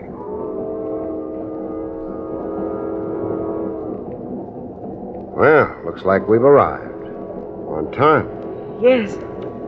I think maybe I'd better get that envelope now. Get it? Yeah. I slipped it behind the seat cushion here. What? Uh-huh. Untouched. You hid it here?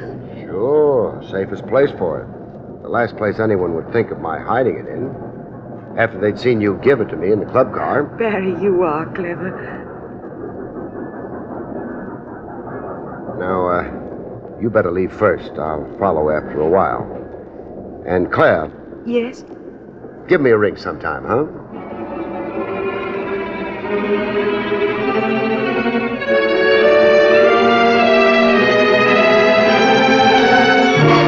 Claire got off the train, and I watched her. Wiley got off immediately after she did. He didn't follow her. Brian also must have left the train, but he didn't show in the open. However, he didn't follow Claire either. Nobody, it was seen, was interested in where she was going. But when I got into a cab, it was a different proposition. Mister? Yeah? Ain't none of my business, but there's a cab following us. There is? Well, you're right. Matter of fact, it's even more complicated than that. It is? Yeah. There's another cab following that one.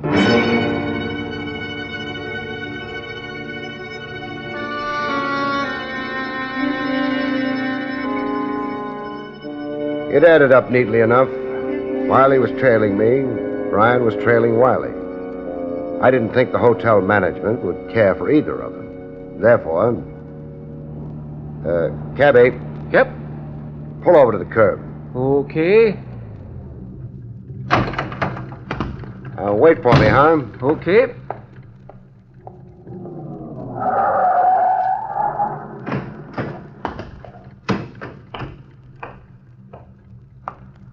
Craig? Craig? Have fun following me? Oh, look here, Craig. I suggest you look back. Back? What? Brian. Yeah, Brian. What are you after? Stop kidding. You're not the only one who has a gun. You dirty... Take it easy, boys. You've got too big an audience for fireworks. 3 cab drivers, me. Hey, don't bother me. You don't either. Even if I owe you something for that sock on the jaw, but we'll forget it the minute you hand over the envelope. You can have it. Now, wait a moment. You can have it, too, Mr. Wiley. Both of you can have it. One condition, though. What's that? That it's opened here and now. No. No? No envelope. Don't be a fool, Brian. He could have opened it at any time if he'd wanted to. We've got nothing to lose. Well, okay. Thanks. This is the envelope given to me by Claire Roberts. So it would appear. Yeah, ain't been opened. Fine. I will now open it. And we discover, to somebody's surprise, maybe, that the envelope was... empty. Right. Goodbye, gentlemen. Hey, wait. Greg, how can I be sure you didn't open it before I... You can be sure because Mr. Wiley is leaving. Yeah, he must have figured... So long, Greg. Goodbye. Or maybe only till we meet again.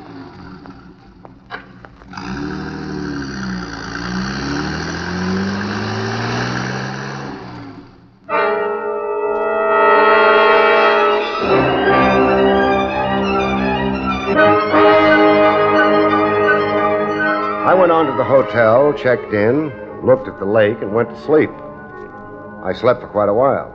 No phone call disturbed me. Towards evening, I got up and performed a couple of errands. One took very little time. The other consisted of crawling under the baggage counter at the railroad station. The baggage clerk understood. Clerk, Yes, miss. will you get my bag for me, please? Here's the check. Oh, thank you, miss. Get it for you right away. They ought to build higher counters. Barry! Hello, Claire. What are you doing here? Waiting for you to phone me about the envelope. Oh, I did phone several times. The line was busy. Funny. Because there's no such number. Oh. You still have the envelope? No, I turned it over to Wiley and Brian. Oh. Don't look so hopeful. They opened it right away. The baggage check you just handed the clerk wasn't in it, as Wiley and Brian had thought. I admit I hoped they'd go after you for the empty envelope. They did. I'm a fair-sized decoy, Claire, but not made out of wood. I realized the envelope you gave me was empty. I also realized after I had a look at your suitcase that you weren't coming up here for the fishing. You were carrying the suitcase as a blind. You came here for only one thing. Here's your bag, Beth. For that. You know what's in it? Sure. A payroll, Claire. Okay, baby, hand it over. Brian! You didn't think I was so dumb I couldn't figure you held out on a baggage check? No, I... Give me that bag. I already killed a couple of guys for it. The waiter on the train among them? I had to make sure Claire didn't pass the baggage check to him. Don't worry, this confession ain't gonna do you much good. It's a large gun you have there. Large enough to take care of you and the clerk. Now hand over that bag, Claire. Once I was dope enough to pass you the baggage check when the cops was after me. Not anymore. Oh, all right. I don't think so. My hands are below the level of the counter, Brian. What do you think I was doing while I was waiting for Claire and you to show up? What? Practicing this. Funny they never realize that the guns they use on other people can be used on them. Oh, don't go away, Claire. You've got a date.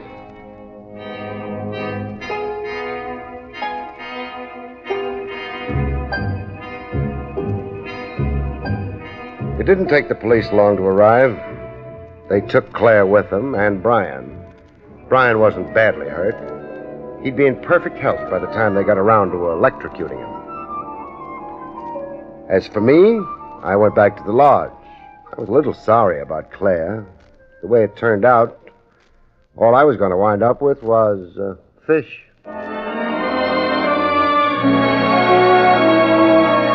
In next week's story, For Love of Murder, a jail cell built for two becomes a honeymooner's cottage when a prisoner of love squares a triangle by simply eliminating the competition.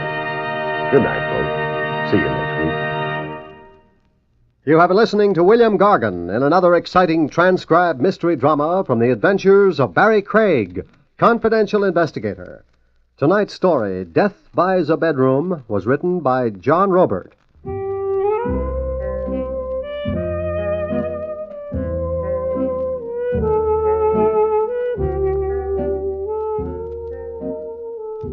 Next week, it's the strange story of For Love of Murder, about which Barrie Craig has this to say.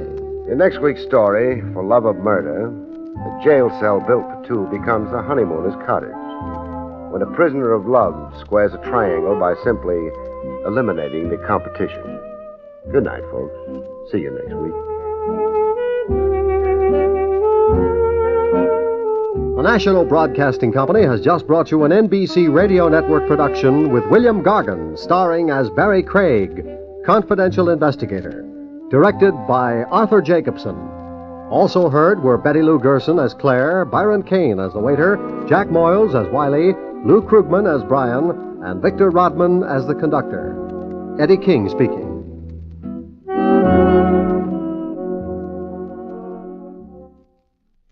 Here's a word about the daytime listening NBC has in store for you Monday through Friday. It's a refreshing schedule with quiz, music, news, and heartwarming drama. A well-balanced lineup for your summer day.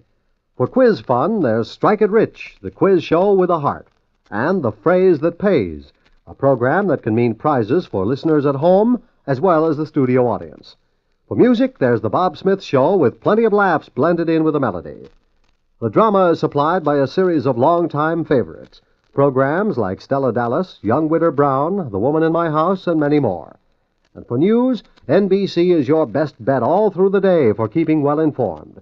You'll hear commentators and reports like Alex Dreyer, Pauline Frederick, Morgan Beatty, Ray Henley, and many others who bring you the latest news as it happens and take you behind the scenes for the inside stories.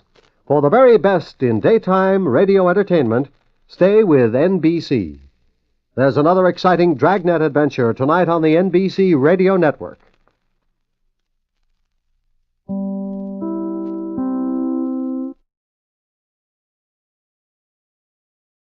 William Gargan stars as Barrie Craig, confidential investigator.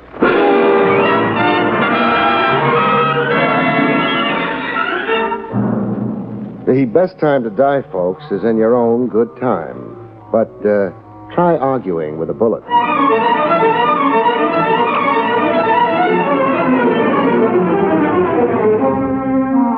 The National Broadcasting Company presents William Gargan in another transcribed drama of mystery and adventure with America's #1 detective, Barrie Craig, confidential investigator.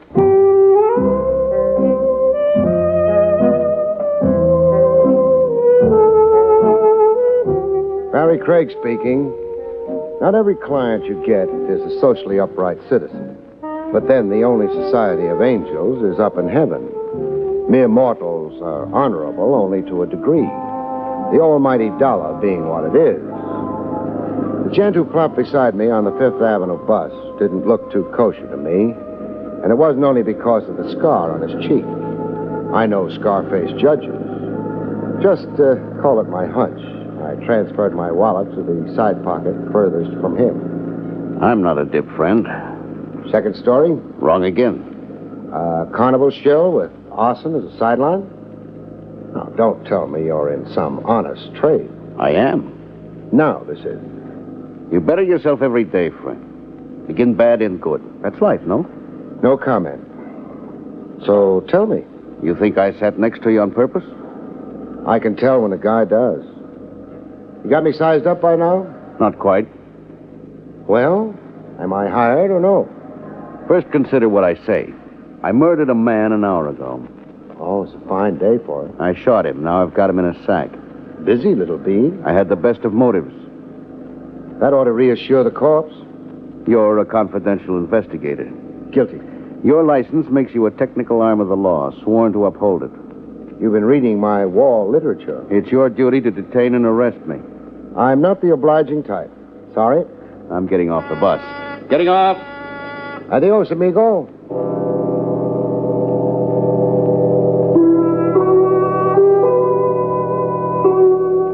Weird?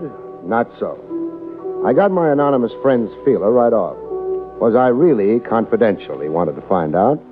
Find out before he dared to hire me. His story was a fake. Done to see if I'd grab him and yell police. I'd be seeing more of him. I got to see him again in a health club and gymnasium while I was working out, shredding stomach fat in a punch bag. My friend showed up to watch me. Save some of your punch for me, Craig. Well, back with me again, huh? Park on the bench here. We'll talk. Yeah. Well, I'm parked. So? I'm Moody. Gyp Moody. Gyp, huh? Gyp means I've got gypsy blood. Oh. You, get rid of that corpse, okay? I was only kidding you. You think? You're for me. You don't run blabbing what you hear. So glad I passed your test. Now, what's my job? 200 grand stolen from me 5 years ago. I want to get it back. Explain. Johnny Phoenix stole it from me. Phoenix?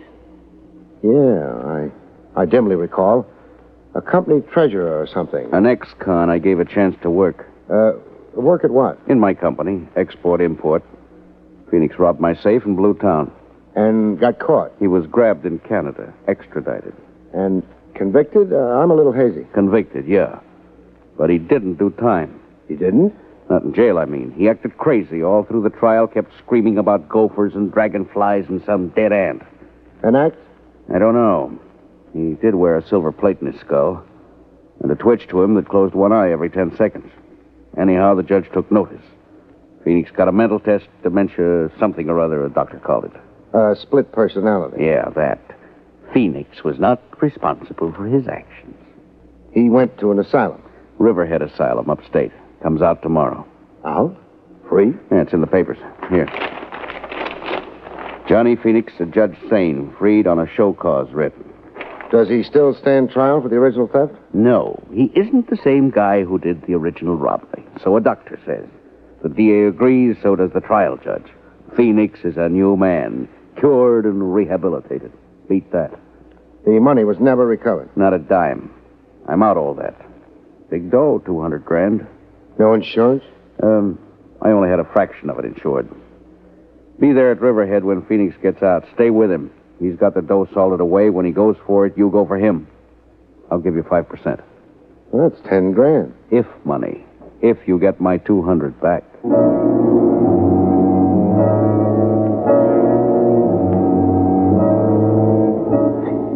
I was in the Riverhead Railroad Station, upstate, right with Johnny Phoenix. He'd been freed about an hour earlier.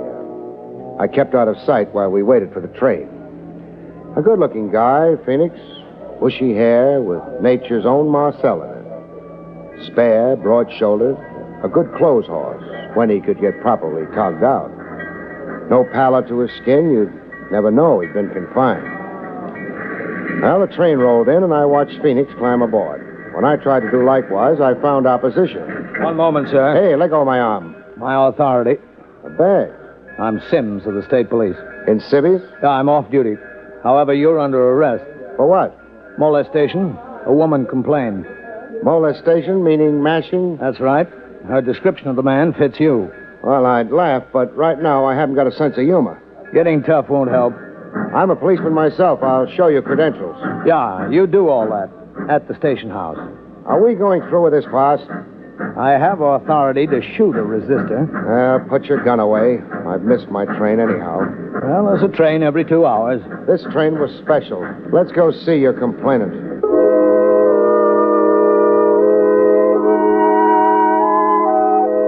The complainant looked like she'd had trouble with mashers since pigtail days. Blonde, cream-cheeked, born to wear silk. Ma'am, is this the man who annoyed you? No. They have a superficial likeness, but my annoyer was oilier, grosser, and on his chin here, a cleft. Thanks for the exoneration, doll. Followed me around the station, talking at me in some strange tongue. Esperanto. Can I go now? Sorry if I caused you any inconvenience. Oh, it was nothing at all. I'm only out a probably lousy 10 grand.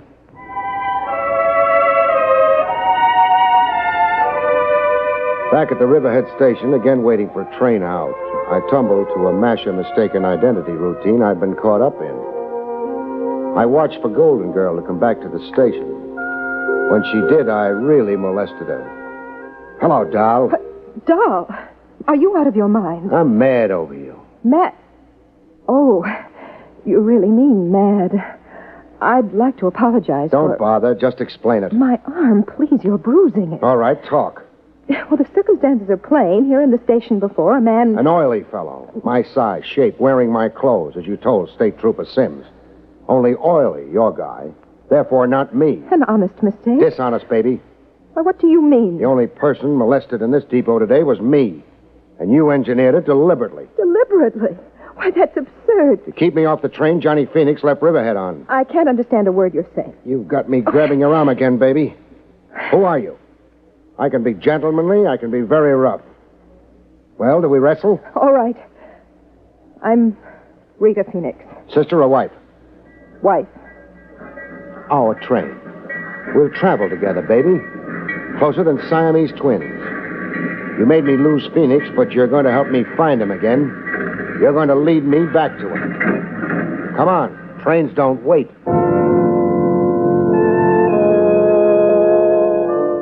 On the train, we sat as close as the law allowed. I took the precaution of searching Rita's handbag. The ivory-handled gun surprised me just a little bit. I won it in a raffle. Does that explain it?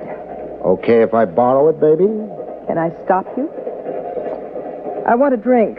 So do I. Can't I even go to the club car without you? We're inseparable, remember? Boy, can I get a hate on you.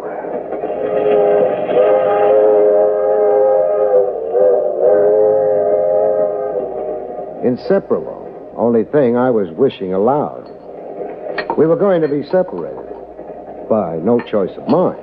It happened in the club car while Golden Girl was watering her tonsils with Smirnoff vodka. The fellow flopped on the lounge beside her. With a beauty like Rita available, the dope chose to sit on my side. I knew why in less than a minute. I knew by the gun in my ribs. Do I have to spell it out, Craig? G-U-N. Gun. I'm glad you're quick on the think. The feel. Now, this is where you leave Rita Phoenix. You've been hogging her company a long while now.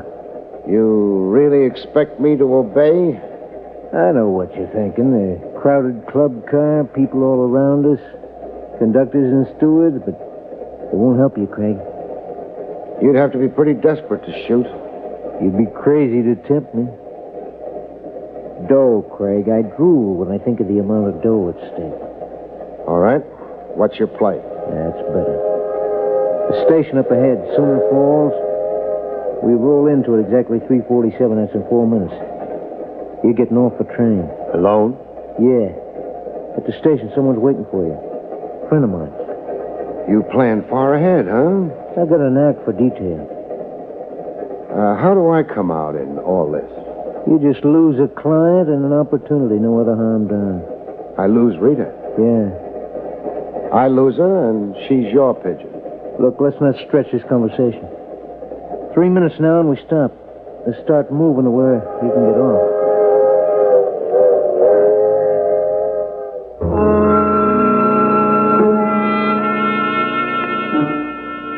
In Sooner Falls, I watched the train continue on to New York. The someone waiting to greet me was right on hand as promised. Hiya, pal. Put his face between 2 loaves of bread, and you could call it a giant meat burger. Hey, what are you staring at my kisser for? It's ugly. Now, is that nice? My car's there. Is this ride necessary? Yeah, can be. Set it up. Can be, huh? Oh, did I just leak his name to you? No. Canby's an old acquaintance. Oh. What makes this station so lonesome? No people. Sooner Falls is a hick town. Nobody in it. Well, why are you in it? For my asthma. I got asthma bad. This burger's pollen-free. So let's ride now, huh? Where will we ride to? Around. Just around? Yeah. You're worrying. Don't. This rot on you don't mean nothing. No holes in you, so don't worry, huh? My orders is just to stall around with you, see the sights, run you into 6 o'clock, and then give you the heave. Run me into 6 o'clock. Until Rita and Canby land in New York, get off that train and get lost together. Canby doesn't want me phoning ahead. Hop in, pal. Delighted to. I'd love to tour Sooner Falls. Hey! Let go of my throat when your lovely face turns from beet red to purple. Let go. It took a long time throttling. And when he finally dropped, I fell on his gun. Fell on his gun and just lay there.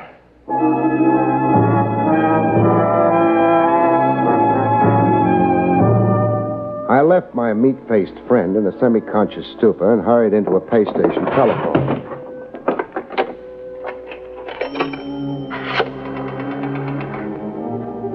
Operator, get me long distance. New York City. Police headquarters. Person to person, reverse charges. I want to talk to Lieutenant Trav Rogers. Finally, at long last, I arrived in New York. I'd sure missed a lot of trains. Trav Rogers had come through for me at his end. The man and woman you described on the telephone got off the train here in New York. They went off in separate directions. You had them shadowed? I did. Where'd they go to? The lady's registered at the Parkfront Hotel as Rita Manning. A phony name. She's Rita Phoenix. How about Canby? He checked in at the Kilgore Hotel. Kilgore? New name to me. Over in Brooklyn Heights. Oh. Rita, the Parkfront Hotel. Canby, the Kilgore. Anything else you can enlighten me on? I think so. That story of Johnny Phoenix you told me over the long-distance phone. The original theft from your client, Jip Moody. The subsequent trial of Phoenix, his insane behavior in court, and the resultant confinement in an asylum. Etc. and so forth. What can you add to it? I found a discrepancy in your tale. What? The alleged $200,000 Phoenix stole. Alleged? In my review of the record of the case, no such sum. Phoenix was booked and tried for the theft of exactly $50,000. For a fact? I have a duplicate of the district attorney's file, if you'd care to see it. I'll take your word. Quite a gap between $200,000 and $50,000. A gap that can buy Boku cherries for the wine.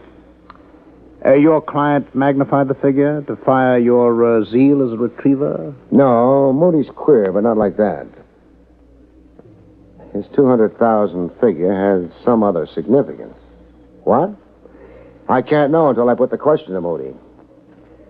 Phoenix never disgorged any of the loot? Not a kopeck. What did the police do about it? About trying to recover the money from Phoenix, I mean. Oh, the usual devices and pressures. All we accomplished was a show put on by Phoenix. He acted nuts. Climbed the walls, screaming he was a chimpanzee in a jungle.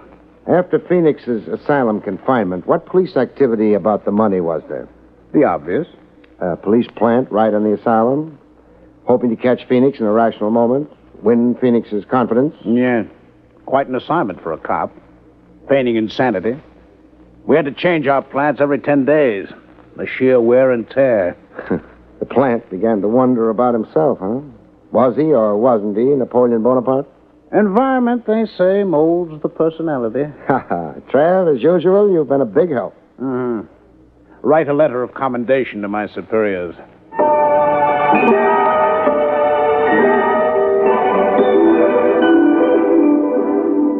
My client, Moody, didn't exactly like explaining the discrepancy between 50,000 and 200,000.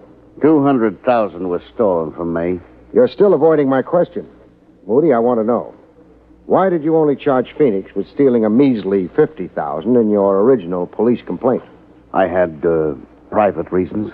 Now, if I'm to come through for you, I can't be in the dark. Well, the bulk of the money was a sum I couldn't afford to broadcast publicly. Whatever that means. You're in export-import, huh? Yeah. Export-import.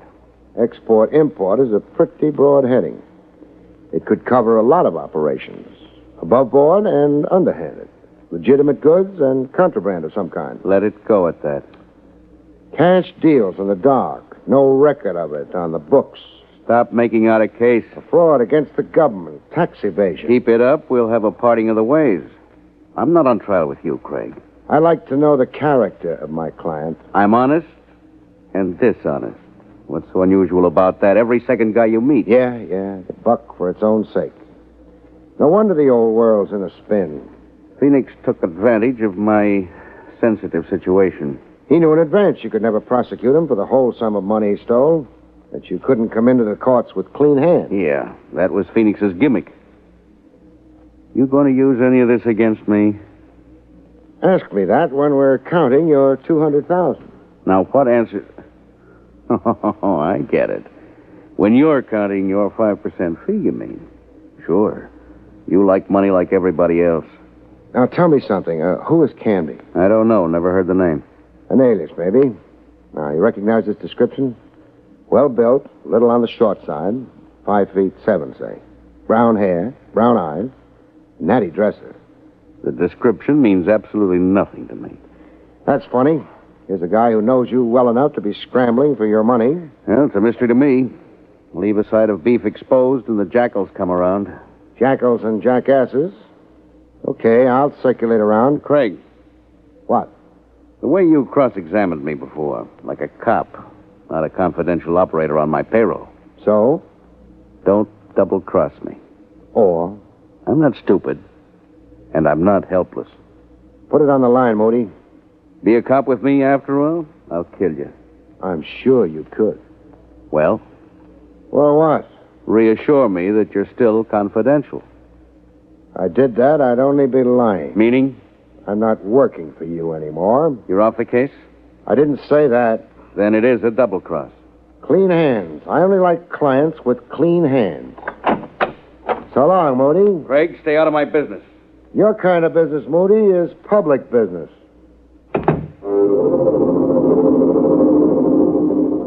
Oh, they happen like that. A case where you dump a client midstream. Where from confidential cop you change to Boy Scouts. You're working without fee in the public weal and welfare. Great. Only it doesn't buy any groceries.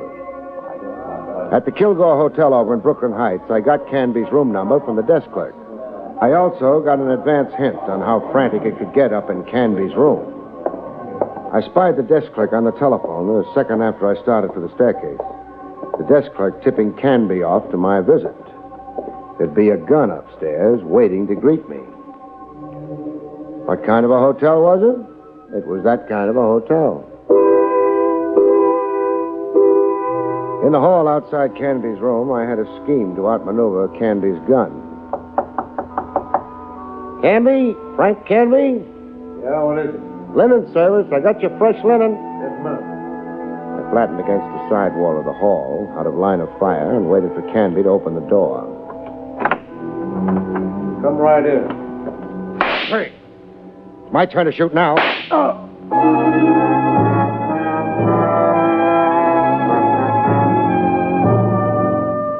In his room, Canby revived before the police ambulance I'd phoned for showed up. You think fast, Craig. I have to keep alive. How bad? Thigh wound. I only shot to immobilize you. Very considerate. You'll live for newer and bigger swindles.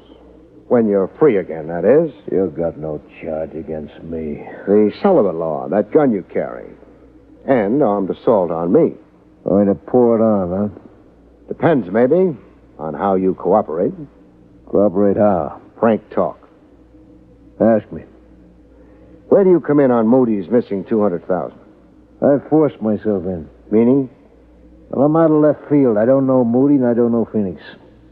But I do know about the dough, you understand me? I think so. You freelance in crime. You're a fly. Honey anywhere draws you. That's it, yeah. Got a prison record? So far, no. Been lucky, huh? Until you.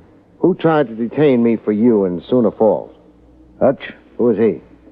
The next pug. Blackballed out of boxing for throwing fights. He hires out to me. You got away from him, huh? I out-wrestled him. I was afraid of that. Afraid you'd get the phone ahead to New York. Hutch is a pin brain. You hired him. You should have knocked me off on that train. Yeah, I second guess it that way, too. Only, Only? Murder.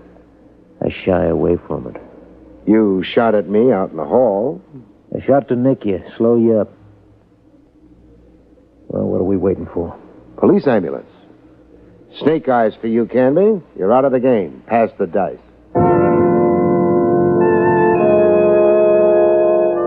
With Canby out of the game, I set out to eliminate another player.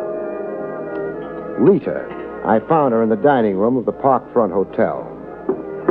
She didn't bat an eyelash when I joined her at the table, like she was immune to surprise. You, Me. Oh, what's good? Chicken fricassee. What's new? Canby's in the clink. Thanks. For what? Removing Canby. He's been giving me a bad time. Asking you where he can find Johnny Phoenix? Asking me? Where can I find Johnny Phoenix? I'm deaf. Stupid. Maybe. You're crazy if you keep dreaming of that money. I've stopped dreaming. Meaning? My husband gave me the brush. Johnny wants a divorce. What does Johnny say about the hidden loot? Not a word to me. What do you say about the loot? Meaning? Us? No deal. I get the money, I kiss it once. Then? Hand it over to the authorities to be held in escrow for Gyp Moody. Now, where do I find Johnny Phoenix? Expect me to tell you? You might, seeing Johnny's read you out of his life. 742 Bond Street, a rooming house. Johnny's holed up there. When you surprise him, tell him you're there by courtesy of Rita. Rita without love. At 742 Bond Street, I finally got back with Johnny Phoenix. Funny thing, though, Phoenix didn't seem to care a bit. The money, Craig, I don't want it. Because keeping it is too hard? No, the fellow who stole it. I'm no longer him. I've had therapy. I've got a different focus now. Whole new plan for living.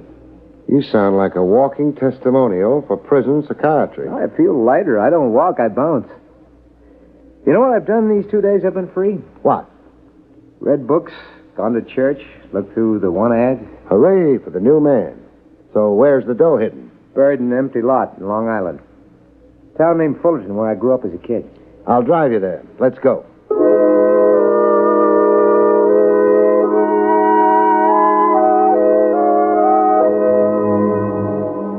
In Fullerton, we ran into a surprise. No empty lot. I don't recognize the setting. You've been away 5 years. Just what's different? Well, what you see, the house standing there, that Cape Cod. You say the house there was built on the empty lot you buried the money in? Yeah, the exact spot. There are markers around. I recognize that clump of trees there. I counted 20 paces north and 2 paces east. Then I buried the money. That would put the money smack in the middle of the foundation of the house. What do we do now? How deep did you dig 5 years ago? 6 feet. In building the house, an excavation of at least 12 feet was made. Meaning the money was exposed to the builder. Meaning? You wait here. I'm going to make some inquiries inside the house. Yeah, but what possible good? Inquiries inside the house. Inquiries around Fullerton, generally. Then some research into police files. I'm curious as to why a house was built on that exact spot. Badly chosen location, in a lowland where rains create a swampland. And with the nearest town neighbor east, west, north, and south, at least 200 yards away. Wait here, Phoenix.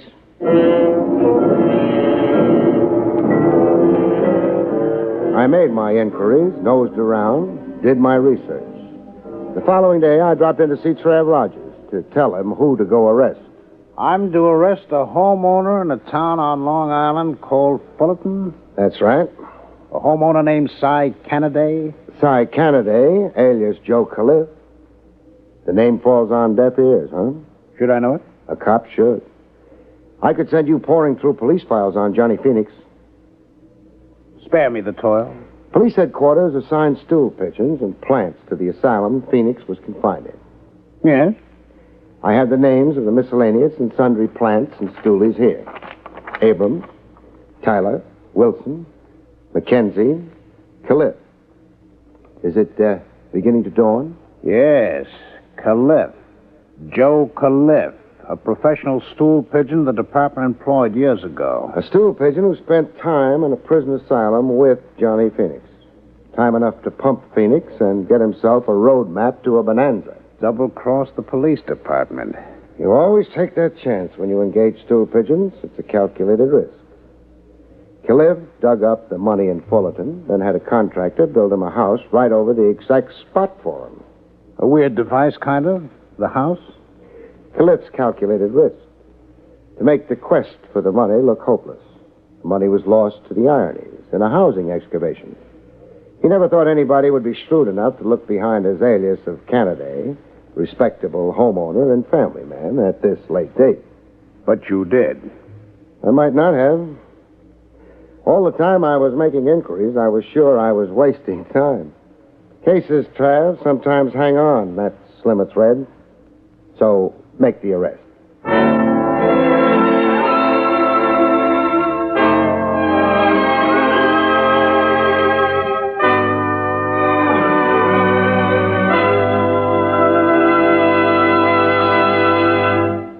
You have been listening to William Gargan in another exciting transcribed mystery drama from the adventures of Barrie Craig, confidential investigator. Tonight's story, The Schemers, was written by John Robert. Next week, it's the strange story titled The Man Who Wanted to Be Guilty, about which Barrie Craig has this to say. What did the man want to be guilty of? Murder, of course. And he discovered that all you had to do to accomplish that was to kill someone. But he had a little trouble. Listen and find out about it, Good night, folks. See you next week.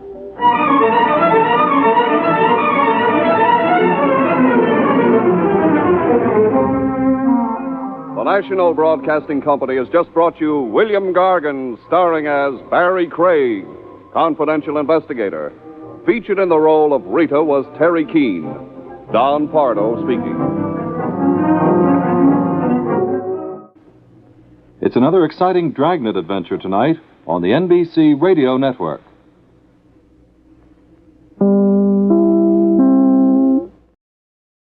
William Gargan stars as Barrie Craig, confidential investigator.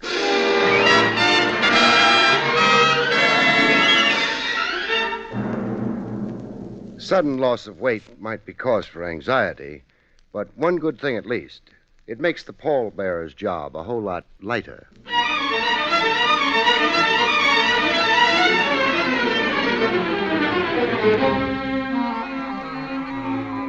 The National Broadcasting Company presents William Gargan in another transcribed drama of mystery and adventure with America's #1 detective, Barrie Craig, confidential investigator.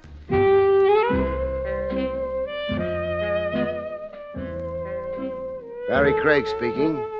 Once every year, an epidemic of lunacy sweeps across the nation. Some call it midsummer madness. You get sunstroke by day and moonstruck by night. I got my dose of it in a resort hotel. Jubilee Villa, the big neon sign across the roof said. Jubilee Villa, where days were given to pinochle and golf, and nights were given to lawn dances under big sheltering pines. Like everybody else, I was dancing. Unlike everybody else, I had a genuine, non-dyed, natural blonde babe in my arms. Oh, you dance divinely, Barrie. If you'd only put that in writing, Blondie. In writing? I collect testimonials. Oh. Blondie was a vacation guest with a ruby mouth and a slim, trim Panatella chassis. Not an extra ounce of butterfat or chocolate bonbon anywhere on her.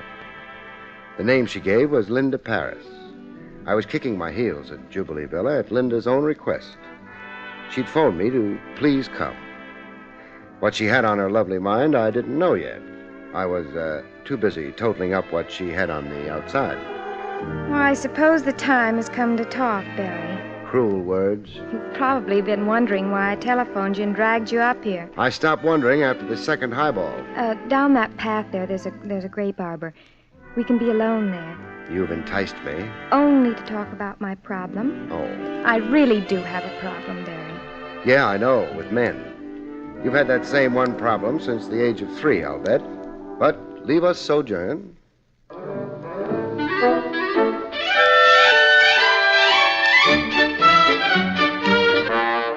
A grape arbor under the moon with a bewitching blonde at hand means all things to all men. But to a confidential cop, it only means work, police work. You have facilities for finding out about people. I do. Now, who do you want to find out about? Stuart Stoner. Who's he? A guest here at the hotel. So you want a confidential police check on him? Yes. I want to do the conservative thing before Before getting too enmeshed? Before getting engaged.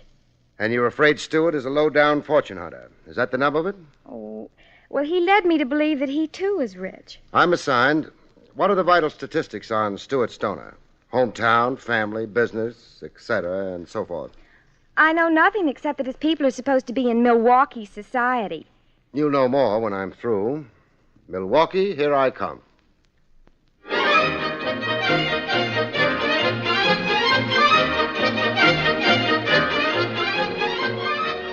One thing about a long train ride, you catch up on your back reading.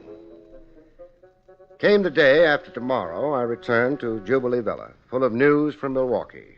Bad news for Blondie. It's all so incomprehensible to me. Then let me repeat myself. There is no Stoner family in Milwaukee society and no young aristocrat named Stuart Stoner. Then Stuart is a masquerader. It would seem. And so are you, too, a masquerader, Blondie. I check both ends of the matrimonial question mark. I'm a bug for thoroughness. Linda Paris of Brockton, Massachusetts. No such she-animal. Now, what's the real name, Blondie? Mary Ranceroff. A working girl. A wage slave. Department store ribbon counter. I'm a manicurist. You're putting on quite a big show here at Jubilee Villa. Where'd you get the wardrobe? And the $55 a day? My savings. Your pitch to snag a rich husband. It's just as easy to love a rich man. Touché. All right, assignment completed. Pay me off and kiss me goodbye. No. No? I still want to know about Stuart. Like you, he's fortune hunting. Oh. Well, you see... You go for him. Nevertheless and notwithstanding. Okay, then. I'll stick around a while. On the day I go, you can call me the guy who murdered Cupid.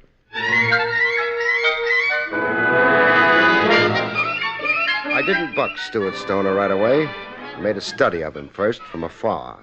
Watched his behavior like a guinea pig behind glass. A guinea pig with a pencil-lined mustache. I watched him whack a tennis ball. Well, an ace. I joined in the gallery applause. I watched him elbow up to the oval bar in the cafe lounge. Much too green in the gills for an athlete, and a haunted look around his eyes, like sleep came tough. And ordering the type of drink guaranteed to drown anyone's sorrow. Steve, another one of the same. Double. I watched him playing cards in the casino, a two-handed game for stakes that could lift the national debt in Pongo Pongo.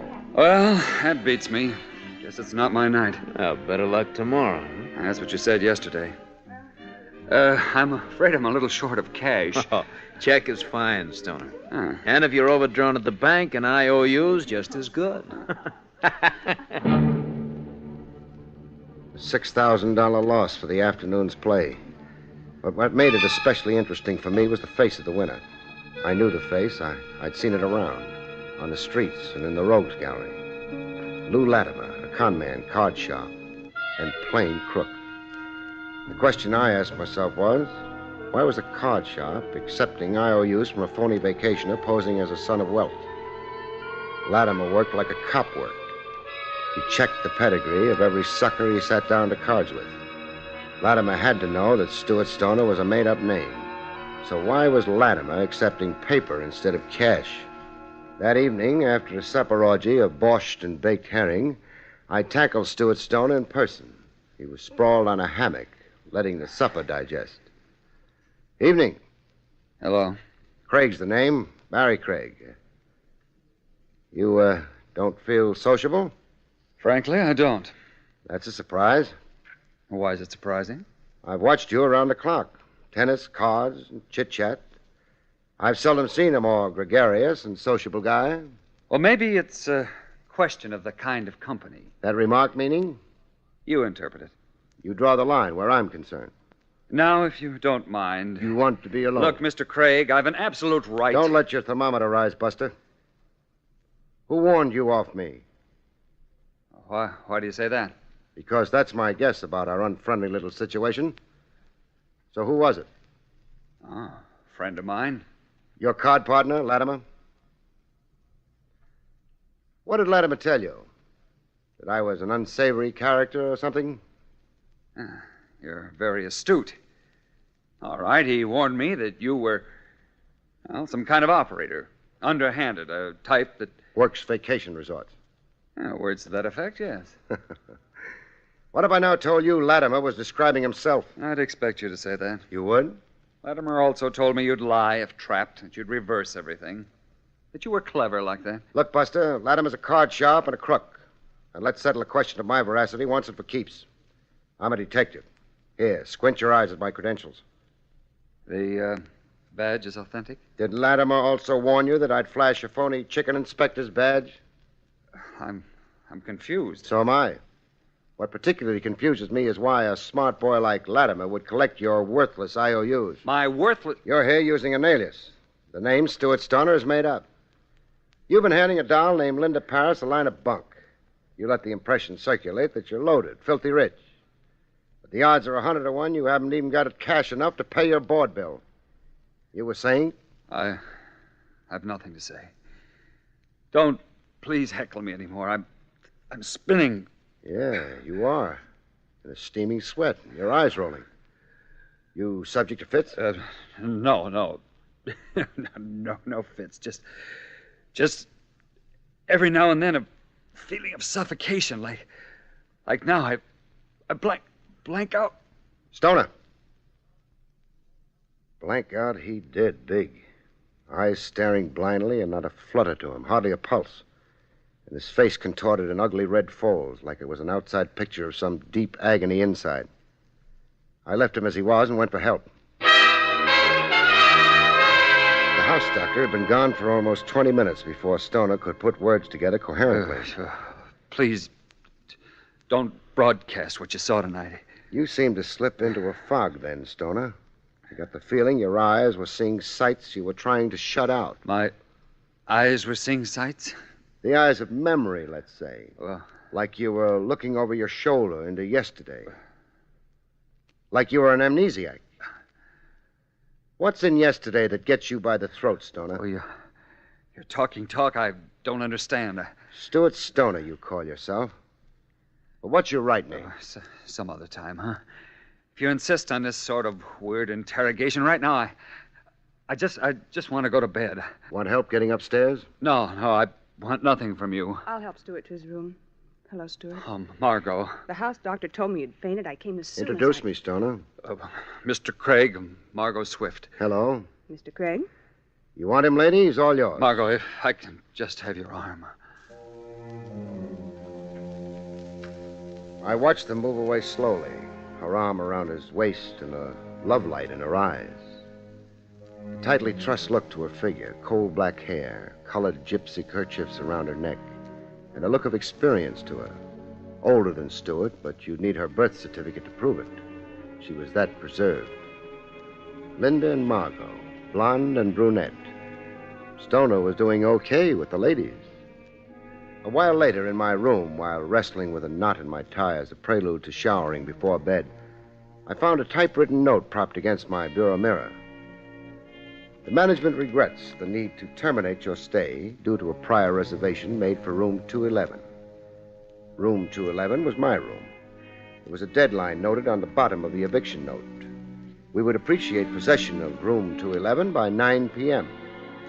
9 p.m. was 1 minute away. Correction. It was 9 p.m.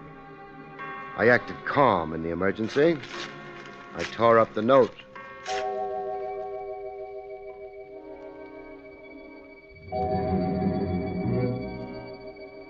That night, I had a crazy dream.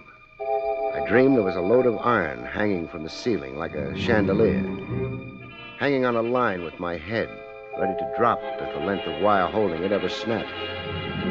I lay there making book the wire wouldn't snap. I was wrong. It did snap. When the iron dropped, I promptly stopped dreaming.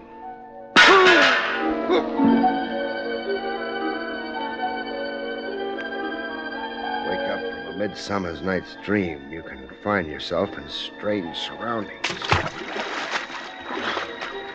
I imagined I found myself on the bottom of a lake. But that was too crazy, even for midsummer. What was a fact was, the lake lay around me only ankle height. I was plopped in reeds that were taller than me. The kind of reeds you find around the edge of country lakes. I had water in my nose and ears, and a stagnant pool of slop in my stomach. If I survived, I'd need a stomach pump. I lay where I was, listening to owl hoots. The owl had hooted himself hoarse before I became aware of the lump on my head. What had actually happened dawned on me very slowly. I'd been slugged senseless in room 211, carried to a nearby lake and tossed in. Attempted murder. Somebody was very careless about whether I lived or died. When I was up to it, I had questions to put to the friendly management of Jubilee Villa.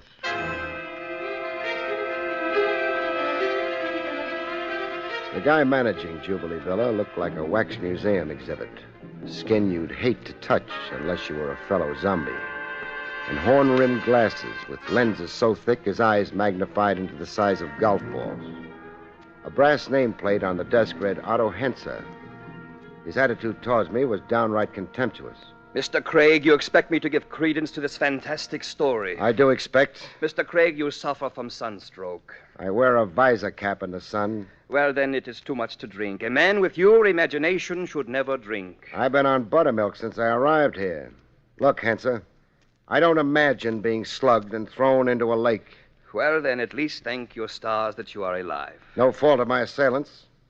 My guess there is he didn't figure I'd land in a shallow bed. Then you insist on this preposterous story. At the top of my lungs. Someone in Jubilee Villa resents my being around. I'm a meddler.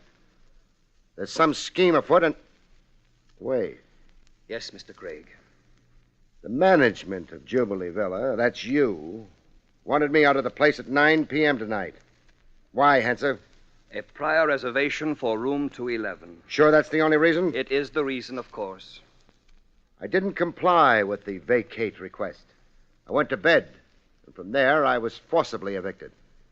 I woke up in the lake. Mr. Craig, there is no connection between our simple request that you give up your room and this hallucination. I'm getting awfully tired of you insinuating I'm a nut. All right, then. I will accept your story.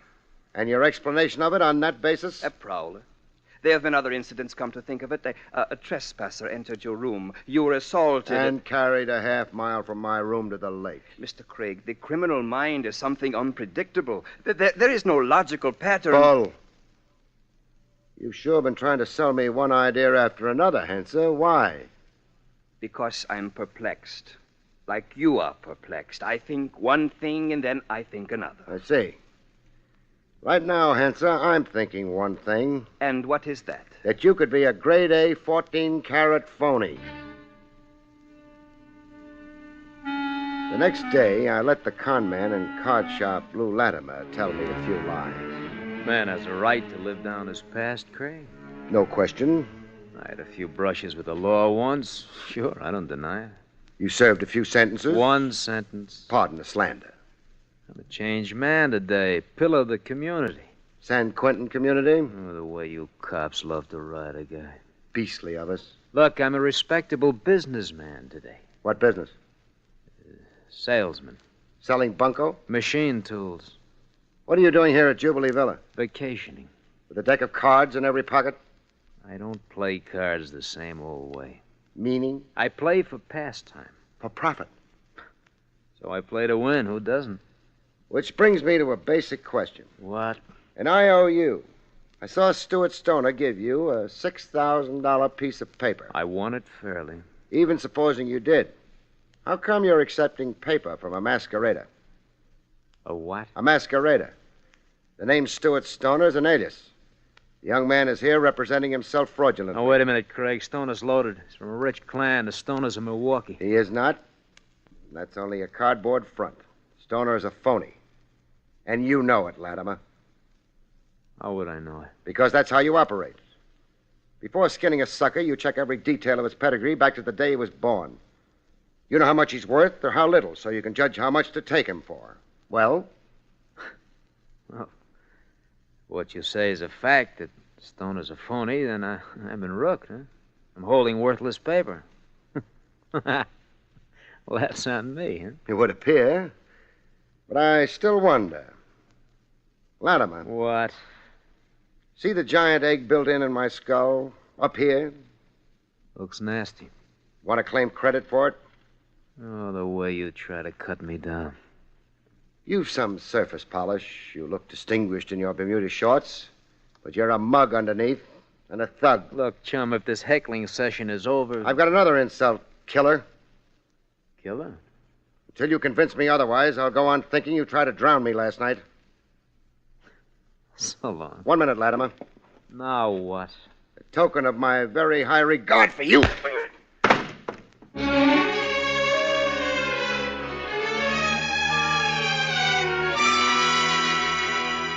Love either conquers all or it surrenders. My client, Linda Paris, born plain Mary Ranzelhoff, ran up the white flag. I'm leaving for home after dinner tonight. Goodbye to Jubilee Villa. Yes, I'm all ready and packed. Say goodbye to Stoney yet? Oh, we had a long talk over breakfast. And the gist of it? He admitted to having assumed the name of Stuart Stoner. What is his real name? He couldn't say. Barry, he didn't seem to know. Really offering himself as an amnesiac, huh? Look, Blondie, I'm here on your account. I can't follow your example, pack up, scram, and forget. Leave everything unresolved. I'm a cop, at heart and by profession. I want to know who, what, and why is alias Stuart Stoner. I want to know what Lou Latimer's game is, and where the management, Otto Henser, fits into the scheme. And Margot. Oh, I'm glad you brought her up. What about the Lady Margot? She and Stuart were close when I first arrived. I suppose I cut Margot out. Stuart began to chase me. Well, I can't blame him there. I've seen Margot in clandestine meetings with that man Latimer down at Prippet Lake. Anything else you've tucked away in your lovely mind as a significant detail? Yes. Henser kept trying to involve me with other male guests as if he... To preserve Stoner for Margot in line with a three-way partnership. Otto Henser, Latimer, and Margot. I don't understand. A three-way scheme connotes loot, wolves shearing a lamb. But where's the possible profit in Stuart Stoner? What's the bait for Henser, Latimer, and Margot? Stoner's a phony and masquerader, a deadbeat. Maybe Henser, Latimer, and Margot don't actually know Stoner's a masquerader. If they didn't know, impossible to believe as that is, if they suckered themselves in some attempted badger game, they do know now. I told Latimer that Stoner was a phony. Now, do you want to quit or follow through? All right, what do we do?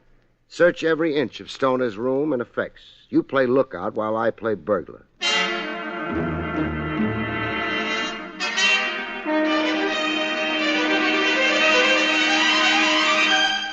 The results of searching Stoner's effects were a little frightening. Later, in a woodsy hideout, Linda and I shivered over what we found. Barrie, it's fantastic. Lengths of copper wire, all cut down to convenient size. The tools of a strangler. I just can't believe Then it. try believing Stoner's amazing collection of newspaper clippings. These. Mystery Strangler terrorizes East End. Dateline, Minneapolis. And this one. Strangler claims elderly victim. Dateline, Seattle. And these similar clippings. Dateline, New York, Boston, Shreveport. For one man, too. Operate east, north, west, and south, all over the map. Yes, the scope of it. But this isn't one man's autobiographic collection of himself. It isn't? The dates on the clips cover almost 4 years. They represent a lot of stranglings and a lot of stranglers. A lot of stranglers. Some of whom have been caught and jailed. I recognize a few of the cases. Then? This is just a collection of clippings. Fetish is the word, I think. The pleasure the collector, call him psychopath, gets comes from the clippings themselves, let's say. The joy in some other fellow's crime. Stuart is a madman. It would appear. A madman or... Or? That's what somebody wants us to think. Mainly wants you to think. Me? So you'd scream and run, glad to escape a fate worse than... All this is part of a scheme? Well, that's my surmise. But what basis do you have? The character of Henser, Latimer and Company. Thoroughgoing connivers who play to win. They knew the cop and me would sooner or later send me up to Stoner's room. This stuff was planted for me to find. Enough to disillusion me in Stoner, but not enough to pinch him. No real evidence of a crime or an actual criminal personality. What now? Well, let Henser, Latimer and Company horse themselves into believing they hold trumps. That you're scared off. That I'm disinterested in any further to do with a nut. We make our fond farewells. We leave Jubilee Villa? Officially only. Unofficially, we're still around. We're holed up somewhere with our eye on this place, watching to see the next move of the gang against Stoner. But what can they want of Stuart? I finally come to the conclusion about that. One, Stoner is an amnesiac. Isn't sure of who he is and where from, etc. Two, he is not a poor masquerader, but a rich one after all. Stuart, rich? Uh-huh. Dough, position. And a good marital catch for Margot. Also profitable game for Latimer to account for the IOUs. Also a Klondike for Henser. Otherwise, there'd be no reason at all for a plot. Well, that means they know Stuart's true identity. They do, but Stuart doesn't. So will you join me in hiding, doll? Where do you hide with a blonde? Not being able to find a treehouse, we settled for an auto camp a quick 2 miles from Jubilee Villa, adjoining cabins. After 2 days of keeping Jubilee Villa under surveillance, we finally got a look at how Henser, Latimer, and Margot planned to play their trump card. The kind of trap they had baited for a weak-minded Stoner. Sweet music in the cool of the evening piped into the grape arbor. The grape arbor set with intimate tables, a canopy of freshly cut flowers, a few picked guests, and the local parson. A marriage was taking place. Margot and Stoner, with Latimer and Henser there to give the bride away. You're not going to let them get married. Shouldn't I? Shouldn't? Oh, Barrie, you're teasing. Shh. I'll stop it, Blondie, but only at a strategic moment. The strategic moment came. The man in the high collar was reaching the end of his text. If any man knows some reason why this pair should not be joined in the bonds of matrimony, let him now speak. Speaking! Stop the wedding! Most astounding.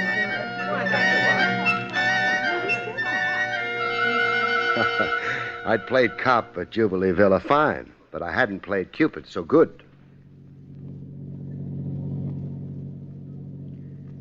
Linda left in my company, as it turned out, and not in Stuart Stoner's. That is, alias Stuart Stoner. Stuart is really Fabian Carlyle. So Latimer confessed.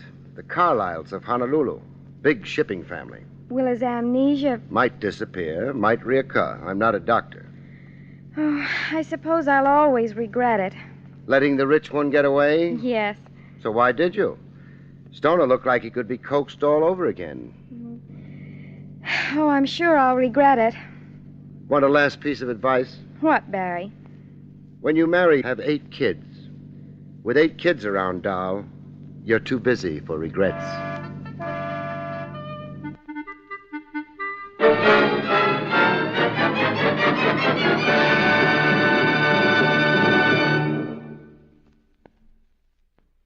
You have been listening to William Gargan in another exciting transcribed mystery drama from the adventures of Barrie Craig, confidential investigator. Tonight's story, Midsummer Lunacy, was written by John Robert.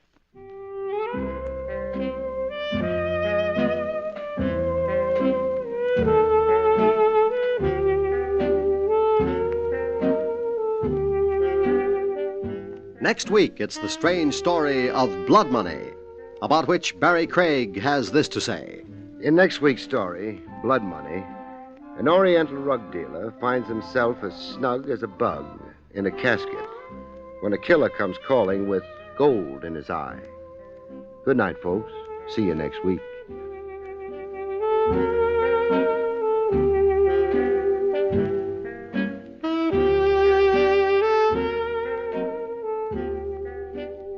The National Broadcasting Company has just brought you an NBC Radio Network production with William Gargan, starring as Barrie Craig, confidential investigator, directed by Arthur Jacobson. Also heard Hilary Hall as Linda, Alice Backus as Margot, Tony Barrett as Latimer, George Neese as Stuart, and Herb Ellis as Henser.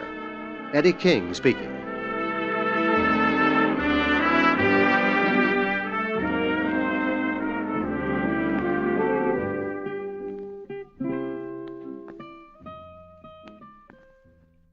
Within the next 20 seconds, a fire will break out somewhere in the United States. Lives may be lost, property damaged, homes or buildings destroyed. Yes, there are 4,600 fires in America each day of the year. They kill 11,000 persons and disfigure or severely burn thousands more. The unfortunate part of this picture is that most of these fires could have been avoided. For example, 90% of all fires which start in the home can be traced to human carelessness. By obeying a few simple rules of fire prevention from now on, you and I can protect ourselves and our families from this devastating menace. Rule 1 is don't smoke in bed or discard lighted cigarettes carelessly. Rule 2, clean out old newspapers, magazines, and other inflammable debris. Rule 3, promptly repair defective wiring as soon as you notice it. Fire won't wait until tomorrow.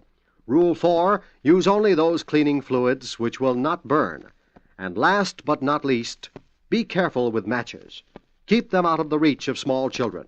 Remember, it doesn't pay to gamble with fire. The odds are against you every time. There's another exciting dragnet adventure tonight on most NBC radio stations. William Gargan stars as Barrie Craig, confidential investigator.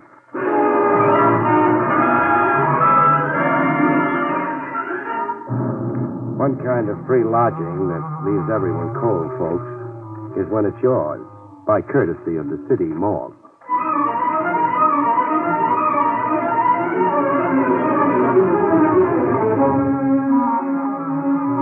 The National Broadcasting Company presents William Gargan in another transcribed drama of mystery and adventure with America's #1 detective, Barrie Craig, confidential investigator.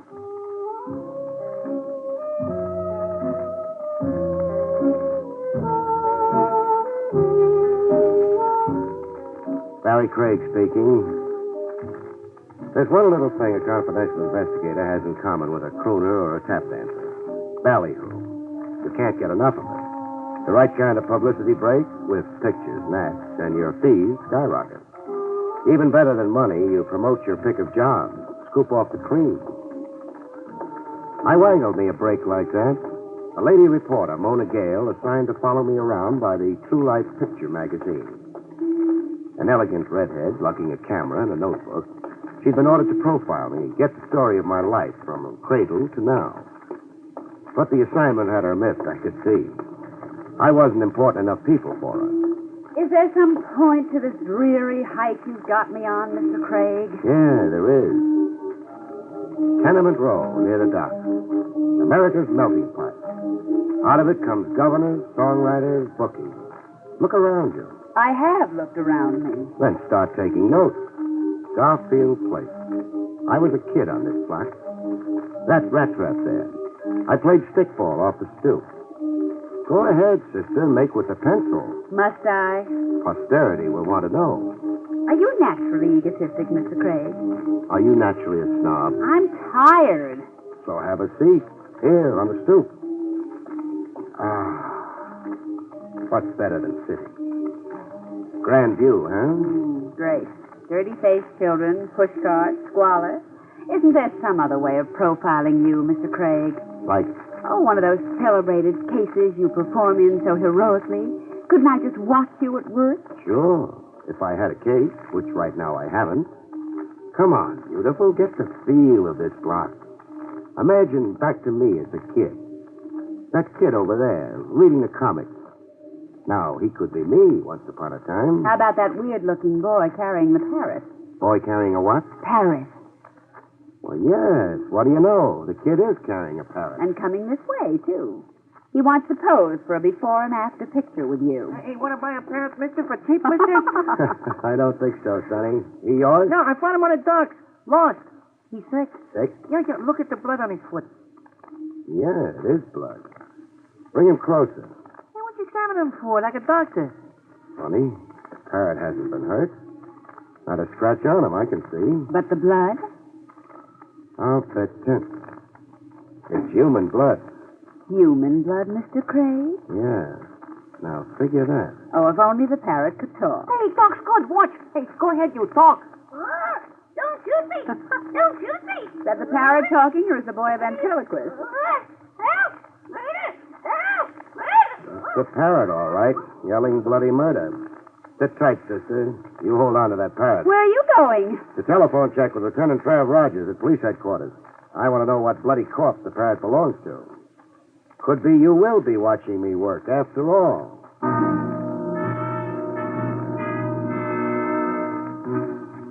Mona got to watch me work.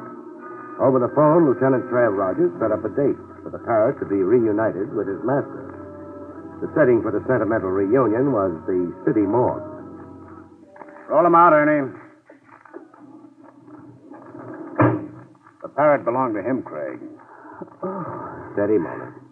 Who was he, Trav? Vince Larimer, according to an identification card in his wallet. He was found on the docks beside an empty bird cage. Shot to death by an unknown assailant. And? We traced him to a banana boat. He'd booked passage from Honduras to New York. Period? Period. On ship, Larimer kept to himself, stayed in his cabin.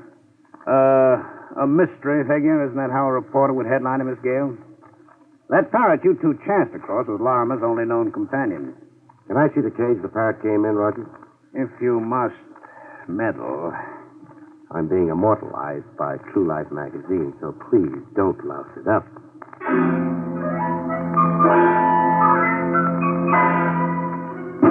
This is the cage. How do you figure the parrot escaped, Trav? Larimer was shot. He dropped the cage. This padlock broke off in the fall. The cage door flew open, etc., etc. And the parrot got to walk, huh? No, Lieutenant, I don't think so. You don't? Not enough concussion for a padlock to snap off. Larimer could only be carrying the cage a couple of feet off the ground. So? Look at the twist in the wire here, where the padlock was originally secured. Wire is unusually twisted. The padlock didn't break off. It was broken off, deliberately. But why would a killer stop to do that, Craig? I'm puzzled like you're puzzled.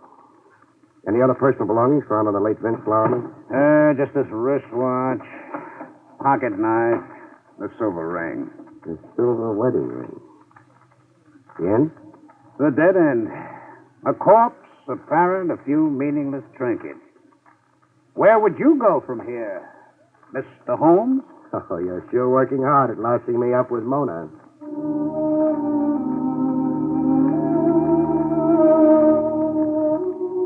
But it so happened a detour developed in the dead end.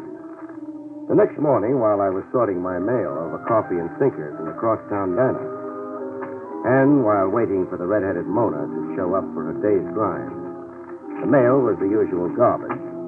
Bills, all of them stamped final notice, circulars advising me where to get my pan spray, where to buy my geraniums, and one circular I really stopped to read. The Starbright Park Museum of Murder, exhibits in wax. The circular entitles bearer to a 50% admission discount. Good morning, Mr. Craig. The ripened friendship we've got, it's time you call me Barry. With a good morning kiss. If that's how you like to start your day. Look, I was assigned to you to play Boswell, Barry, not Madame Bovary. And what, pray, have you in store for me today? A trip to the Starbright Amusement Park. Amusement park? Read the circular. Bargain rate. So? Read where it says about the new wax exhibit. Oh, see, the brutal murder of Vince Lorimer. So real it will startle you. Hey, Vince Lorimer? Our corpse of yesterday. But how... How could a wax exhibit already be set up for the customers less than 24 hours after the murder happened? Yes, and circulars printed. Printed and in the mail. One of them in the mail to me. You think it was purposely? I'd be a dope not to think that. I'm not only being invited to get a look at Vince Lorimer being shot, but also at who is shooting him. All this in wax. It's incredible. I'm in an incredible business, beautiful. In what other business can you get an educated redhead personally assigned to you?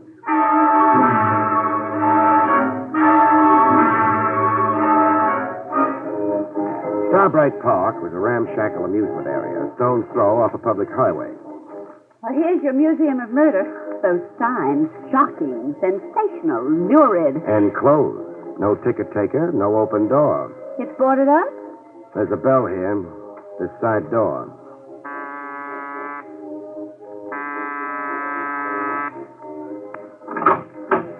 What do you want? A word with the owner, lady. I'm the owner. Oh. I'm Barrie Craig. This is Miss Gale. So what? I got a circular from you in this morning's mail. It's this one. You and 1,000 other people, mister. Everybody from A to C in the telephone directory. Oh, and you didn't mean the circular especially for me? Are you out of your mind? Often. The circular advertises an exhibit of the murder of a man named Vince Lorimer. You come to prove to me you can read? And also to see the exhibit. Another time when we're open. You're closed? For safety repairs. The building department found 14 violations. Oh. Come again. Wait. I want in. You say that like a cop. Invite us in.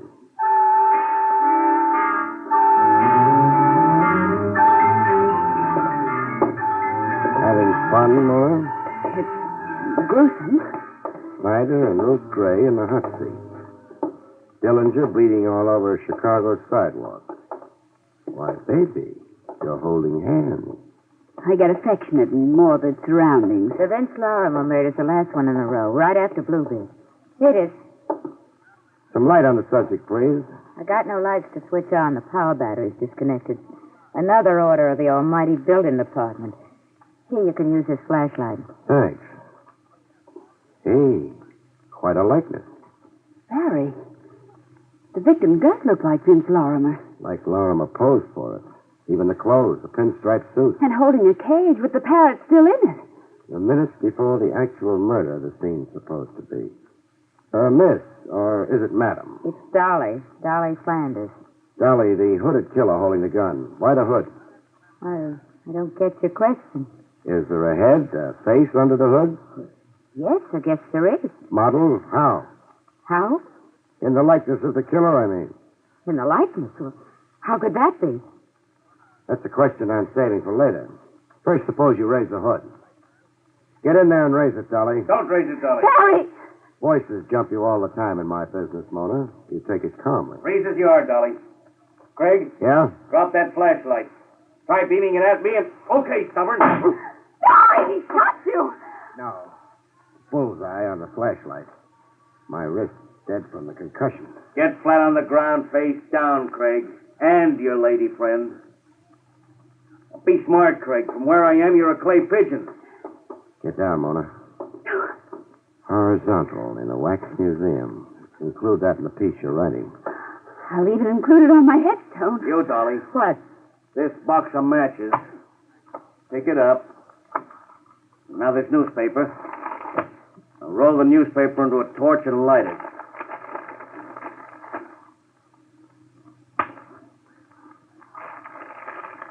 It's lit. What shall I do now? A wax figure holding the gun. Stick the torch under the hood and hold it there. Let's see how fast it melts.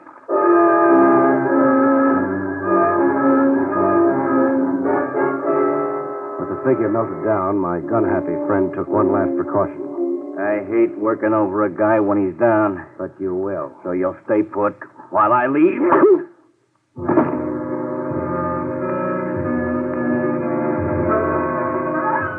A bomb burst in my head set off a chain reaction.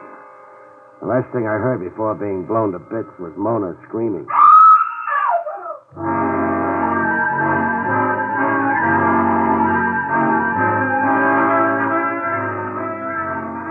I came around. A long night and 100 years later, I came around. There was a face looking down on me. Pretty, with red hair, red eyes. Red eyes from crying. Crying over me. Barry. And music. Bird music? The music, Mona. It's a yellow canary singing. You're in Dolly Flanders' office. Dolly Flanders. Dolly. I'm not responsible for what happened out there. Who was he? I don't know any more than you do, dark like it was. He didn't want me to see the face under the hood. Because it was his own face, Barry. He's the man who murdered Vince Larimer. Yeah, the obvious conclusion. Maybe even too obvious. Dolly. What? How come a wax exhibit here dramatizes a murder that happened only yesterday? You tell me. Don't you order your own exhibits? No, I take what's shipped to me on a rental basis. So much a season. Shipped to you by whom? A Mr. Scala, Fernando Scala, a wax sculptor. Where do I find Scala? He's got a studio in Havemeyer Flats near the railroad yard. Number 179. You through third degree in me? No. How come you, a woman, run this kind of a business? Your husband, isn't he with you? How'd you know I had a husband? The silver wedding ring on your finger. Oh. Well, coming back to your first question about me and this business. Yes? I won't be in it anymore after today. Why not? I just sold it, as is, lock, stock, and barrel. Who to? Do I have to answer that, too? Not if it's a secret. It's no secret. Here's my copy of the bill of sale.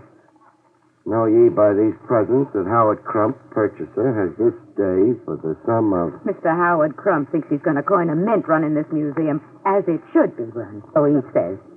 Won't he coin a mint? He'll starve to death. That yellow canary of yours, you ever, let it out of its cage? Why should I do a fool thing like that? Skip it. Expecting visitors, Dolly? Crump. He haunts the place to see I don't cart nothing away now that he's bought the place. Come in, Crump. Dolly? Oh, excuse me. This is Mr. Craig. With him is Miss Gale. How do you do? Congratulations on your purchase, Mr. Crump. Oh, you know? Yeah, Dolly was telling us. Dolly said you're convinced there's a profit in murder. Hmm? Oh. That's a curious way to put it. Then you put it. Yes, I believe a wax museum can be run profitably, with, of course, judicious management and promotion. The underlying principle, Mr. Craig, in any business... Cut. My aching head, Crump. The head I'm taking out of here is already twice the size I came in with. Coming, Mona?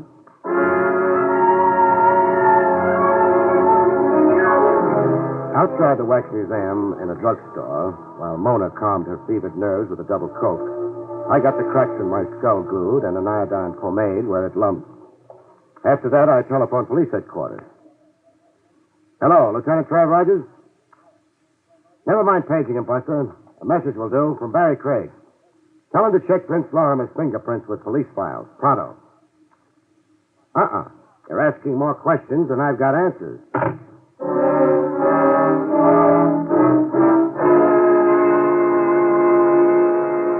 Like Dolly had said, the Havermeyer Flat studio of Fernando Scala, wax sculptor specializing in murder, overlooked the railroad yard.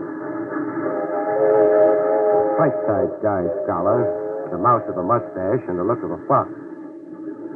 With those trains, how can you concentrate on your wax modeling, Scala? Even better with the trains, Mr. Craig. I am filled with a wild rhythm. Spare me the poetry. Then, for the lady? Spare her the poetry, too. All right. I say only what you want me to say. No wonder. Where do you keep your crystal ball? Crystal ball? You identified the man who murdered Vince Lorimer. I identified a murder? You are joking. You modeled the victim and you modeled the killer. Oh, but you are surely mistaken. Am I surely mistaken? I modeled the victim, yes, from the newspaper pictures. And from the imagination also. But the killer, him I did not model. You didn't, huh? Oh, just a head with no face. A head I cover up with a hood because I cannot know the face. Who telephoned you in advance of my coming, Scholar? Prime you on how to answer me. Telephone me? But I swear... Was it Dolly Flanders, maybe? Dolly Flanders, the owner of the museum? Dolly Flanders, the ex-owner of the museum. Oh, no, she did not telephone to me. Now, if this interview is over... I'm to scram and take Mona. My apologies for it, but I have so much work. You're a shrewd customer, Scholar. Thank you, Mr. Craig, for the great compliment. There are no, how you say, flies on you either. Oh, excuse me. He's told all he's going to, Mona, so let's go. Isn't there some way of compelling the truth? Yeah, way that's a beaut. But I don't think you could stand watching it. Mr. Craig. What? This telephone call. It is for you. Nice job of acting mystified, Scholar, over a prearranged deal. Give me the phone. Hello? Craig? You know it's Craig. Guess who this is? The guy I've got a date with, that's for sure. If you live. I won't just shoot a flashlight out of your hand the next time. Through talking? About.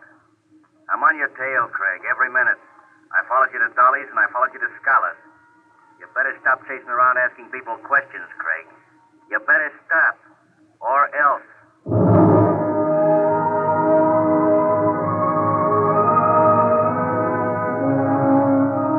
The case began to wrap itself up with a valuable assist credited to the good Lieutenant Trav Rogers. The return message for me, left with Jake, the elevator op, in my office building, suggested that I meet Trav post-haste in the Marble Lawn Cemetery. But why meet in the cemetery? A favorite long-lost aunt. Rogers wants me to help dig her up. Oh, taxi! Hey, taxi!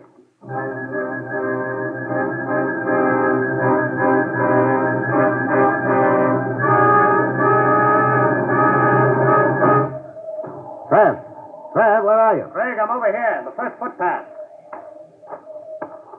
Greetings, Gould. What do you hear from the beyond? Read that tombstone in front of you. In memory of Sam Tracy, born 1910, died 1945. His loving wife, Dolly. Dolly? Barry, Dolly! Don't get into the lieutenant's act, beautiful. It's his show. Let him have the fun. But not here. Somewhere over a hot cup of coffee.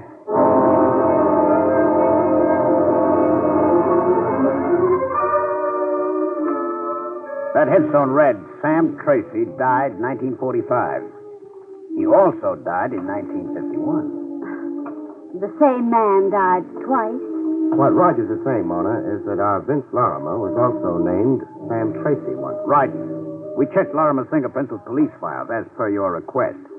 Lorimer's prints correspond to the prints we have of a Sam Tracy, a one-time thief and safecracker. But there is a Sam Tracy now buried in the Marble Lawn Cemetery. Mona's yet going to convert from reporter to detective. No, beautiful. Whoever's buried in Marble Lawn is a ringer. Someone's buried as Tracy, as a trick to free the real Sam Tracy. Alias, the late Vince Lorimer.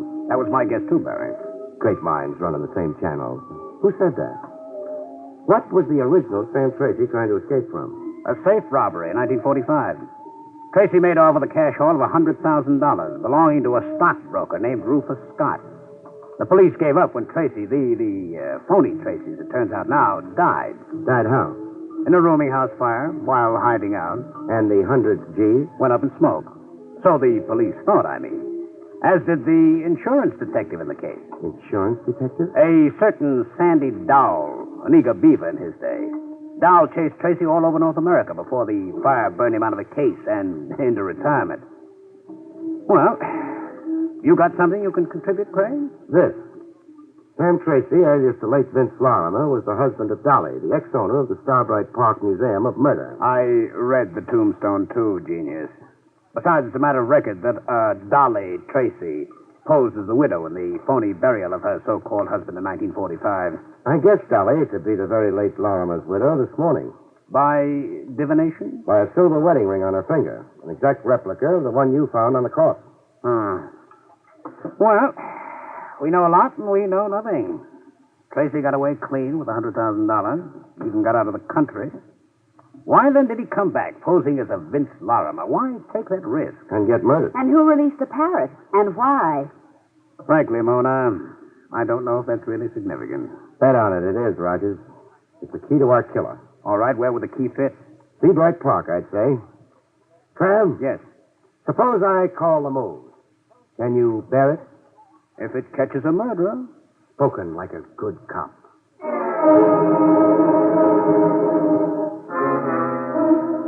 With Trav swallowing his pride enough to backstop me, I stormed the Museum of Murder.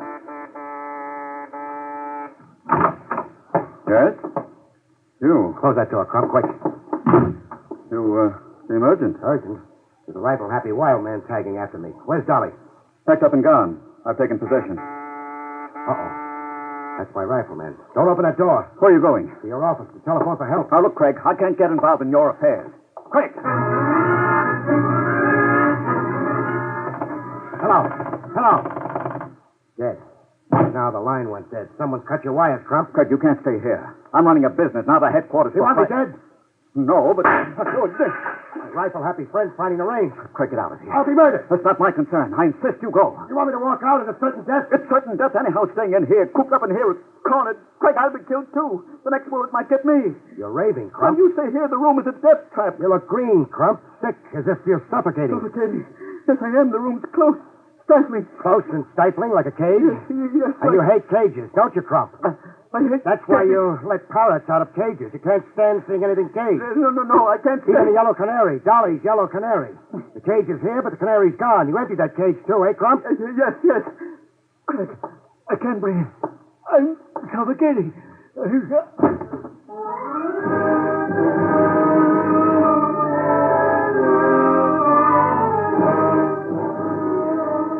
Trav and I swapped postmortems and Tony, while Mona took notes. Claustrophobia, the fear of confinement. Crump couldn't stand anything in cages, or being caged or cornered himself, like I made him feel in his office. It even showed in his clothes. Baggy suits, sizes too big. Shirt open at the neck, no necktie. His clothes gave you the hunch on him. That and the bill of sale Dolly showed me. How so? Crump paid $40,000 for the Museum of Murder. $40,000 for a worthless business. Blackmail? It had to be. Dolly knew it was Crump who'd murdered her husband on the dock. She devised a cute way to make Crump pay off. But why would Crump murder... Oh, wait. I think I know. Crump is really Rufus Scott, the stockbroker Sam Tracy robbed 6 years ago. Was hired to rob by arrangement. My bet is that Crump invited Tracy to come tap his safe. I'll buy that, sure. The Scott firm was on the verge of bankruptcy before that robbery. And then Tracy never got to keep the stolen $100,000. He was just a tool. The patsy, lucky to escape with his life. That's why he skipped the country. But, Craig. But? Who staged the rooming house fire and the burial of a bogus Sam Tracy? Somebody who wanted to permanently shut off police interest in Sam Tracy and in the 100G. The men say you were supposed to be, Rogers, when you stalked me in the Museum of Murder and helped pull Crump apart at the scene. The beneficiary of the $100,000 was the thug who worked over you, eh? A thug who could only be one guy. Trav, your retired insurance stick. Sandy Dowell. Sandy Dowell. A guy I've got a date with before you have. Oh, now, Craig, don't be vindictive. Don't you be casual, Trav, about my head. Before you put the cuffs on Dowell, I'm handing him his cuffs, and that's for sure. And before you two stalwarts of the law really go at it in earnest, will you tell me if I've got it down correctly? Some other time, we're going to a huddle over your note. Just one footnote to murder. Dolly ordered that wax exhibit from Scholar and invited me to come see it. It was her way of forcing Crump to come across, by her museum. The end? Almost. All it needs now is the clinch. The clinch, Barry? Yeah, to keep your storyline straight. Page 1, boy meets girl. End page, boy gets girl. Oh. Trav. What? Vamoose, huh? But, All of a sudden, Mona's got that certain primitive look in her educated eye. Oh. Excuse me for being dense. Yeah, scram, Lieutenant. Please do not louse Craig up with the press. Good night, folks. See you next week.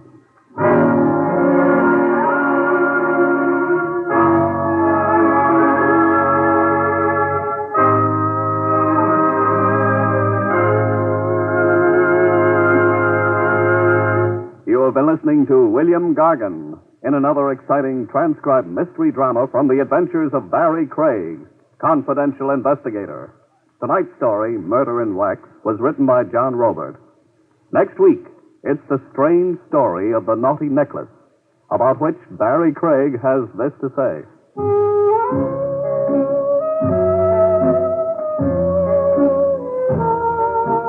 Next week, I'll tell you how I was hired to buy a string of pearls, which was almost woven into a noose to hang me with. See you next week, folks.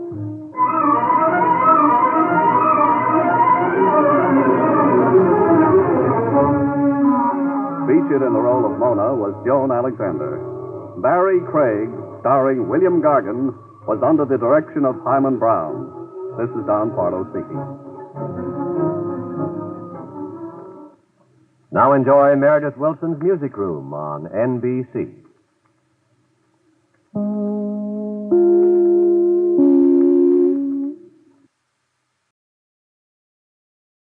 William Gargan stars as Barrie Craig, confidential investigator.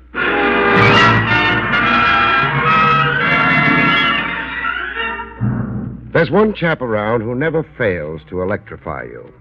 He sure can turn it on and turn it off. Am I referring to the state executioner, I wonder?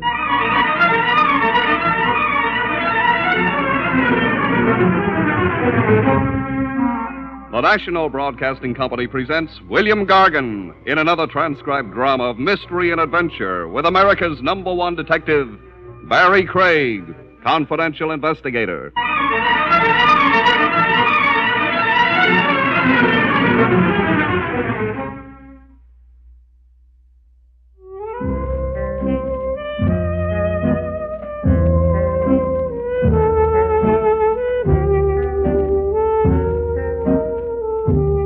Barrie Craig speaking.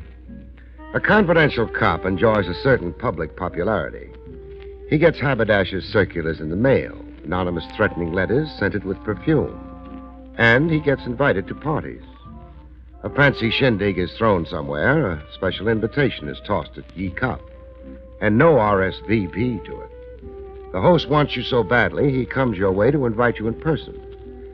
My would-be host in this one was Badger Boris, the sort of guy newspaper society columns called a bon vivant in French. Bon vivant meaning Boris slept all day and stayed up all night. And when the cabbage got thin, all he had to do was go to the bank. The short, moon-faced guy who looked like a cherub weaned on pasteurized champagne. You will, of course, be paid handsomely, Mr. Craig. Paid yet for coming to your big blowout. Now I'm really overwhelmed. Stand aside for a body fall. Then you agree to come? After you give me the other inducements. Well, fine foods. I've ordered 200 pounds of buffalo steak. What do I wash it down with? Liqueur Quisette. What's that? A Mohammedan beverage. I had it specially flown here from Istanbul. What's for dessert? Raisin cake. A plebeian touch to offset the noxious effects of a too rich repast. Rich. I just felt the whack of that word. How prosperous will I be going home in the early a.m.? Your fee will be $1,000.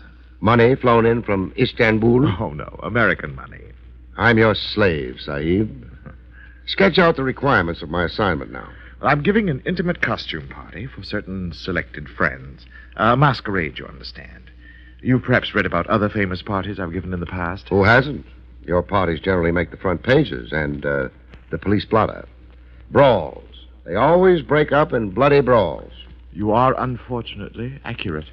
You will circulate with the guests, and when you sense that any of them are becoming too disputatious... Too hotted up. You will then exercise a tranquilizing influence. Exactly what do I do there? Well, strictly entre nous. A blow shrewdly delivered to the stomach, say, where the damage cannot be seen. I don't want a lawsuit against me. Where do I cart the horizontal guest after I stiffen him? I have an emergency room set aside. You'll find bandages, smelling salts, and restoratives in it. Well, that's my job. Bouncer with kid gloves. And a tuxedo. You must wear a tuxedo. And, of course, a mask. You were an honored guest, too. Oh, and one other small chore. Don't tell me. Dilettantes, you said. On my side of the street, we call them deadbeats and freeloaders.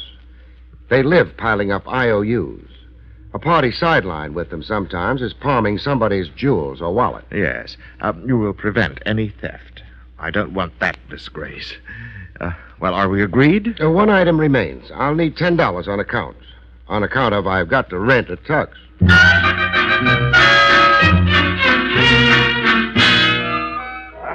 I attended the party wearing a straitjacket, a tuxedo, a mask, and a noose around my neck. That would be the black bow tie. An intimate crowd like Badger Boris had promised. Everybody in costume and mask. And all of them milling around the food and drink, and each other. I got up on a balcony for a better view of the menagerie. Up on the balcony with me was a society photographer. A guy in striped pants who looked like an unemployed diplomat. He was taking flashbulb pictures. I watched him until I felt a hot breath on my neck. Mr. Craig. Oh, how are you, boss? Call me Mr. Boris, please. I dislike informality. You've got a problem? This is the wrong station for you, here on the balcony. It is? I don't like you looking down on my guests. I'm not. They're looking up to me.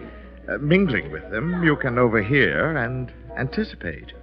Prevent any disorder by forestalling it. Okay, I'll get down off my perch. Besides, the ladies below resent the standoffish male. You must dance with them and flatter them. And be witty. Witty? Say, can you tell me a few fast jokes?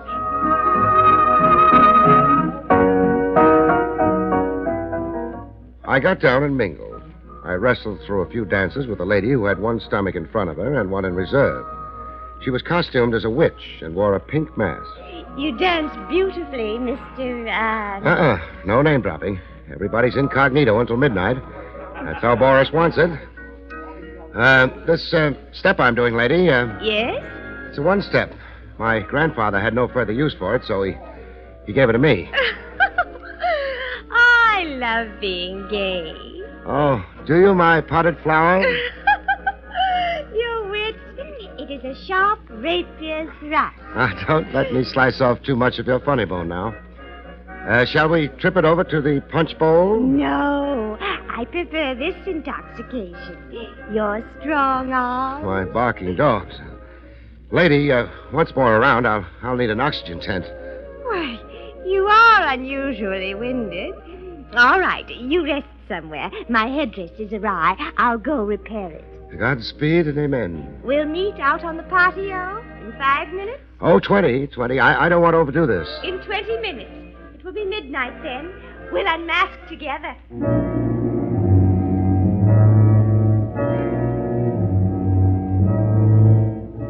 A rendezvous on the patio. Two alone under the moon. Me and an oversized dame dying to kick me around for kicks. Earning a living sure came hard.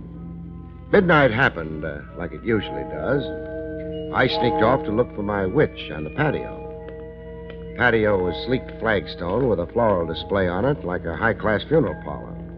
There was a moon that had a bloodshot look to it, as if it didn't sleep days. It was a small wind that poets and advertising copywriters like to call zephyrs. I found my bewitching witch on a love-seat swing made out of wrought iron. She had her arms outstretched like a snake about to give you constrictions. The rest of her was in a sprawl. When I reached her, my worries ceased. She wasn't being amorous. She was asleep as if she'd passed out. 2 seconds later, I changed my diagnosis. She was in another condition altogether. She was defunct, dead. There was blood all over her costume, like she'd been stabbed over the heart by a knife or a dagger. But the weapon wasn't around. At least I couldn't see it. But then the way the situation stacked up, I had eyes only for the corpse. I conducted some postmortems with my client, Badger Boris. I checked over his guest list. 12 guests. Is that the net count, Boris? Yes, 12 excluding you, Mr. Craig. But then you weren't really a guest. Who was the murder victim? Cora Wilmer. Cora Wilmer. Let me see. I don't find her name on your guest list. How come? Cora Wilmer, the late Cora Wilmer, I mean, crashed the party. Symbolically enough, she was the 13th guest. Tell me about Cora. Gross, foolish, and very rich. A middle-aged matron, miserably in quest of the elixir of youth. Chop it up. Cora was 50. She affected the mannerisms of 20. That sounds like a young husband in the picture she was trying to keep up with. Astute of you. Yes, there was a younger husband. A bit player in theatricals whose dream is to play Hamlet, the melancholy Dane. Was he here tonight? You have the guest list. Yeah. Mark Wilmer. What costume was he wearing? I've already given you a clue. Hamlet, the melancholy Great Dane. How did Cora and Mark feel about each other, or don't you know? I would venture that they despised each other. May and December, Mr. Craig. The seasons are inimical and antithetical. You keep clobbering me with words. Call Mark Wilmer in here for a little questioning. I can't. He's gone home. I gave orders. Nobody leaves. Mark Wilmer or any of my guests don't respond to orders, as you will discover. Cora crashed, you say, but Mark was an invited guest. Then who came coupled with Mark? Oh, the Queen of Sheba. Yeah, I saw the costume. A dish in harem silk with a ruby glued to her forehead. Who was she on this guest list? Rita Romaine. A heat wave? Yes, if you must express it so commonly. She was the poster girl for the Inter-Allied Fruit Pickers Convention last year. Boat manufacturers proclaimed her Miss Cabin Cruiser of 1953. And Mark nominated her to be Queen Empress of his heart, soul, and liver. You're trying awfully hard to supply me with a motive, Boris. Am I? And I thought I was being so ingeniously subtle.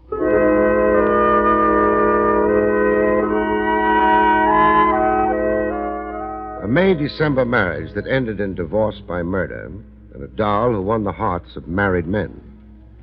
I hurried over to the Wilmer house. There was a wind nipping it up, the parlor floor lights were on brightly, and a piano was going.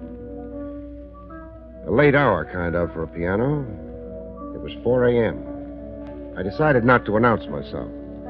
Instead, I crossed the big lawn and found a station just outside the big French windows. There was a hard-looking character inside, standing over the pianist. He had the look of a private eye. I made that guess, anyhow. I also guessed the pianist to be the new widower, Mark Wilmer. I got an earful. Wilmer. Yes? You're ignoring me, Sonny. You got lost in Beethoven. Liszt. I'm playing Liszt. Now let's start playing truth or consequences, huh? I hear I lost a rich client. Yes, you have. Cora's dead. But you have a new client now. It's you. Yes, me. Sounds like you're trying to bribe me. I'll be accused of it. They'll say I murdered my wife for her money. Money? And how? A lot of loot falls into your lap. They'll say I did it to be free to marry Rita Romaine. That I was secretly in love with Rita. Which you are, Sonny. They'll subpoena Gurko, a private detective, and put him on the witness stand. And I'll testify the late Cora Wilmer hired me on the QT.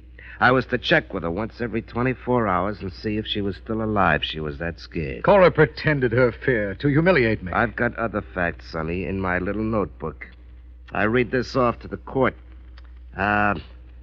February 16th at 10 p.m., the defendant, Mark Wilmer, attempted strangling his wife, Cora. Dr. Enright treated her for throat bruises and shock. Cora baited me into assaulting her, to hold a weapon over me, to keep me from ever leaving her. Maybe, but who'll believe you? That's why you're working for me now. Maybe I am, maybe I'm not. You know, what you're asking is a lot, Sonny. I got a big investment in my license. A lot of loot falls into my lap. How much do you like money, Gurko? Oh, who doesn't like money? The bribe has to come pretty high for me to be tempted to forget my duty. It will be high. Even higher than your dreams, Gurko. A big bribe. Offer and acceptance. Some husbands had their own tender way of mourning the dead. I'd really gotten an earful. When the private eye Gurko had wrapped up his deal and scrammed, I walked in through the big French windows and introduced myself to Mark Wilmer. Police persecution is beginning early. Early? Your wife's very cold. She's been dead 100 years. I don't like your informal entrance, Mr. Craig. Next murder, I'll come down the chimney. How long have you been outside those windows? How long? Oh, I only just arrived. Now, that's a funny question. Please get your business over with. I'm dog-tired and verging on collapse. The $64 question. Answer it for me. I did not murder Cora Wilmer. You had motive to. Your marriage wasn't too divine. There was another woman in your life.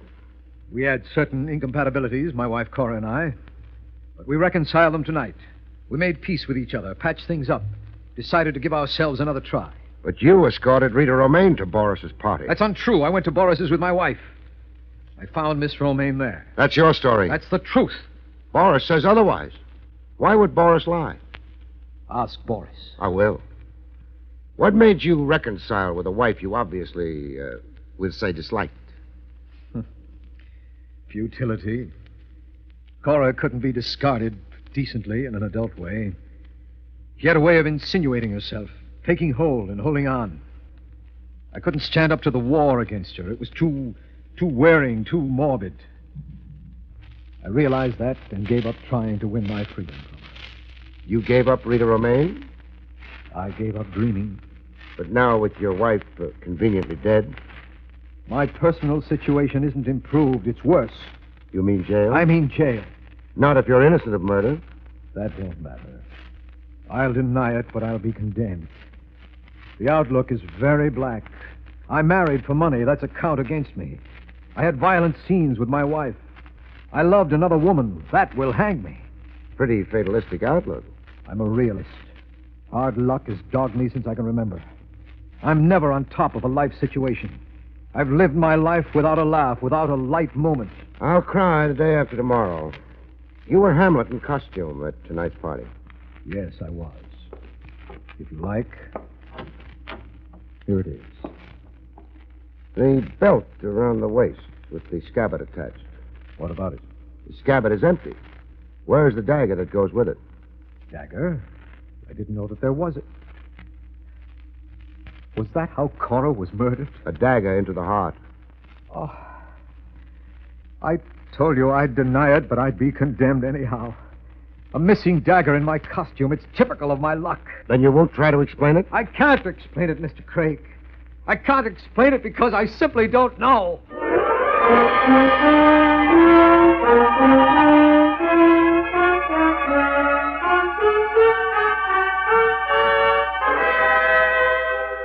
Back to William Gargan, starring as Barrie Craig, in just a moment.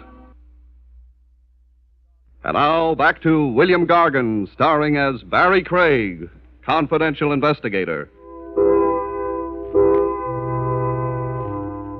A guy on the edge of becoming delirious, you leave him for another day, a calmer time. Besides, I needed sleep myself. I got into my car.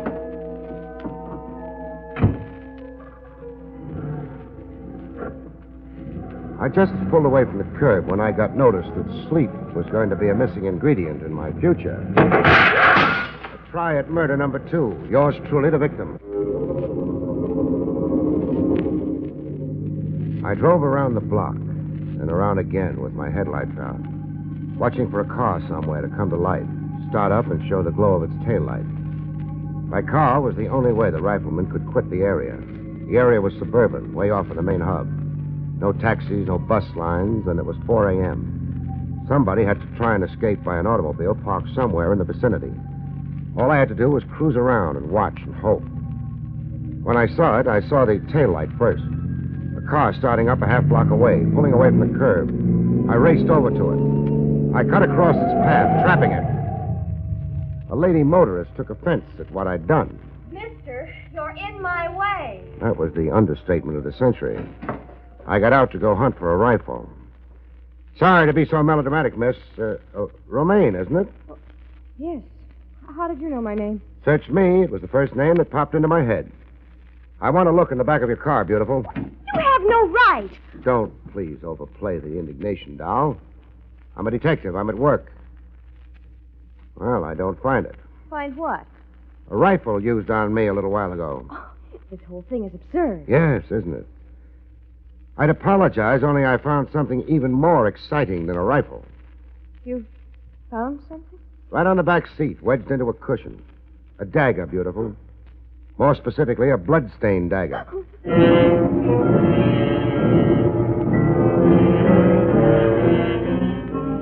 We kept company, the Queen of Sheba and me, in a roadside diner.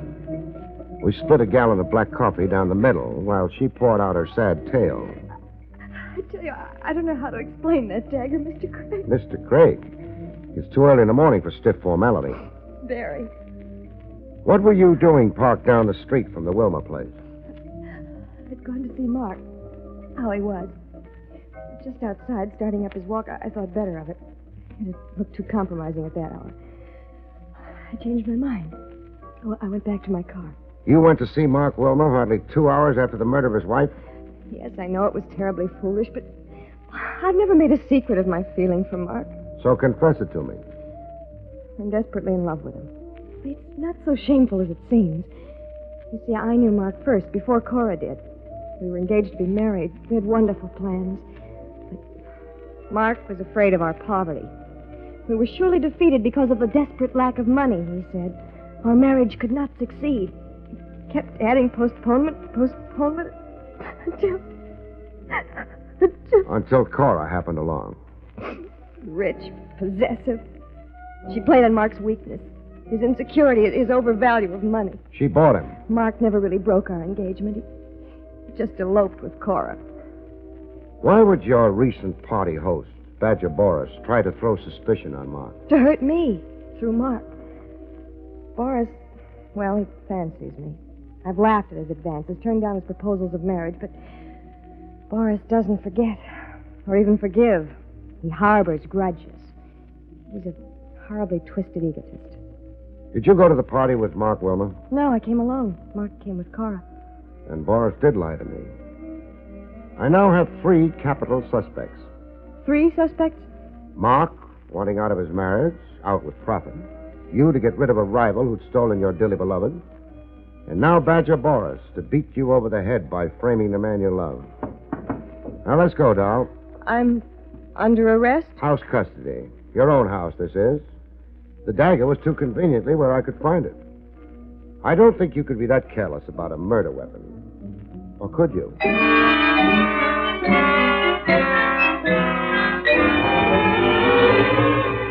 While catching a snooze on my office chair, a visitor barged in. The private eye, Gurko, just a little tipsy, like he'd been celebrating something. Celebrating his windfall was my idea, but I wasn't saying it aloud. Barrie Craig? None other than... Well, hello, colleague. Gurko's the name. I'm a private dick like you. The assumption is debatable. I don't get the crack. It's a delicate question of morals, but skip it. What brings you staggering? I'm here to say my piece about Mark Wilma. So say it. Wilma is an okay guy. He's a good, upstanding man, I want you to know. And very rich. That is, if he beats the electric chair. I investigated Wilma, turned him inside out. Not a spot on him, not a blemish. The boy can look the world square in the eye. Goodbye. I'm not finished. You are. It's either out the door or through it. Oh, you're unsociable. I don't like investigators who talk glibly in their own cause. Out. You know something? You're nuts. Now, why did I come talk to a nut? The way I keep knocking myself out defending people.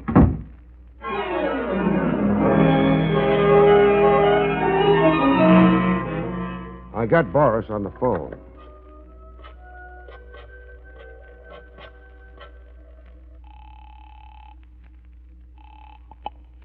Hello? Boris, this is Barrie Craig speaking. Oh, you woke me up. It's noon. Time to rise and shine. What do you want? Those party photographs I saw being taken last night. I want them. Why? Well, a lot of reasons. One of them is I want to see if Mark Wilmer wore a dagger and a scabbard on his costume.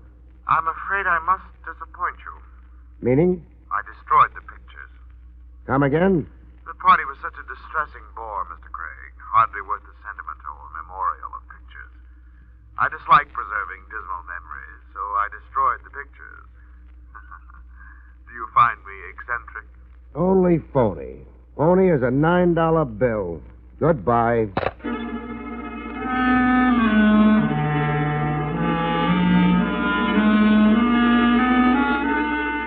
I stopped in to see Badger Boris personally, without appointment. You have no business molesting me. I know. Home is your castle. The pictures or the negatives, I want them, Boris. But I told you I destroyed them. Yeah, you told me. The memory of last night is acid in your soul. So why preserve it? Cute ad lib. You've got a genius for evasion. Now come across. I'll have you thrown out of here. We'll hit the sidewalk together. We'll ride downtown arm in arm.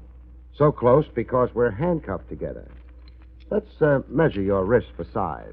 You would dare handcuff me? And arrest you. Suspicion of murder. You're sure going to look elegant penned up with the rabble. Well? Well, you argue resourcefully. You've uncovered my one weak spot. I am allergic to odors. I could never tolerate the reek of your prison rabble. The negatives, you'll find them in that cabinet there. The bottom drawer. Take them and go. I'll take them and go after you write a check for $1,000. My agreed fee for last night's rhubarb. Don't look so pained, host.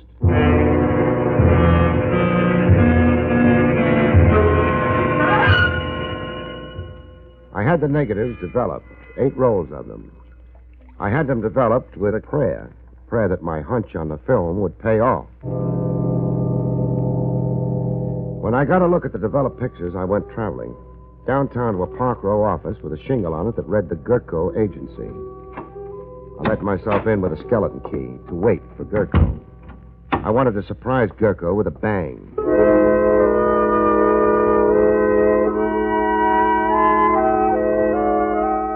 Gurko rolled in at the stroke of 3. I waited until his head showed. Then I came down on the target. Oh!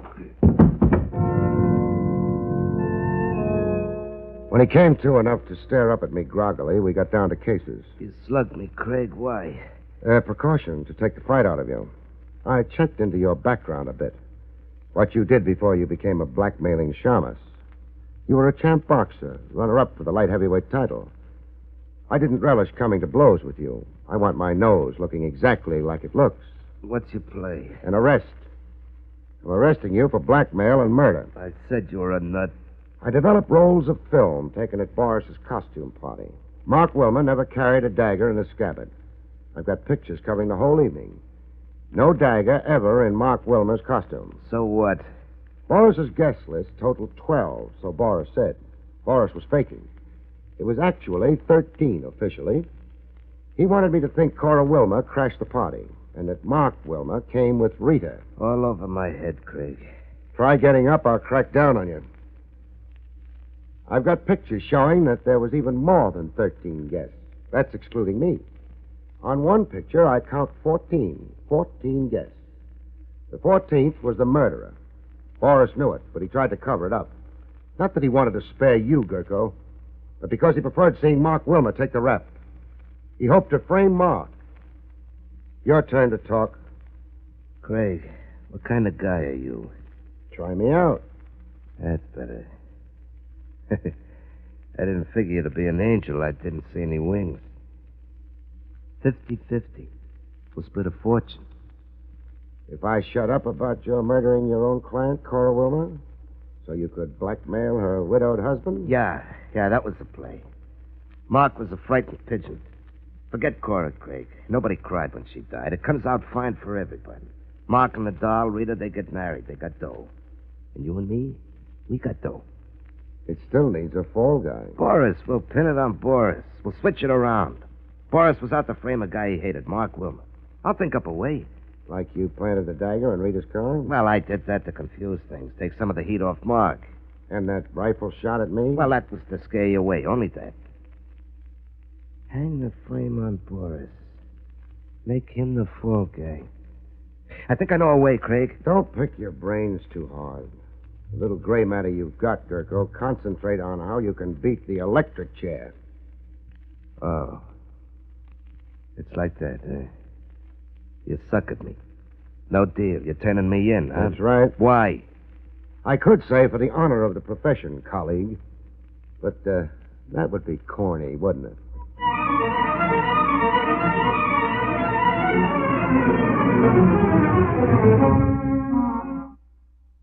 You have been listening to William Gargan in another exciting transcribed mystery drama from the adventures of Barrie Craig, confidential investigator.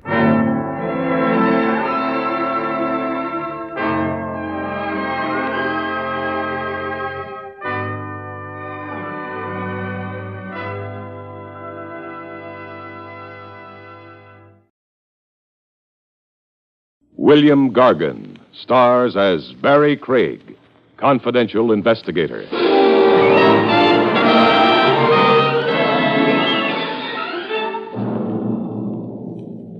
A tempestuous blonde wants a carefree Romeo to slow up and settle down. It isn't always sweet surrender. Not if she emphasizes her demands with hot lead.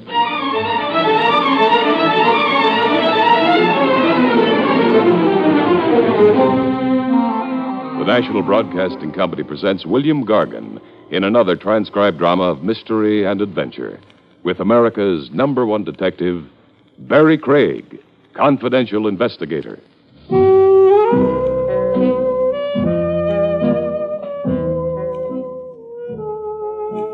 Barrie Craig speaking. In any national poll where voters were asked to elect the prize chump of 1955, I know one candidate who'd walk away with the title. Mr. Fenley, Bertram Fenley, to give the champion sap of our time his full name. I first met Fenley on the docks, Pier 82. He'd phoned me very hush-hush to please meet him there.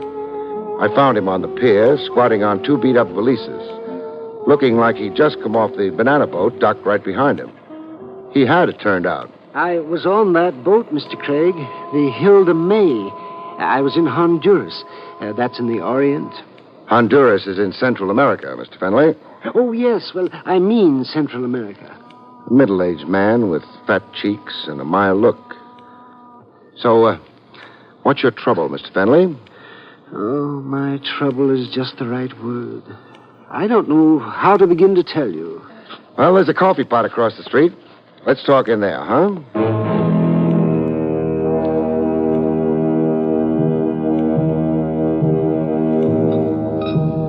Over rancid coffee and stale donuts, Fenley stated his problem. Yes, well, I'll show you all these papers, Mr. Craig. You would like to look them over? The Anzio Calhoun Hotel Land Development Corporation. The big print says. That's my employer. I was sent overseas to make diagrams of land space for building modern hotels. Well, I see you did a cost analysis. Oh, yes. That one file of papers in your hand represents 3 months' work. Meaning there are other files of paper? Yes, I've been abroad 3 times now. I have completed reports on Honduras, Siam, the Belgian Congo, and in a little village called Kukasanka. Kukasanka? I've never heard of it. Well, nobody has. It doesn't appear on the map. It took me 27 days to find it. Kukasanka is mainly 12 straw huts located 270 miles due east of Rangoon. And your company is scouting it as a modern hotel site? Well, that was my understanding. Now, you've been traveling here and there for how long? 8 months. All expenses paid? Yes. My expenses to date have been $7,000. Why did you contact me to meet you secretly at the dock? Well, in Honduras, I received a telegram. And not to come home, but to proceed on to Borneo. And prepare more papers? Yes. But you hopped aboard a banana boat instead and came home? Yes. You see, I had begun to suspect. Oh, at long last. What else has fired your suspicions? Well, mysterious incidents overseas. Like unexplainable accidents, huh? You almost lost a leg or an arm? Yes, and even my life. Once in a village named Terabumba on the African coast, I was arrested as an enemy spy. Somebody planted documents in your luggage? Yes, and I was thrown into a dungeon without trial. So how come you're here today? The merciful heavens intervened. A tidal wave overran the village. It washed every building off its foundation. And washed you into the open? I fled by ox cart. Enough. I've had it up to my ears. Now, where will you be staying? The Yankee Doodle Hotel on the Lower Bowery. No one will think to look. Okay, fine. Now, I'll come see you after I've talked to your so-called employer.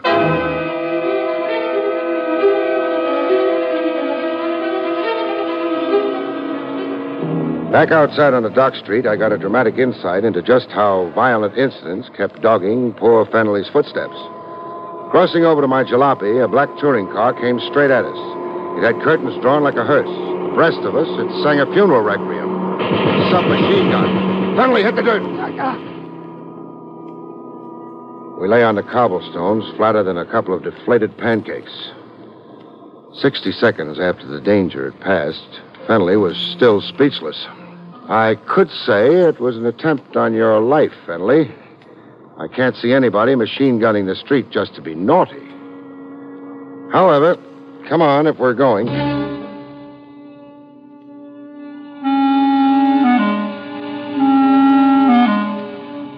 The Anzio Calhoun Hotel Land, etc., occupied a 6-room suite just off Park Row. Well furnished, but deserted. No sign of business activity. In the last room of the joint, I found a live tenant. A guy in a silk suit with the glue loose on his toupee. It flapped over his brow. He was fast asleep. I gave up the notion of giving him a hot one. I just settled for a shove. Hey, rise and shine. Hey, what's the idea? Now, put the gun away. Gun? Oh. Fourth habit, friend. I'm sure. Yeah, what do you want? Well, I've got a chain of hotels to sell. There's a television set in every broom closet. Oh, you're a comic, huh? Don't audition for me, huh? I don't like funny men. Then suppose I switch professions. How's this impersonation for you? Oh, badge, huh? Well, you won't advance your career here, copper. We got nothing here to interest a private dick. 6 rooms and 20 desks, and only 1 telephone. We've been retrenching. So fire Bertram Fenley, why don't you? Fenley's canned the minute he gets back from the Borneo assignment. But Fenley didn't go to Borneo. No? Hey, we wired him to... Hey, how is it you know all about Fenley to begin with, huh? It happens I'm representing him. Huh? Fenley's here in New York? He is. Well, but that's going against his instructions. You wanted him to keep on wandering. Hey, wandering is his job with Anzio Calhoun. That's why he's on the company tab. To prepare reports on hotel sites, huh? Yeah. Now, where in creation to date has your company built a hotel? 1 hotel. Hey, now look, guy, we're set up legal. We're incorporated. Read that certificate on the wall. We got stock floating. 300,000 shares at $1 a throw. And that's only the first issue. We got big plans. So wipe that grin off your kisser, huh? Just what are the big plans? Hotels in out-of-the-way places and landing strips to every unit. No competition across the street like down in Miami. Now, you know our idea. Sounds screwy. What exactly are Fenley's qualifications for scouting hotel sites for you? Hey, Fenley was a big hotel keeper. That's why we put him on for us. Fenley has the experience. And now I want to catch a little snooze, huh? One more thing. Your name? It's printed on the door. Cupie Marino. Cupie. Yeah, my old lady stuck me with the name. At the time, I was too little to argue.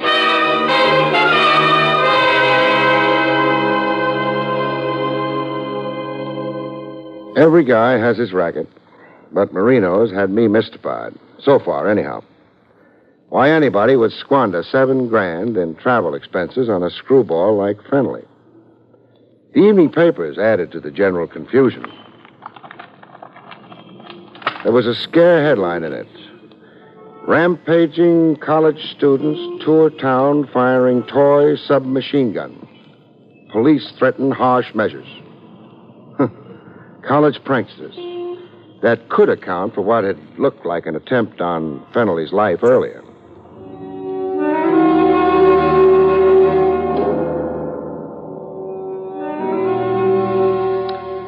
In the Yankee Doodle Hotel, Fennelly breathed a sigh of relief over the headline. Oh, my. Well, then the shooting wasn't meant for me. Or this could be a mere coincidence. But let's get down to meatier stuff. Yes. You saw Mr. Marino? I did. And your opinion of him? Well, he draws a gun as regularly as ordinary men draw a breath. Am I then the victim of some hoax? Maybe so. Or maybe just a useful stooge. Traveling about and preparing paper reports so that Anzio, Calhoun, etc. can lie about their big plans. A lie to whom? Sucker investors who read their stock investment prospectus. Big talk about their preliminary field operations. That's you, Fennelly. Their whole field staff. Oh, I see. Marino said you were a, quote, big hotel keeper, unquote, when he latched onto you. Now, how about that? Oh, well, it is a mite exaggerated. So shrink it to size, huh? Well, I ran a rooming house in Buxton Falls. Buxton Falls? Oh, out in Ohio, huh? Yes. Well, how big an operation was it?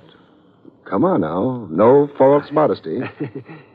4 roomers. But I served ice cantaloupe for breakfast. Imagine. How did Marino get to know about you in the first place? An ad in the paper or something? No. I won a contest here in New York. How come? Well, I'll explain. Oh, I'm dying to hear. At home in Buxton Falls, this was. The telephone rang one night. It was New York, they said. And then somebody asked me something. Could I name 10 American presidents? You could, and you did, and you won a prize, the man said. Yes, a weekend in a big New York hotel, tickets to a Broadway show, a case of automobile polish, cufflinks. And stuff. Yeah, stuff, and an appearance on the radio. To do what? Recite President James Madison's inauguration speech. Which leads us to Marino. Yes, he telephoned me at the hotel where I was staying. Oh, he'd been much impressed with me on the radio, Mr. Marino said. And as a mighty hotel keeper plus brain, did you want a job with Anzio, Calhoun, etc.? That's right, and I accepted at once. Oh, you would. Who produced the so-called show that changed the course of your previously humdrum existence? Why, Mr. Adrian Borislav. Located where? Well, the Advanced Theatrical Enterprises on Broadway, uptown. The Advanced Theatrical Enterprises, huh? What do you bet I find 6 deserted rooms and a hood snoozing on a sofa?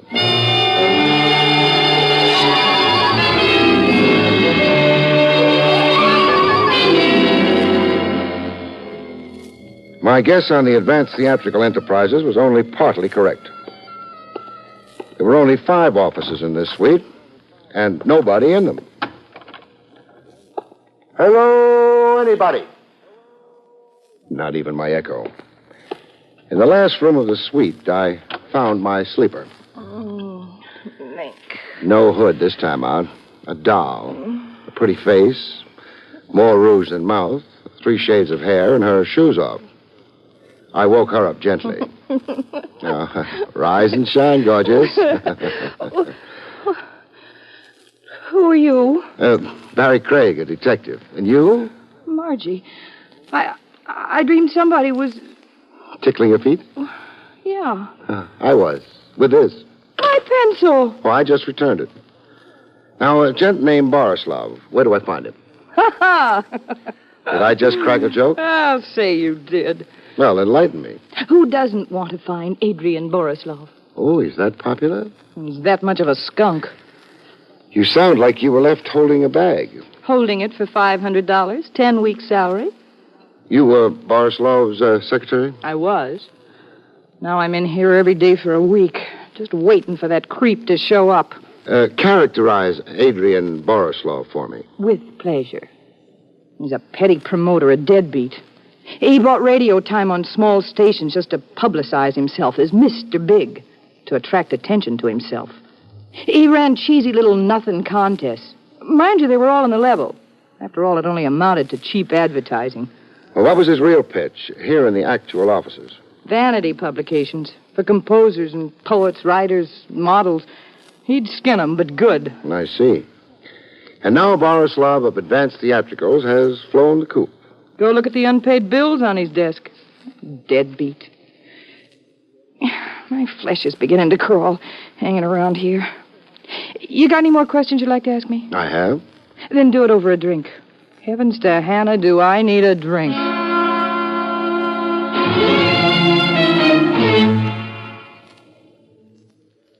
When Bright Eyes had lubricated her gullet sufficiently, I got back to the business at hand. Were you with Borislav when a screwball named Bertram Fennelly rode in from Buxton Falls? Popsy? Popsy? Fenley. My nickname for him was Popsy. Sounds affectionate. Oh, I'm crazy about Popsy. I'm more at home in the company of older men.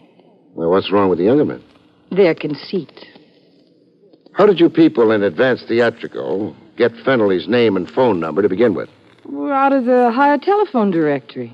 We picked 10 names from each state and put them all in a goldfish bowl. You know, like a raffle. I see. There was nothing ever dishonest about Mr. Borislav's contests. Not the contests. I wonder. You wonder? Say, are you insinuating something? I'll keep it friendly. I'll shut up. Look, be unfriendly. I don't care. You're thinking something. Be a man and come on out with it. You hate me? I practically do already anyhow. So come out with it. All right. I think you were planted in that office, doll, to sell me a line of bull. Account for Borislav in absentia. Call him foul names as you did, but steer me away from looking for him. Why, you cheap Temper. Your job was also to nicely explain Fennelly's original presence here in New York. But I tell you, Popsy won a contest. Sure, but my guess is the contest was only a device in the first place. A device for what? I'll answer that with a question of my own. What's the tie-up between Advanced Theatricals and a setup called Anzio Calhoun? No answer, huh? Please, don't you dare pay for my drink. I'll treat myself. Don't think the company hasn't been nauseating.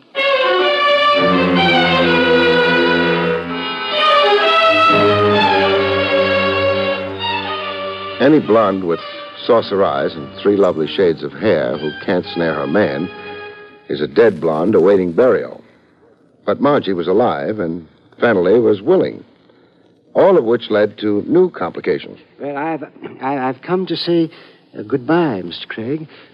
Where are you going?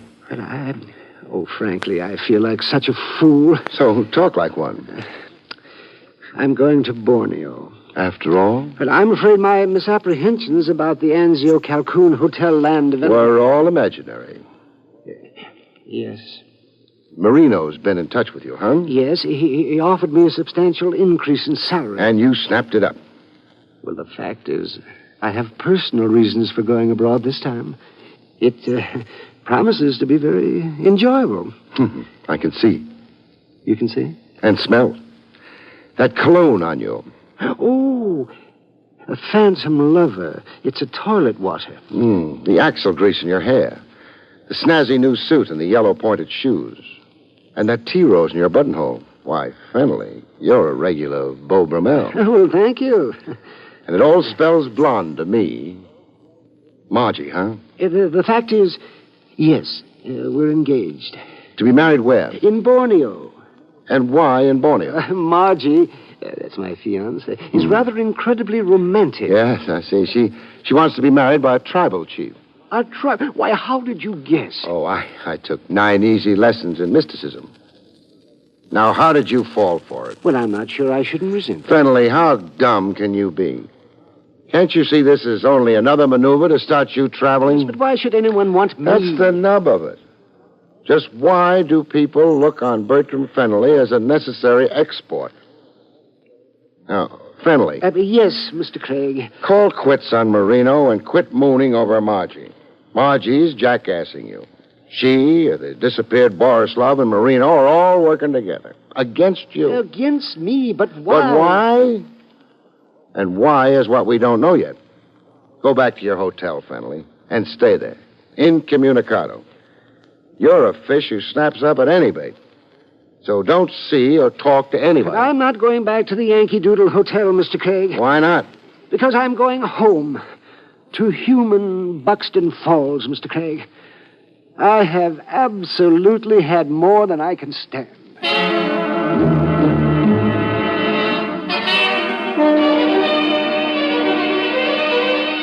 But Fennelly didn't make Buxton Falls as it developed. He got as far as Pennsylvania Station, New York. Then got himself a free ride downtown. In the paddy wagon to the Tombs, which was where I next found him, in a state of collapse. Oh, for this shameful thing to happen to me. What are you accused of?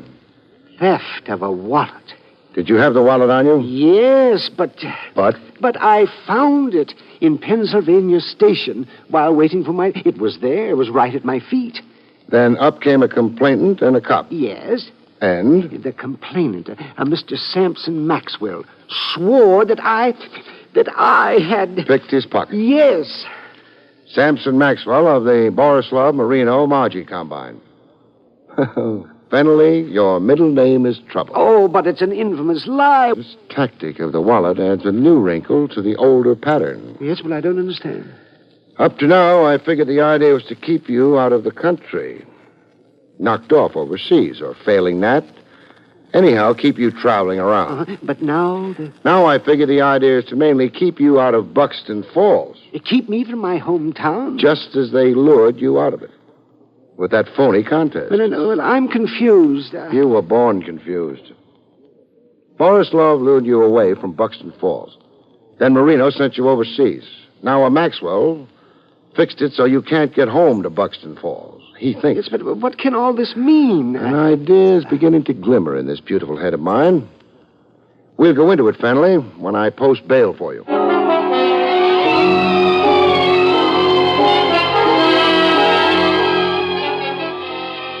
I posted bail for Fennelly. $50 by special courtesy of the DA's office. Then I grabbed Margie from under a hair-drying machine in Madame Zelda's beauty parlor and waltzed her through the streets. At the Times Square out-of-town newsstand, Fennelly joined us, as prearranged, for a look at the front page of the Buxton Falls Bugle. Murder trial nearing close. Why, there's a murder trial going on back home. Defense bases case on alibi for New York mobster Stitch Latimer. Stitch Yeah. Oh, no? Mr. Craig, what does it say there? Well, the gist of it is... Stitch Latimer is charged with killing a guard in a factory payroll robbery. 8 months ago, this was, Fennelly. About the time you began traveling. Mm-hmm. Latimer's defense is that it's all mistaken identity. That he never set foot in Buxton Falls in his life. Oh, Fennelly. Yes. Here's an inside picture of Latimer. You ever see him before? Let me see. Ever see? Why, yes, he roomed with me once. Overnight. He said he was a traveling salesman. Well, there's the why of your travels. You're the only man who can place Latimer in Buxton Falls at the time he was there. Probably casing the job he finally pulled. Oh, and the others? Marino, Borislav, and Maxwell? Latimer's boys. Trying to get him out from under. By keeping you out of Buxton Falls until the trial is over. Right, Margie? My mouth is sealed. Oh, that's too bad. What's too bad? Talk freely and you could cop a plea. Why take those rosy lips out of circulation for years? How bad is it for a girl in jail? No jukeboxes, tall drinks. Who cares? No hairdryers. I can live without. No, wolf whistles. As bad as that, huh? Mm-hmm. So who do I talk to? Where?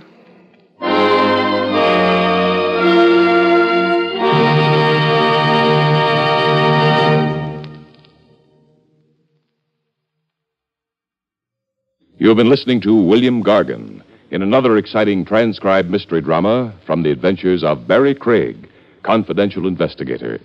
Tonight's story, The Moving Target, was written by John Robert.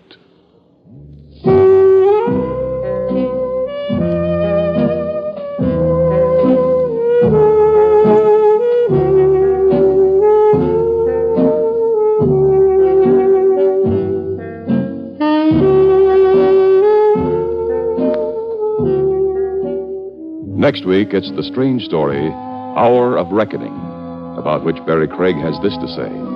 In Hour of Reckoning, a manicurist and a playboy find the rocky road to romance is a dead-end street when a certain ill-wisher contributes a corpse to the bride's trousseau.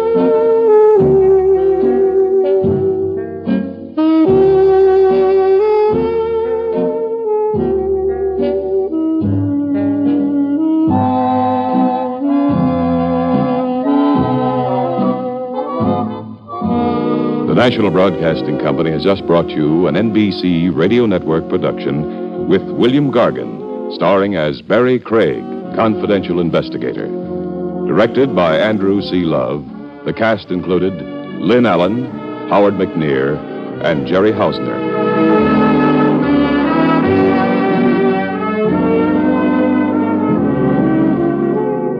Join Groucho Marx for You Bet Your Life tonight on the NBC Radio Network.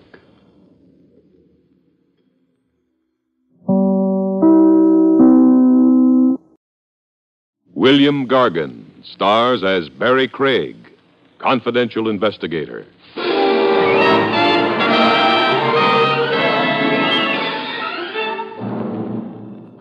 Exercise can be beneficial or it can kill you. One guy I know walked himself to death. But still it figured, seeing that the walk he took was the last mile.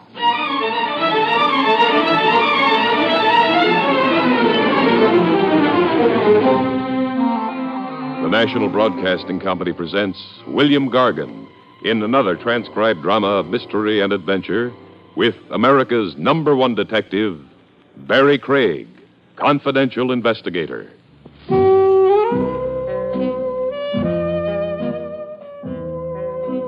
Barrie Craig speaking. In these supersonic times, with the great wide world shrinking to the size of a pretzel, crime is global. Chase a hood across New Jersey, and you're likely to catch him in Botany Bay, or in Algeria, or Madagascar. In view of all this, the cablegram on my desk one merry morning didn't surprise me a bit. It had been dispatched from mid-ocean. The date line read, SS Shalimar. The text of it said, arriving Friday, 6 p.m.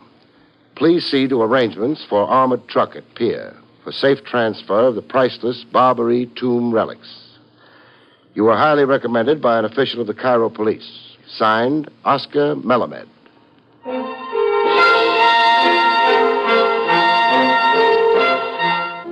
The priceless cargo of anything generally brings out the worst in people, and this one was no exception.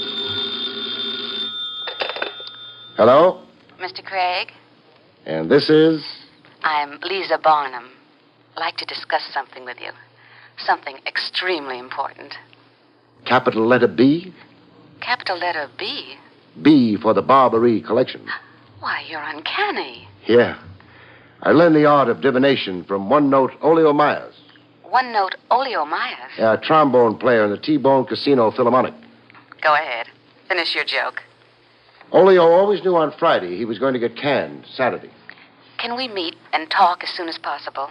Well, why not? I'll come to your place. No, I'll come to your place. But I'd much rather. I prefer women in their natural habitat, doll. It helps cement a truer understanding.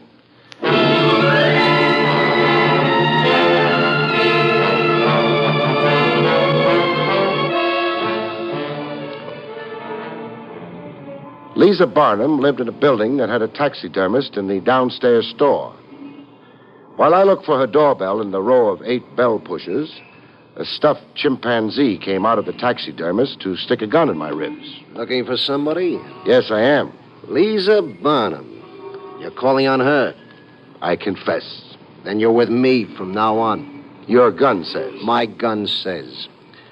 You see that green and gold job over there? Snazzy. We'll take a spin in it.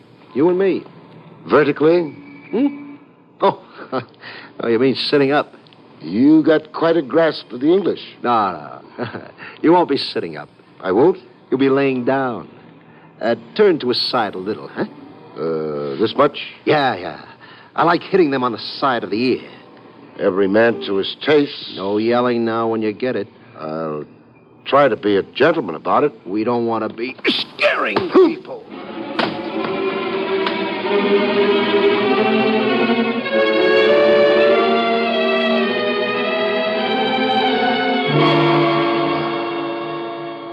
to with my left ear as big as Dumbo the elephant's. I tried stretching my legs to see how the old blood was circulating. And I knocked over what sounded like a garbage can. I reached a hand out in the pitch dark to get the feel of my surroundings. Almost strangled a cat. I tried getting my bearings by scent. My lungs began to choke up from what smelled like a poison gas barrage. I hate saying the obvious, but where am I? In a cellar. And where are you in this blackout? Over here, sitting on a box. Why? Why not? That stumps me. Say, where's that mustard gas blowing from? You really disapprove of my cologne. When I get it in lethal doses. How do you feel? Mainly perplexed. Perplexed? Oh, the answers are simple, really. They always are when you know them. So inform me. Here? You know a better location? Mertz's drugstore, just down the block. You'll want penicillin ointment on that ear before it infects. Here, I'll help you up.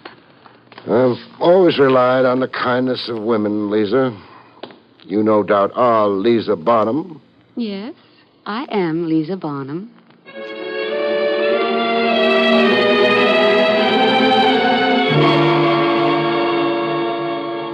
In Mertz's, I got one ear swabbed and taped while Lisa bent my other ear. I saw you assaulted on my stoop. I was upstairs at the front window. What's your floor? Second, I ran down to the street to see you thrown into that man's automobile. That man being? Why, I don't know. I hailed a taxicab and followed you. Why?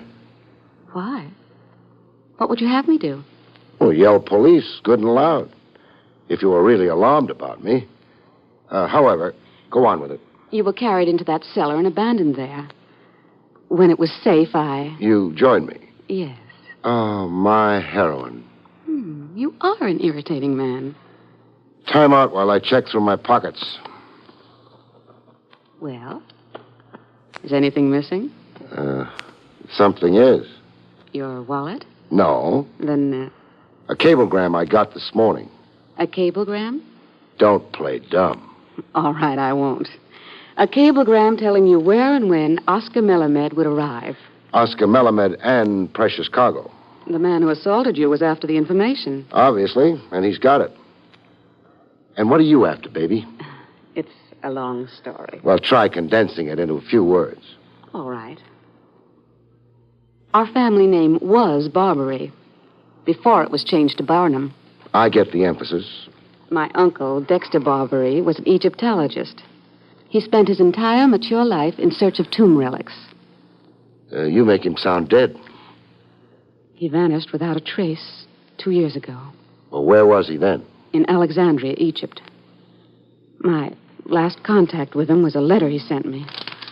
I have the letter here, if you'd care to read it. Oh, later. But meanwhile, you brief me on the contents of it. The letter states that he'd come upon a priceless collection of Byzantine tomb relics. That he was registering them in his name, Barbary, as the Barbary Collection. And? And period. End of Uncle Dexter. Yes.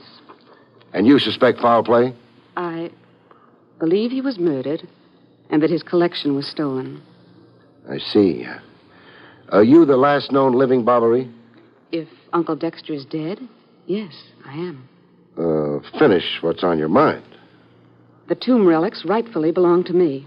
So sue for them. Sue? Should I really be so proper, Mr. Craig? Only sue the man who caused my uncle's murder? The accused being my current client. Oscar Melamed. Well, now answer me this. How did you know the Barbary collection was on board the SS Shalimar en route to here? I don't care to disclose my sources of information. Then you can never be my client. Why can't I be? Secretive clients worry me. I always imagine they're taking my head size. taking your head size. So the dunce cap will fit nice and snug.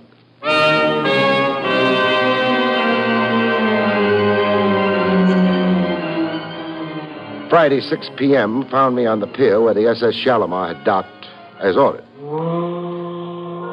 And also, as ordered, I had an armored truck hired and standing by for the safe and orderly transfer of the Barrie collection.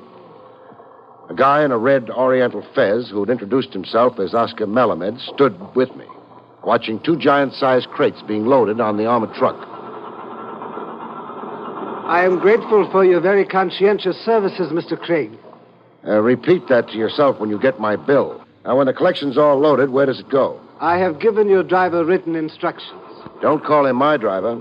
I got the armored car service out of a telephone directory. I make no guarantees. The collection is to be stored in a vault. I have already made the arrangements. What's it all worth, Melamed, in round figures? $300,000. Well, that explains the buzzards buzzing around. Every thief in the world has plans to steal the Barrie collection. Well, we've got at least one native hood around, eager to liven up the competition. One? Mm-hmm. There will be 20, Mr. Craig. You will see. Well, that junk's loaded and bolted in, Melamed. You want me to ride on the truck? No. Be a lot smarter if I did. The driver has his instructions. Let him go. We will remain here. Well, you're sure casual with 300 G's, Melamed. I do not want you injured, Mr. Craig. That is why you remain here with me. Just what's that supposed to mean? Oh, that sounds like there's something up your sleeve. Some nice hunk of oriental cunning. Where is your police headquarters, Mr. Craig? Raymond and 6th. Why? Let us go there together and await the report of the daring theft. Theft of the Barrie collection? Yes, the theft of the Barrie collection.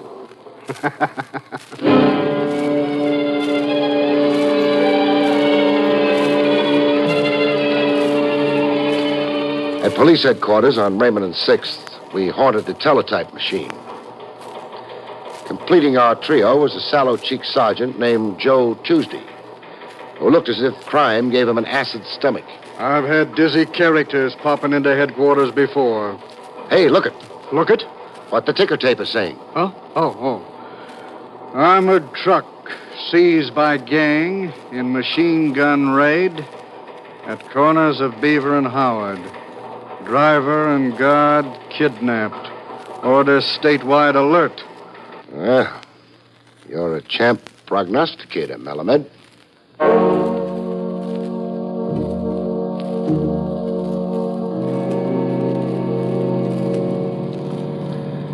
With the hijacked armored car problem in the laps of the Metropolitan Police, Melamed and yours truly went for a spin in my jalopy. The joyride was his idea. Pier 17, Hoboken. You choose the proper approach, Mr. Craig. But first, you have an important thing to attend to. Like? Like the automobile behind us. See, in your mirror? Yeah, we're being trailed, all right. An old New York custom. Familiar job, the one behind us. Green and gold convertible. You have seen it before? I'm getting a nostalgic twinge in my ear. The bum one. Well, shall we tangle with them or lose them? Lose them, of course. Fasten your safety belt. Before the green and gold job behind us gave up a hopeless chase, they sent out a signal of defeat. They are shooting at us. We're out of range, Melamed. And get your fingers out of my knee. But I'm nervous. Who isn't? Now wave a last fun goodbye to the boys.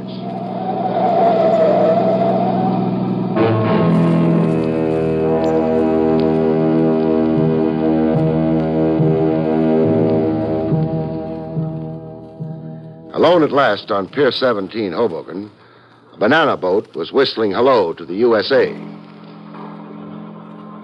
Ah, the Susie Q. Well, why should a banana freighter give you that radiant glow of happy health, Melamed?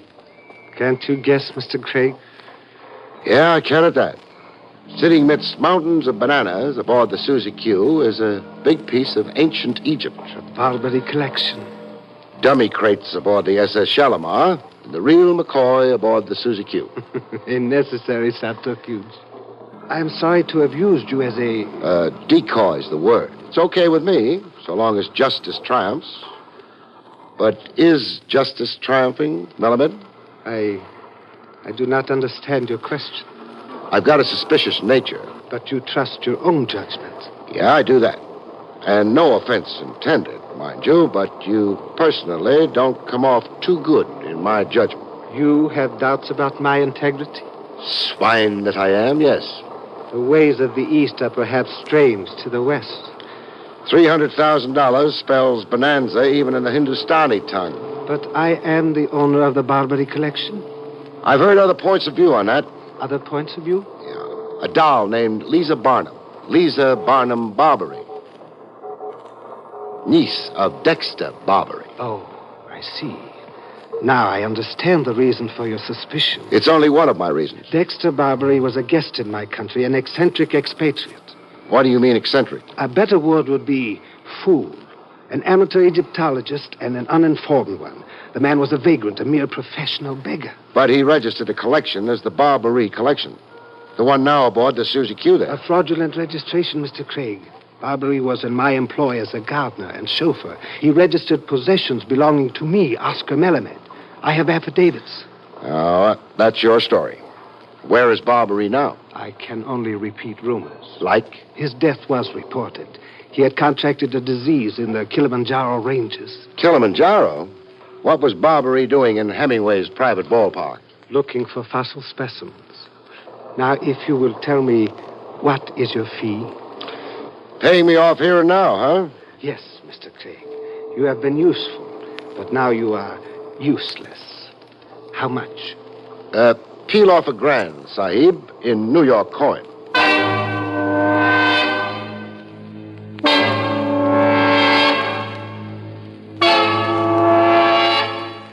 I took the $1,000 and copped off, but I didn't go too far from my ex-client. I was on his tail, automotively speaking, all the way from the Susie Q to a warehouse in Newark, where the Barrie collection was unloaded and stored. I made careful note of the address.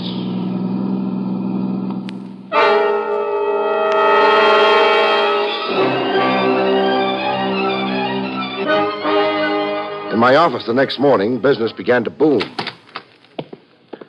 The chimpanzee who loved toying with my left ear. He had a gun in each hand.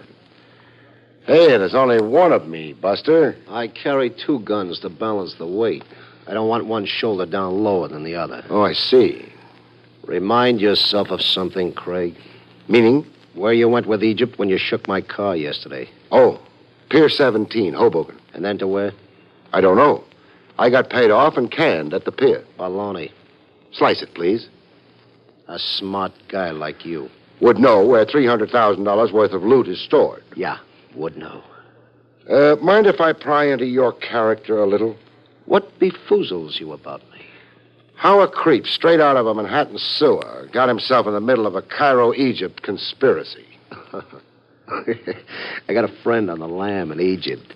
Maxim Odessa, 3-time loser, so he can't never come home. He sent me a letter. About the collection? Yeah, about. Then you're freelancing? I got a few pool players in with me. On your way out, surrender your guns to Sergeant Joe Tuesday. Joe Tuesday? Where is he? In the lobby, running the elevator, on the back stairs, and on the roof. You know what an octopus Joe Tuesday is. You got cups staked out, huh? For your exclusive benefit, Buster, I'm a guy who takes pride in his ears. Go ahead. Sticks and stones. Oh, blast my way out. You'll make an unbeautiful corpse. Exit smiling, Buster. Imagine me walking into a cop's stakeout. Me Ponjo. You're beginning to bore me. Skidoo now.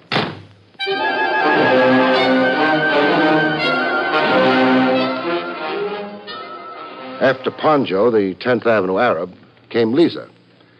In top form, throwing curves at me. I thought over what you said. And? I decided to take your advice. And? I engaged an attorney. The firm of Brendel, Curdle, and Damhauser. You're suing Oscar Melamed. For the Barrie collection. We've already served papers. A summons and complaint. And a restraining order. Melamed is not to take the collection out of the country without consent of the court. What adjudication are you after? Sale of the collection and the proceeds of it to me. 300 grand, huh? Approximately. Lots of mink and banana royals. What about the alleged murder of your dear Uncle Dexter? There isn't much I can do about a murder done in Egypt or elsewhere. Yes, there would be the jurisdictional problem. Now, you want to inspire trust and confidence in me? Yes, so very much, Barrie. I wondered when you'd begin to coo Barrie at me. You wondered? Yeah. A doll finds her lie is showing. She brings sex appeal into the breach. It's not as old as sin, baby. It's older. What do I have to do to prove my utter good faith? Prove you really had an amateur Egyptologist uncle named Dexter Barbary. Prove You don't think I made him up? Didn't you? Why, if this isn't... Mr. Craig, do you often have whams on your head? Only when my feet ache. Let's talk about the morning's news, huh? The Barbary collection's on every front page. So it is. So what? Oh, $1 million news break, figuring the space and pictures. And here, a feature interview with Oscar Melamed. How his Oriental ingenuity baffled every Raffles from Tibet to Hoboken, New Jersey. But it all does qualify as big news. Or does it mean something else to your warped mind? It does, doll. But I won't tell you. Not until I tell it to Oscar Melamed first. Now, try sitting on my lap. I'll toss you out of the window. Why, you're nothing but a stick of wood. Oh, I'll just bet you tell that to all the boys.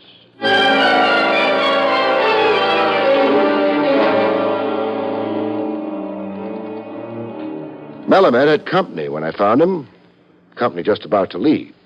Distinguished, middle-aged, black Homburg. The type American tycoon with nervous money and a collector's itch. I caught their parting words. Then I'll assume it's agreed, Mr. Melamed. We are in complete harmony, Mr. Cartwright. You drive a hard bargain, but I can afford it. Good day. Good day, Mr. Cartwright. Tell me, which Cartwright is it? The banker or the steel baron? Mr. Cartwright is in oil. Marinated in your special brand of oil. Why have you come here?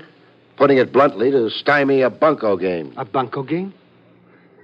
Now, what absurdity. The trash you're trying to palm off as treasure. You call the Barbary collection trash? I do. And all the hijinks and publicity around it is only a build-up for susceptible suckers. What you're really selling him is a collection of newspaper headlines. The publicity has him so dazzled he won't remember to inspect the merchandise. Oh, I see you've stopped laughing. Okay if I bore you with the details of your fraud? I'm listening. Thanks. Lisa Barnum's in with you, a full partner in the swindle.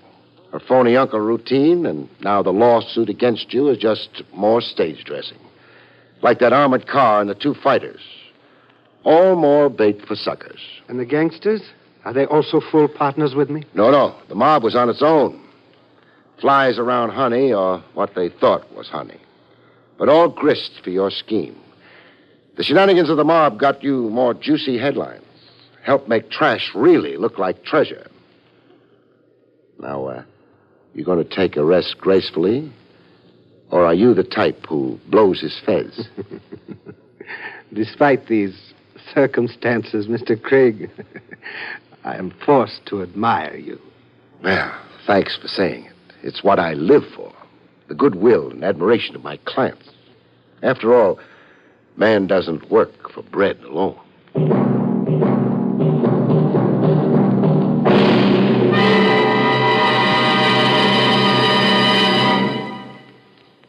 You have been listening to William Gargan in another exciting transcribed mystery drama from the adventures of Barrie Craig, confidential investigator.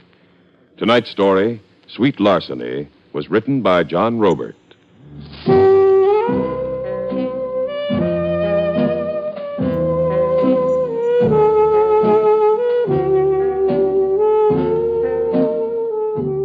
Next week, it's the strange story of Corpse on the Town, about which Barrie Craig has this to say. In Corpse on the Town, death rewrites the script of a Broadway show when a bachelor producer becomes a widower in two easy stages, marriage and murder.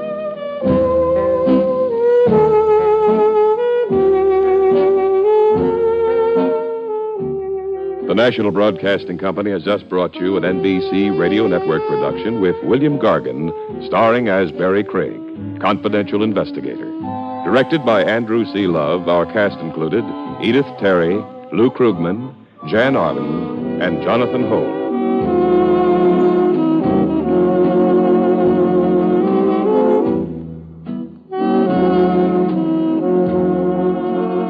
Join Groucho Marx for You Bet Your Life tonight on the NBC Radio Network.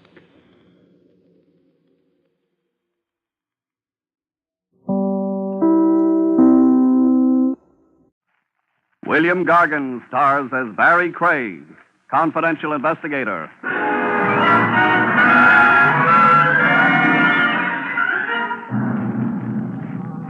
There's a big house up the river that always has the welcome mat out, folks.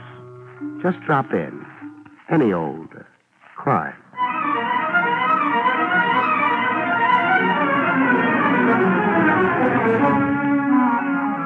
The National Broadcasting Company presents William Gargan in another transcribed drama of mystery and adventure with America's #1 detective, Barrie Craig, confidential investigator.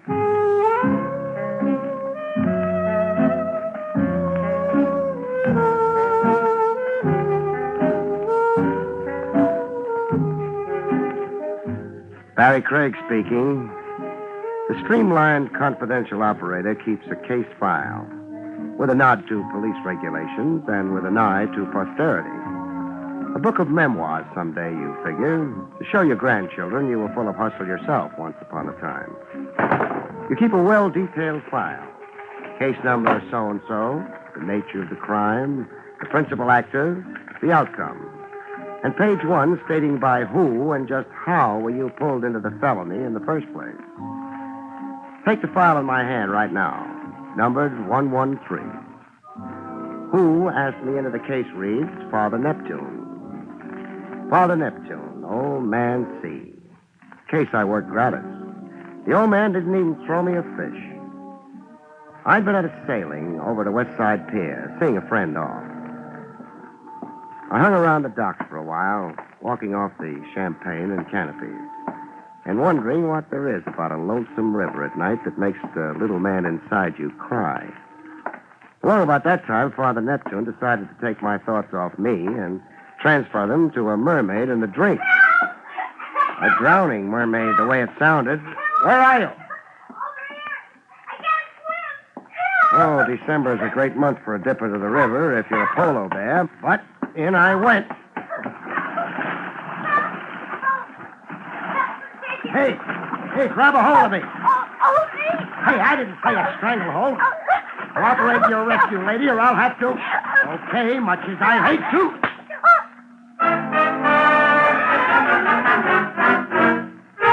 On the pier, it took time to bring her to. I worked her arms, pump handle style, and water sprayed from her like a fountain. She finally came around to join the battle of the sexes. You hit me. To break your stranglehold. It's in the book. What book? How to save hysterics from drowning themselves and the rescuer. Oh. You didn't have to hit me so hard. Oh, my jaw. Feel the welt. Got my brand on it now. B.C. B.C.? Barrie Craig. The initial man's ring I'm wearing left initials on your jaw. You're crazy. And cold. Yeah, me too. Pray it's pneumonia. Well, why that? There's no cure for a cold. So? There's a cure for pneumonia. Penicillin. You are crazy. You want an ambulance? Definitely not. A police wagon? Don't you dare. Then what? Your place? Is that proper? How can I know? We've only just met, Barrie.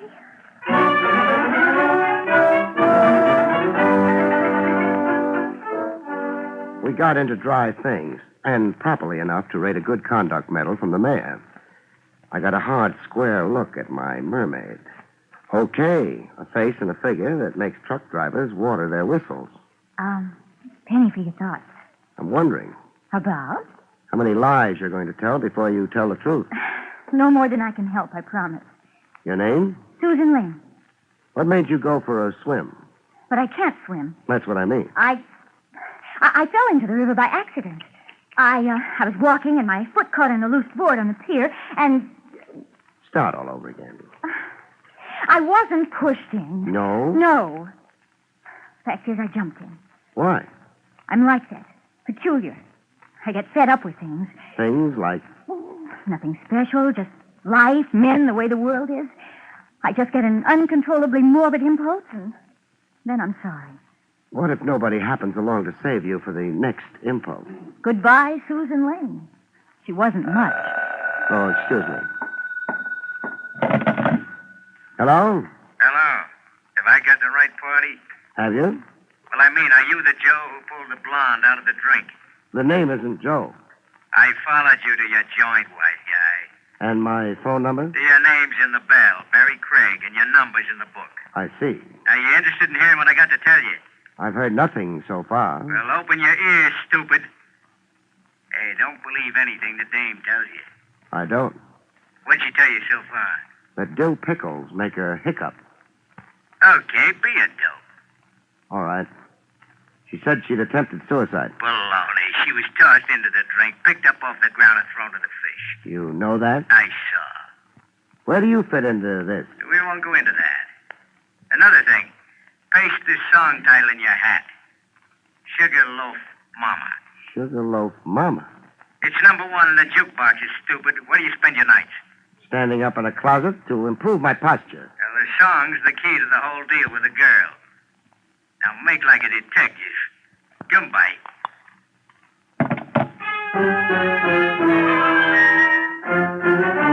I made like a detective with Susan.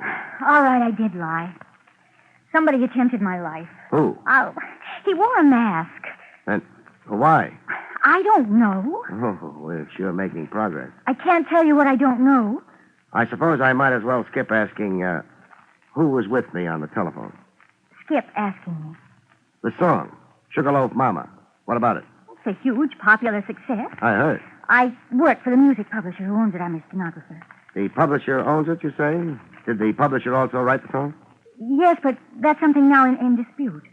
Between whom? Mr. Sampson, the publisher, my boss, and a songwriter, Mervyn Marlowe. They're fighting a lawsuit over the song rights, over the profits. And you come in where? I'm a witness for Mr. Sampson. Testifying to what? That my boss never personally received a song submitted by Mervyn Marlowe. That it's our firm policy to return unsolicited manuscripts unopened. Who's telling the truth? Your boss Sampson or this Marlowe? You ask a lot of questions. One of them may be trying to murder you. Yes, I know. Don't you care? Do you? What if I do? Then you'll protect me and worry about me. Now, I want to get back into my clothes and go home.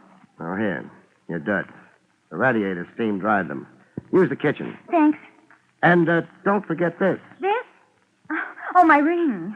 Say, it's quite a rock. Don't be fooled. It's only a cheap Mexican diamond.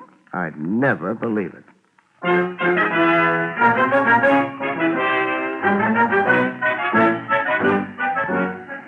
A lightning change of wardrobe, and we were on the street, arm in arm, like we've been engaged since the high school prom. Call a cab, Barry. Taxi! Hey, taxi! Want company going home? I was wondering when you'd ask me. Get in. Don't try it, cousin. Huh? You just say something? I said stay out of my cab. Now, wait a minute. Oh, You were going to make a quarrel out of it? that was before your gun. Barry. The gun's pointing at me, Susan. Yeah, relax, lady. All you stand to lose is his company. What's my loss? Skin. Off the top of your head. Now, I want 10 minutes before you phone the cops. One favor, please. What? Do it to me over here, close to the left ear. What's a gag? You're not the first to take a liking to my head. Oh. The rest of your head's still sore, huh? And unhealed. If you're going to. Sure. Close to the left ear.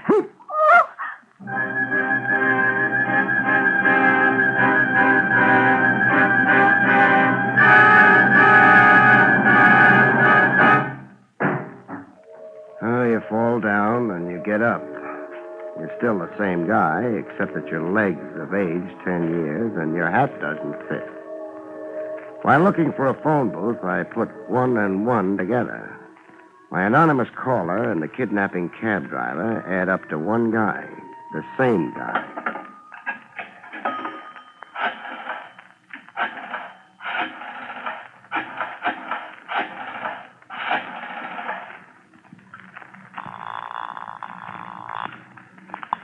Hello. Give me Lieutenant Trav Rogers, please. You've got him, Craig. Oh, well, your voice is changing, Trav. Should I worry? Over losing a squeaky soprano? Is this an official call, or are you just passing the time? It's official. What about? Mayhem in December. I found a girl and lost her. Sad. I can refer you to a Lonely Hearts Club. A torpedo masquerading as a hacky put the snatch on her. More facts, please. Susan Lane, 5'2", blonde, blue eyes, wrinkled dress that needs ironing. A wrinkled dress? Stop prying into my inner life. The hacky, so-called, was heavy-set, meat-faced, with jowls like Pluto the dog.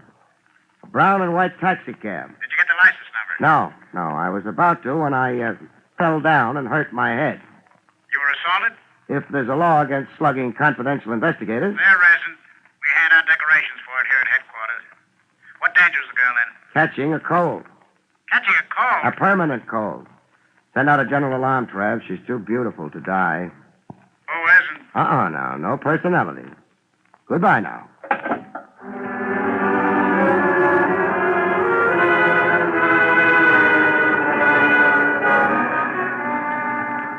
Eli Sampson, music publisher, occupied a building that looked like an inferiority complex. Calcimine streaks for paint. Outside windows with the dust of ages on them. And a broken-down staircase that made you feel like a dinosaur walking on eggs. The staircase was going to loom big in my future, as I soon found out. The first warning I had was a shot. Correction, 2 shots, and then a yell from an upper landing.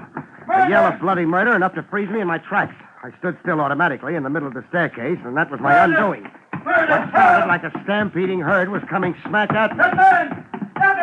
Stop him! Him was a wild-eyed maniac who looked like he jumped out of a straitjacket. Out of my way, you. I'd love to oblige, but narrow like the staircase is, it's the bottleneck. I said out of my way. I'll need time to shift the reverse. Let me do it for you.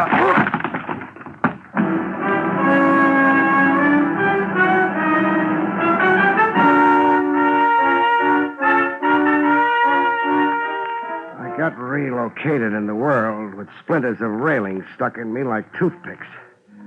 And a guy standing solemnly over me. A janitor holding a mop and a soap bucket. A janitor out of a Max Center comedy, flowing mustache and dressed in the top half of a cutaway, with a battered derby on his head, a brown derby. You seem fully recuperated, my boy. Not recuperated, only recovered. What was that railing tied together with? Pieces of string? Iron glue. I myself performed the repairs. Here, I'll help you up. Oh, don't bother. What are you made up for? You refer to my elegance? To the mop and the bucket. A temporary condition, my boy. The mare is down, the mare is up. Up being? Stocks and bonds. Oh. I fluctuate as it fluctuates. You're staring at me? Yeah, trying to place you. I've seen that odd kisser of yours before. Along the stock exchange, perhaps? No. Who did all that shouting on the upper landing? It was me, summoning help. Who got shot? One Eli Sampson. The miscreant fugitive who butted you so unceremoniously. You'll get nuts in your tongue, Lemaire. Mind if I leave you for Sampson? Not at all. I'm in no mood to be interviewed today. The market is down.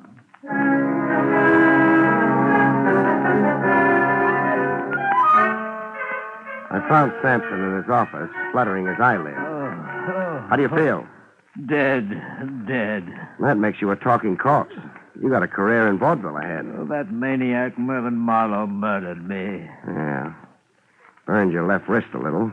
Only a flesh wound.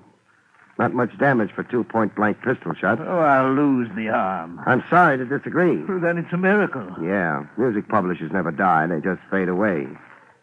Oh, here's the gun used on you. It was thrown down. Yes, that's the gun the maniac terrorized me with. Give it to me. It's evidence for the district attorney. I'll keep the gun a while. But... I'm a licensed detective. This Mervyn Marlowe is the songwriter battling you in the courts? The songwriter? The song thief. He didn't write Sugarloaf Mama? Lies. His claims are lies. Mervyn Marlowe can't even write his own name. He can't shoot straight. That makes him kind of useless all around. Sampson. Yes. A girl, Susan Lane. Susan Lane, my stenographer? Your late stenographer, maybe. She's been kidnapped. Kidnapped? By whom? Tough. Hired by Mervyn Marlowe. What motive would Marlowe have? To shut her up. To stop her from testifying to the truth when we go to court. The truth being? That nobody here read his song manuscript or even opened the envelope. How big is Marlowe's temptation to murder? Come on, Sampson. Don't shy at boasting. Sugarloaf Mama is a gold mine. Sales in sheet music alone run over $100,000. Motive aplenty to keep Blondie from testifying at all costs. You'll kill Susan. You'll find her dead. Where do I find Mervyn Marlowe? In a garret in East Harlem, 3601 First Avenue. A crazy bohemian in a cold-water garret with a piano. 3601 First Avenue. Call yourself an ambulance. Let that wound infect, and you'll be the one-armed wonder of the music publishing business.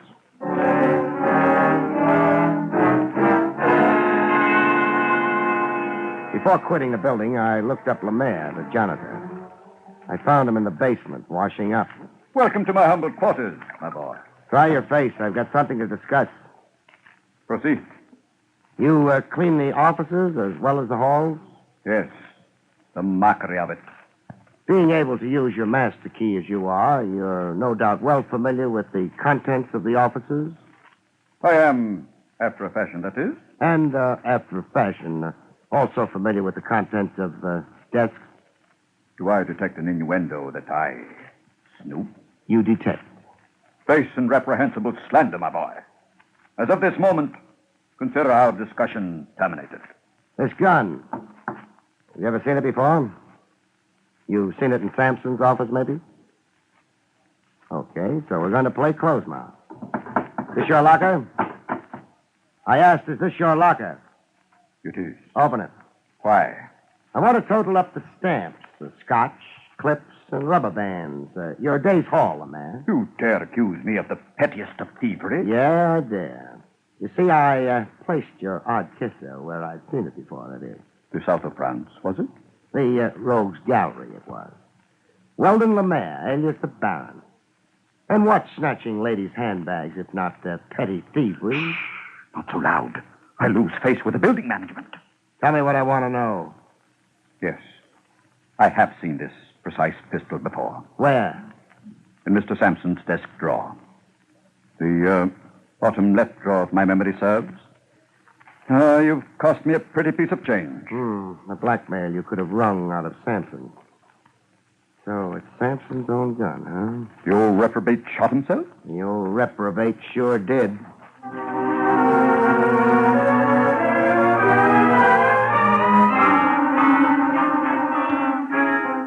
Visiting the rundown garret the songwriter Mervyn Marlowe lived in, I got a smell of trouble even before I asked in. Who's there? I didn't need X-ray vision to know a crackpot songwriter on the other side of the door was heeled with a gun. Who's there? I want to talk to you, Marlowe. The door's unlocked. Come in. Come in and nod hello to a gun. An old familiar situation. I came in, but with a bang. Oh! Marlowe was out cold with his fingers coiled around a gun. A gun I relieved him of.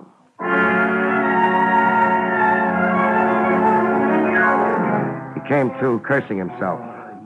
Stand away from the door the next time you invite a fly into the web, sucker. Oh, you dirty You no... won't make out.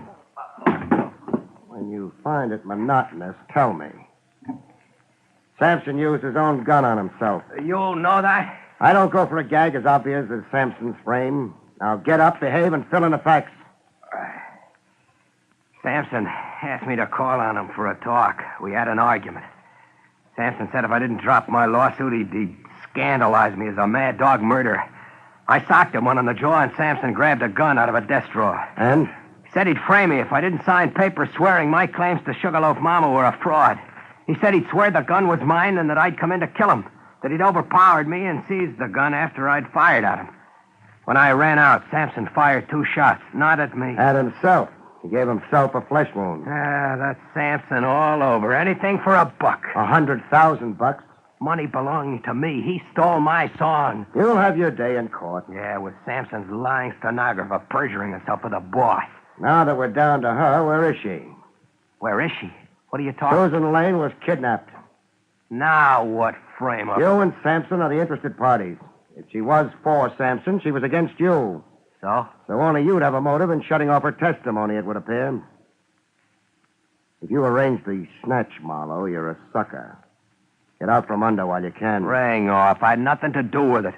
How about an attempt on her life on the docks? Nope. You're incapable of it? I'm capable of it, but I didn't do it. You own a hat? Sure, why? Get it. I'm taking you to headquarters. What for? You'll only land on the floor again. To protect you against yourself.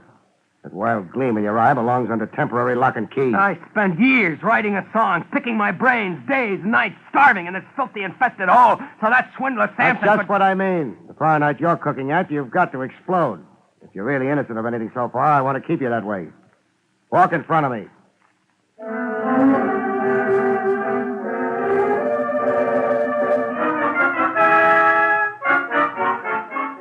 At police headquarters, Lieutenant Trav Rogers had sensational news. Susan Lane. We think we found her. Where? A shack up near Gun Hill Road, overlooking the railroad yard. But how? Let's go get her, shall we? I'll tell you how another time.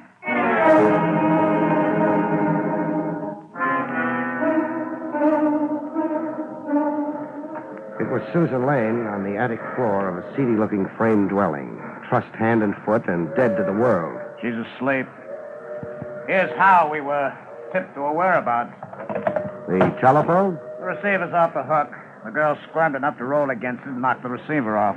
The operator became suspicious and called police? Right. Help me untie her, Trev. I've got a pocket knife. Hey, Susan, wake up. Susan, it's me, Barrie. Oh, she seems dopey. An overdose of sedatives, I'd say. See how the pupils of her eyes dilate? Somebody figured that sleep, she couldn't make a disturbance. Where am I? In the arms of the law, baby. I've never seen you this romantic, Craig. I've always had a soft spot for struggling stenographers. Let's all ride downtown now, huh?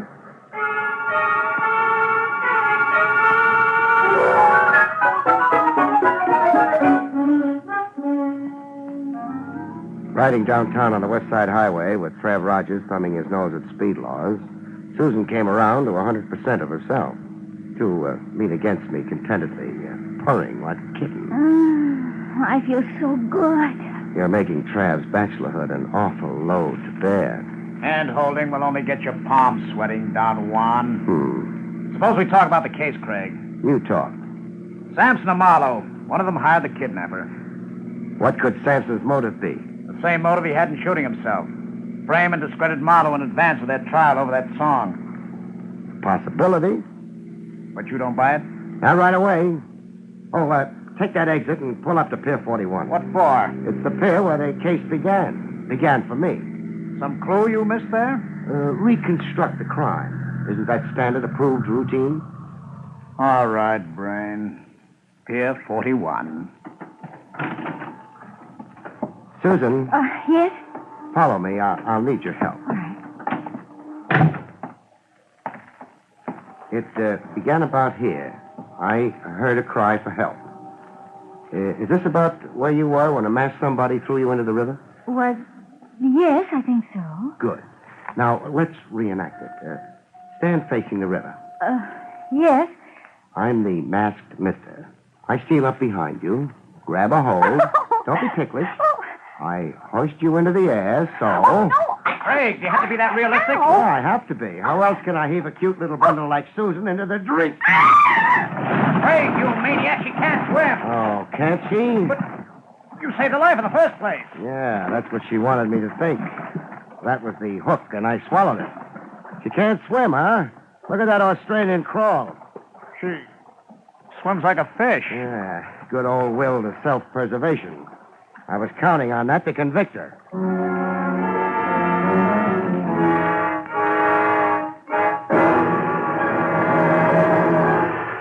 What was her game? Dramatize herself. Big. Make out her life was being attempted. To bleed Sampson for a big slice of those song profits. More than she's already got. Already got? When she climbs back on the pier, gander at a hunk of so-called Mexican jewelry she's wearing. Appraise the ring at Tiffany's and find out what a bonanza stenography can be. Poor smart girl. Samson gave her the ring? A down payment for her perjury. But if the blackmail was set up so good, why embellish it with phony attempts on her life? And the kidnapping? Fear. That Marlowe could gun for her, for lying for Samson. Ditto Samson to keep her from telling the truth. The truth being that Marlowe wrote Sugarloaf Mama. So? So by making herself a police problem, or my problem, that is, she scared Samson and Marlowe from daring to harm her. Clever. Oh, here she comes. Oh, hello, baby. Oh, that was contemptible of you, Barry. A flaw in my character. So sorry. Just by the way, who was the atrocious kidnapper? Oh, my brother. Oh, I'm cold. Where do you suggest we go? Your place? No, it really wouldn't be proper this time. I'd be pinched for sequestering police property.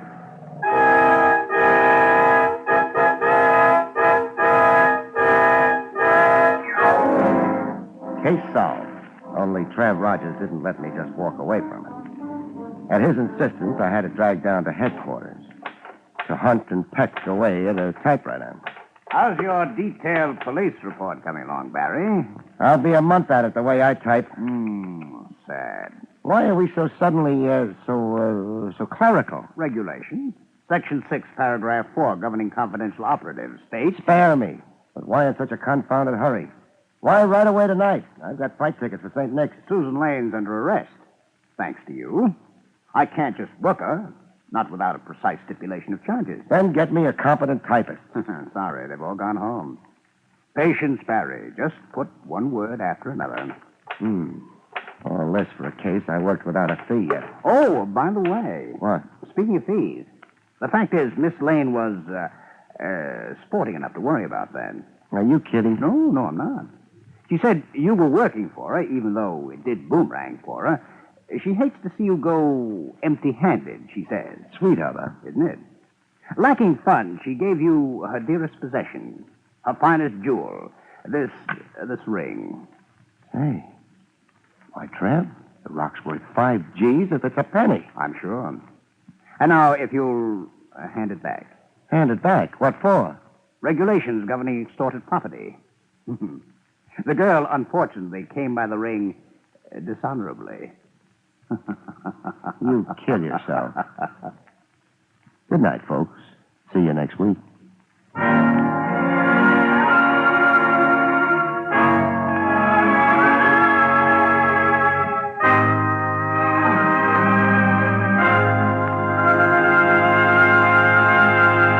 You have been listening to William Gargan in another exciting transcribed mystery drama from the adventures of Barrie Craig, confidential investigator. Tonight's story, Song of Death, was written by John Robert. Next week, it's the strange story titled Death of a Private Eye, about which Barrie Craig has this to say. Next week, I'm hired to help a man pay a visit, but discover instead that my client has a visitor first. That visitor being death.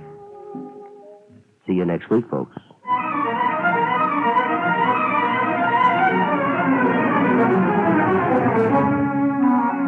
Featured in the role of Susan was Amzie Strickland.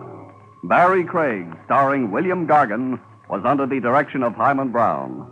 This is Don Pardo speaking.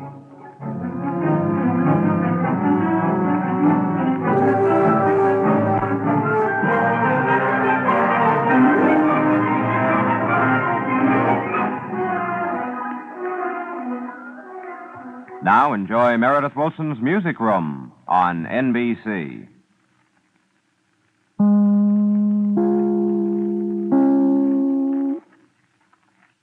William Gargan stars as Barrie Craig, confidential investigator.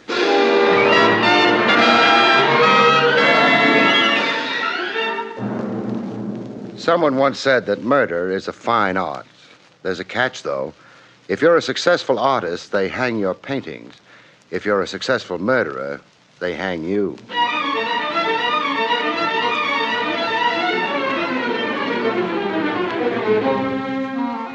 The National Broadcasting Company presents William Gargan in another transcribed drama of mystery and adventure with America's #1 detective, Barrie Craig, confidential investigator.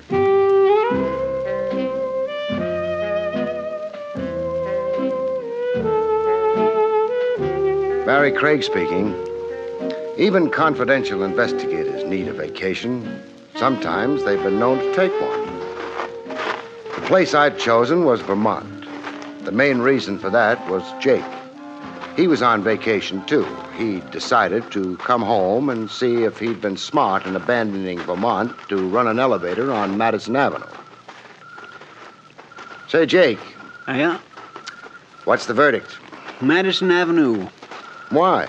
Is Madison Avenue dark and quiet like this? Nope.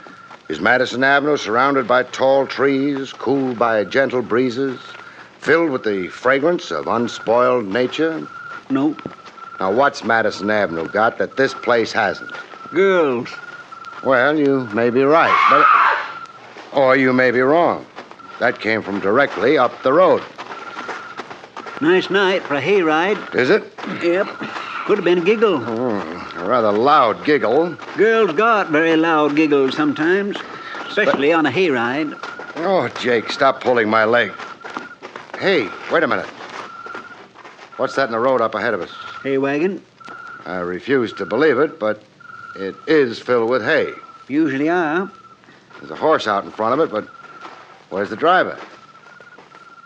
Say, Jake, would he have gone off and left the wagon out in the middle of the road? It ain't too likely. No. I'm coming up on that wagon. That girl, if it was a girl, didn't giggle. She screamed. I'd better take a look around in the hay. What for? Anything larger than a needle. Yeah, there's plenty of hay up here. Anything else? No, Mr. Craig?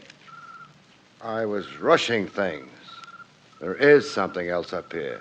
What? A man. A very pale man. What's he doing up there? Nothing. Just being dead.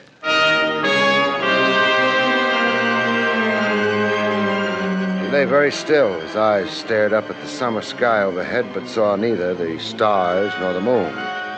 The moon that shone on him and on the metal handle of the knife that was buried in his heart.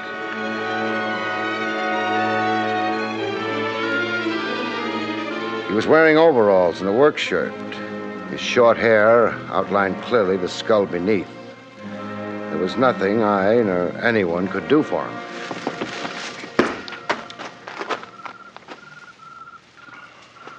Murdered? Yes. Anything on him? No identification at all, Jake.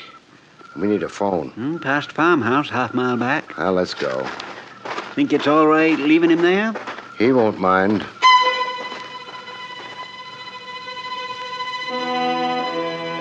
The Vermont night was as quiet and peaceful as it had been before I heard the scream and a man died of a knife wound lying on a mound of hay.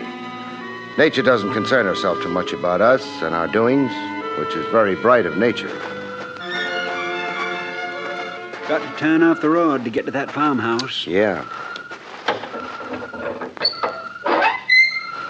Well, somebody ought to oil that gate. Yeah. Whole house is pretty run down. Jake, get down. Ain't necessary. Those shots. Over our heads. Her aim might improve. Her aim? Well, you can see her, farmhouse window. This time it's not the farmer with the shotgun, it's the farmer's daughter. Spoil a lot of stories that way. She's left the window. Yeah. She knows she didn't hit either of us. Those shots were either a warning or possibly a yell for help. How are you going to decide? Well, if it was a warning, I don't think she'd have left the window. So it must be a call for help. Come on. That was real logical, Mr. Craig. Thanks. Let's hope it turns out to be true.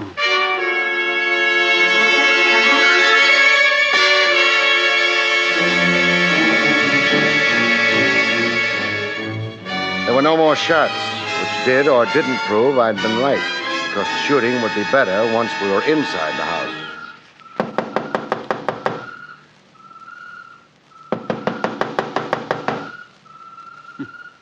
First time I ever heard of targets knocking on the door.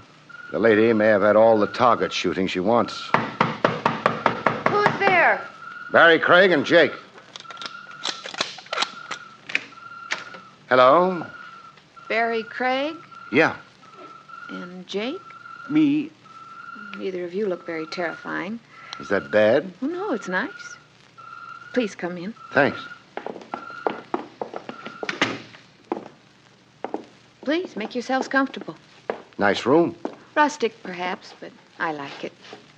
Do you like being a farmer? Or maybe I should say... Farmer's daughter? Very much. Almost as much as you like firing guns at strangers? Oh, but I didn't know whether you were strangers or Or what? dead men.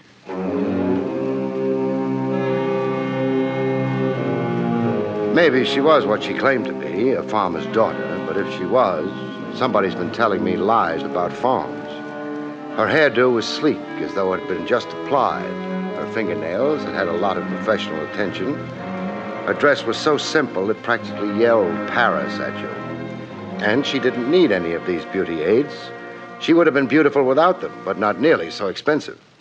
You did say dead men. Yes. You often run across dead men walking around? Yes. Uh-huh. You think I'm crazy, don't you? I don't think you're crazy at all.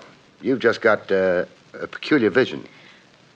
I'm not sure I ought to be grateful for that. Oh, forget I said it. My name is Millie George. How do you do? This is, or was, my father's farm. He was very happy here until the dead men started walking. And then? He became one of them himself. Your father's dead? Over a year now. You live here alone? Well, I don't really live here at all. I have an apartment and a job in town. But I come here often as I dare.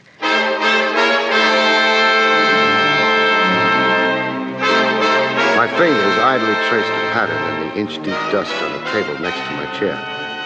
Inch-deep dust. Millie George was very lovely. She told her ghost story neatly, but she was also a complete liar. I think maybe we'd better skip the Walking Dead for a minute. There's something more urgent that's got to be done. Where's your phone? I'm afraid there isn't one. Father never cared for what he called mechanical murderers. Murderers? He meant things that killed time, interrupted work. I see. Destroyed quiet. I see. That's too bad. Why do you need a phone? Jake and I ran across a hay wagon some distance down the road. Oh? There was a man in it. He wasn't walking around like the people you've been telling us about. He was lying down, but he was dead anyway.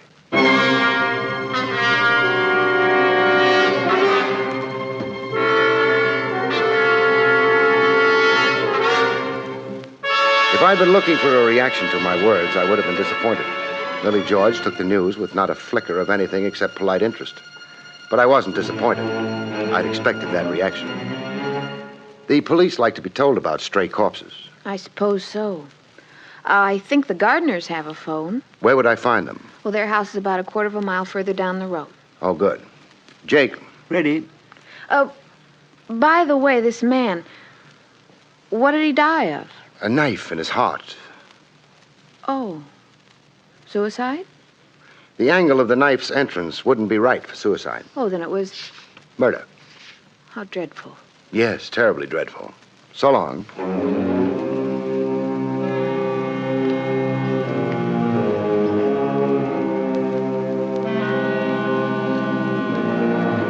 So far as Millie George was concerned, murder belonged in pretty much the same category as a run and a pair of new nylons. You said how dreadful and bought another pair. You couldn't do exactly the same thing with a damaged life, though. Mr. Craig. Yeah? Millie George said the gardener's house, the one with the phone, was down the road that way. That's what she said, Jake. Then why are we going this way? I want to take another look at that hay wagon. Once wasn't enough?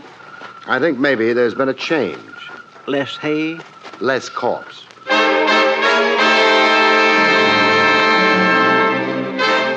It was a nice road to be taking a stroll on in the cool evening. It would have been an even nicer road if there hadn't been a hay wagon in the middle of it. Still there? Yeah. The horse must be getting lonely. Being a farmer, you get a wrong angle on a horse. You don't think being a horse's chum is romantic. I'll never say hello to a horse again. Excuse me. You're getting pretty spry at climbing hay wagons, Mr. Craig. Just practice, that's all. Mr. Craig, counting the hay up there? No, just confirming a guess. Less corpse? No corpse.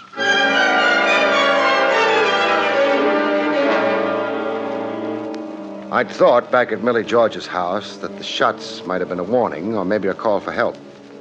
I knew now they'd been neither. What they actually had been were distractions. Mr. Craig, maybe he wasn't really dead. Jake, they don't get any deader. Ain't likely you'd be fooled. Somebody moved him out of there. Yeah. Well, what for? Can't be many folks enjoy dragging corpses around. Whoever dragged this one maybe didn't enjoy it at all. Well, what was he trying to do? Save undertaker's expenses? Maybe he was trying to save his neck. I got down under the hay wagon and said goodbye to it. We wouldn't be coming back that way. Mr. Craig. What is it, Jake? Funny thing about city people, they like to walk. Oh? They do it deliberate, even when they don't have to. Well, Country people hate to walk. But, Jake, we've got to get back to that farmhouse. With a girl in it? Yeah, Millie George. We're hoping that this time maybe she won't shoot over our heads. We're hoping that this time she won't shoot at us at all. And for this, we're wearing our feet down clear at the ankle. Oh, it's not as bad as that. It's worse. I got short ankles. Oh. Mr. Craig, I can tell you right now, she don't have a phone. I know, but by this time, she may have something else. Do I want to know what it might be? Not in your condition, you don't. Thanks.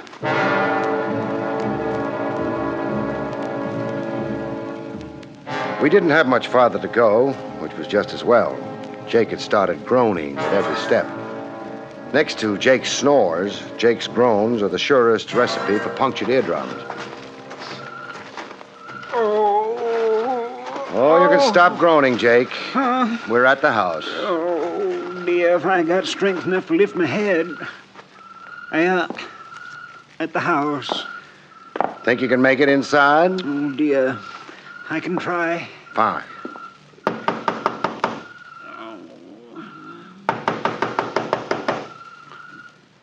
Jake. It doesn't look as if anyone's going to invite us in. This don't make me feel bad. We'll go in without an invitation. Now I don't know how I feel. Find out later. Well, somebody left the lights on. Wasn't a Vermont man. Quiet. Yeah, let's try the parlor. Oh, anything for an excuse to keep a walk-in. I suppose this is the parlor. Nobody in here. It's the parlor. I don't like this much. But the only thing left for us to do now is sit down. Excuse me while I cheer. Well, what are you waiting for? Go ahead, Grandpa. Cheer. Company. So I notice. Kind of thing you're liable to run into in old houses. They come out of the woodwork, I think. Don't try to insult me, mister. Why not? Anything you're liable to say is liable to be true. Don't be foolish. I don't use that kind of language. You also ain't using the kind of language I would like to hear. What language would that be? The one telling me where the baby is buried? A boy or a girl, baby? Jake. Oh, that Grandpa's a joker. Grandpa could easy get his head knocked off. Put the gun down, son, and Grandpa will be glad to tangle with you. I ain't putting no guns down. And when I say baby, you know what I mean. You mean something worth money? Oh, you are a bright one. Okay, so where is it? Even if I knew where it was, I wouldn't tell you. Why not? You've got the wrong RH factor. Wrong? Well, supposing I could get a hold of the right one. It wouldn't buy you the time of the day from me. Language like that's gotten guys killed before this, mister. So have guns like that. Well, this is kind of fancy, but it ain't very productive. What makes you think I know anything about the baby? You're in this dump, ain't you? I'm in it. So what are you doing here? Looking for a beer? It so happens I'm looking for a corpse. Well, you're gonna find one. Your own. Only ain't gonna be in no condition to appreciate it. Funny thing, you didn't show any interest in the corpse I'm looking for. Whose it might be, say. Mr. Corpses is dead. They don't bother me. It's the live operators you gotta keep in mind. Like you and Grandpa. How about the girl? You just leave her out of this. She's for me. Oh? And why do you think I was called in?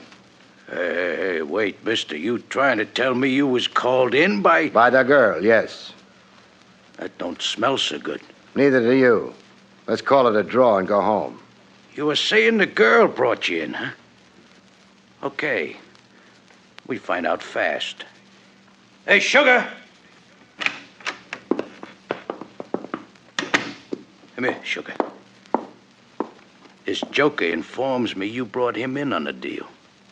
That's so? No.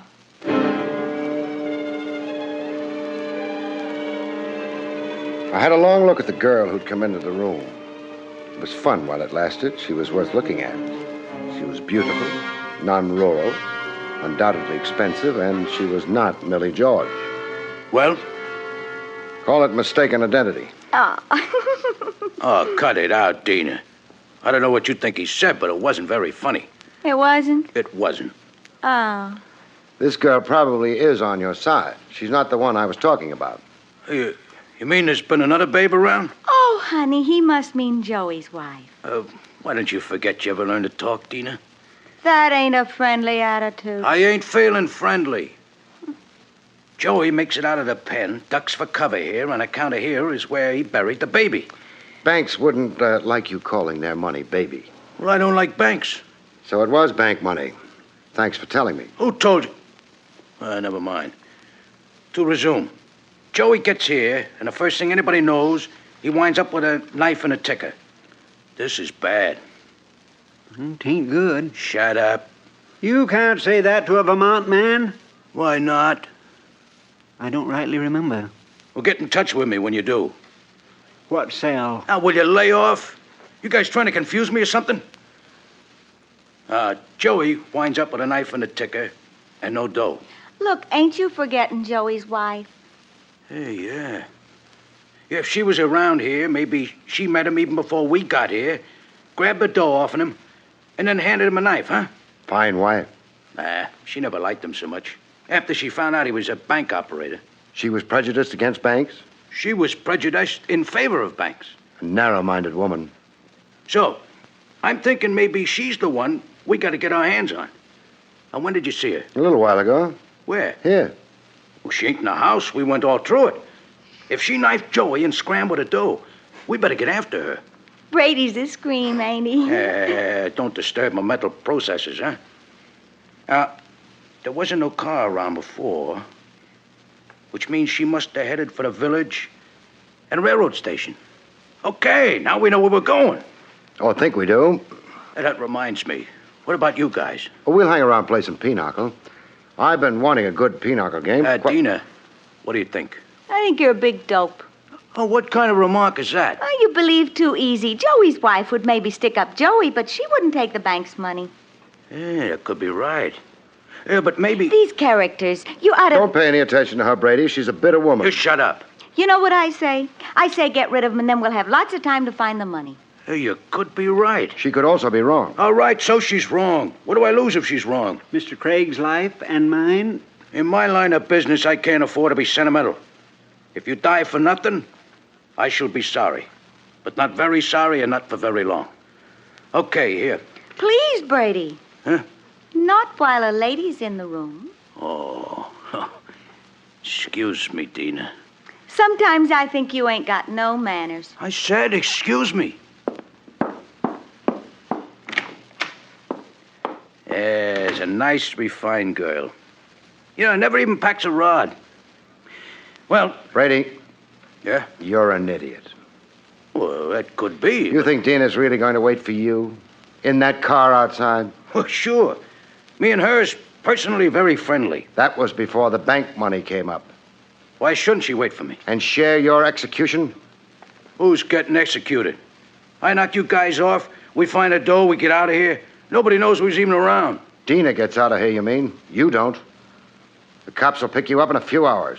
Hey, you keep saying she won't wait for me. That's what I keep saying, because it's the truth. Would you like to test her before sticking your neck away out?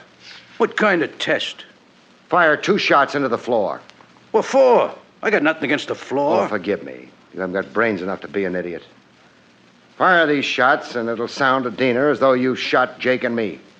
Then if she waits for you, fine. You can go ahead with your original plan.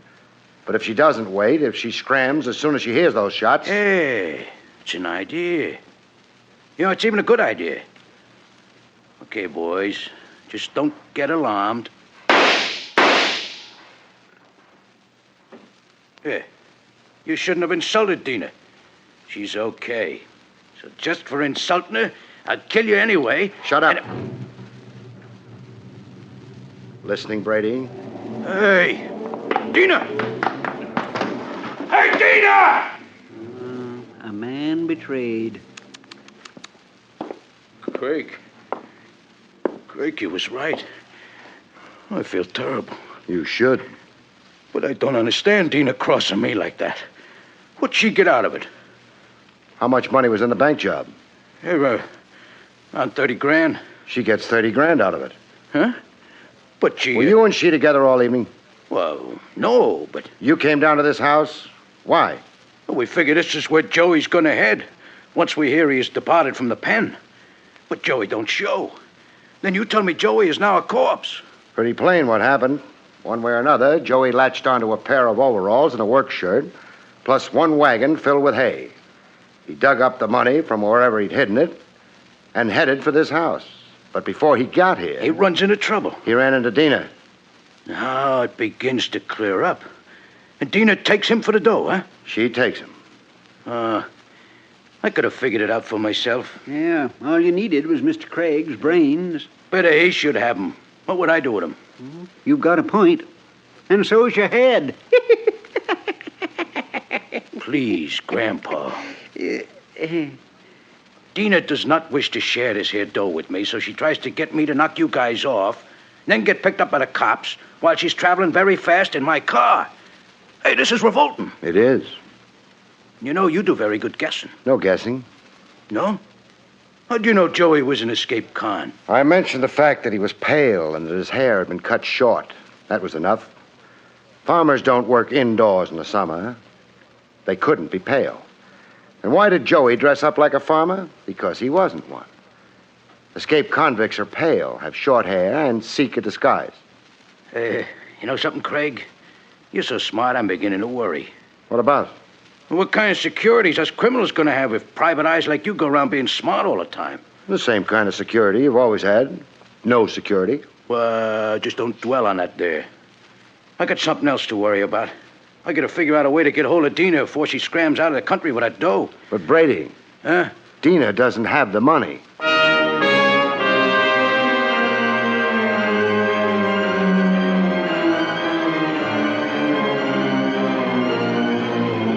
Brady had a little trouble with this. Even Jake began to look worried. As far as I was concerned, I hoped. Because I could turn out to be wrong, and being wrong in a case of this kind was only one short step before being dead. But you figured it all out yourself. Logically. That Dina was the one who knocked off Joey and took the dough. What you're forgetting, Brady, is that there can be more than one logical explanation for anything. Huh? He means just because something's logical don't prove it's true. Oh. And then, of course, logic can be twisted as your mind, Brady. You leave my mind out of this. It's got its own troubles. Please explain. Well, Joey was a desperate man running from the police. He was also a man owning $30,000. He was finally a man in a hurry. So? How would Dina have persuaded a man in those circumstances to let her get close enough to him to stab him? Well, maybe... There's no way. Well, somebody got close enough to him. Of course. Somebody who was armed, with a weapon that was dangerous at a distance. A gun, say. Oh, so Dina... No. You yourself told us Dina never carried a gun. Joey's wife. Wouldn't have needed to take the chance of killing him on the road. She could have waited till she had him here. You know something? I said you was so bright I was beginning to get worried. I ain't beginning no more. I'm worried. So you admit you were the one who stabbed Joey and took the money?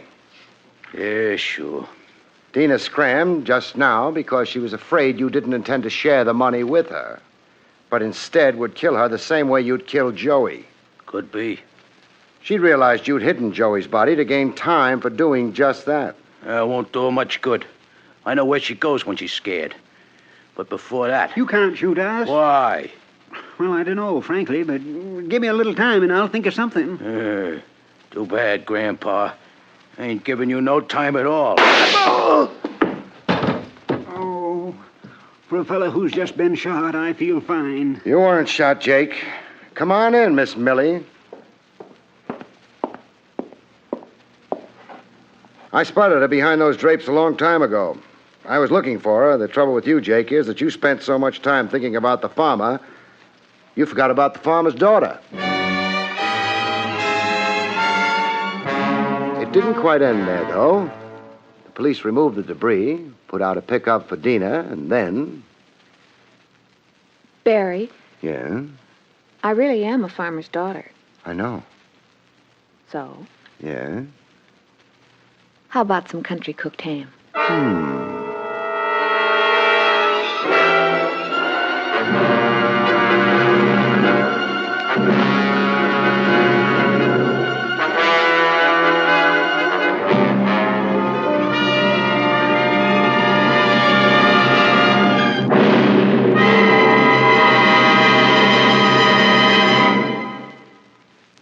You have been listening to William Gargan in another exciting transcribed mystery drama from the adventures of Barrie Craig, confidential investigator. Tonight's story, Hay is for Homicide, was written by Louis Vittes.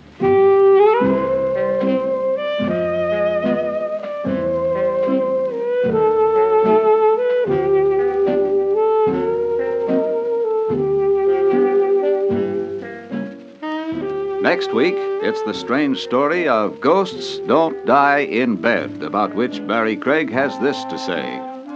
We call next week's story Ghosts Don't Die in Bed, which is a true saying. It's also true, of course, that they don't die anywhere else, because they're already dead. All except for one I run into when... Good night, folks. See you next week. The National Broadcasting Company has just brought you transcribed an NBC Radio Network production with William Gargan starring as Barrie Craig, confidential investigator. Directed by Arthur Jacobson. Also heard Parley Bear, Joyce McCluskey, Jack Moyles, and Bibi Janis. John Lang speaking.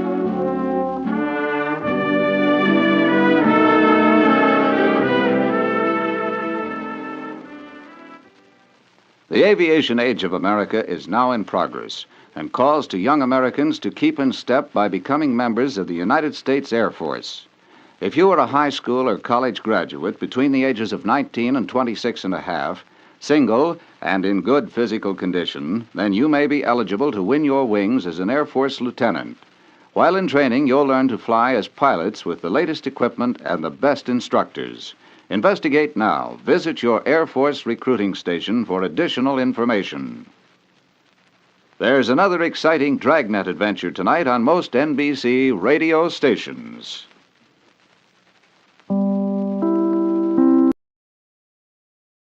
William Gargan stars as Barrie Craig, confidential investigator.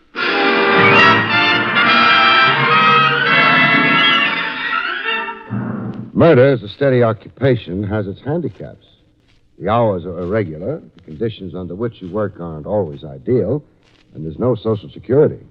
Of course, the pay is high, but so are the gallows from which, sooner or later, they hang you.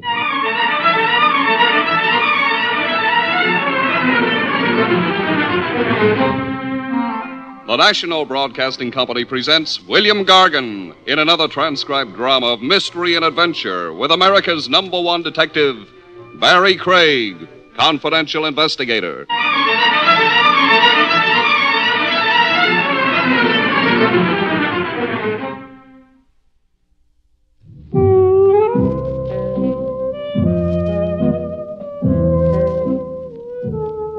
Barrie Craig speaking. If you're a confidential investigator, and if you're smart, you put yourself on a schedule. You get to the office at 9 and get out of it at 5. You eat a leisurely dinner and spend the rest of the evening with a book you hope is good. That is, if you're smart. If you're me, you get restless, and around midnight, you drop in at Willie's wagon. You find Willie morosely staring at his coffee urn, and a small but not underprivileged brunette with her head at the far end of the counter, sobbing. For a wild moment, you think that maybe Willie has wronged our little Nell. You then dismiss such happy fancies. You try to ignore the brunette, who keeps right on sobbing, and you make a brilliant opening remark. What's new, Willie? Ha! Well, all right. How are the hamburgers? Not new. Think I should take a chance on one? You got the pendants? No. I'll make you a hamburger. Thanks. Hey, better have a cup of coffee first. Why? Deaden your stomach nerves. I've tasted your hamburgers before. Well, they ain't improved since then. Willie. Huh? I know she didn't come with the place. I've never seen her here before. She's pretty, but does she have to make that noise? She is suffering from grief. She had the blue plate dinner here? According to what she tells me, she had a great loss. What did she lose? Her bull fiddle. A what? A bull fiddle. You know, them bloated violins. I know. She plays a double bass. What's that? A Carnegie Hall for a bull fiddle. Oh, yeah, except nobody plays on a bull fiddle that she ain't got. It would be harder anyway. Come to think of it, losing one of those things is a little like misplacing the Empire State Building. It was swiped off her. Here's your hamburger. Thanks. Mr. Craig, maybe you can help Susie. She don't find a bull fiddle, she is liable to be out of whack. She is accustomed to eating, so I do not think this will be good for her. Susie, come here. Huh? I want you to meet Mr. Craig. Oh. Hi, Mr. Craig. Hello, Susie. Mr. Craig ain't only a friend of mine, Susie. He is also a confidential investigator. You ought to tell him your trouble. I only got one trouble. You lost your double bass. Uh-huh. Only the kind of music I play, it's a bull fiddle. Where did you lose it? At the club, the 4920 Club. You're part of the band that plays the club? I play solos. The customers like it because I'm so small and the bull fiddle's so big. And besides, I'm cheaper than the band, so they like Bull fiddle isn't the kind of a thing a man could slip into his coat pocket. There can't be many things harder to steal. Whoever stole mine didn't worry about that. Well, when did you miss it? About an hour ago. Well, there must have been people around. Well, the club closed early tonight. There wasn't anybody around when I got back except Brinker.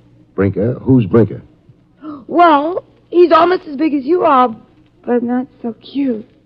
Well, I'd have trouble recognizing him from that. Well, he's sort of the caretaker and club bouncer, you know. I don't. I'm afraid I may find out, though. All right, Susie, let's go over to the club. Maybe I'll be able to come up with something that might help. Gosh. Thanks, Mr. Craig. Hey, wait a minute. I'm closing up anyways. I'll tag along. Why? Well, I'm intrigued. I would like to meet a character who goes around swiping bull fiddles. I would also like to warn him to lay off the Brooklyn Bridge. It's fastened down.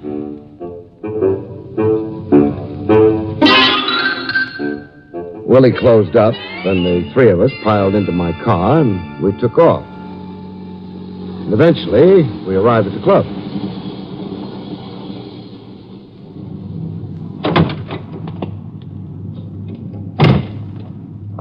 Hey, the club is dark. Well, I get a key to the stage door. It's just down the alley here.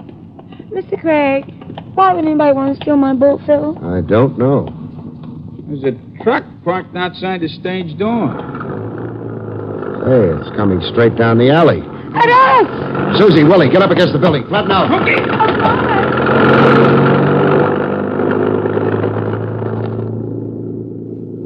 You all right? Why, I guess so. It was so close, though. That truck didn't care much whether it ran us down or not. Back of it was open, and...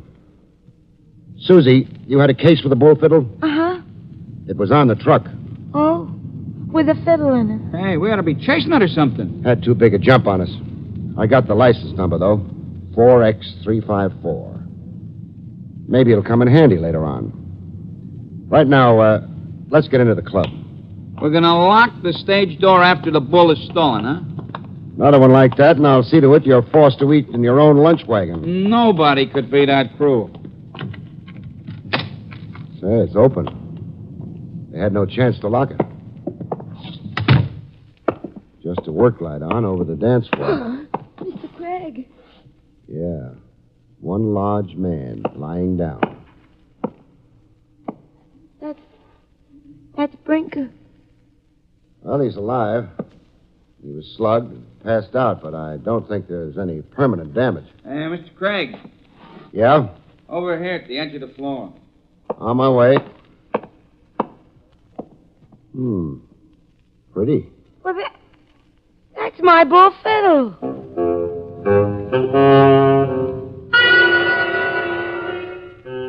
It was a double bass, all right. Whoever had left it here had propped it up against the ringside table. The bull fiddle isn't a thing of beauty, usually, though I don't mind looking at one. This one I didn't like to look at or think about. That's yours, Susie? Yes, it is. The last time you saw it, was it out here on the floor? Oh, no, it was back of the little bandstand down there. It was brought out only when I did my number, and then it was Is there a phone in the place? in the office. Why? This may surprise you. The reason why I want a phone is to make a phone call. We're surprised. But what are you going to call about? Susie's got her fiddle back. Sure. She hasn't got the case, though. Is that something to get excited about, a bull fiddle case? I don't know. I hope not. You're worried about something, aren't you? Lead me to the phone, Susie. I want to find a truck. Maybe it was the empty club. The shadows huddling in the unlit corners. The floor pale and shining in the silence that did the job on my nerves. Whatever it was, they were jumping.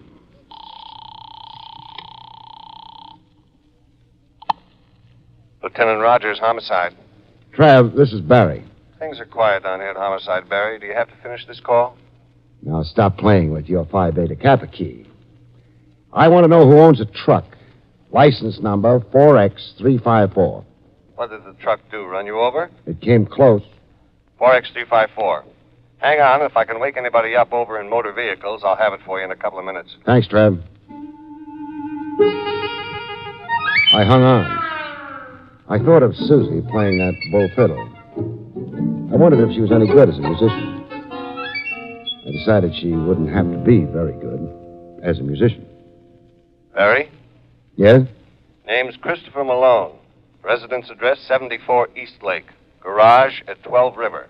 That's what I wanted. You got it. Barry, Yeah? need a hand? I don't think so, Trav. All I've got so far is a sort of hunch. Probably want me to think. Go on back to that bridge game.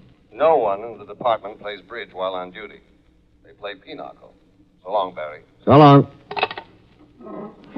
Come on, Susie. Let's go back and see if Brinker has come too. What's wrong with you, Mr. Brinker? I got a headache. In both heads? But this here ain't my head. This here's a lump on my head. You, Brinker. What happened? I was straightening up the place, and all of a sudden I feel somebody breathing down the back of my neck, so I says, stop breathing down the back of my neck. So he stops breathing down the back of my neck, and he hits me on the head. I shouldn't have told him to stop breathing down the back of my neck. Maybe not. Did you see who it was? I didn't see nothing and nobody. Too bad. Well, Susie, I'll take you home. Willie, you coming along? Well, sure. Brinker, can you lock it up somewhere? Yeah, sure. One of the back rooms. Fine. Let's go.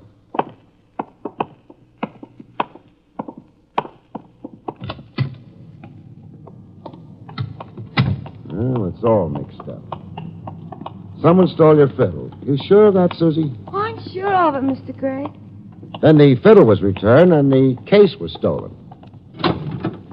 I'll hop in. Anybody got any answers? Well, maybe I'm asking the right questions, but none of the right people. We'll keep trying. We dropped Susie off at her apartment, swung around, and headed downtown again. The 74 East Lake and a truck driver named Christopher Malone. Maybe I ought to take you home, Willie. I ain't no hurry. But your wife... That's why I ain't no hurry. All right, she's your wife. Don't rub it in. But I'm perfectly willing to share the truck driver with you.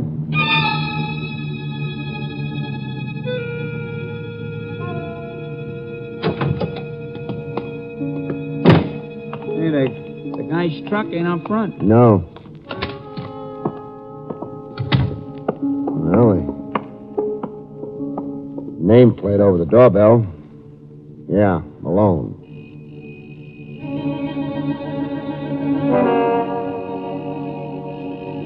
Maybe he's a hard sleeper. Yeah, maybe. Second open door tonight. There's the light switch. I got it. You know, a guy could resent our barging in. Not this one.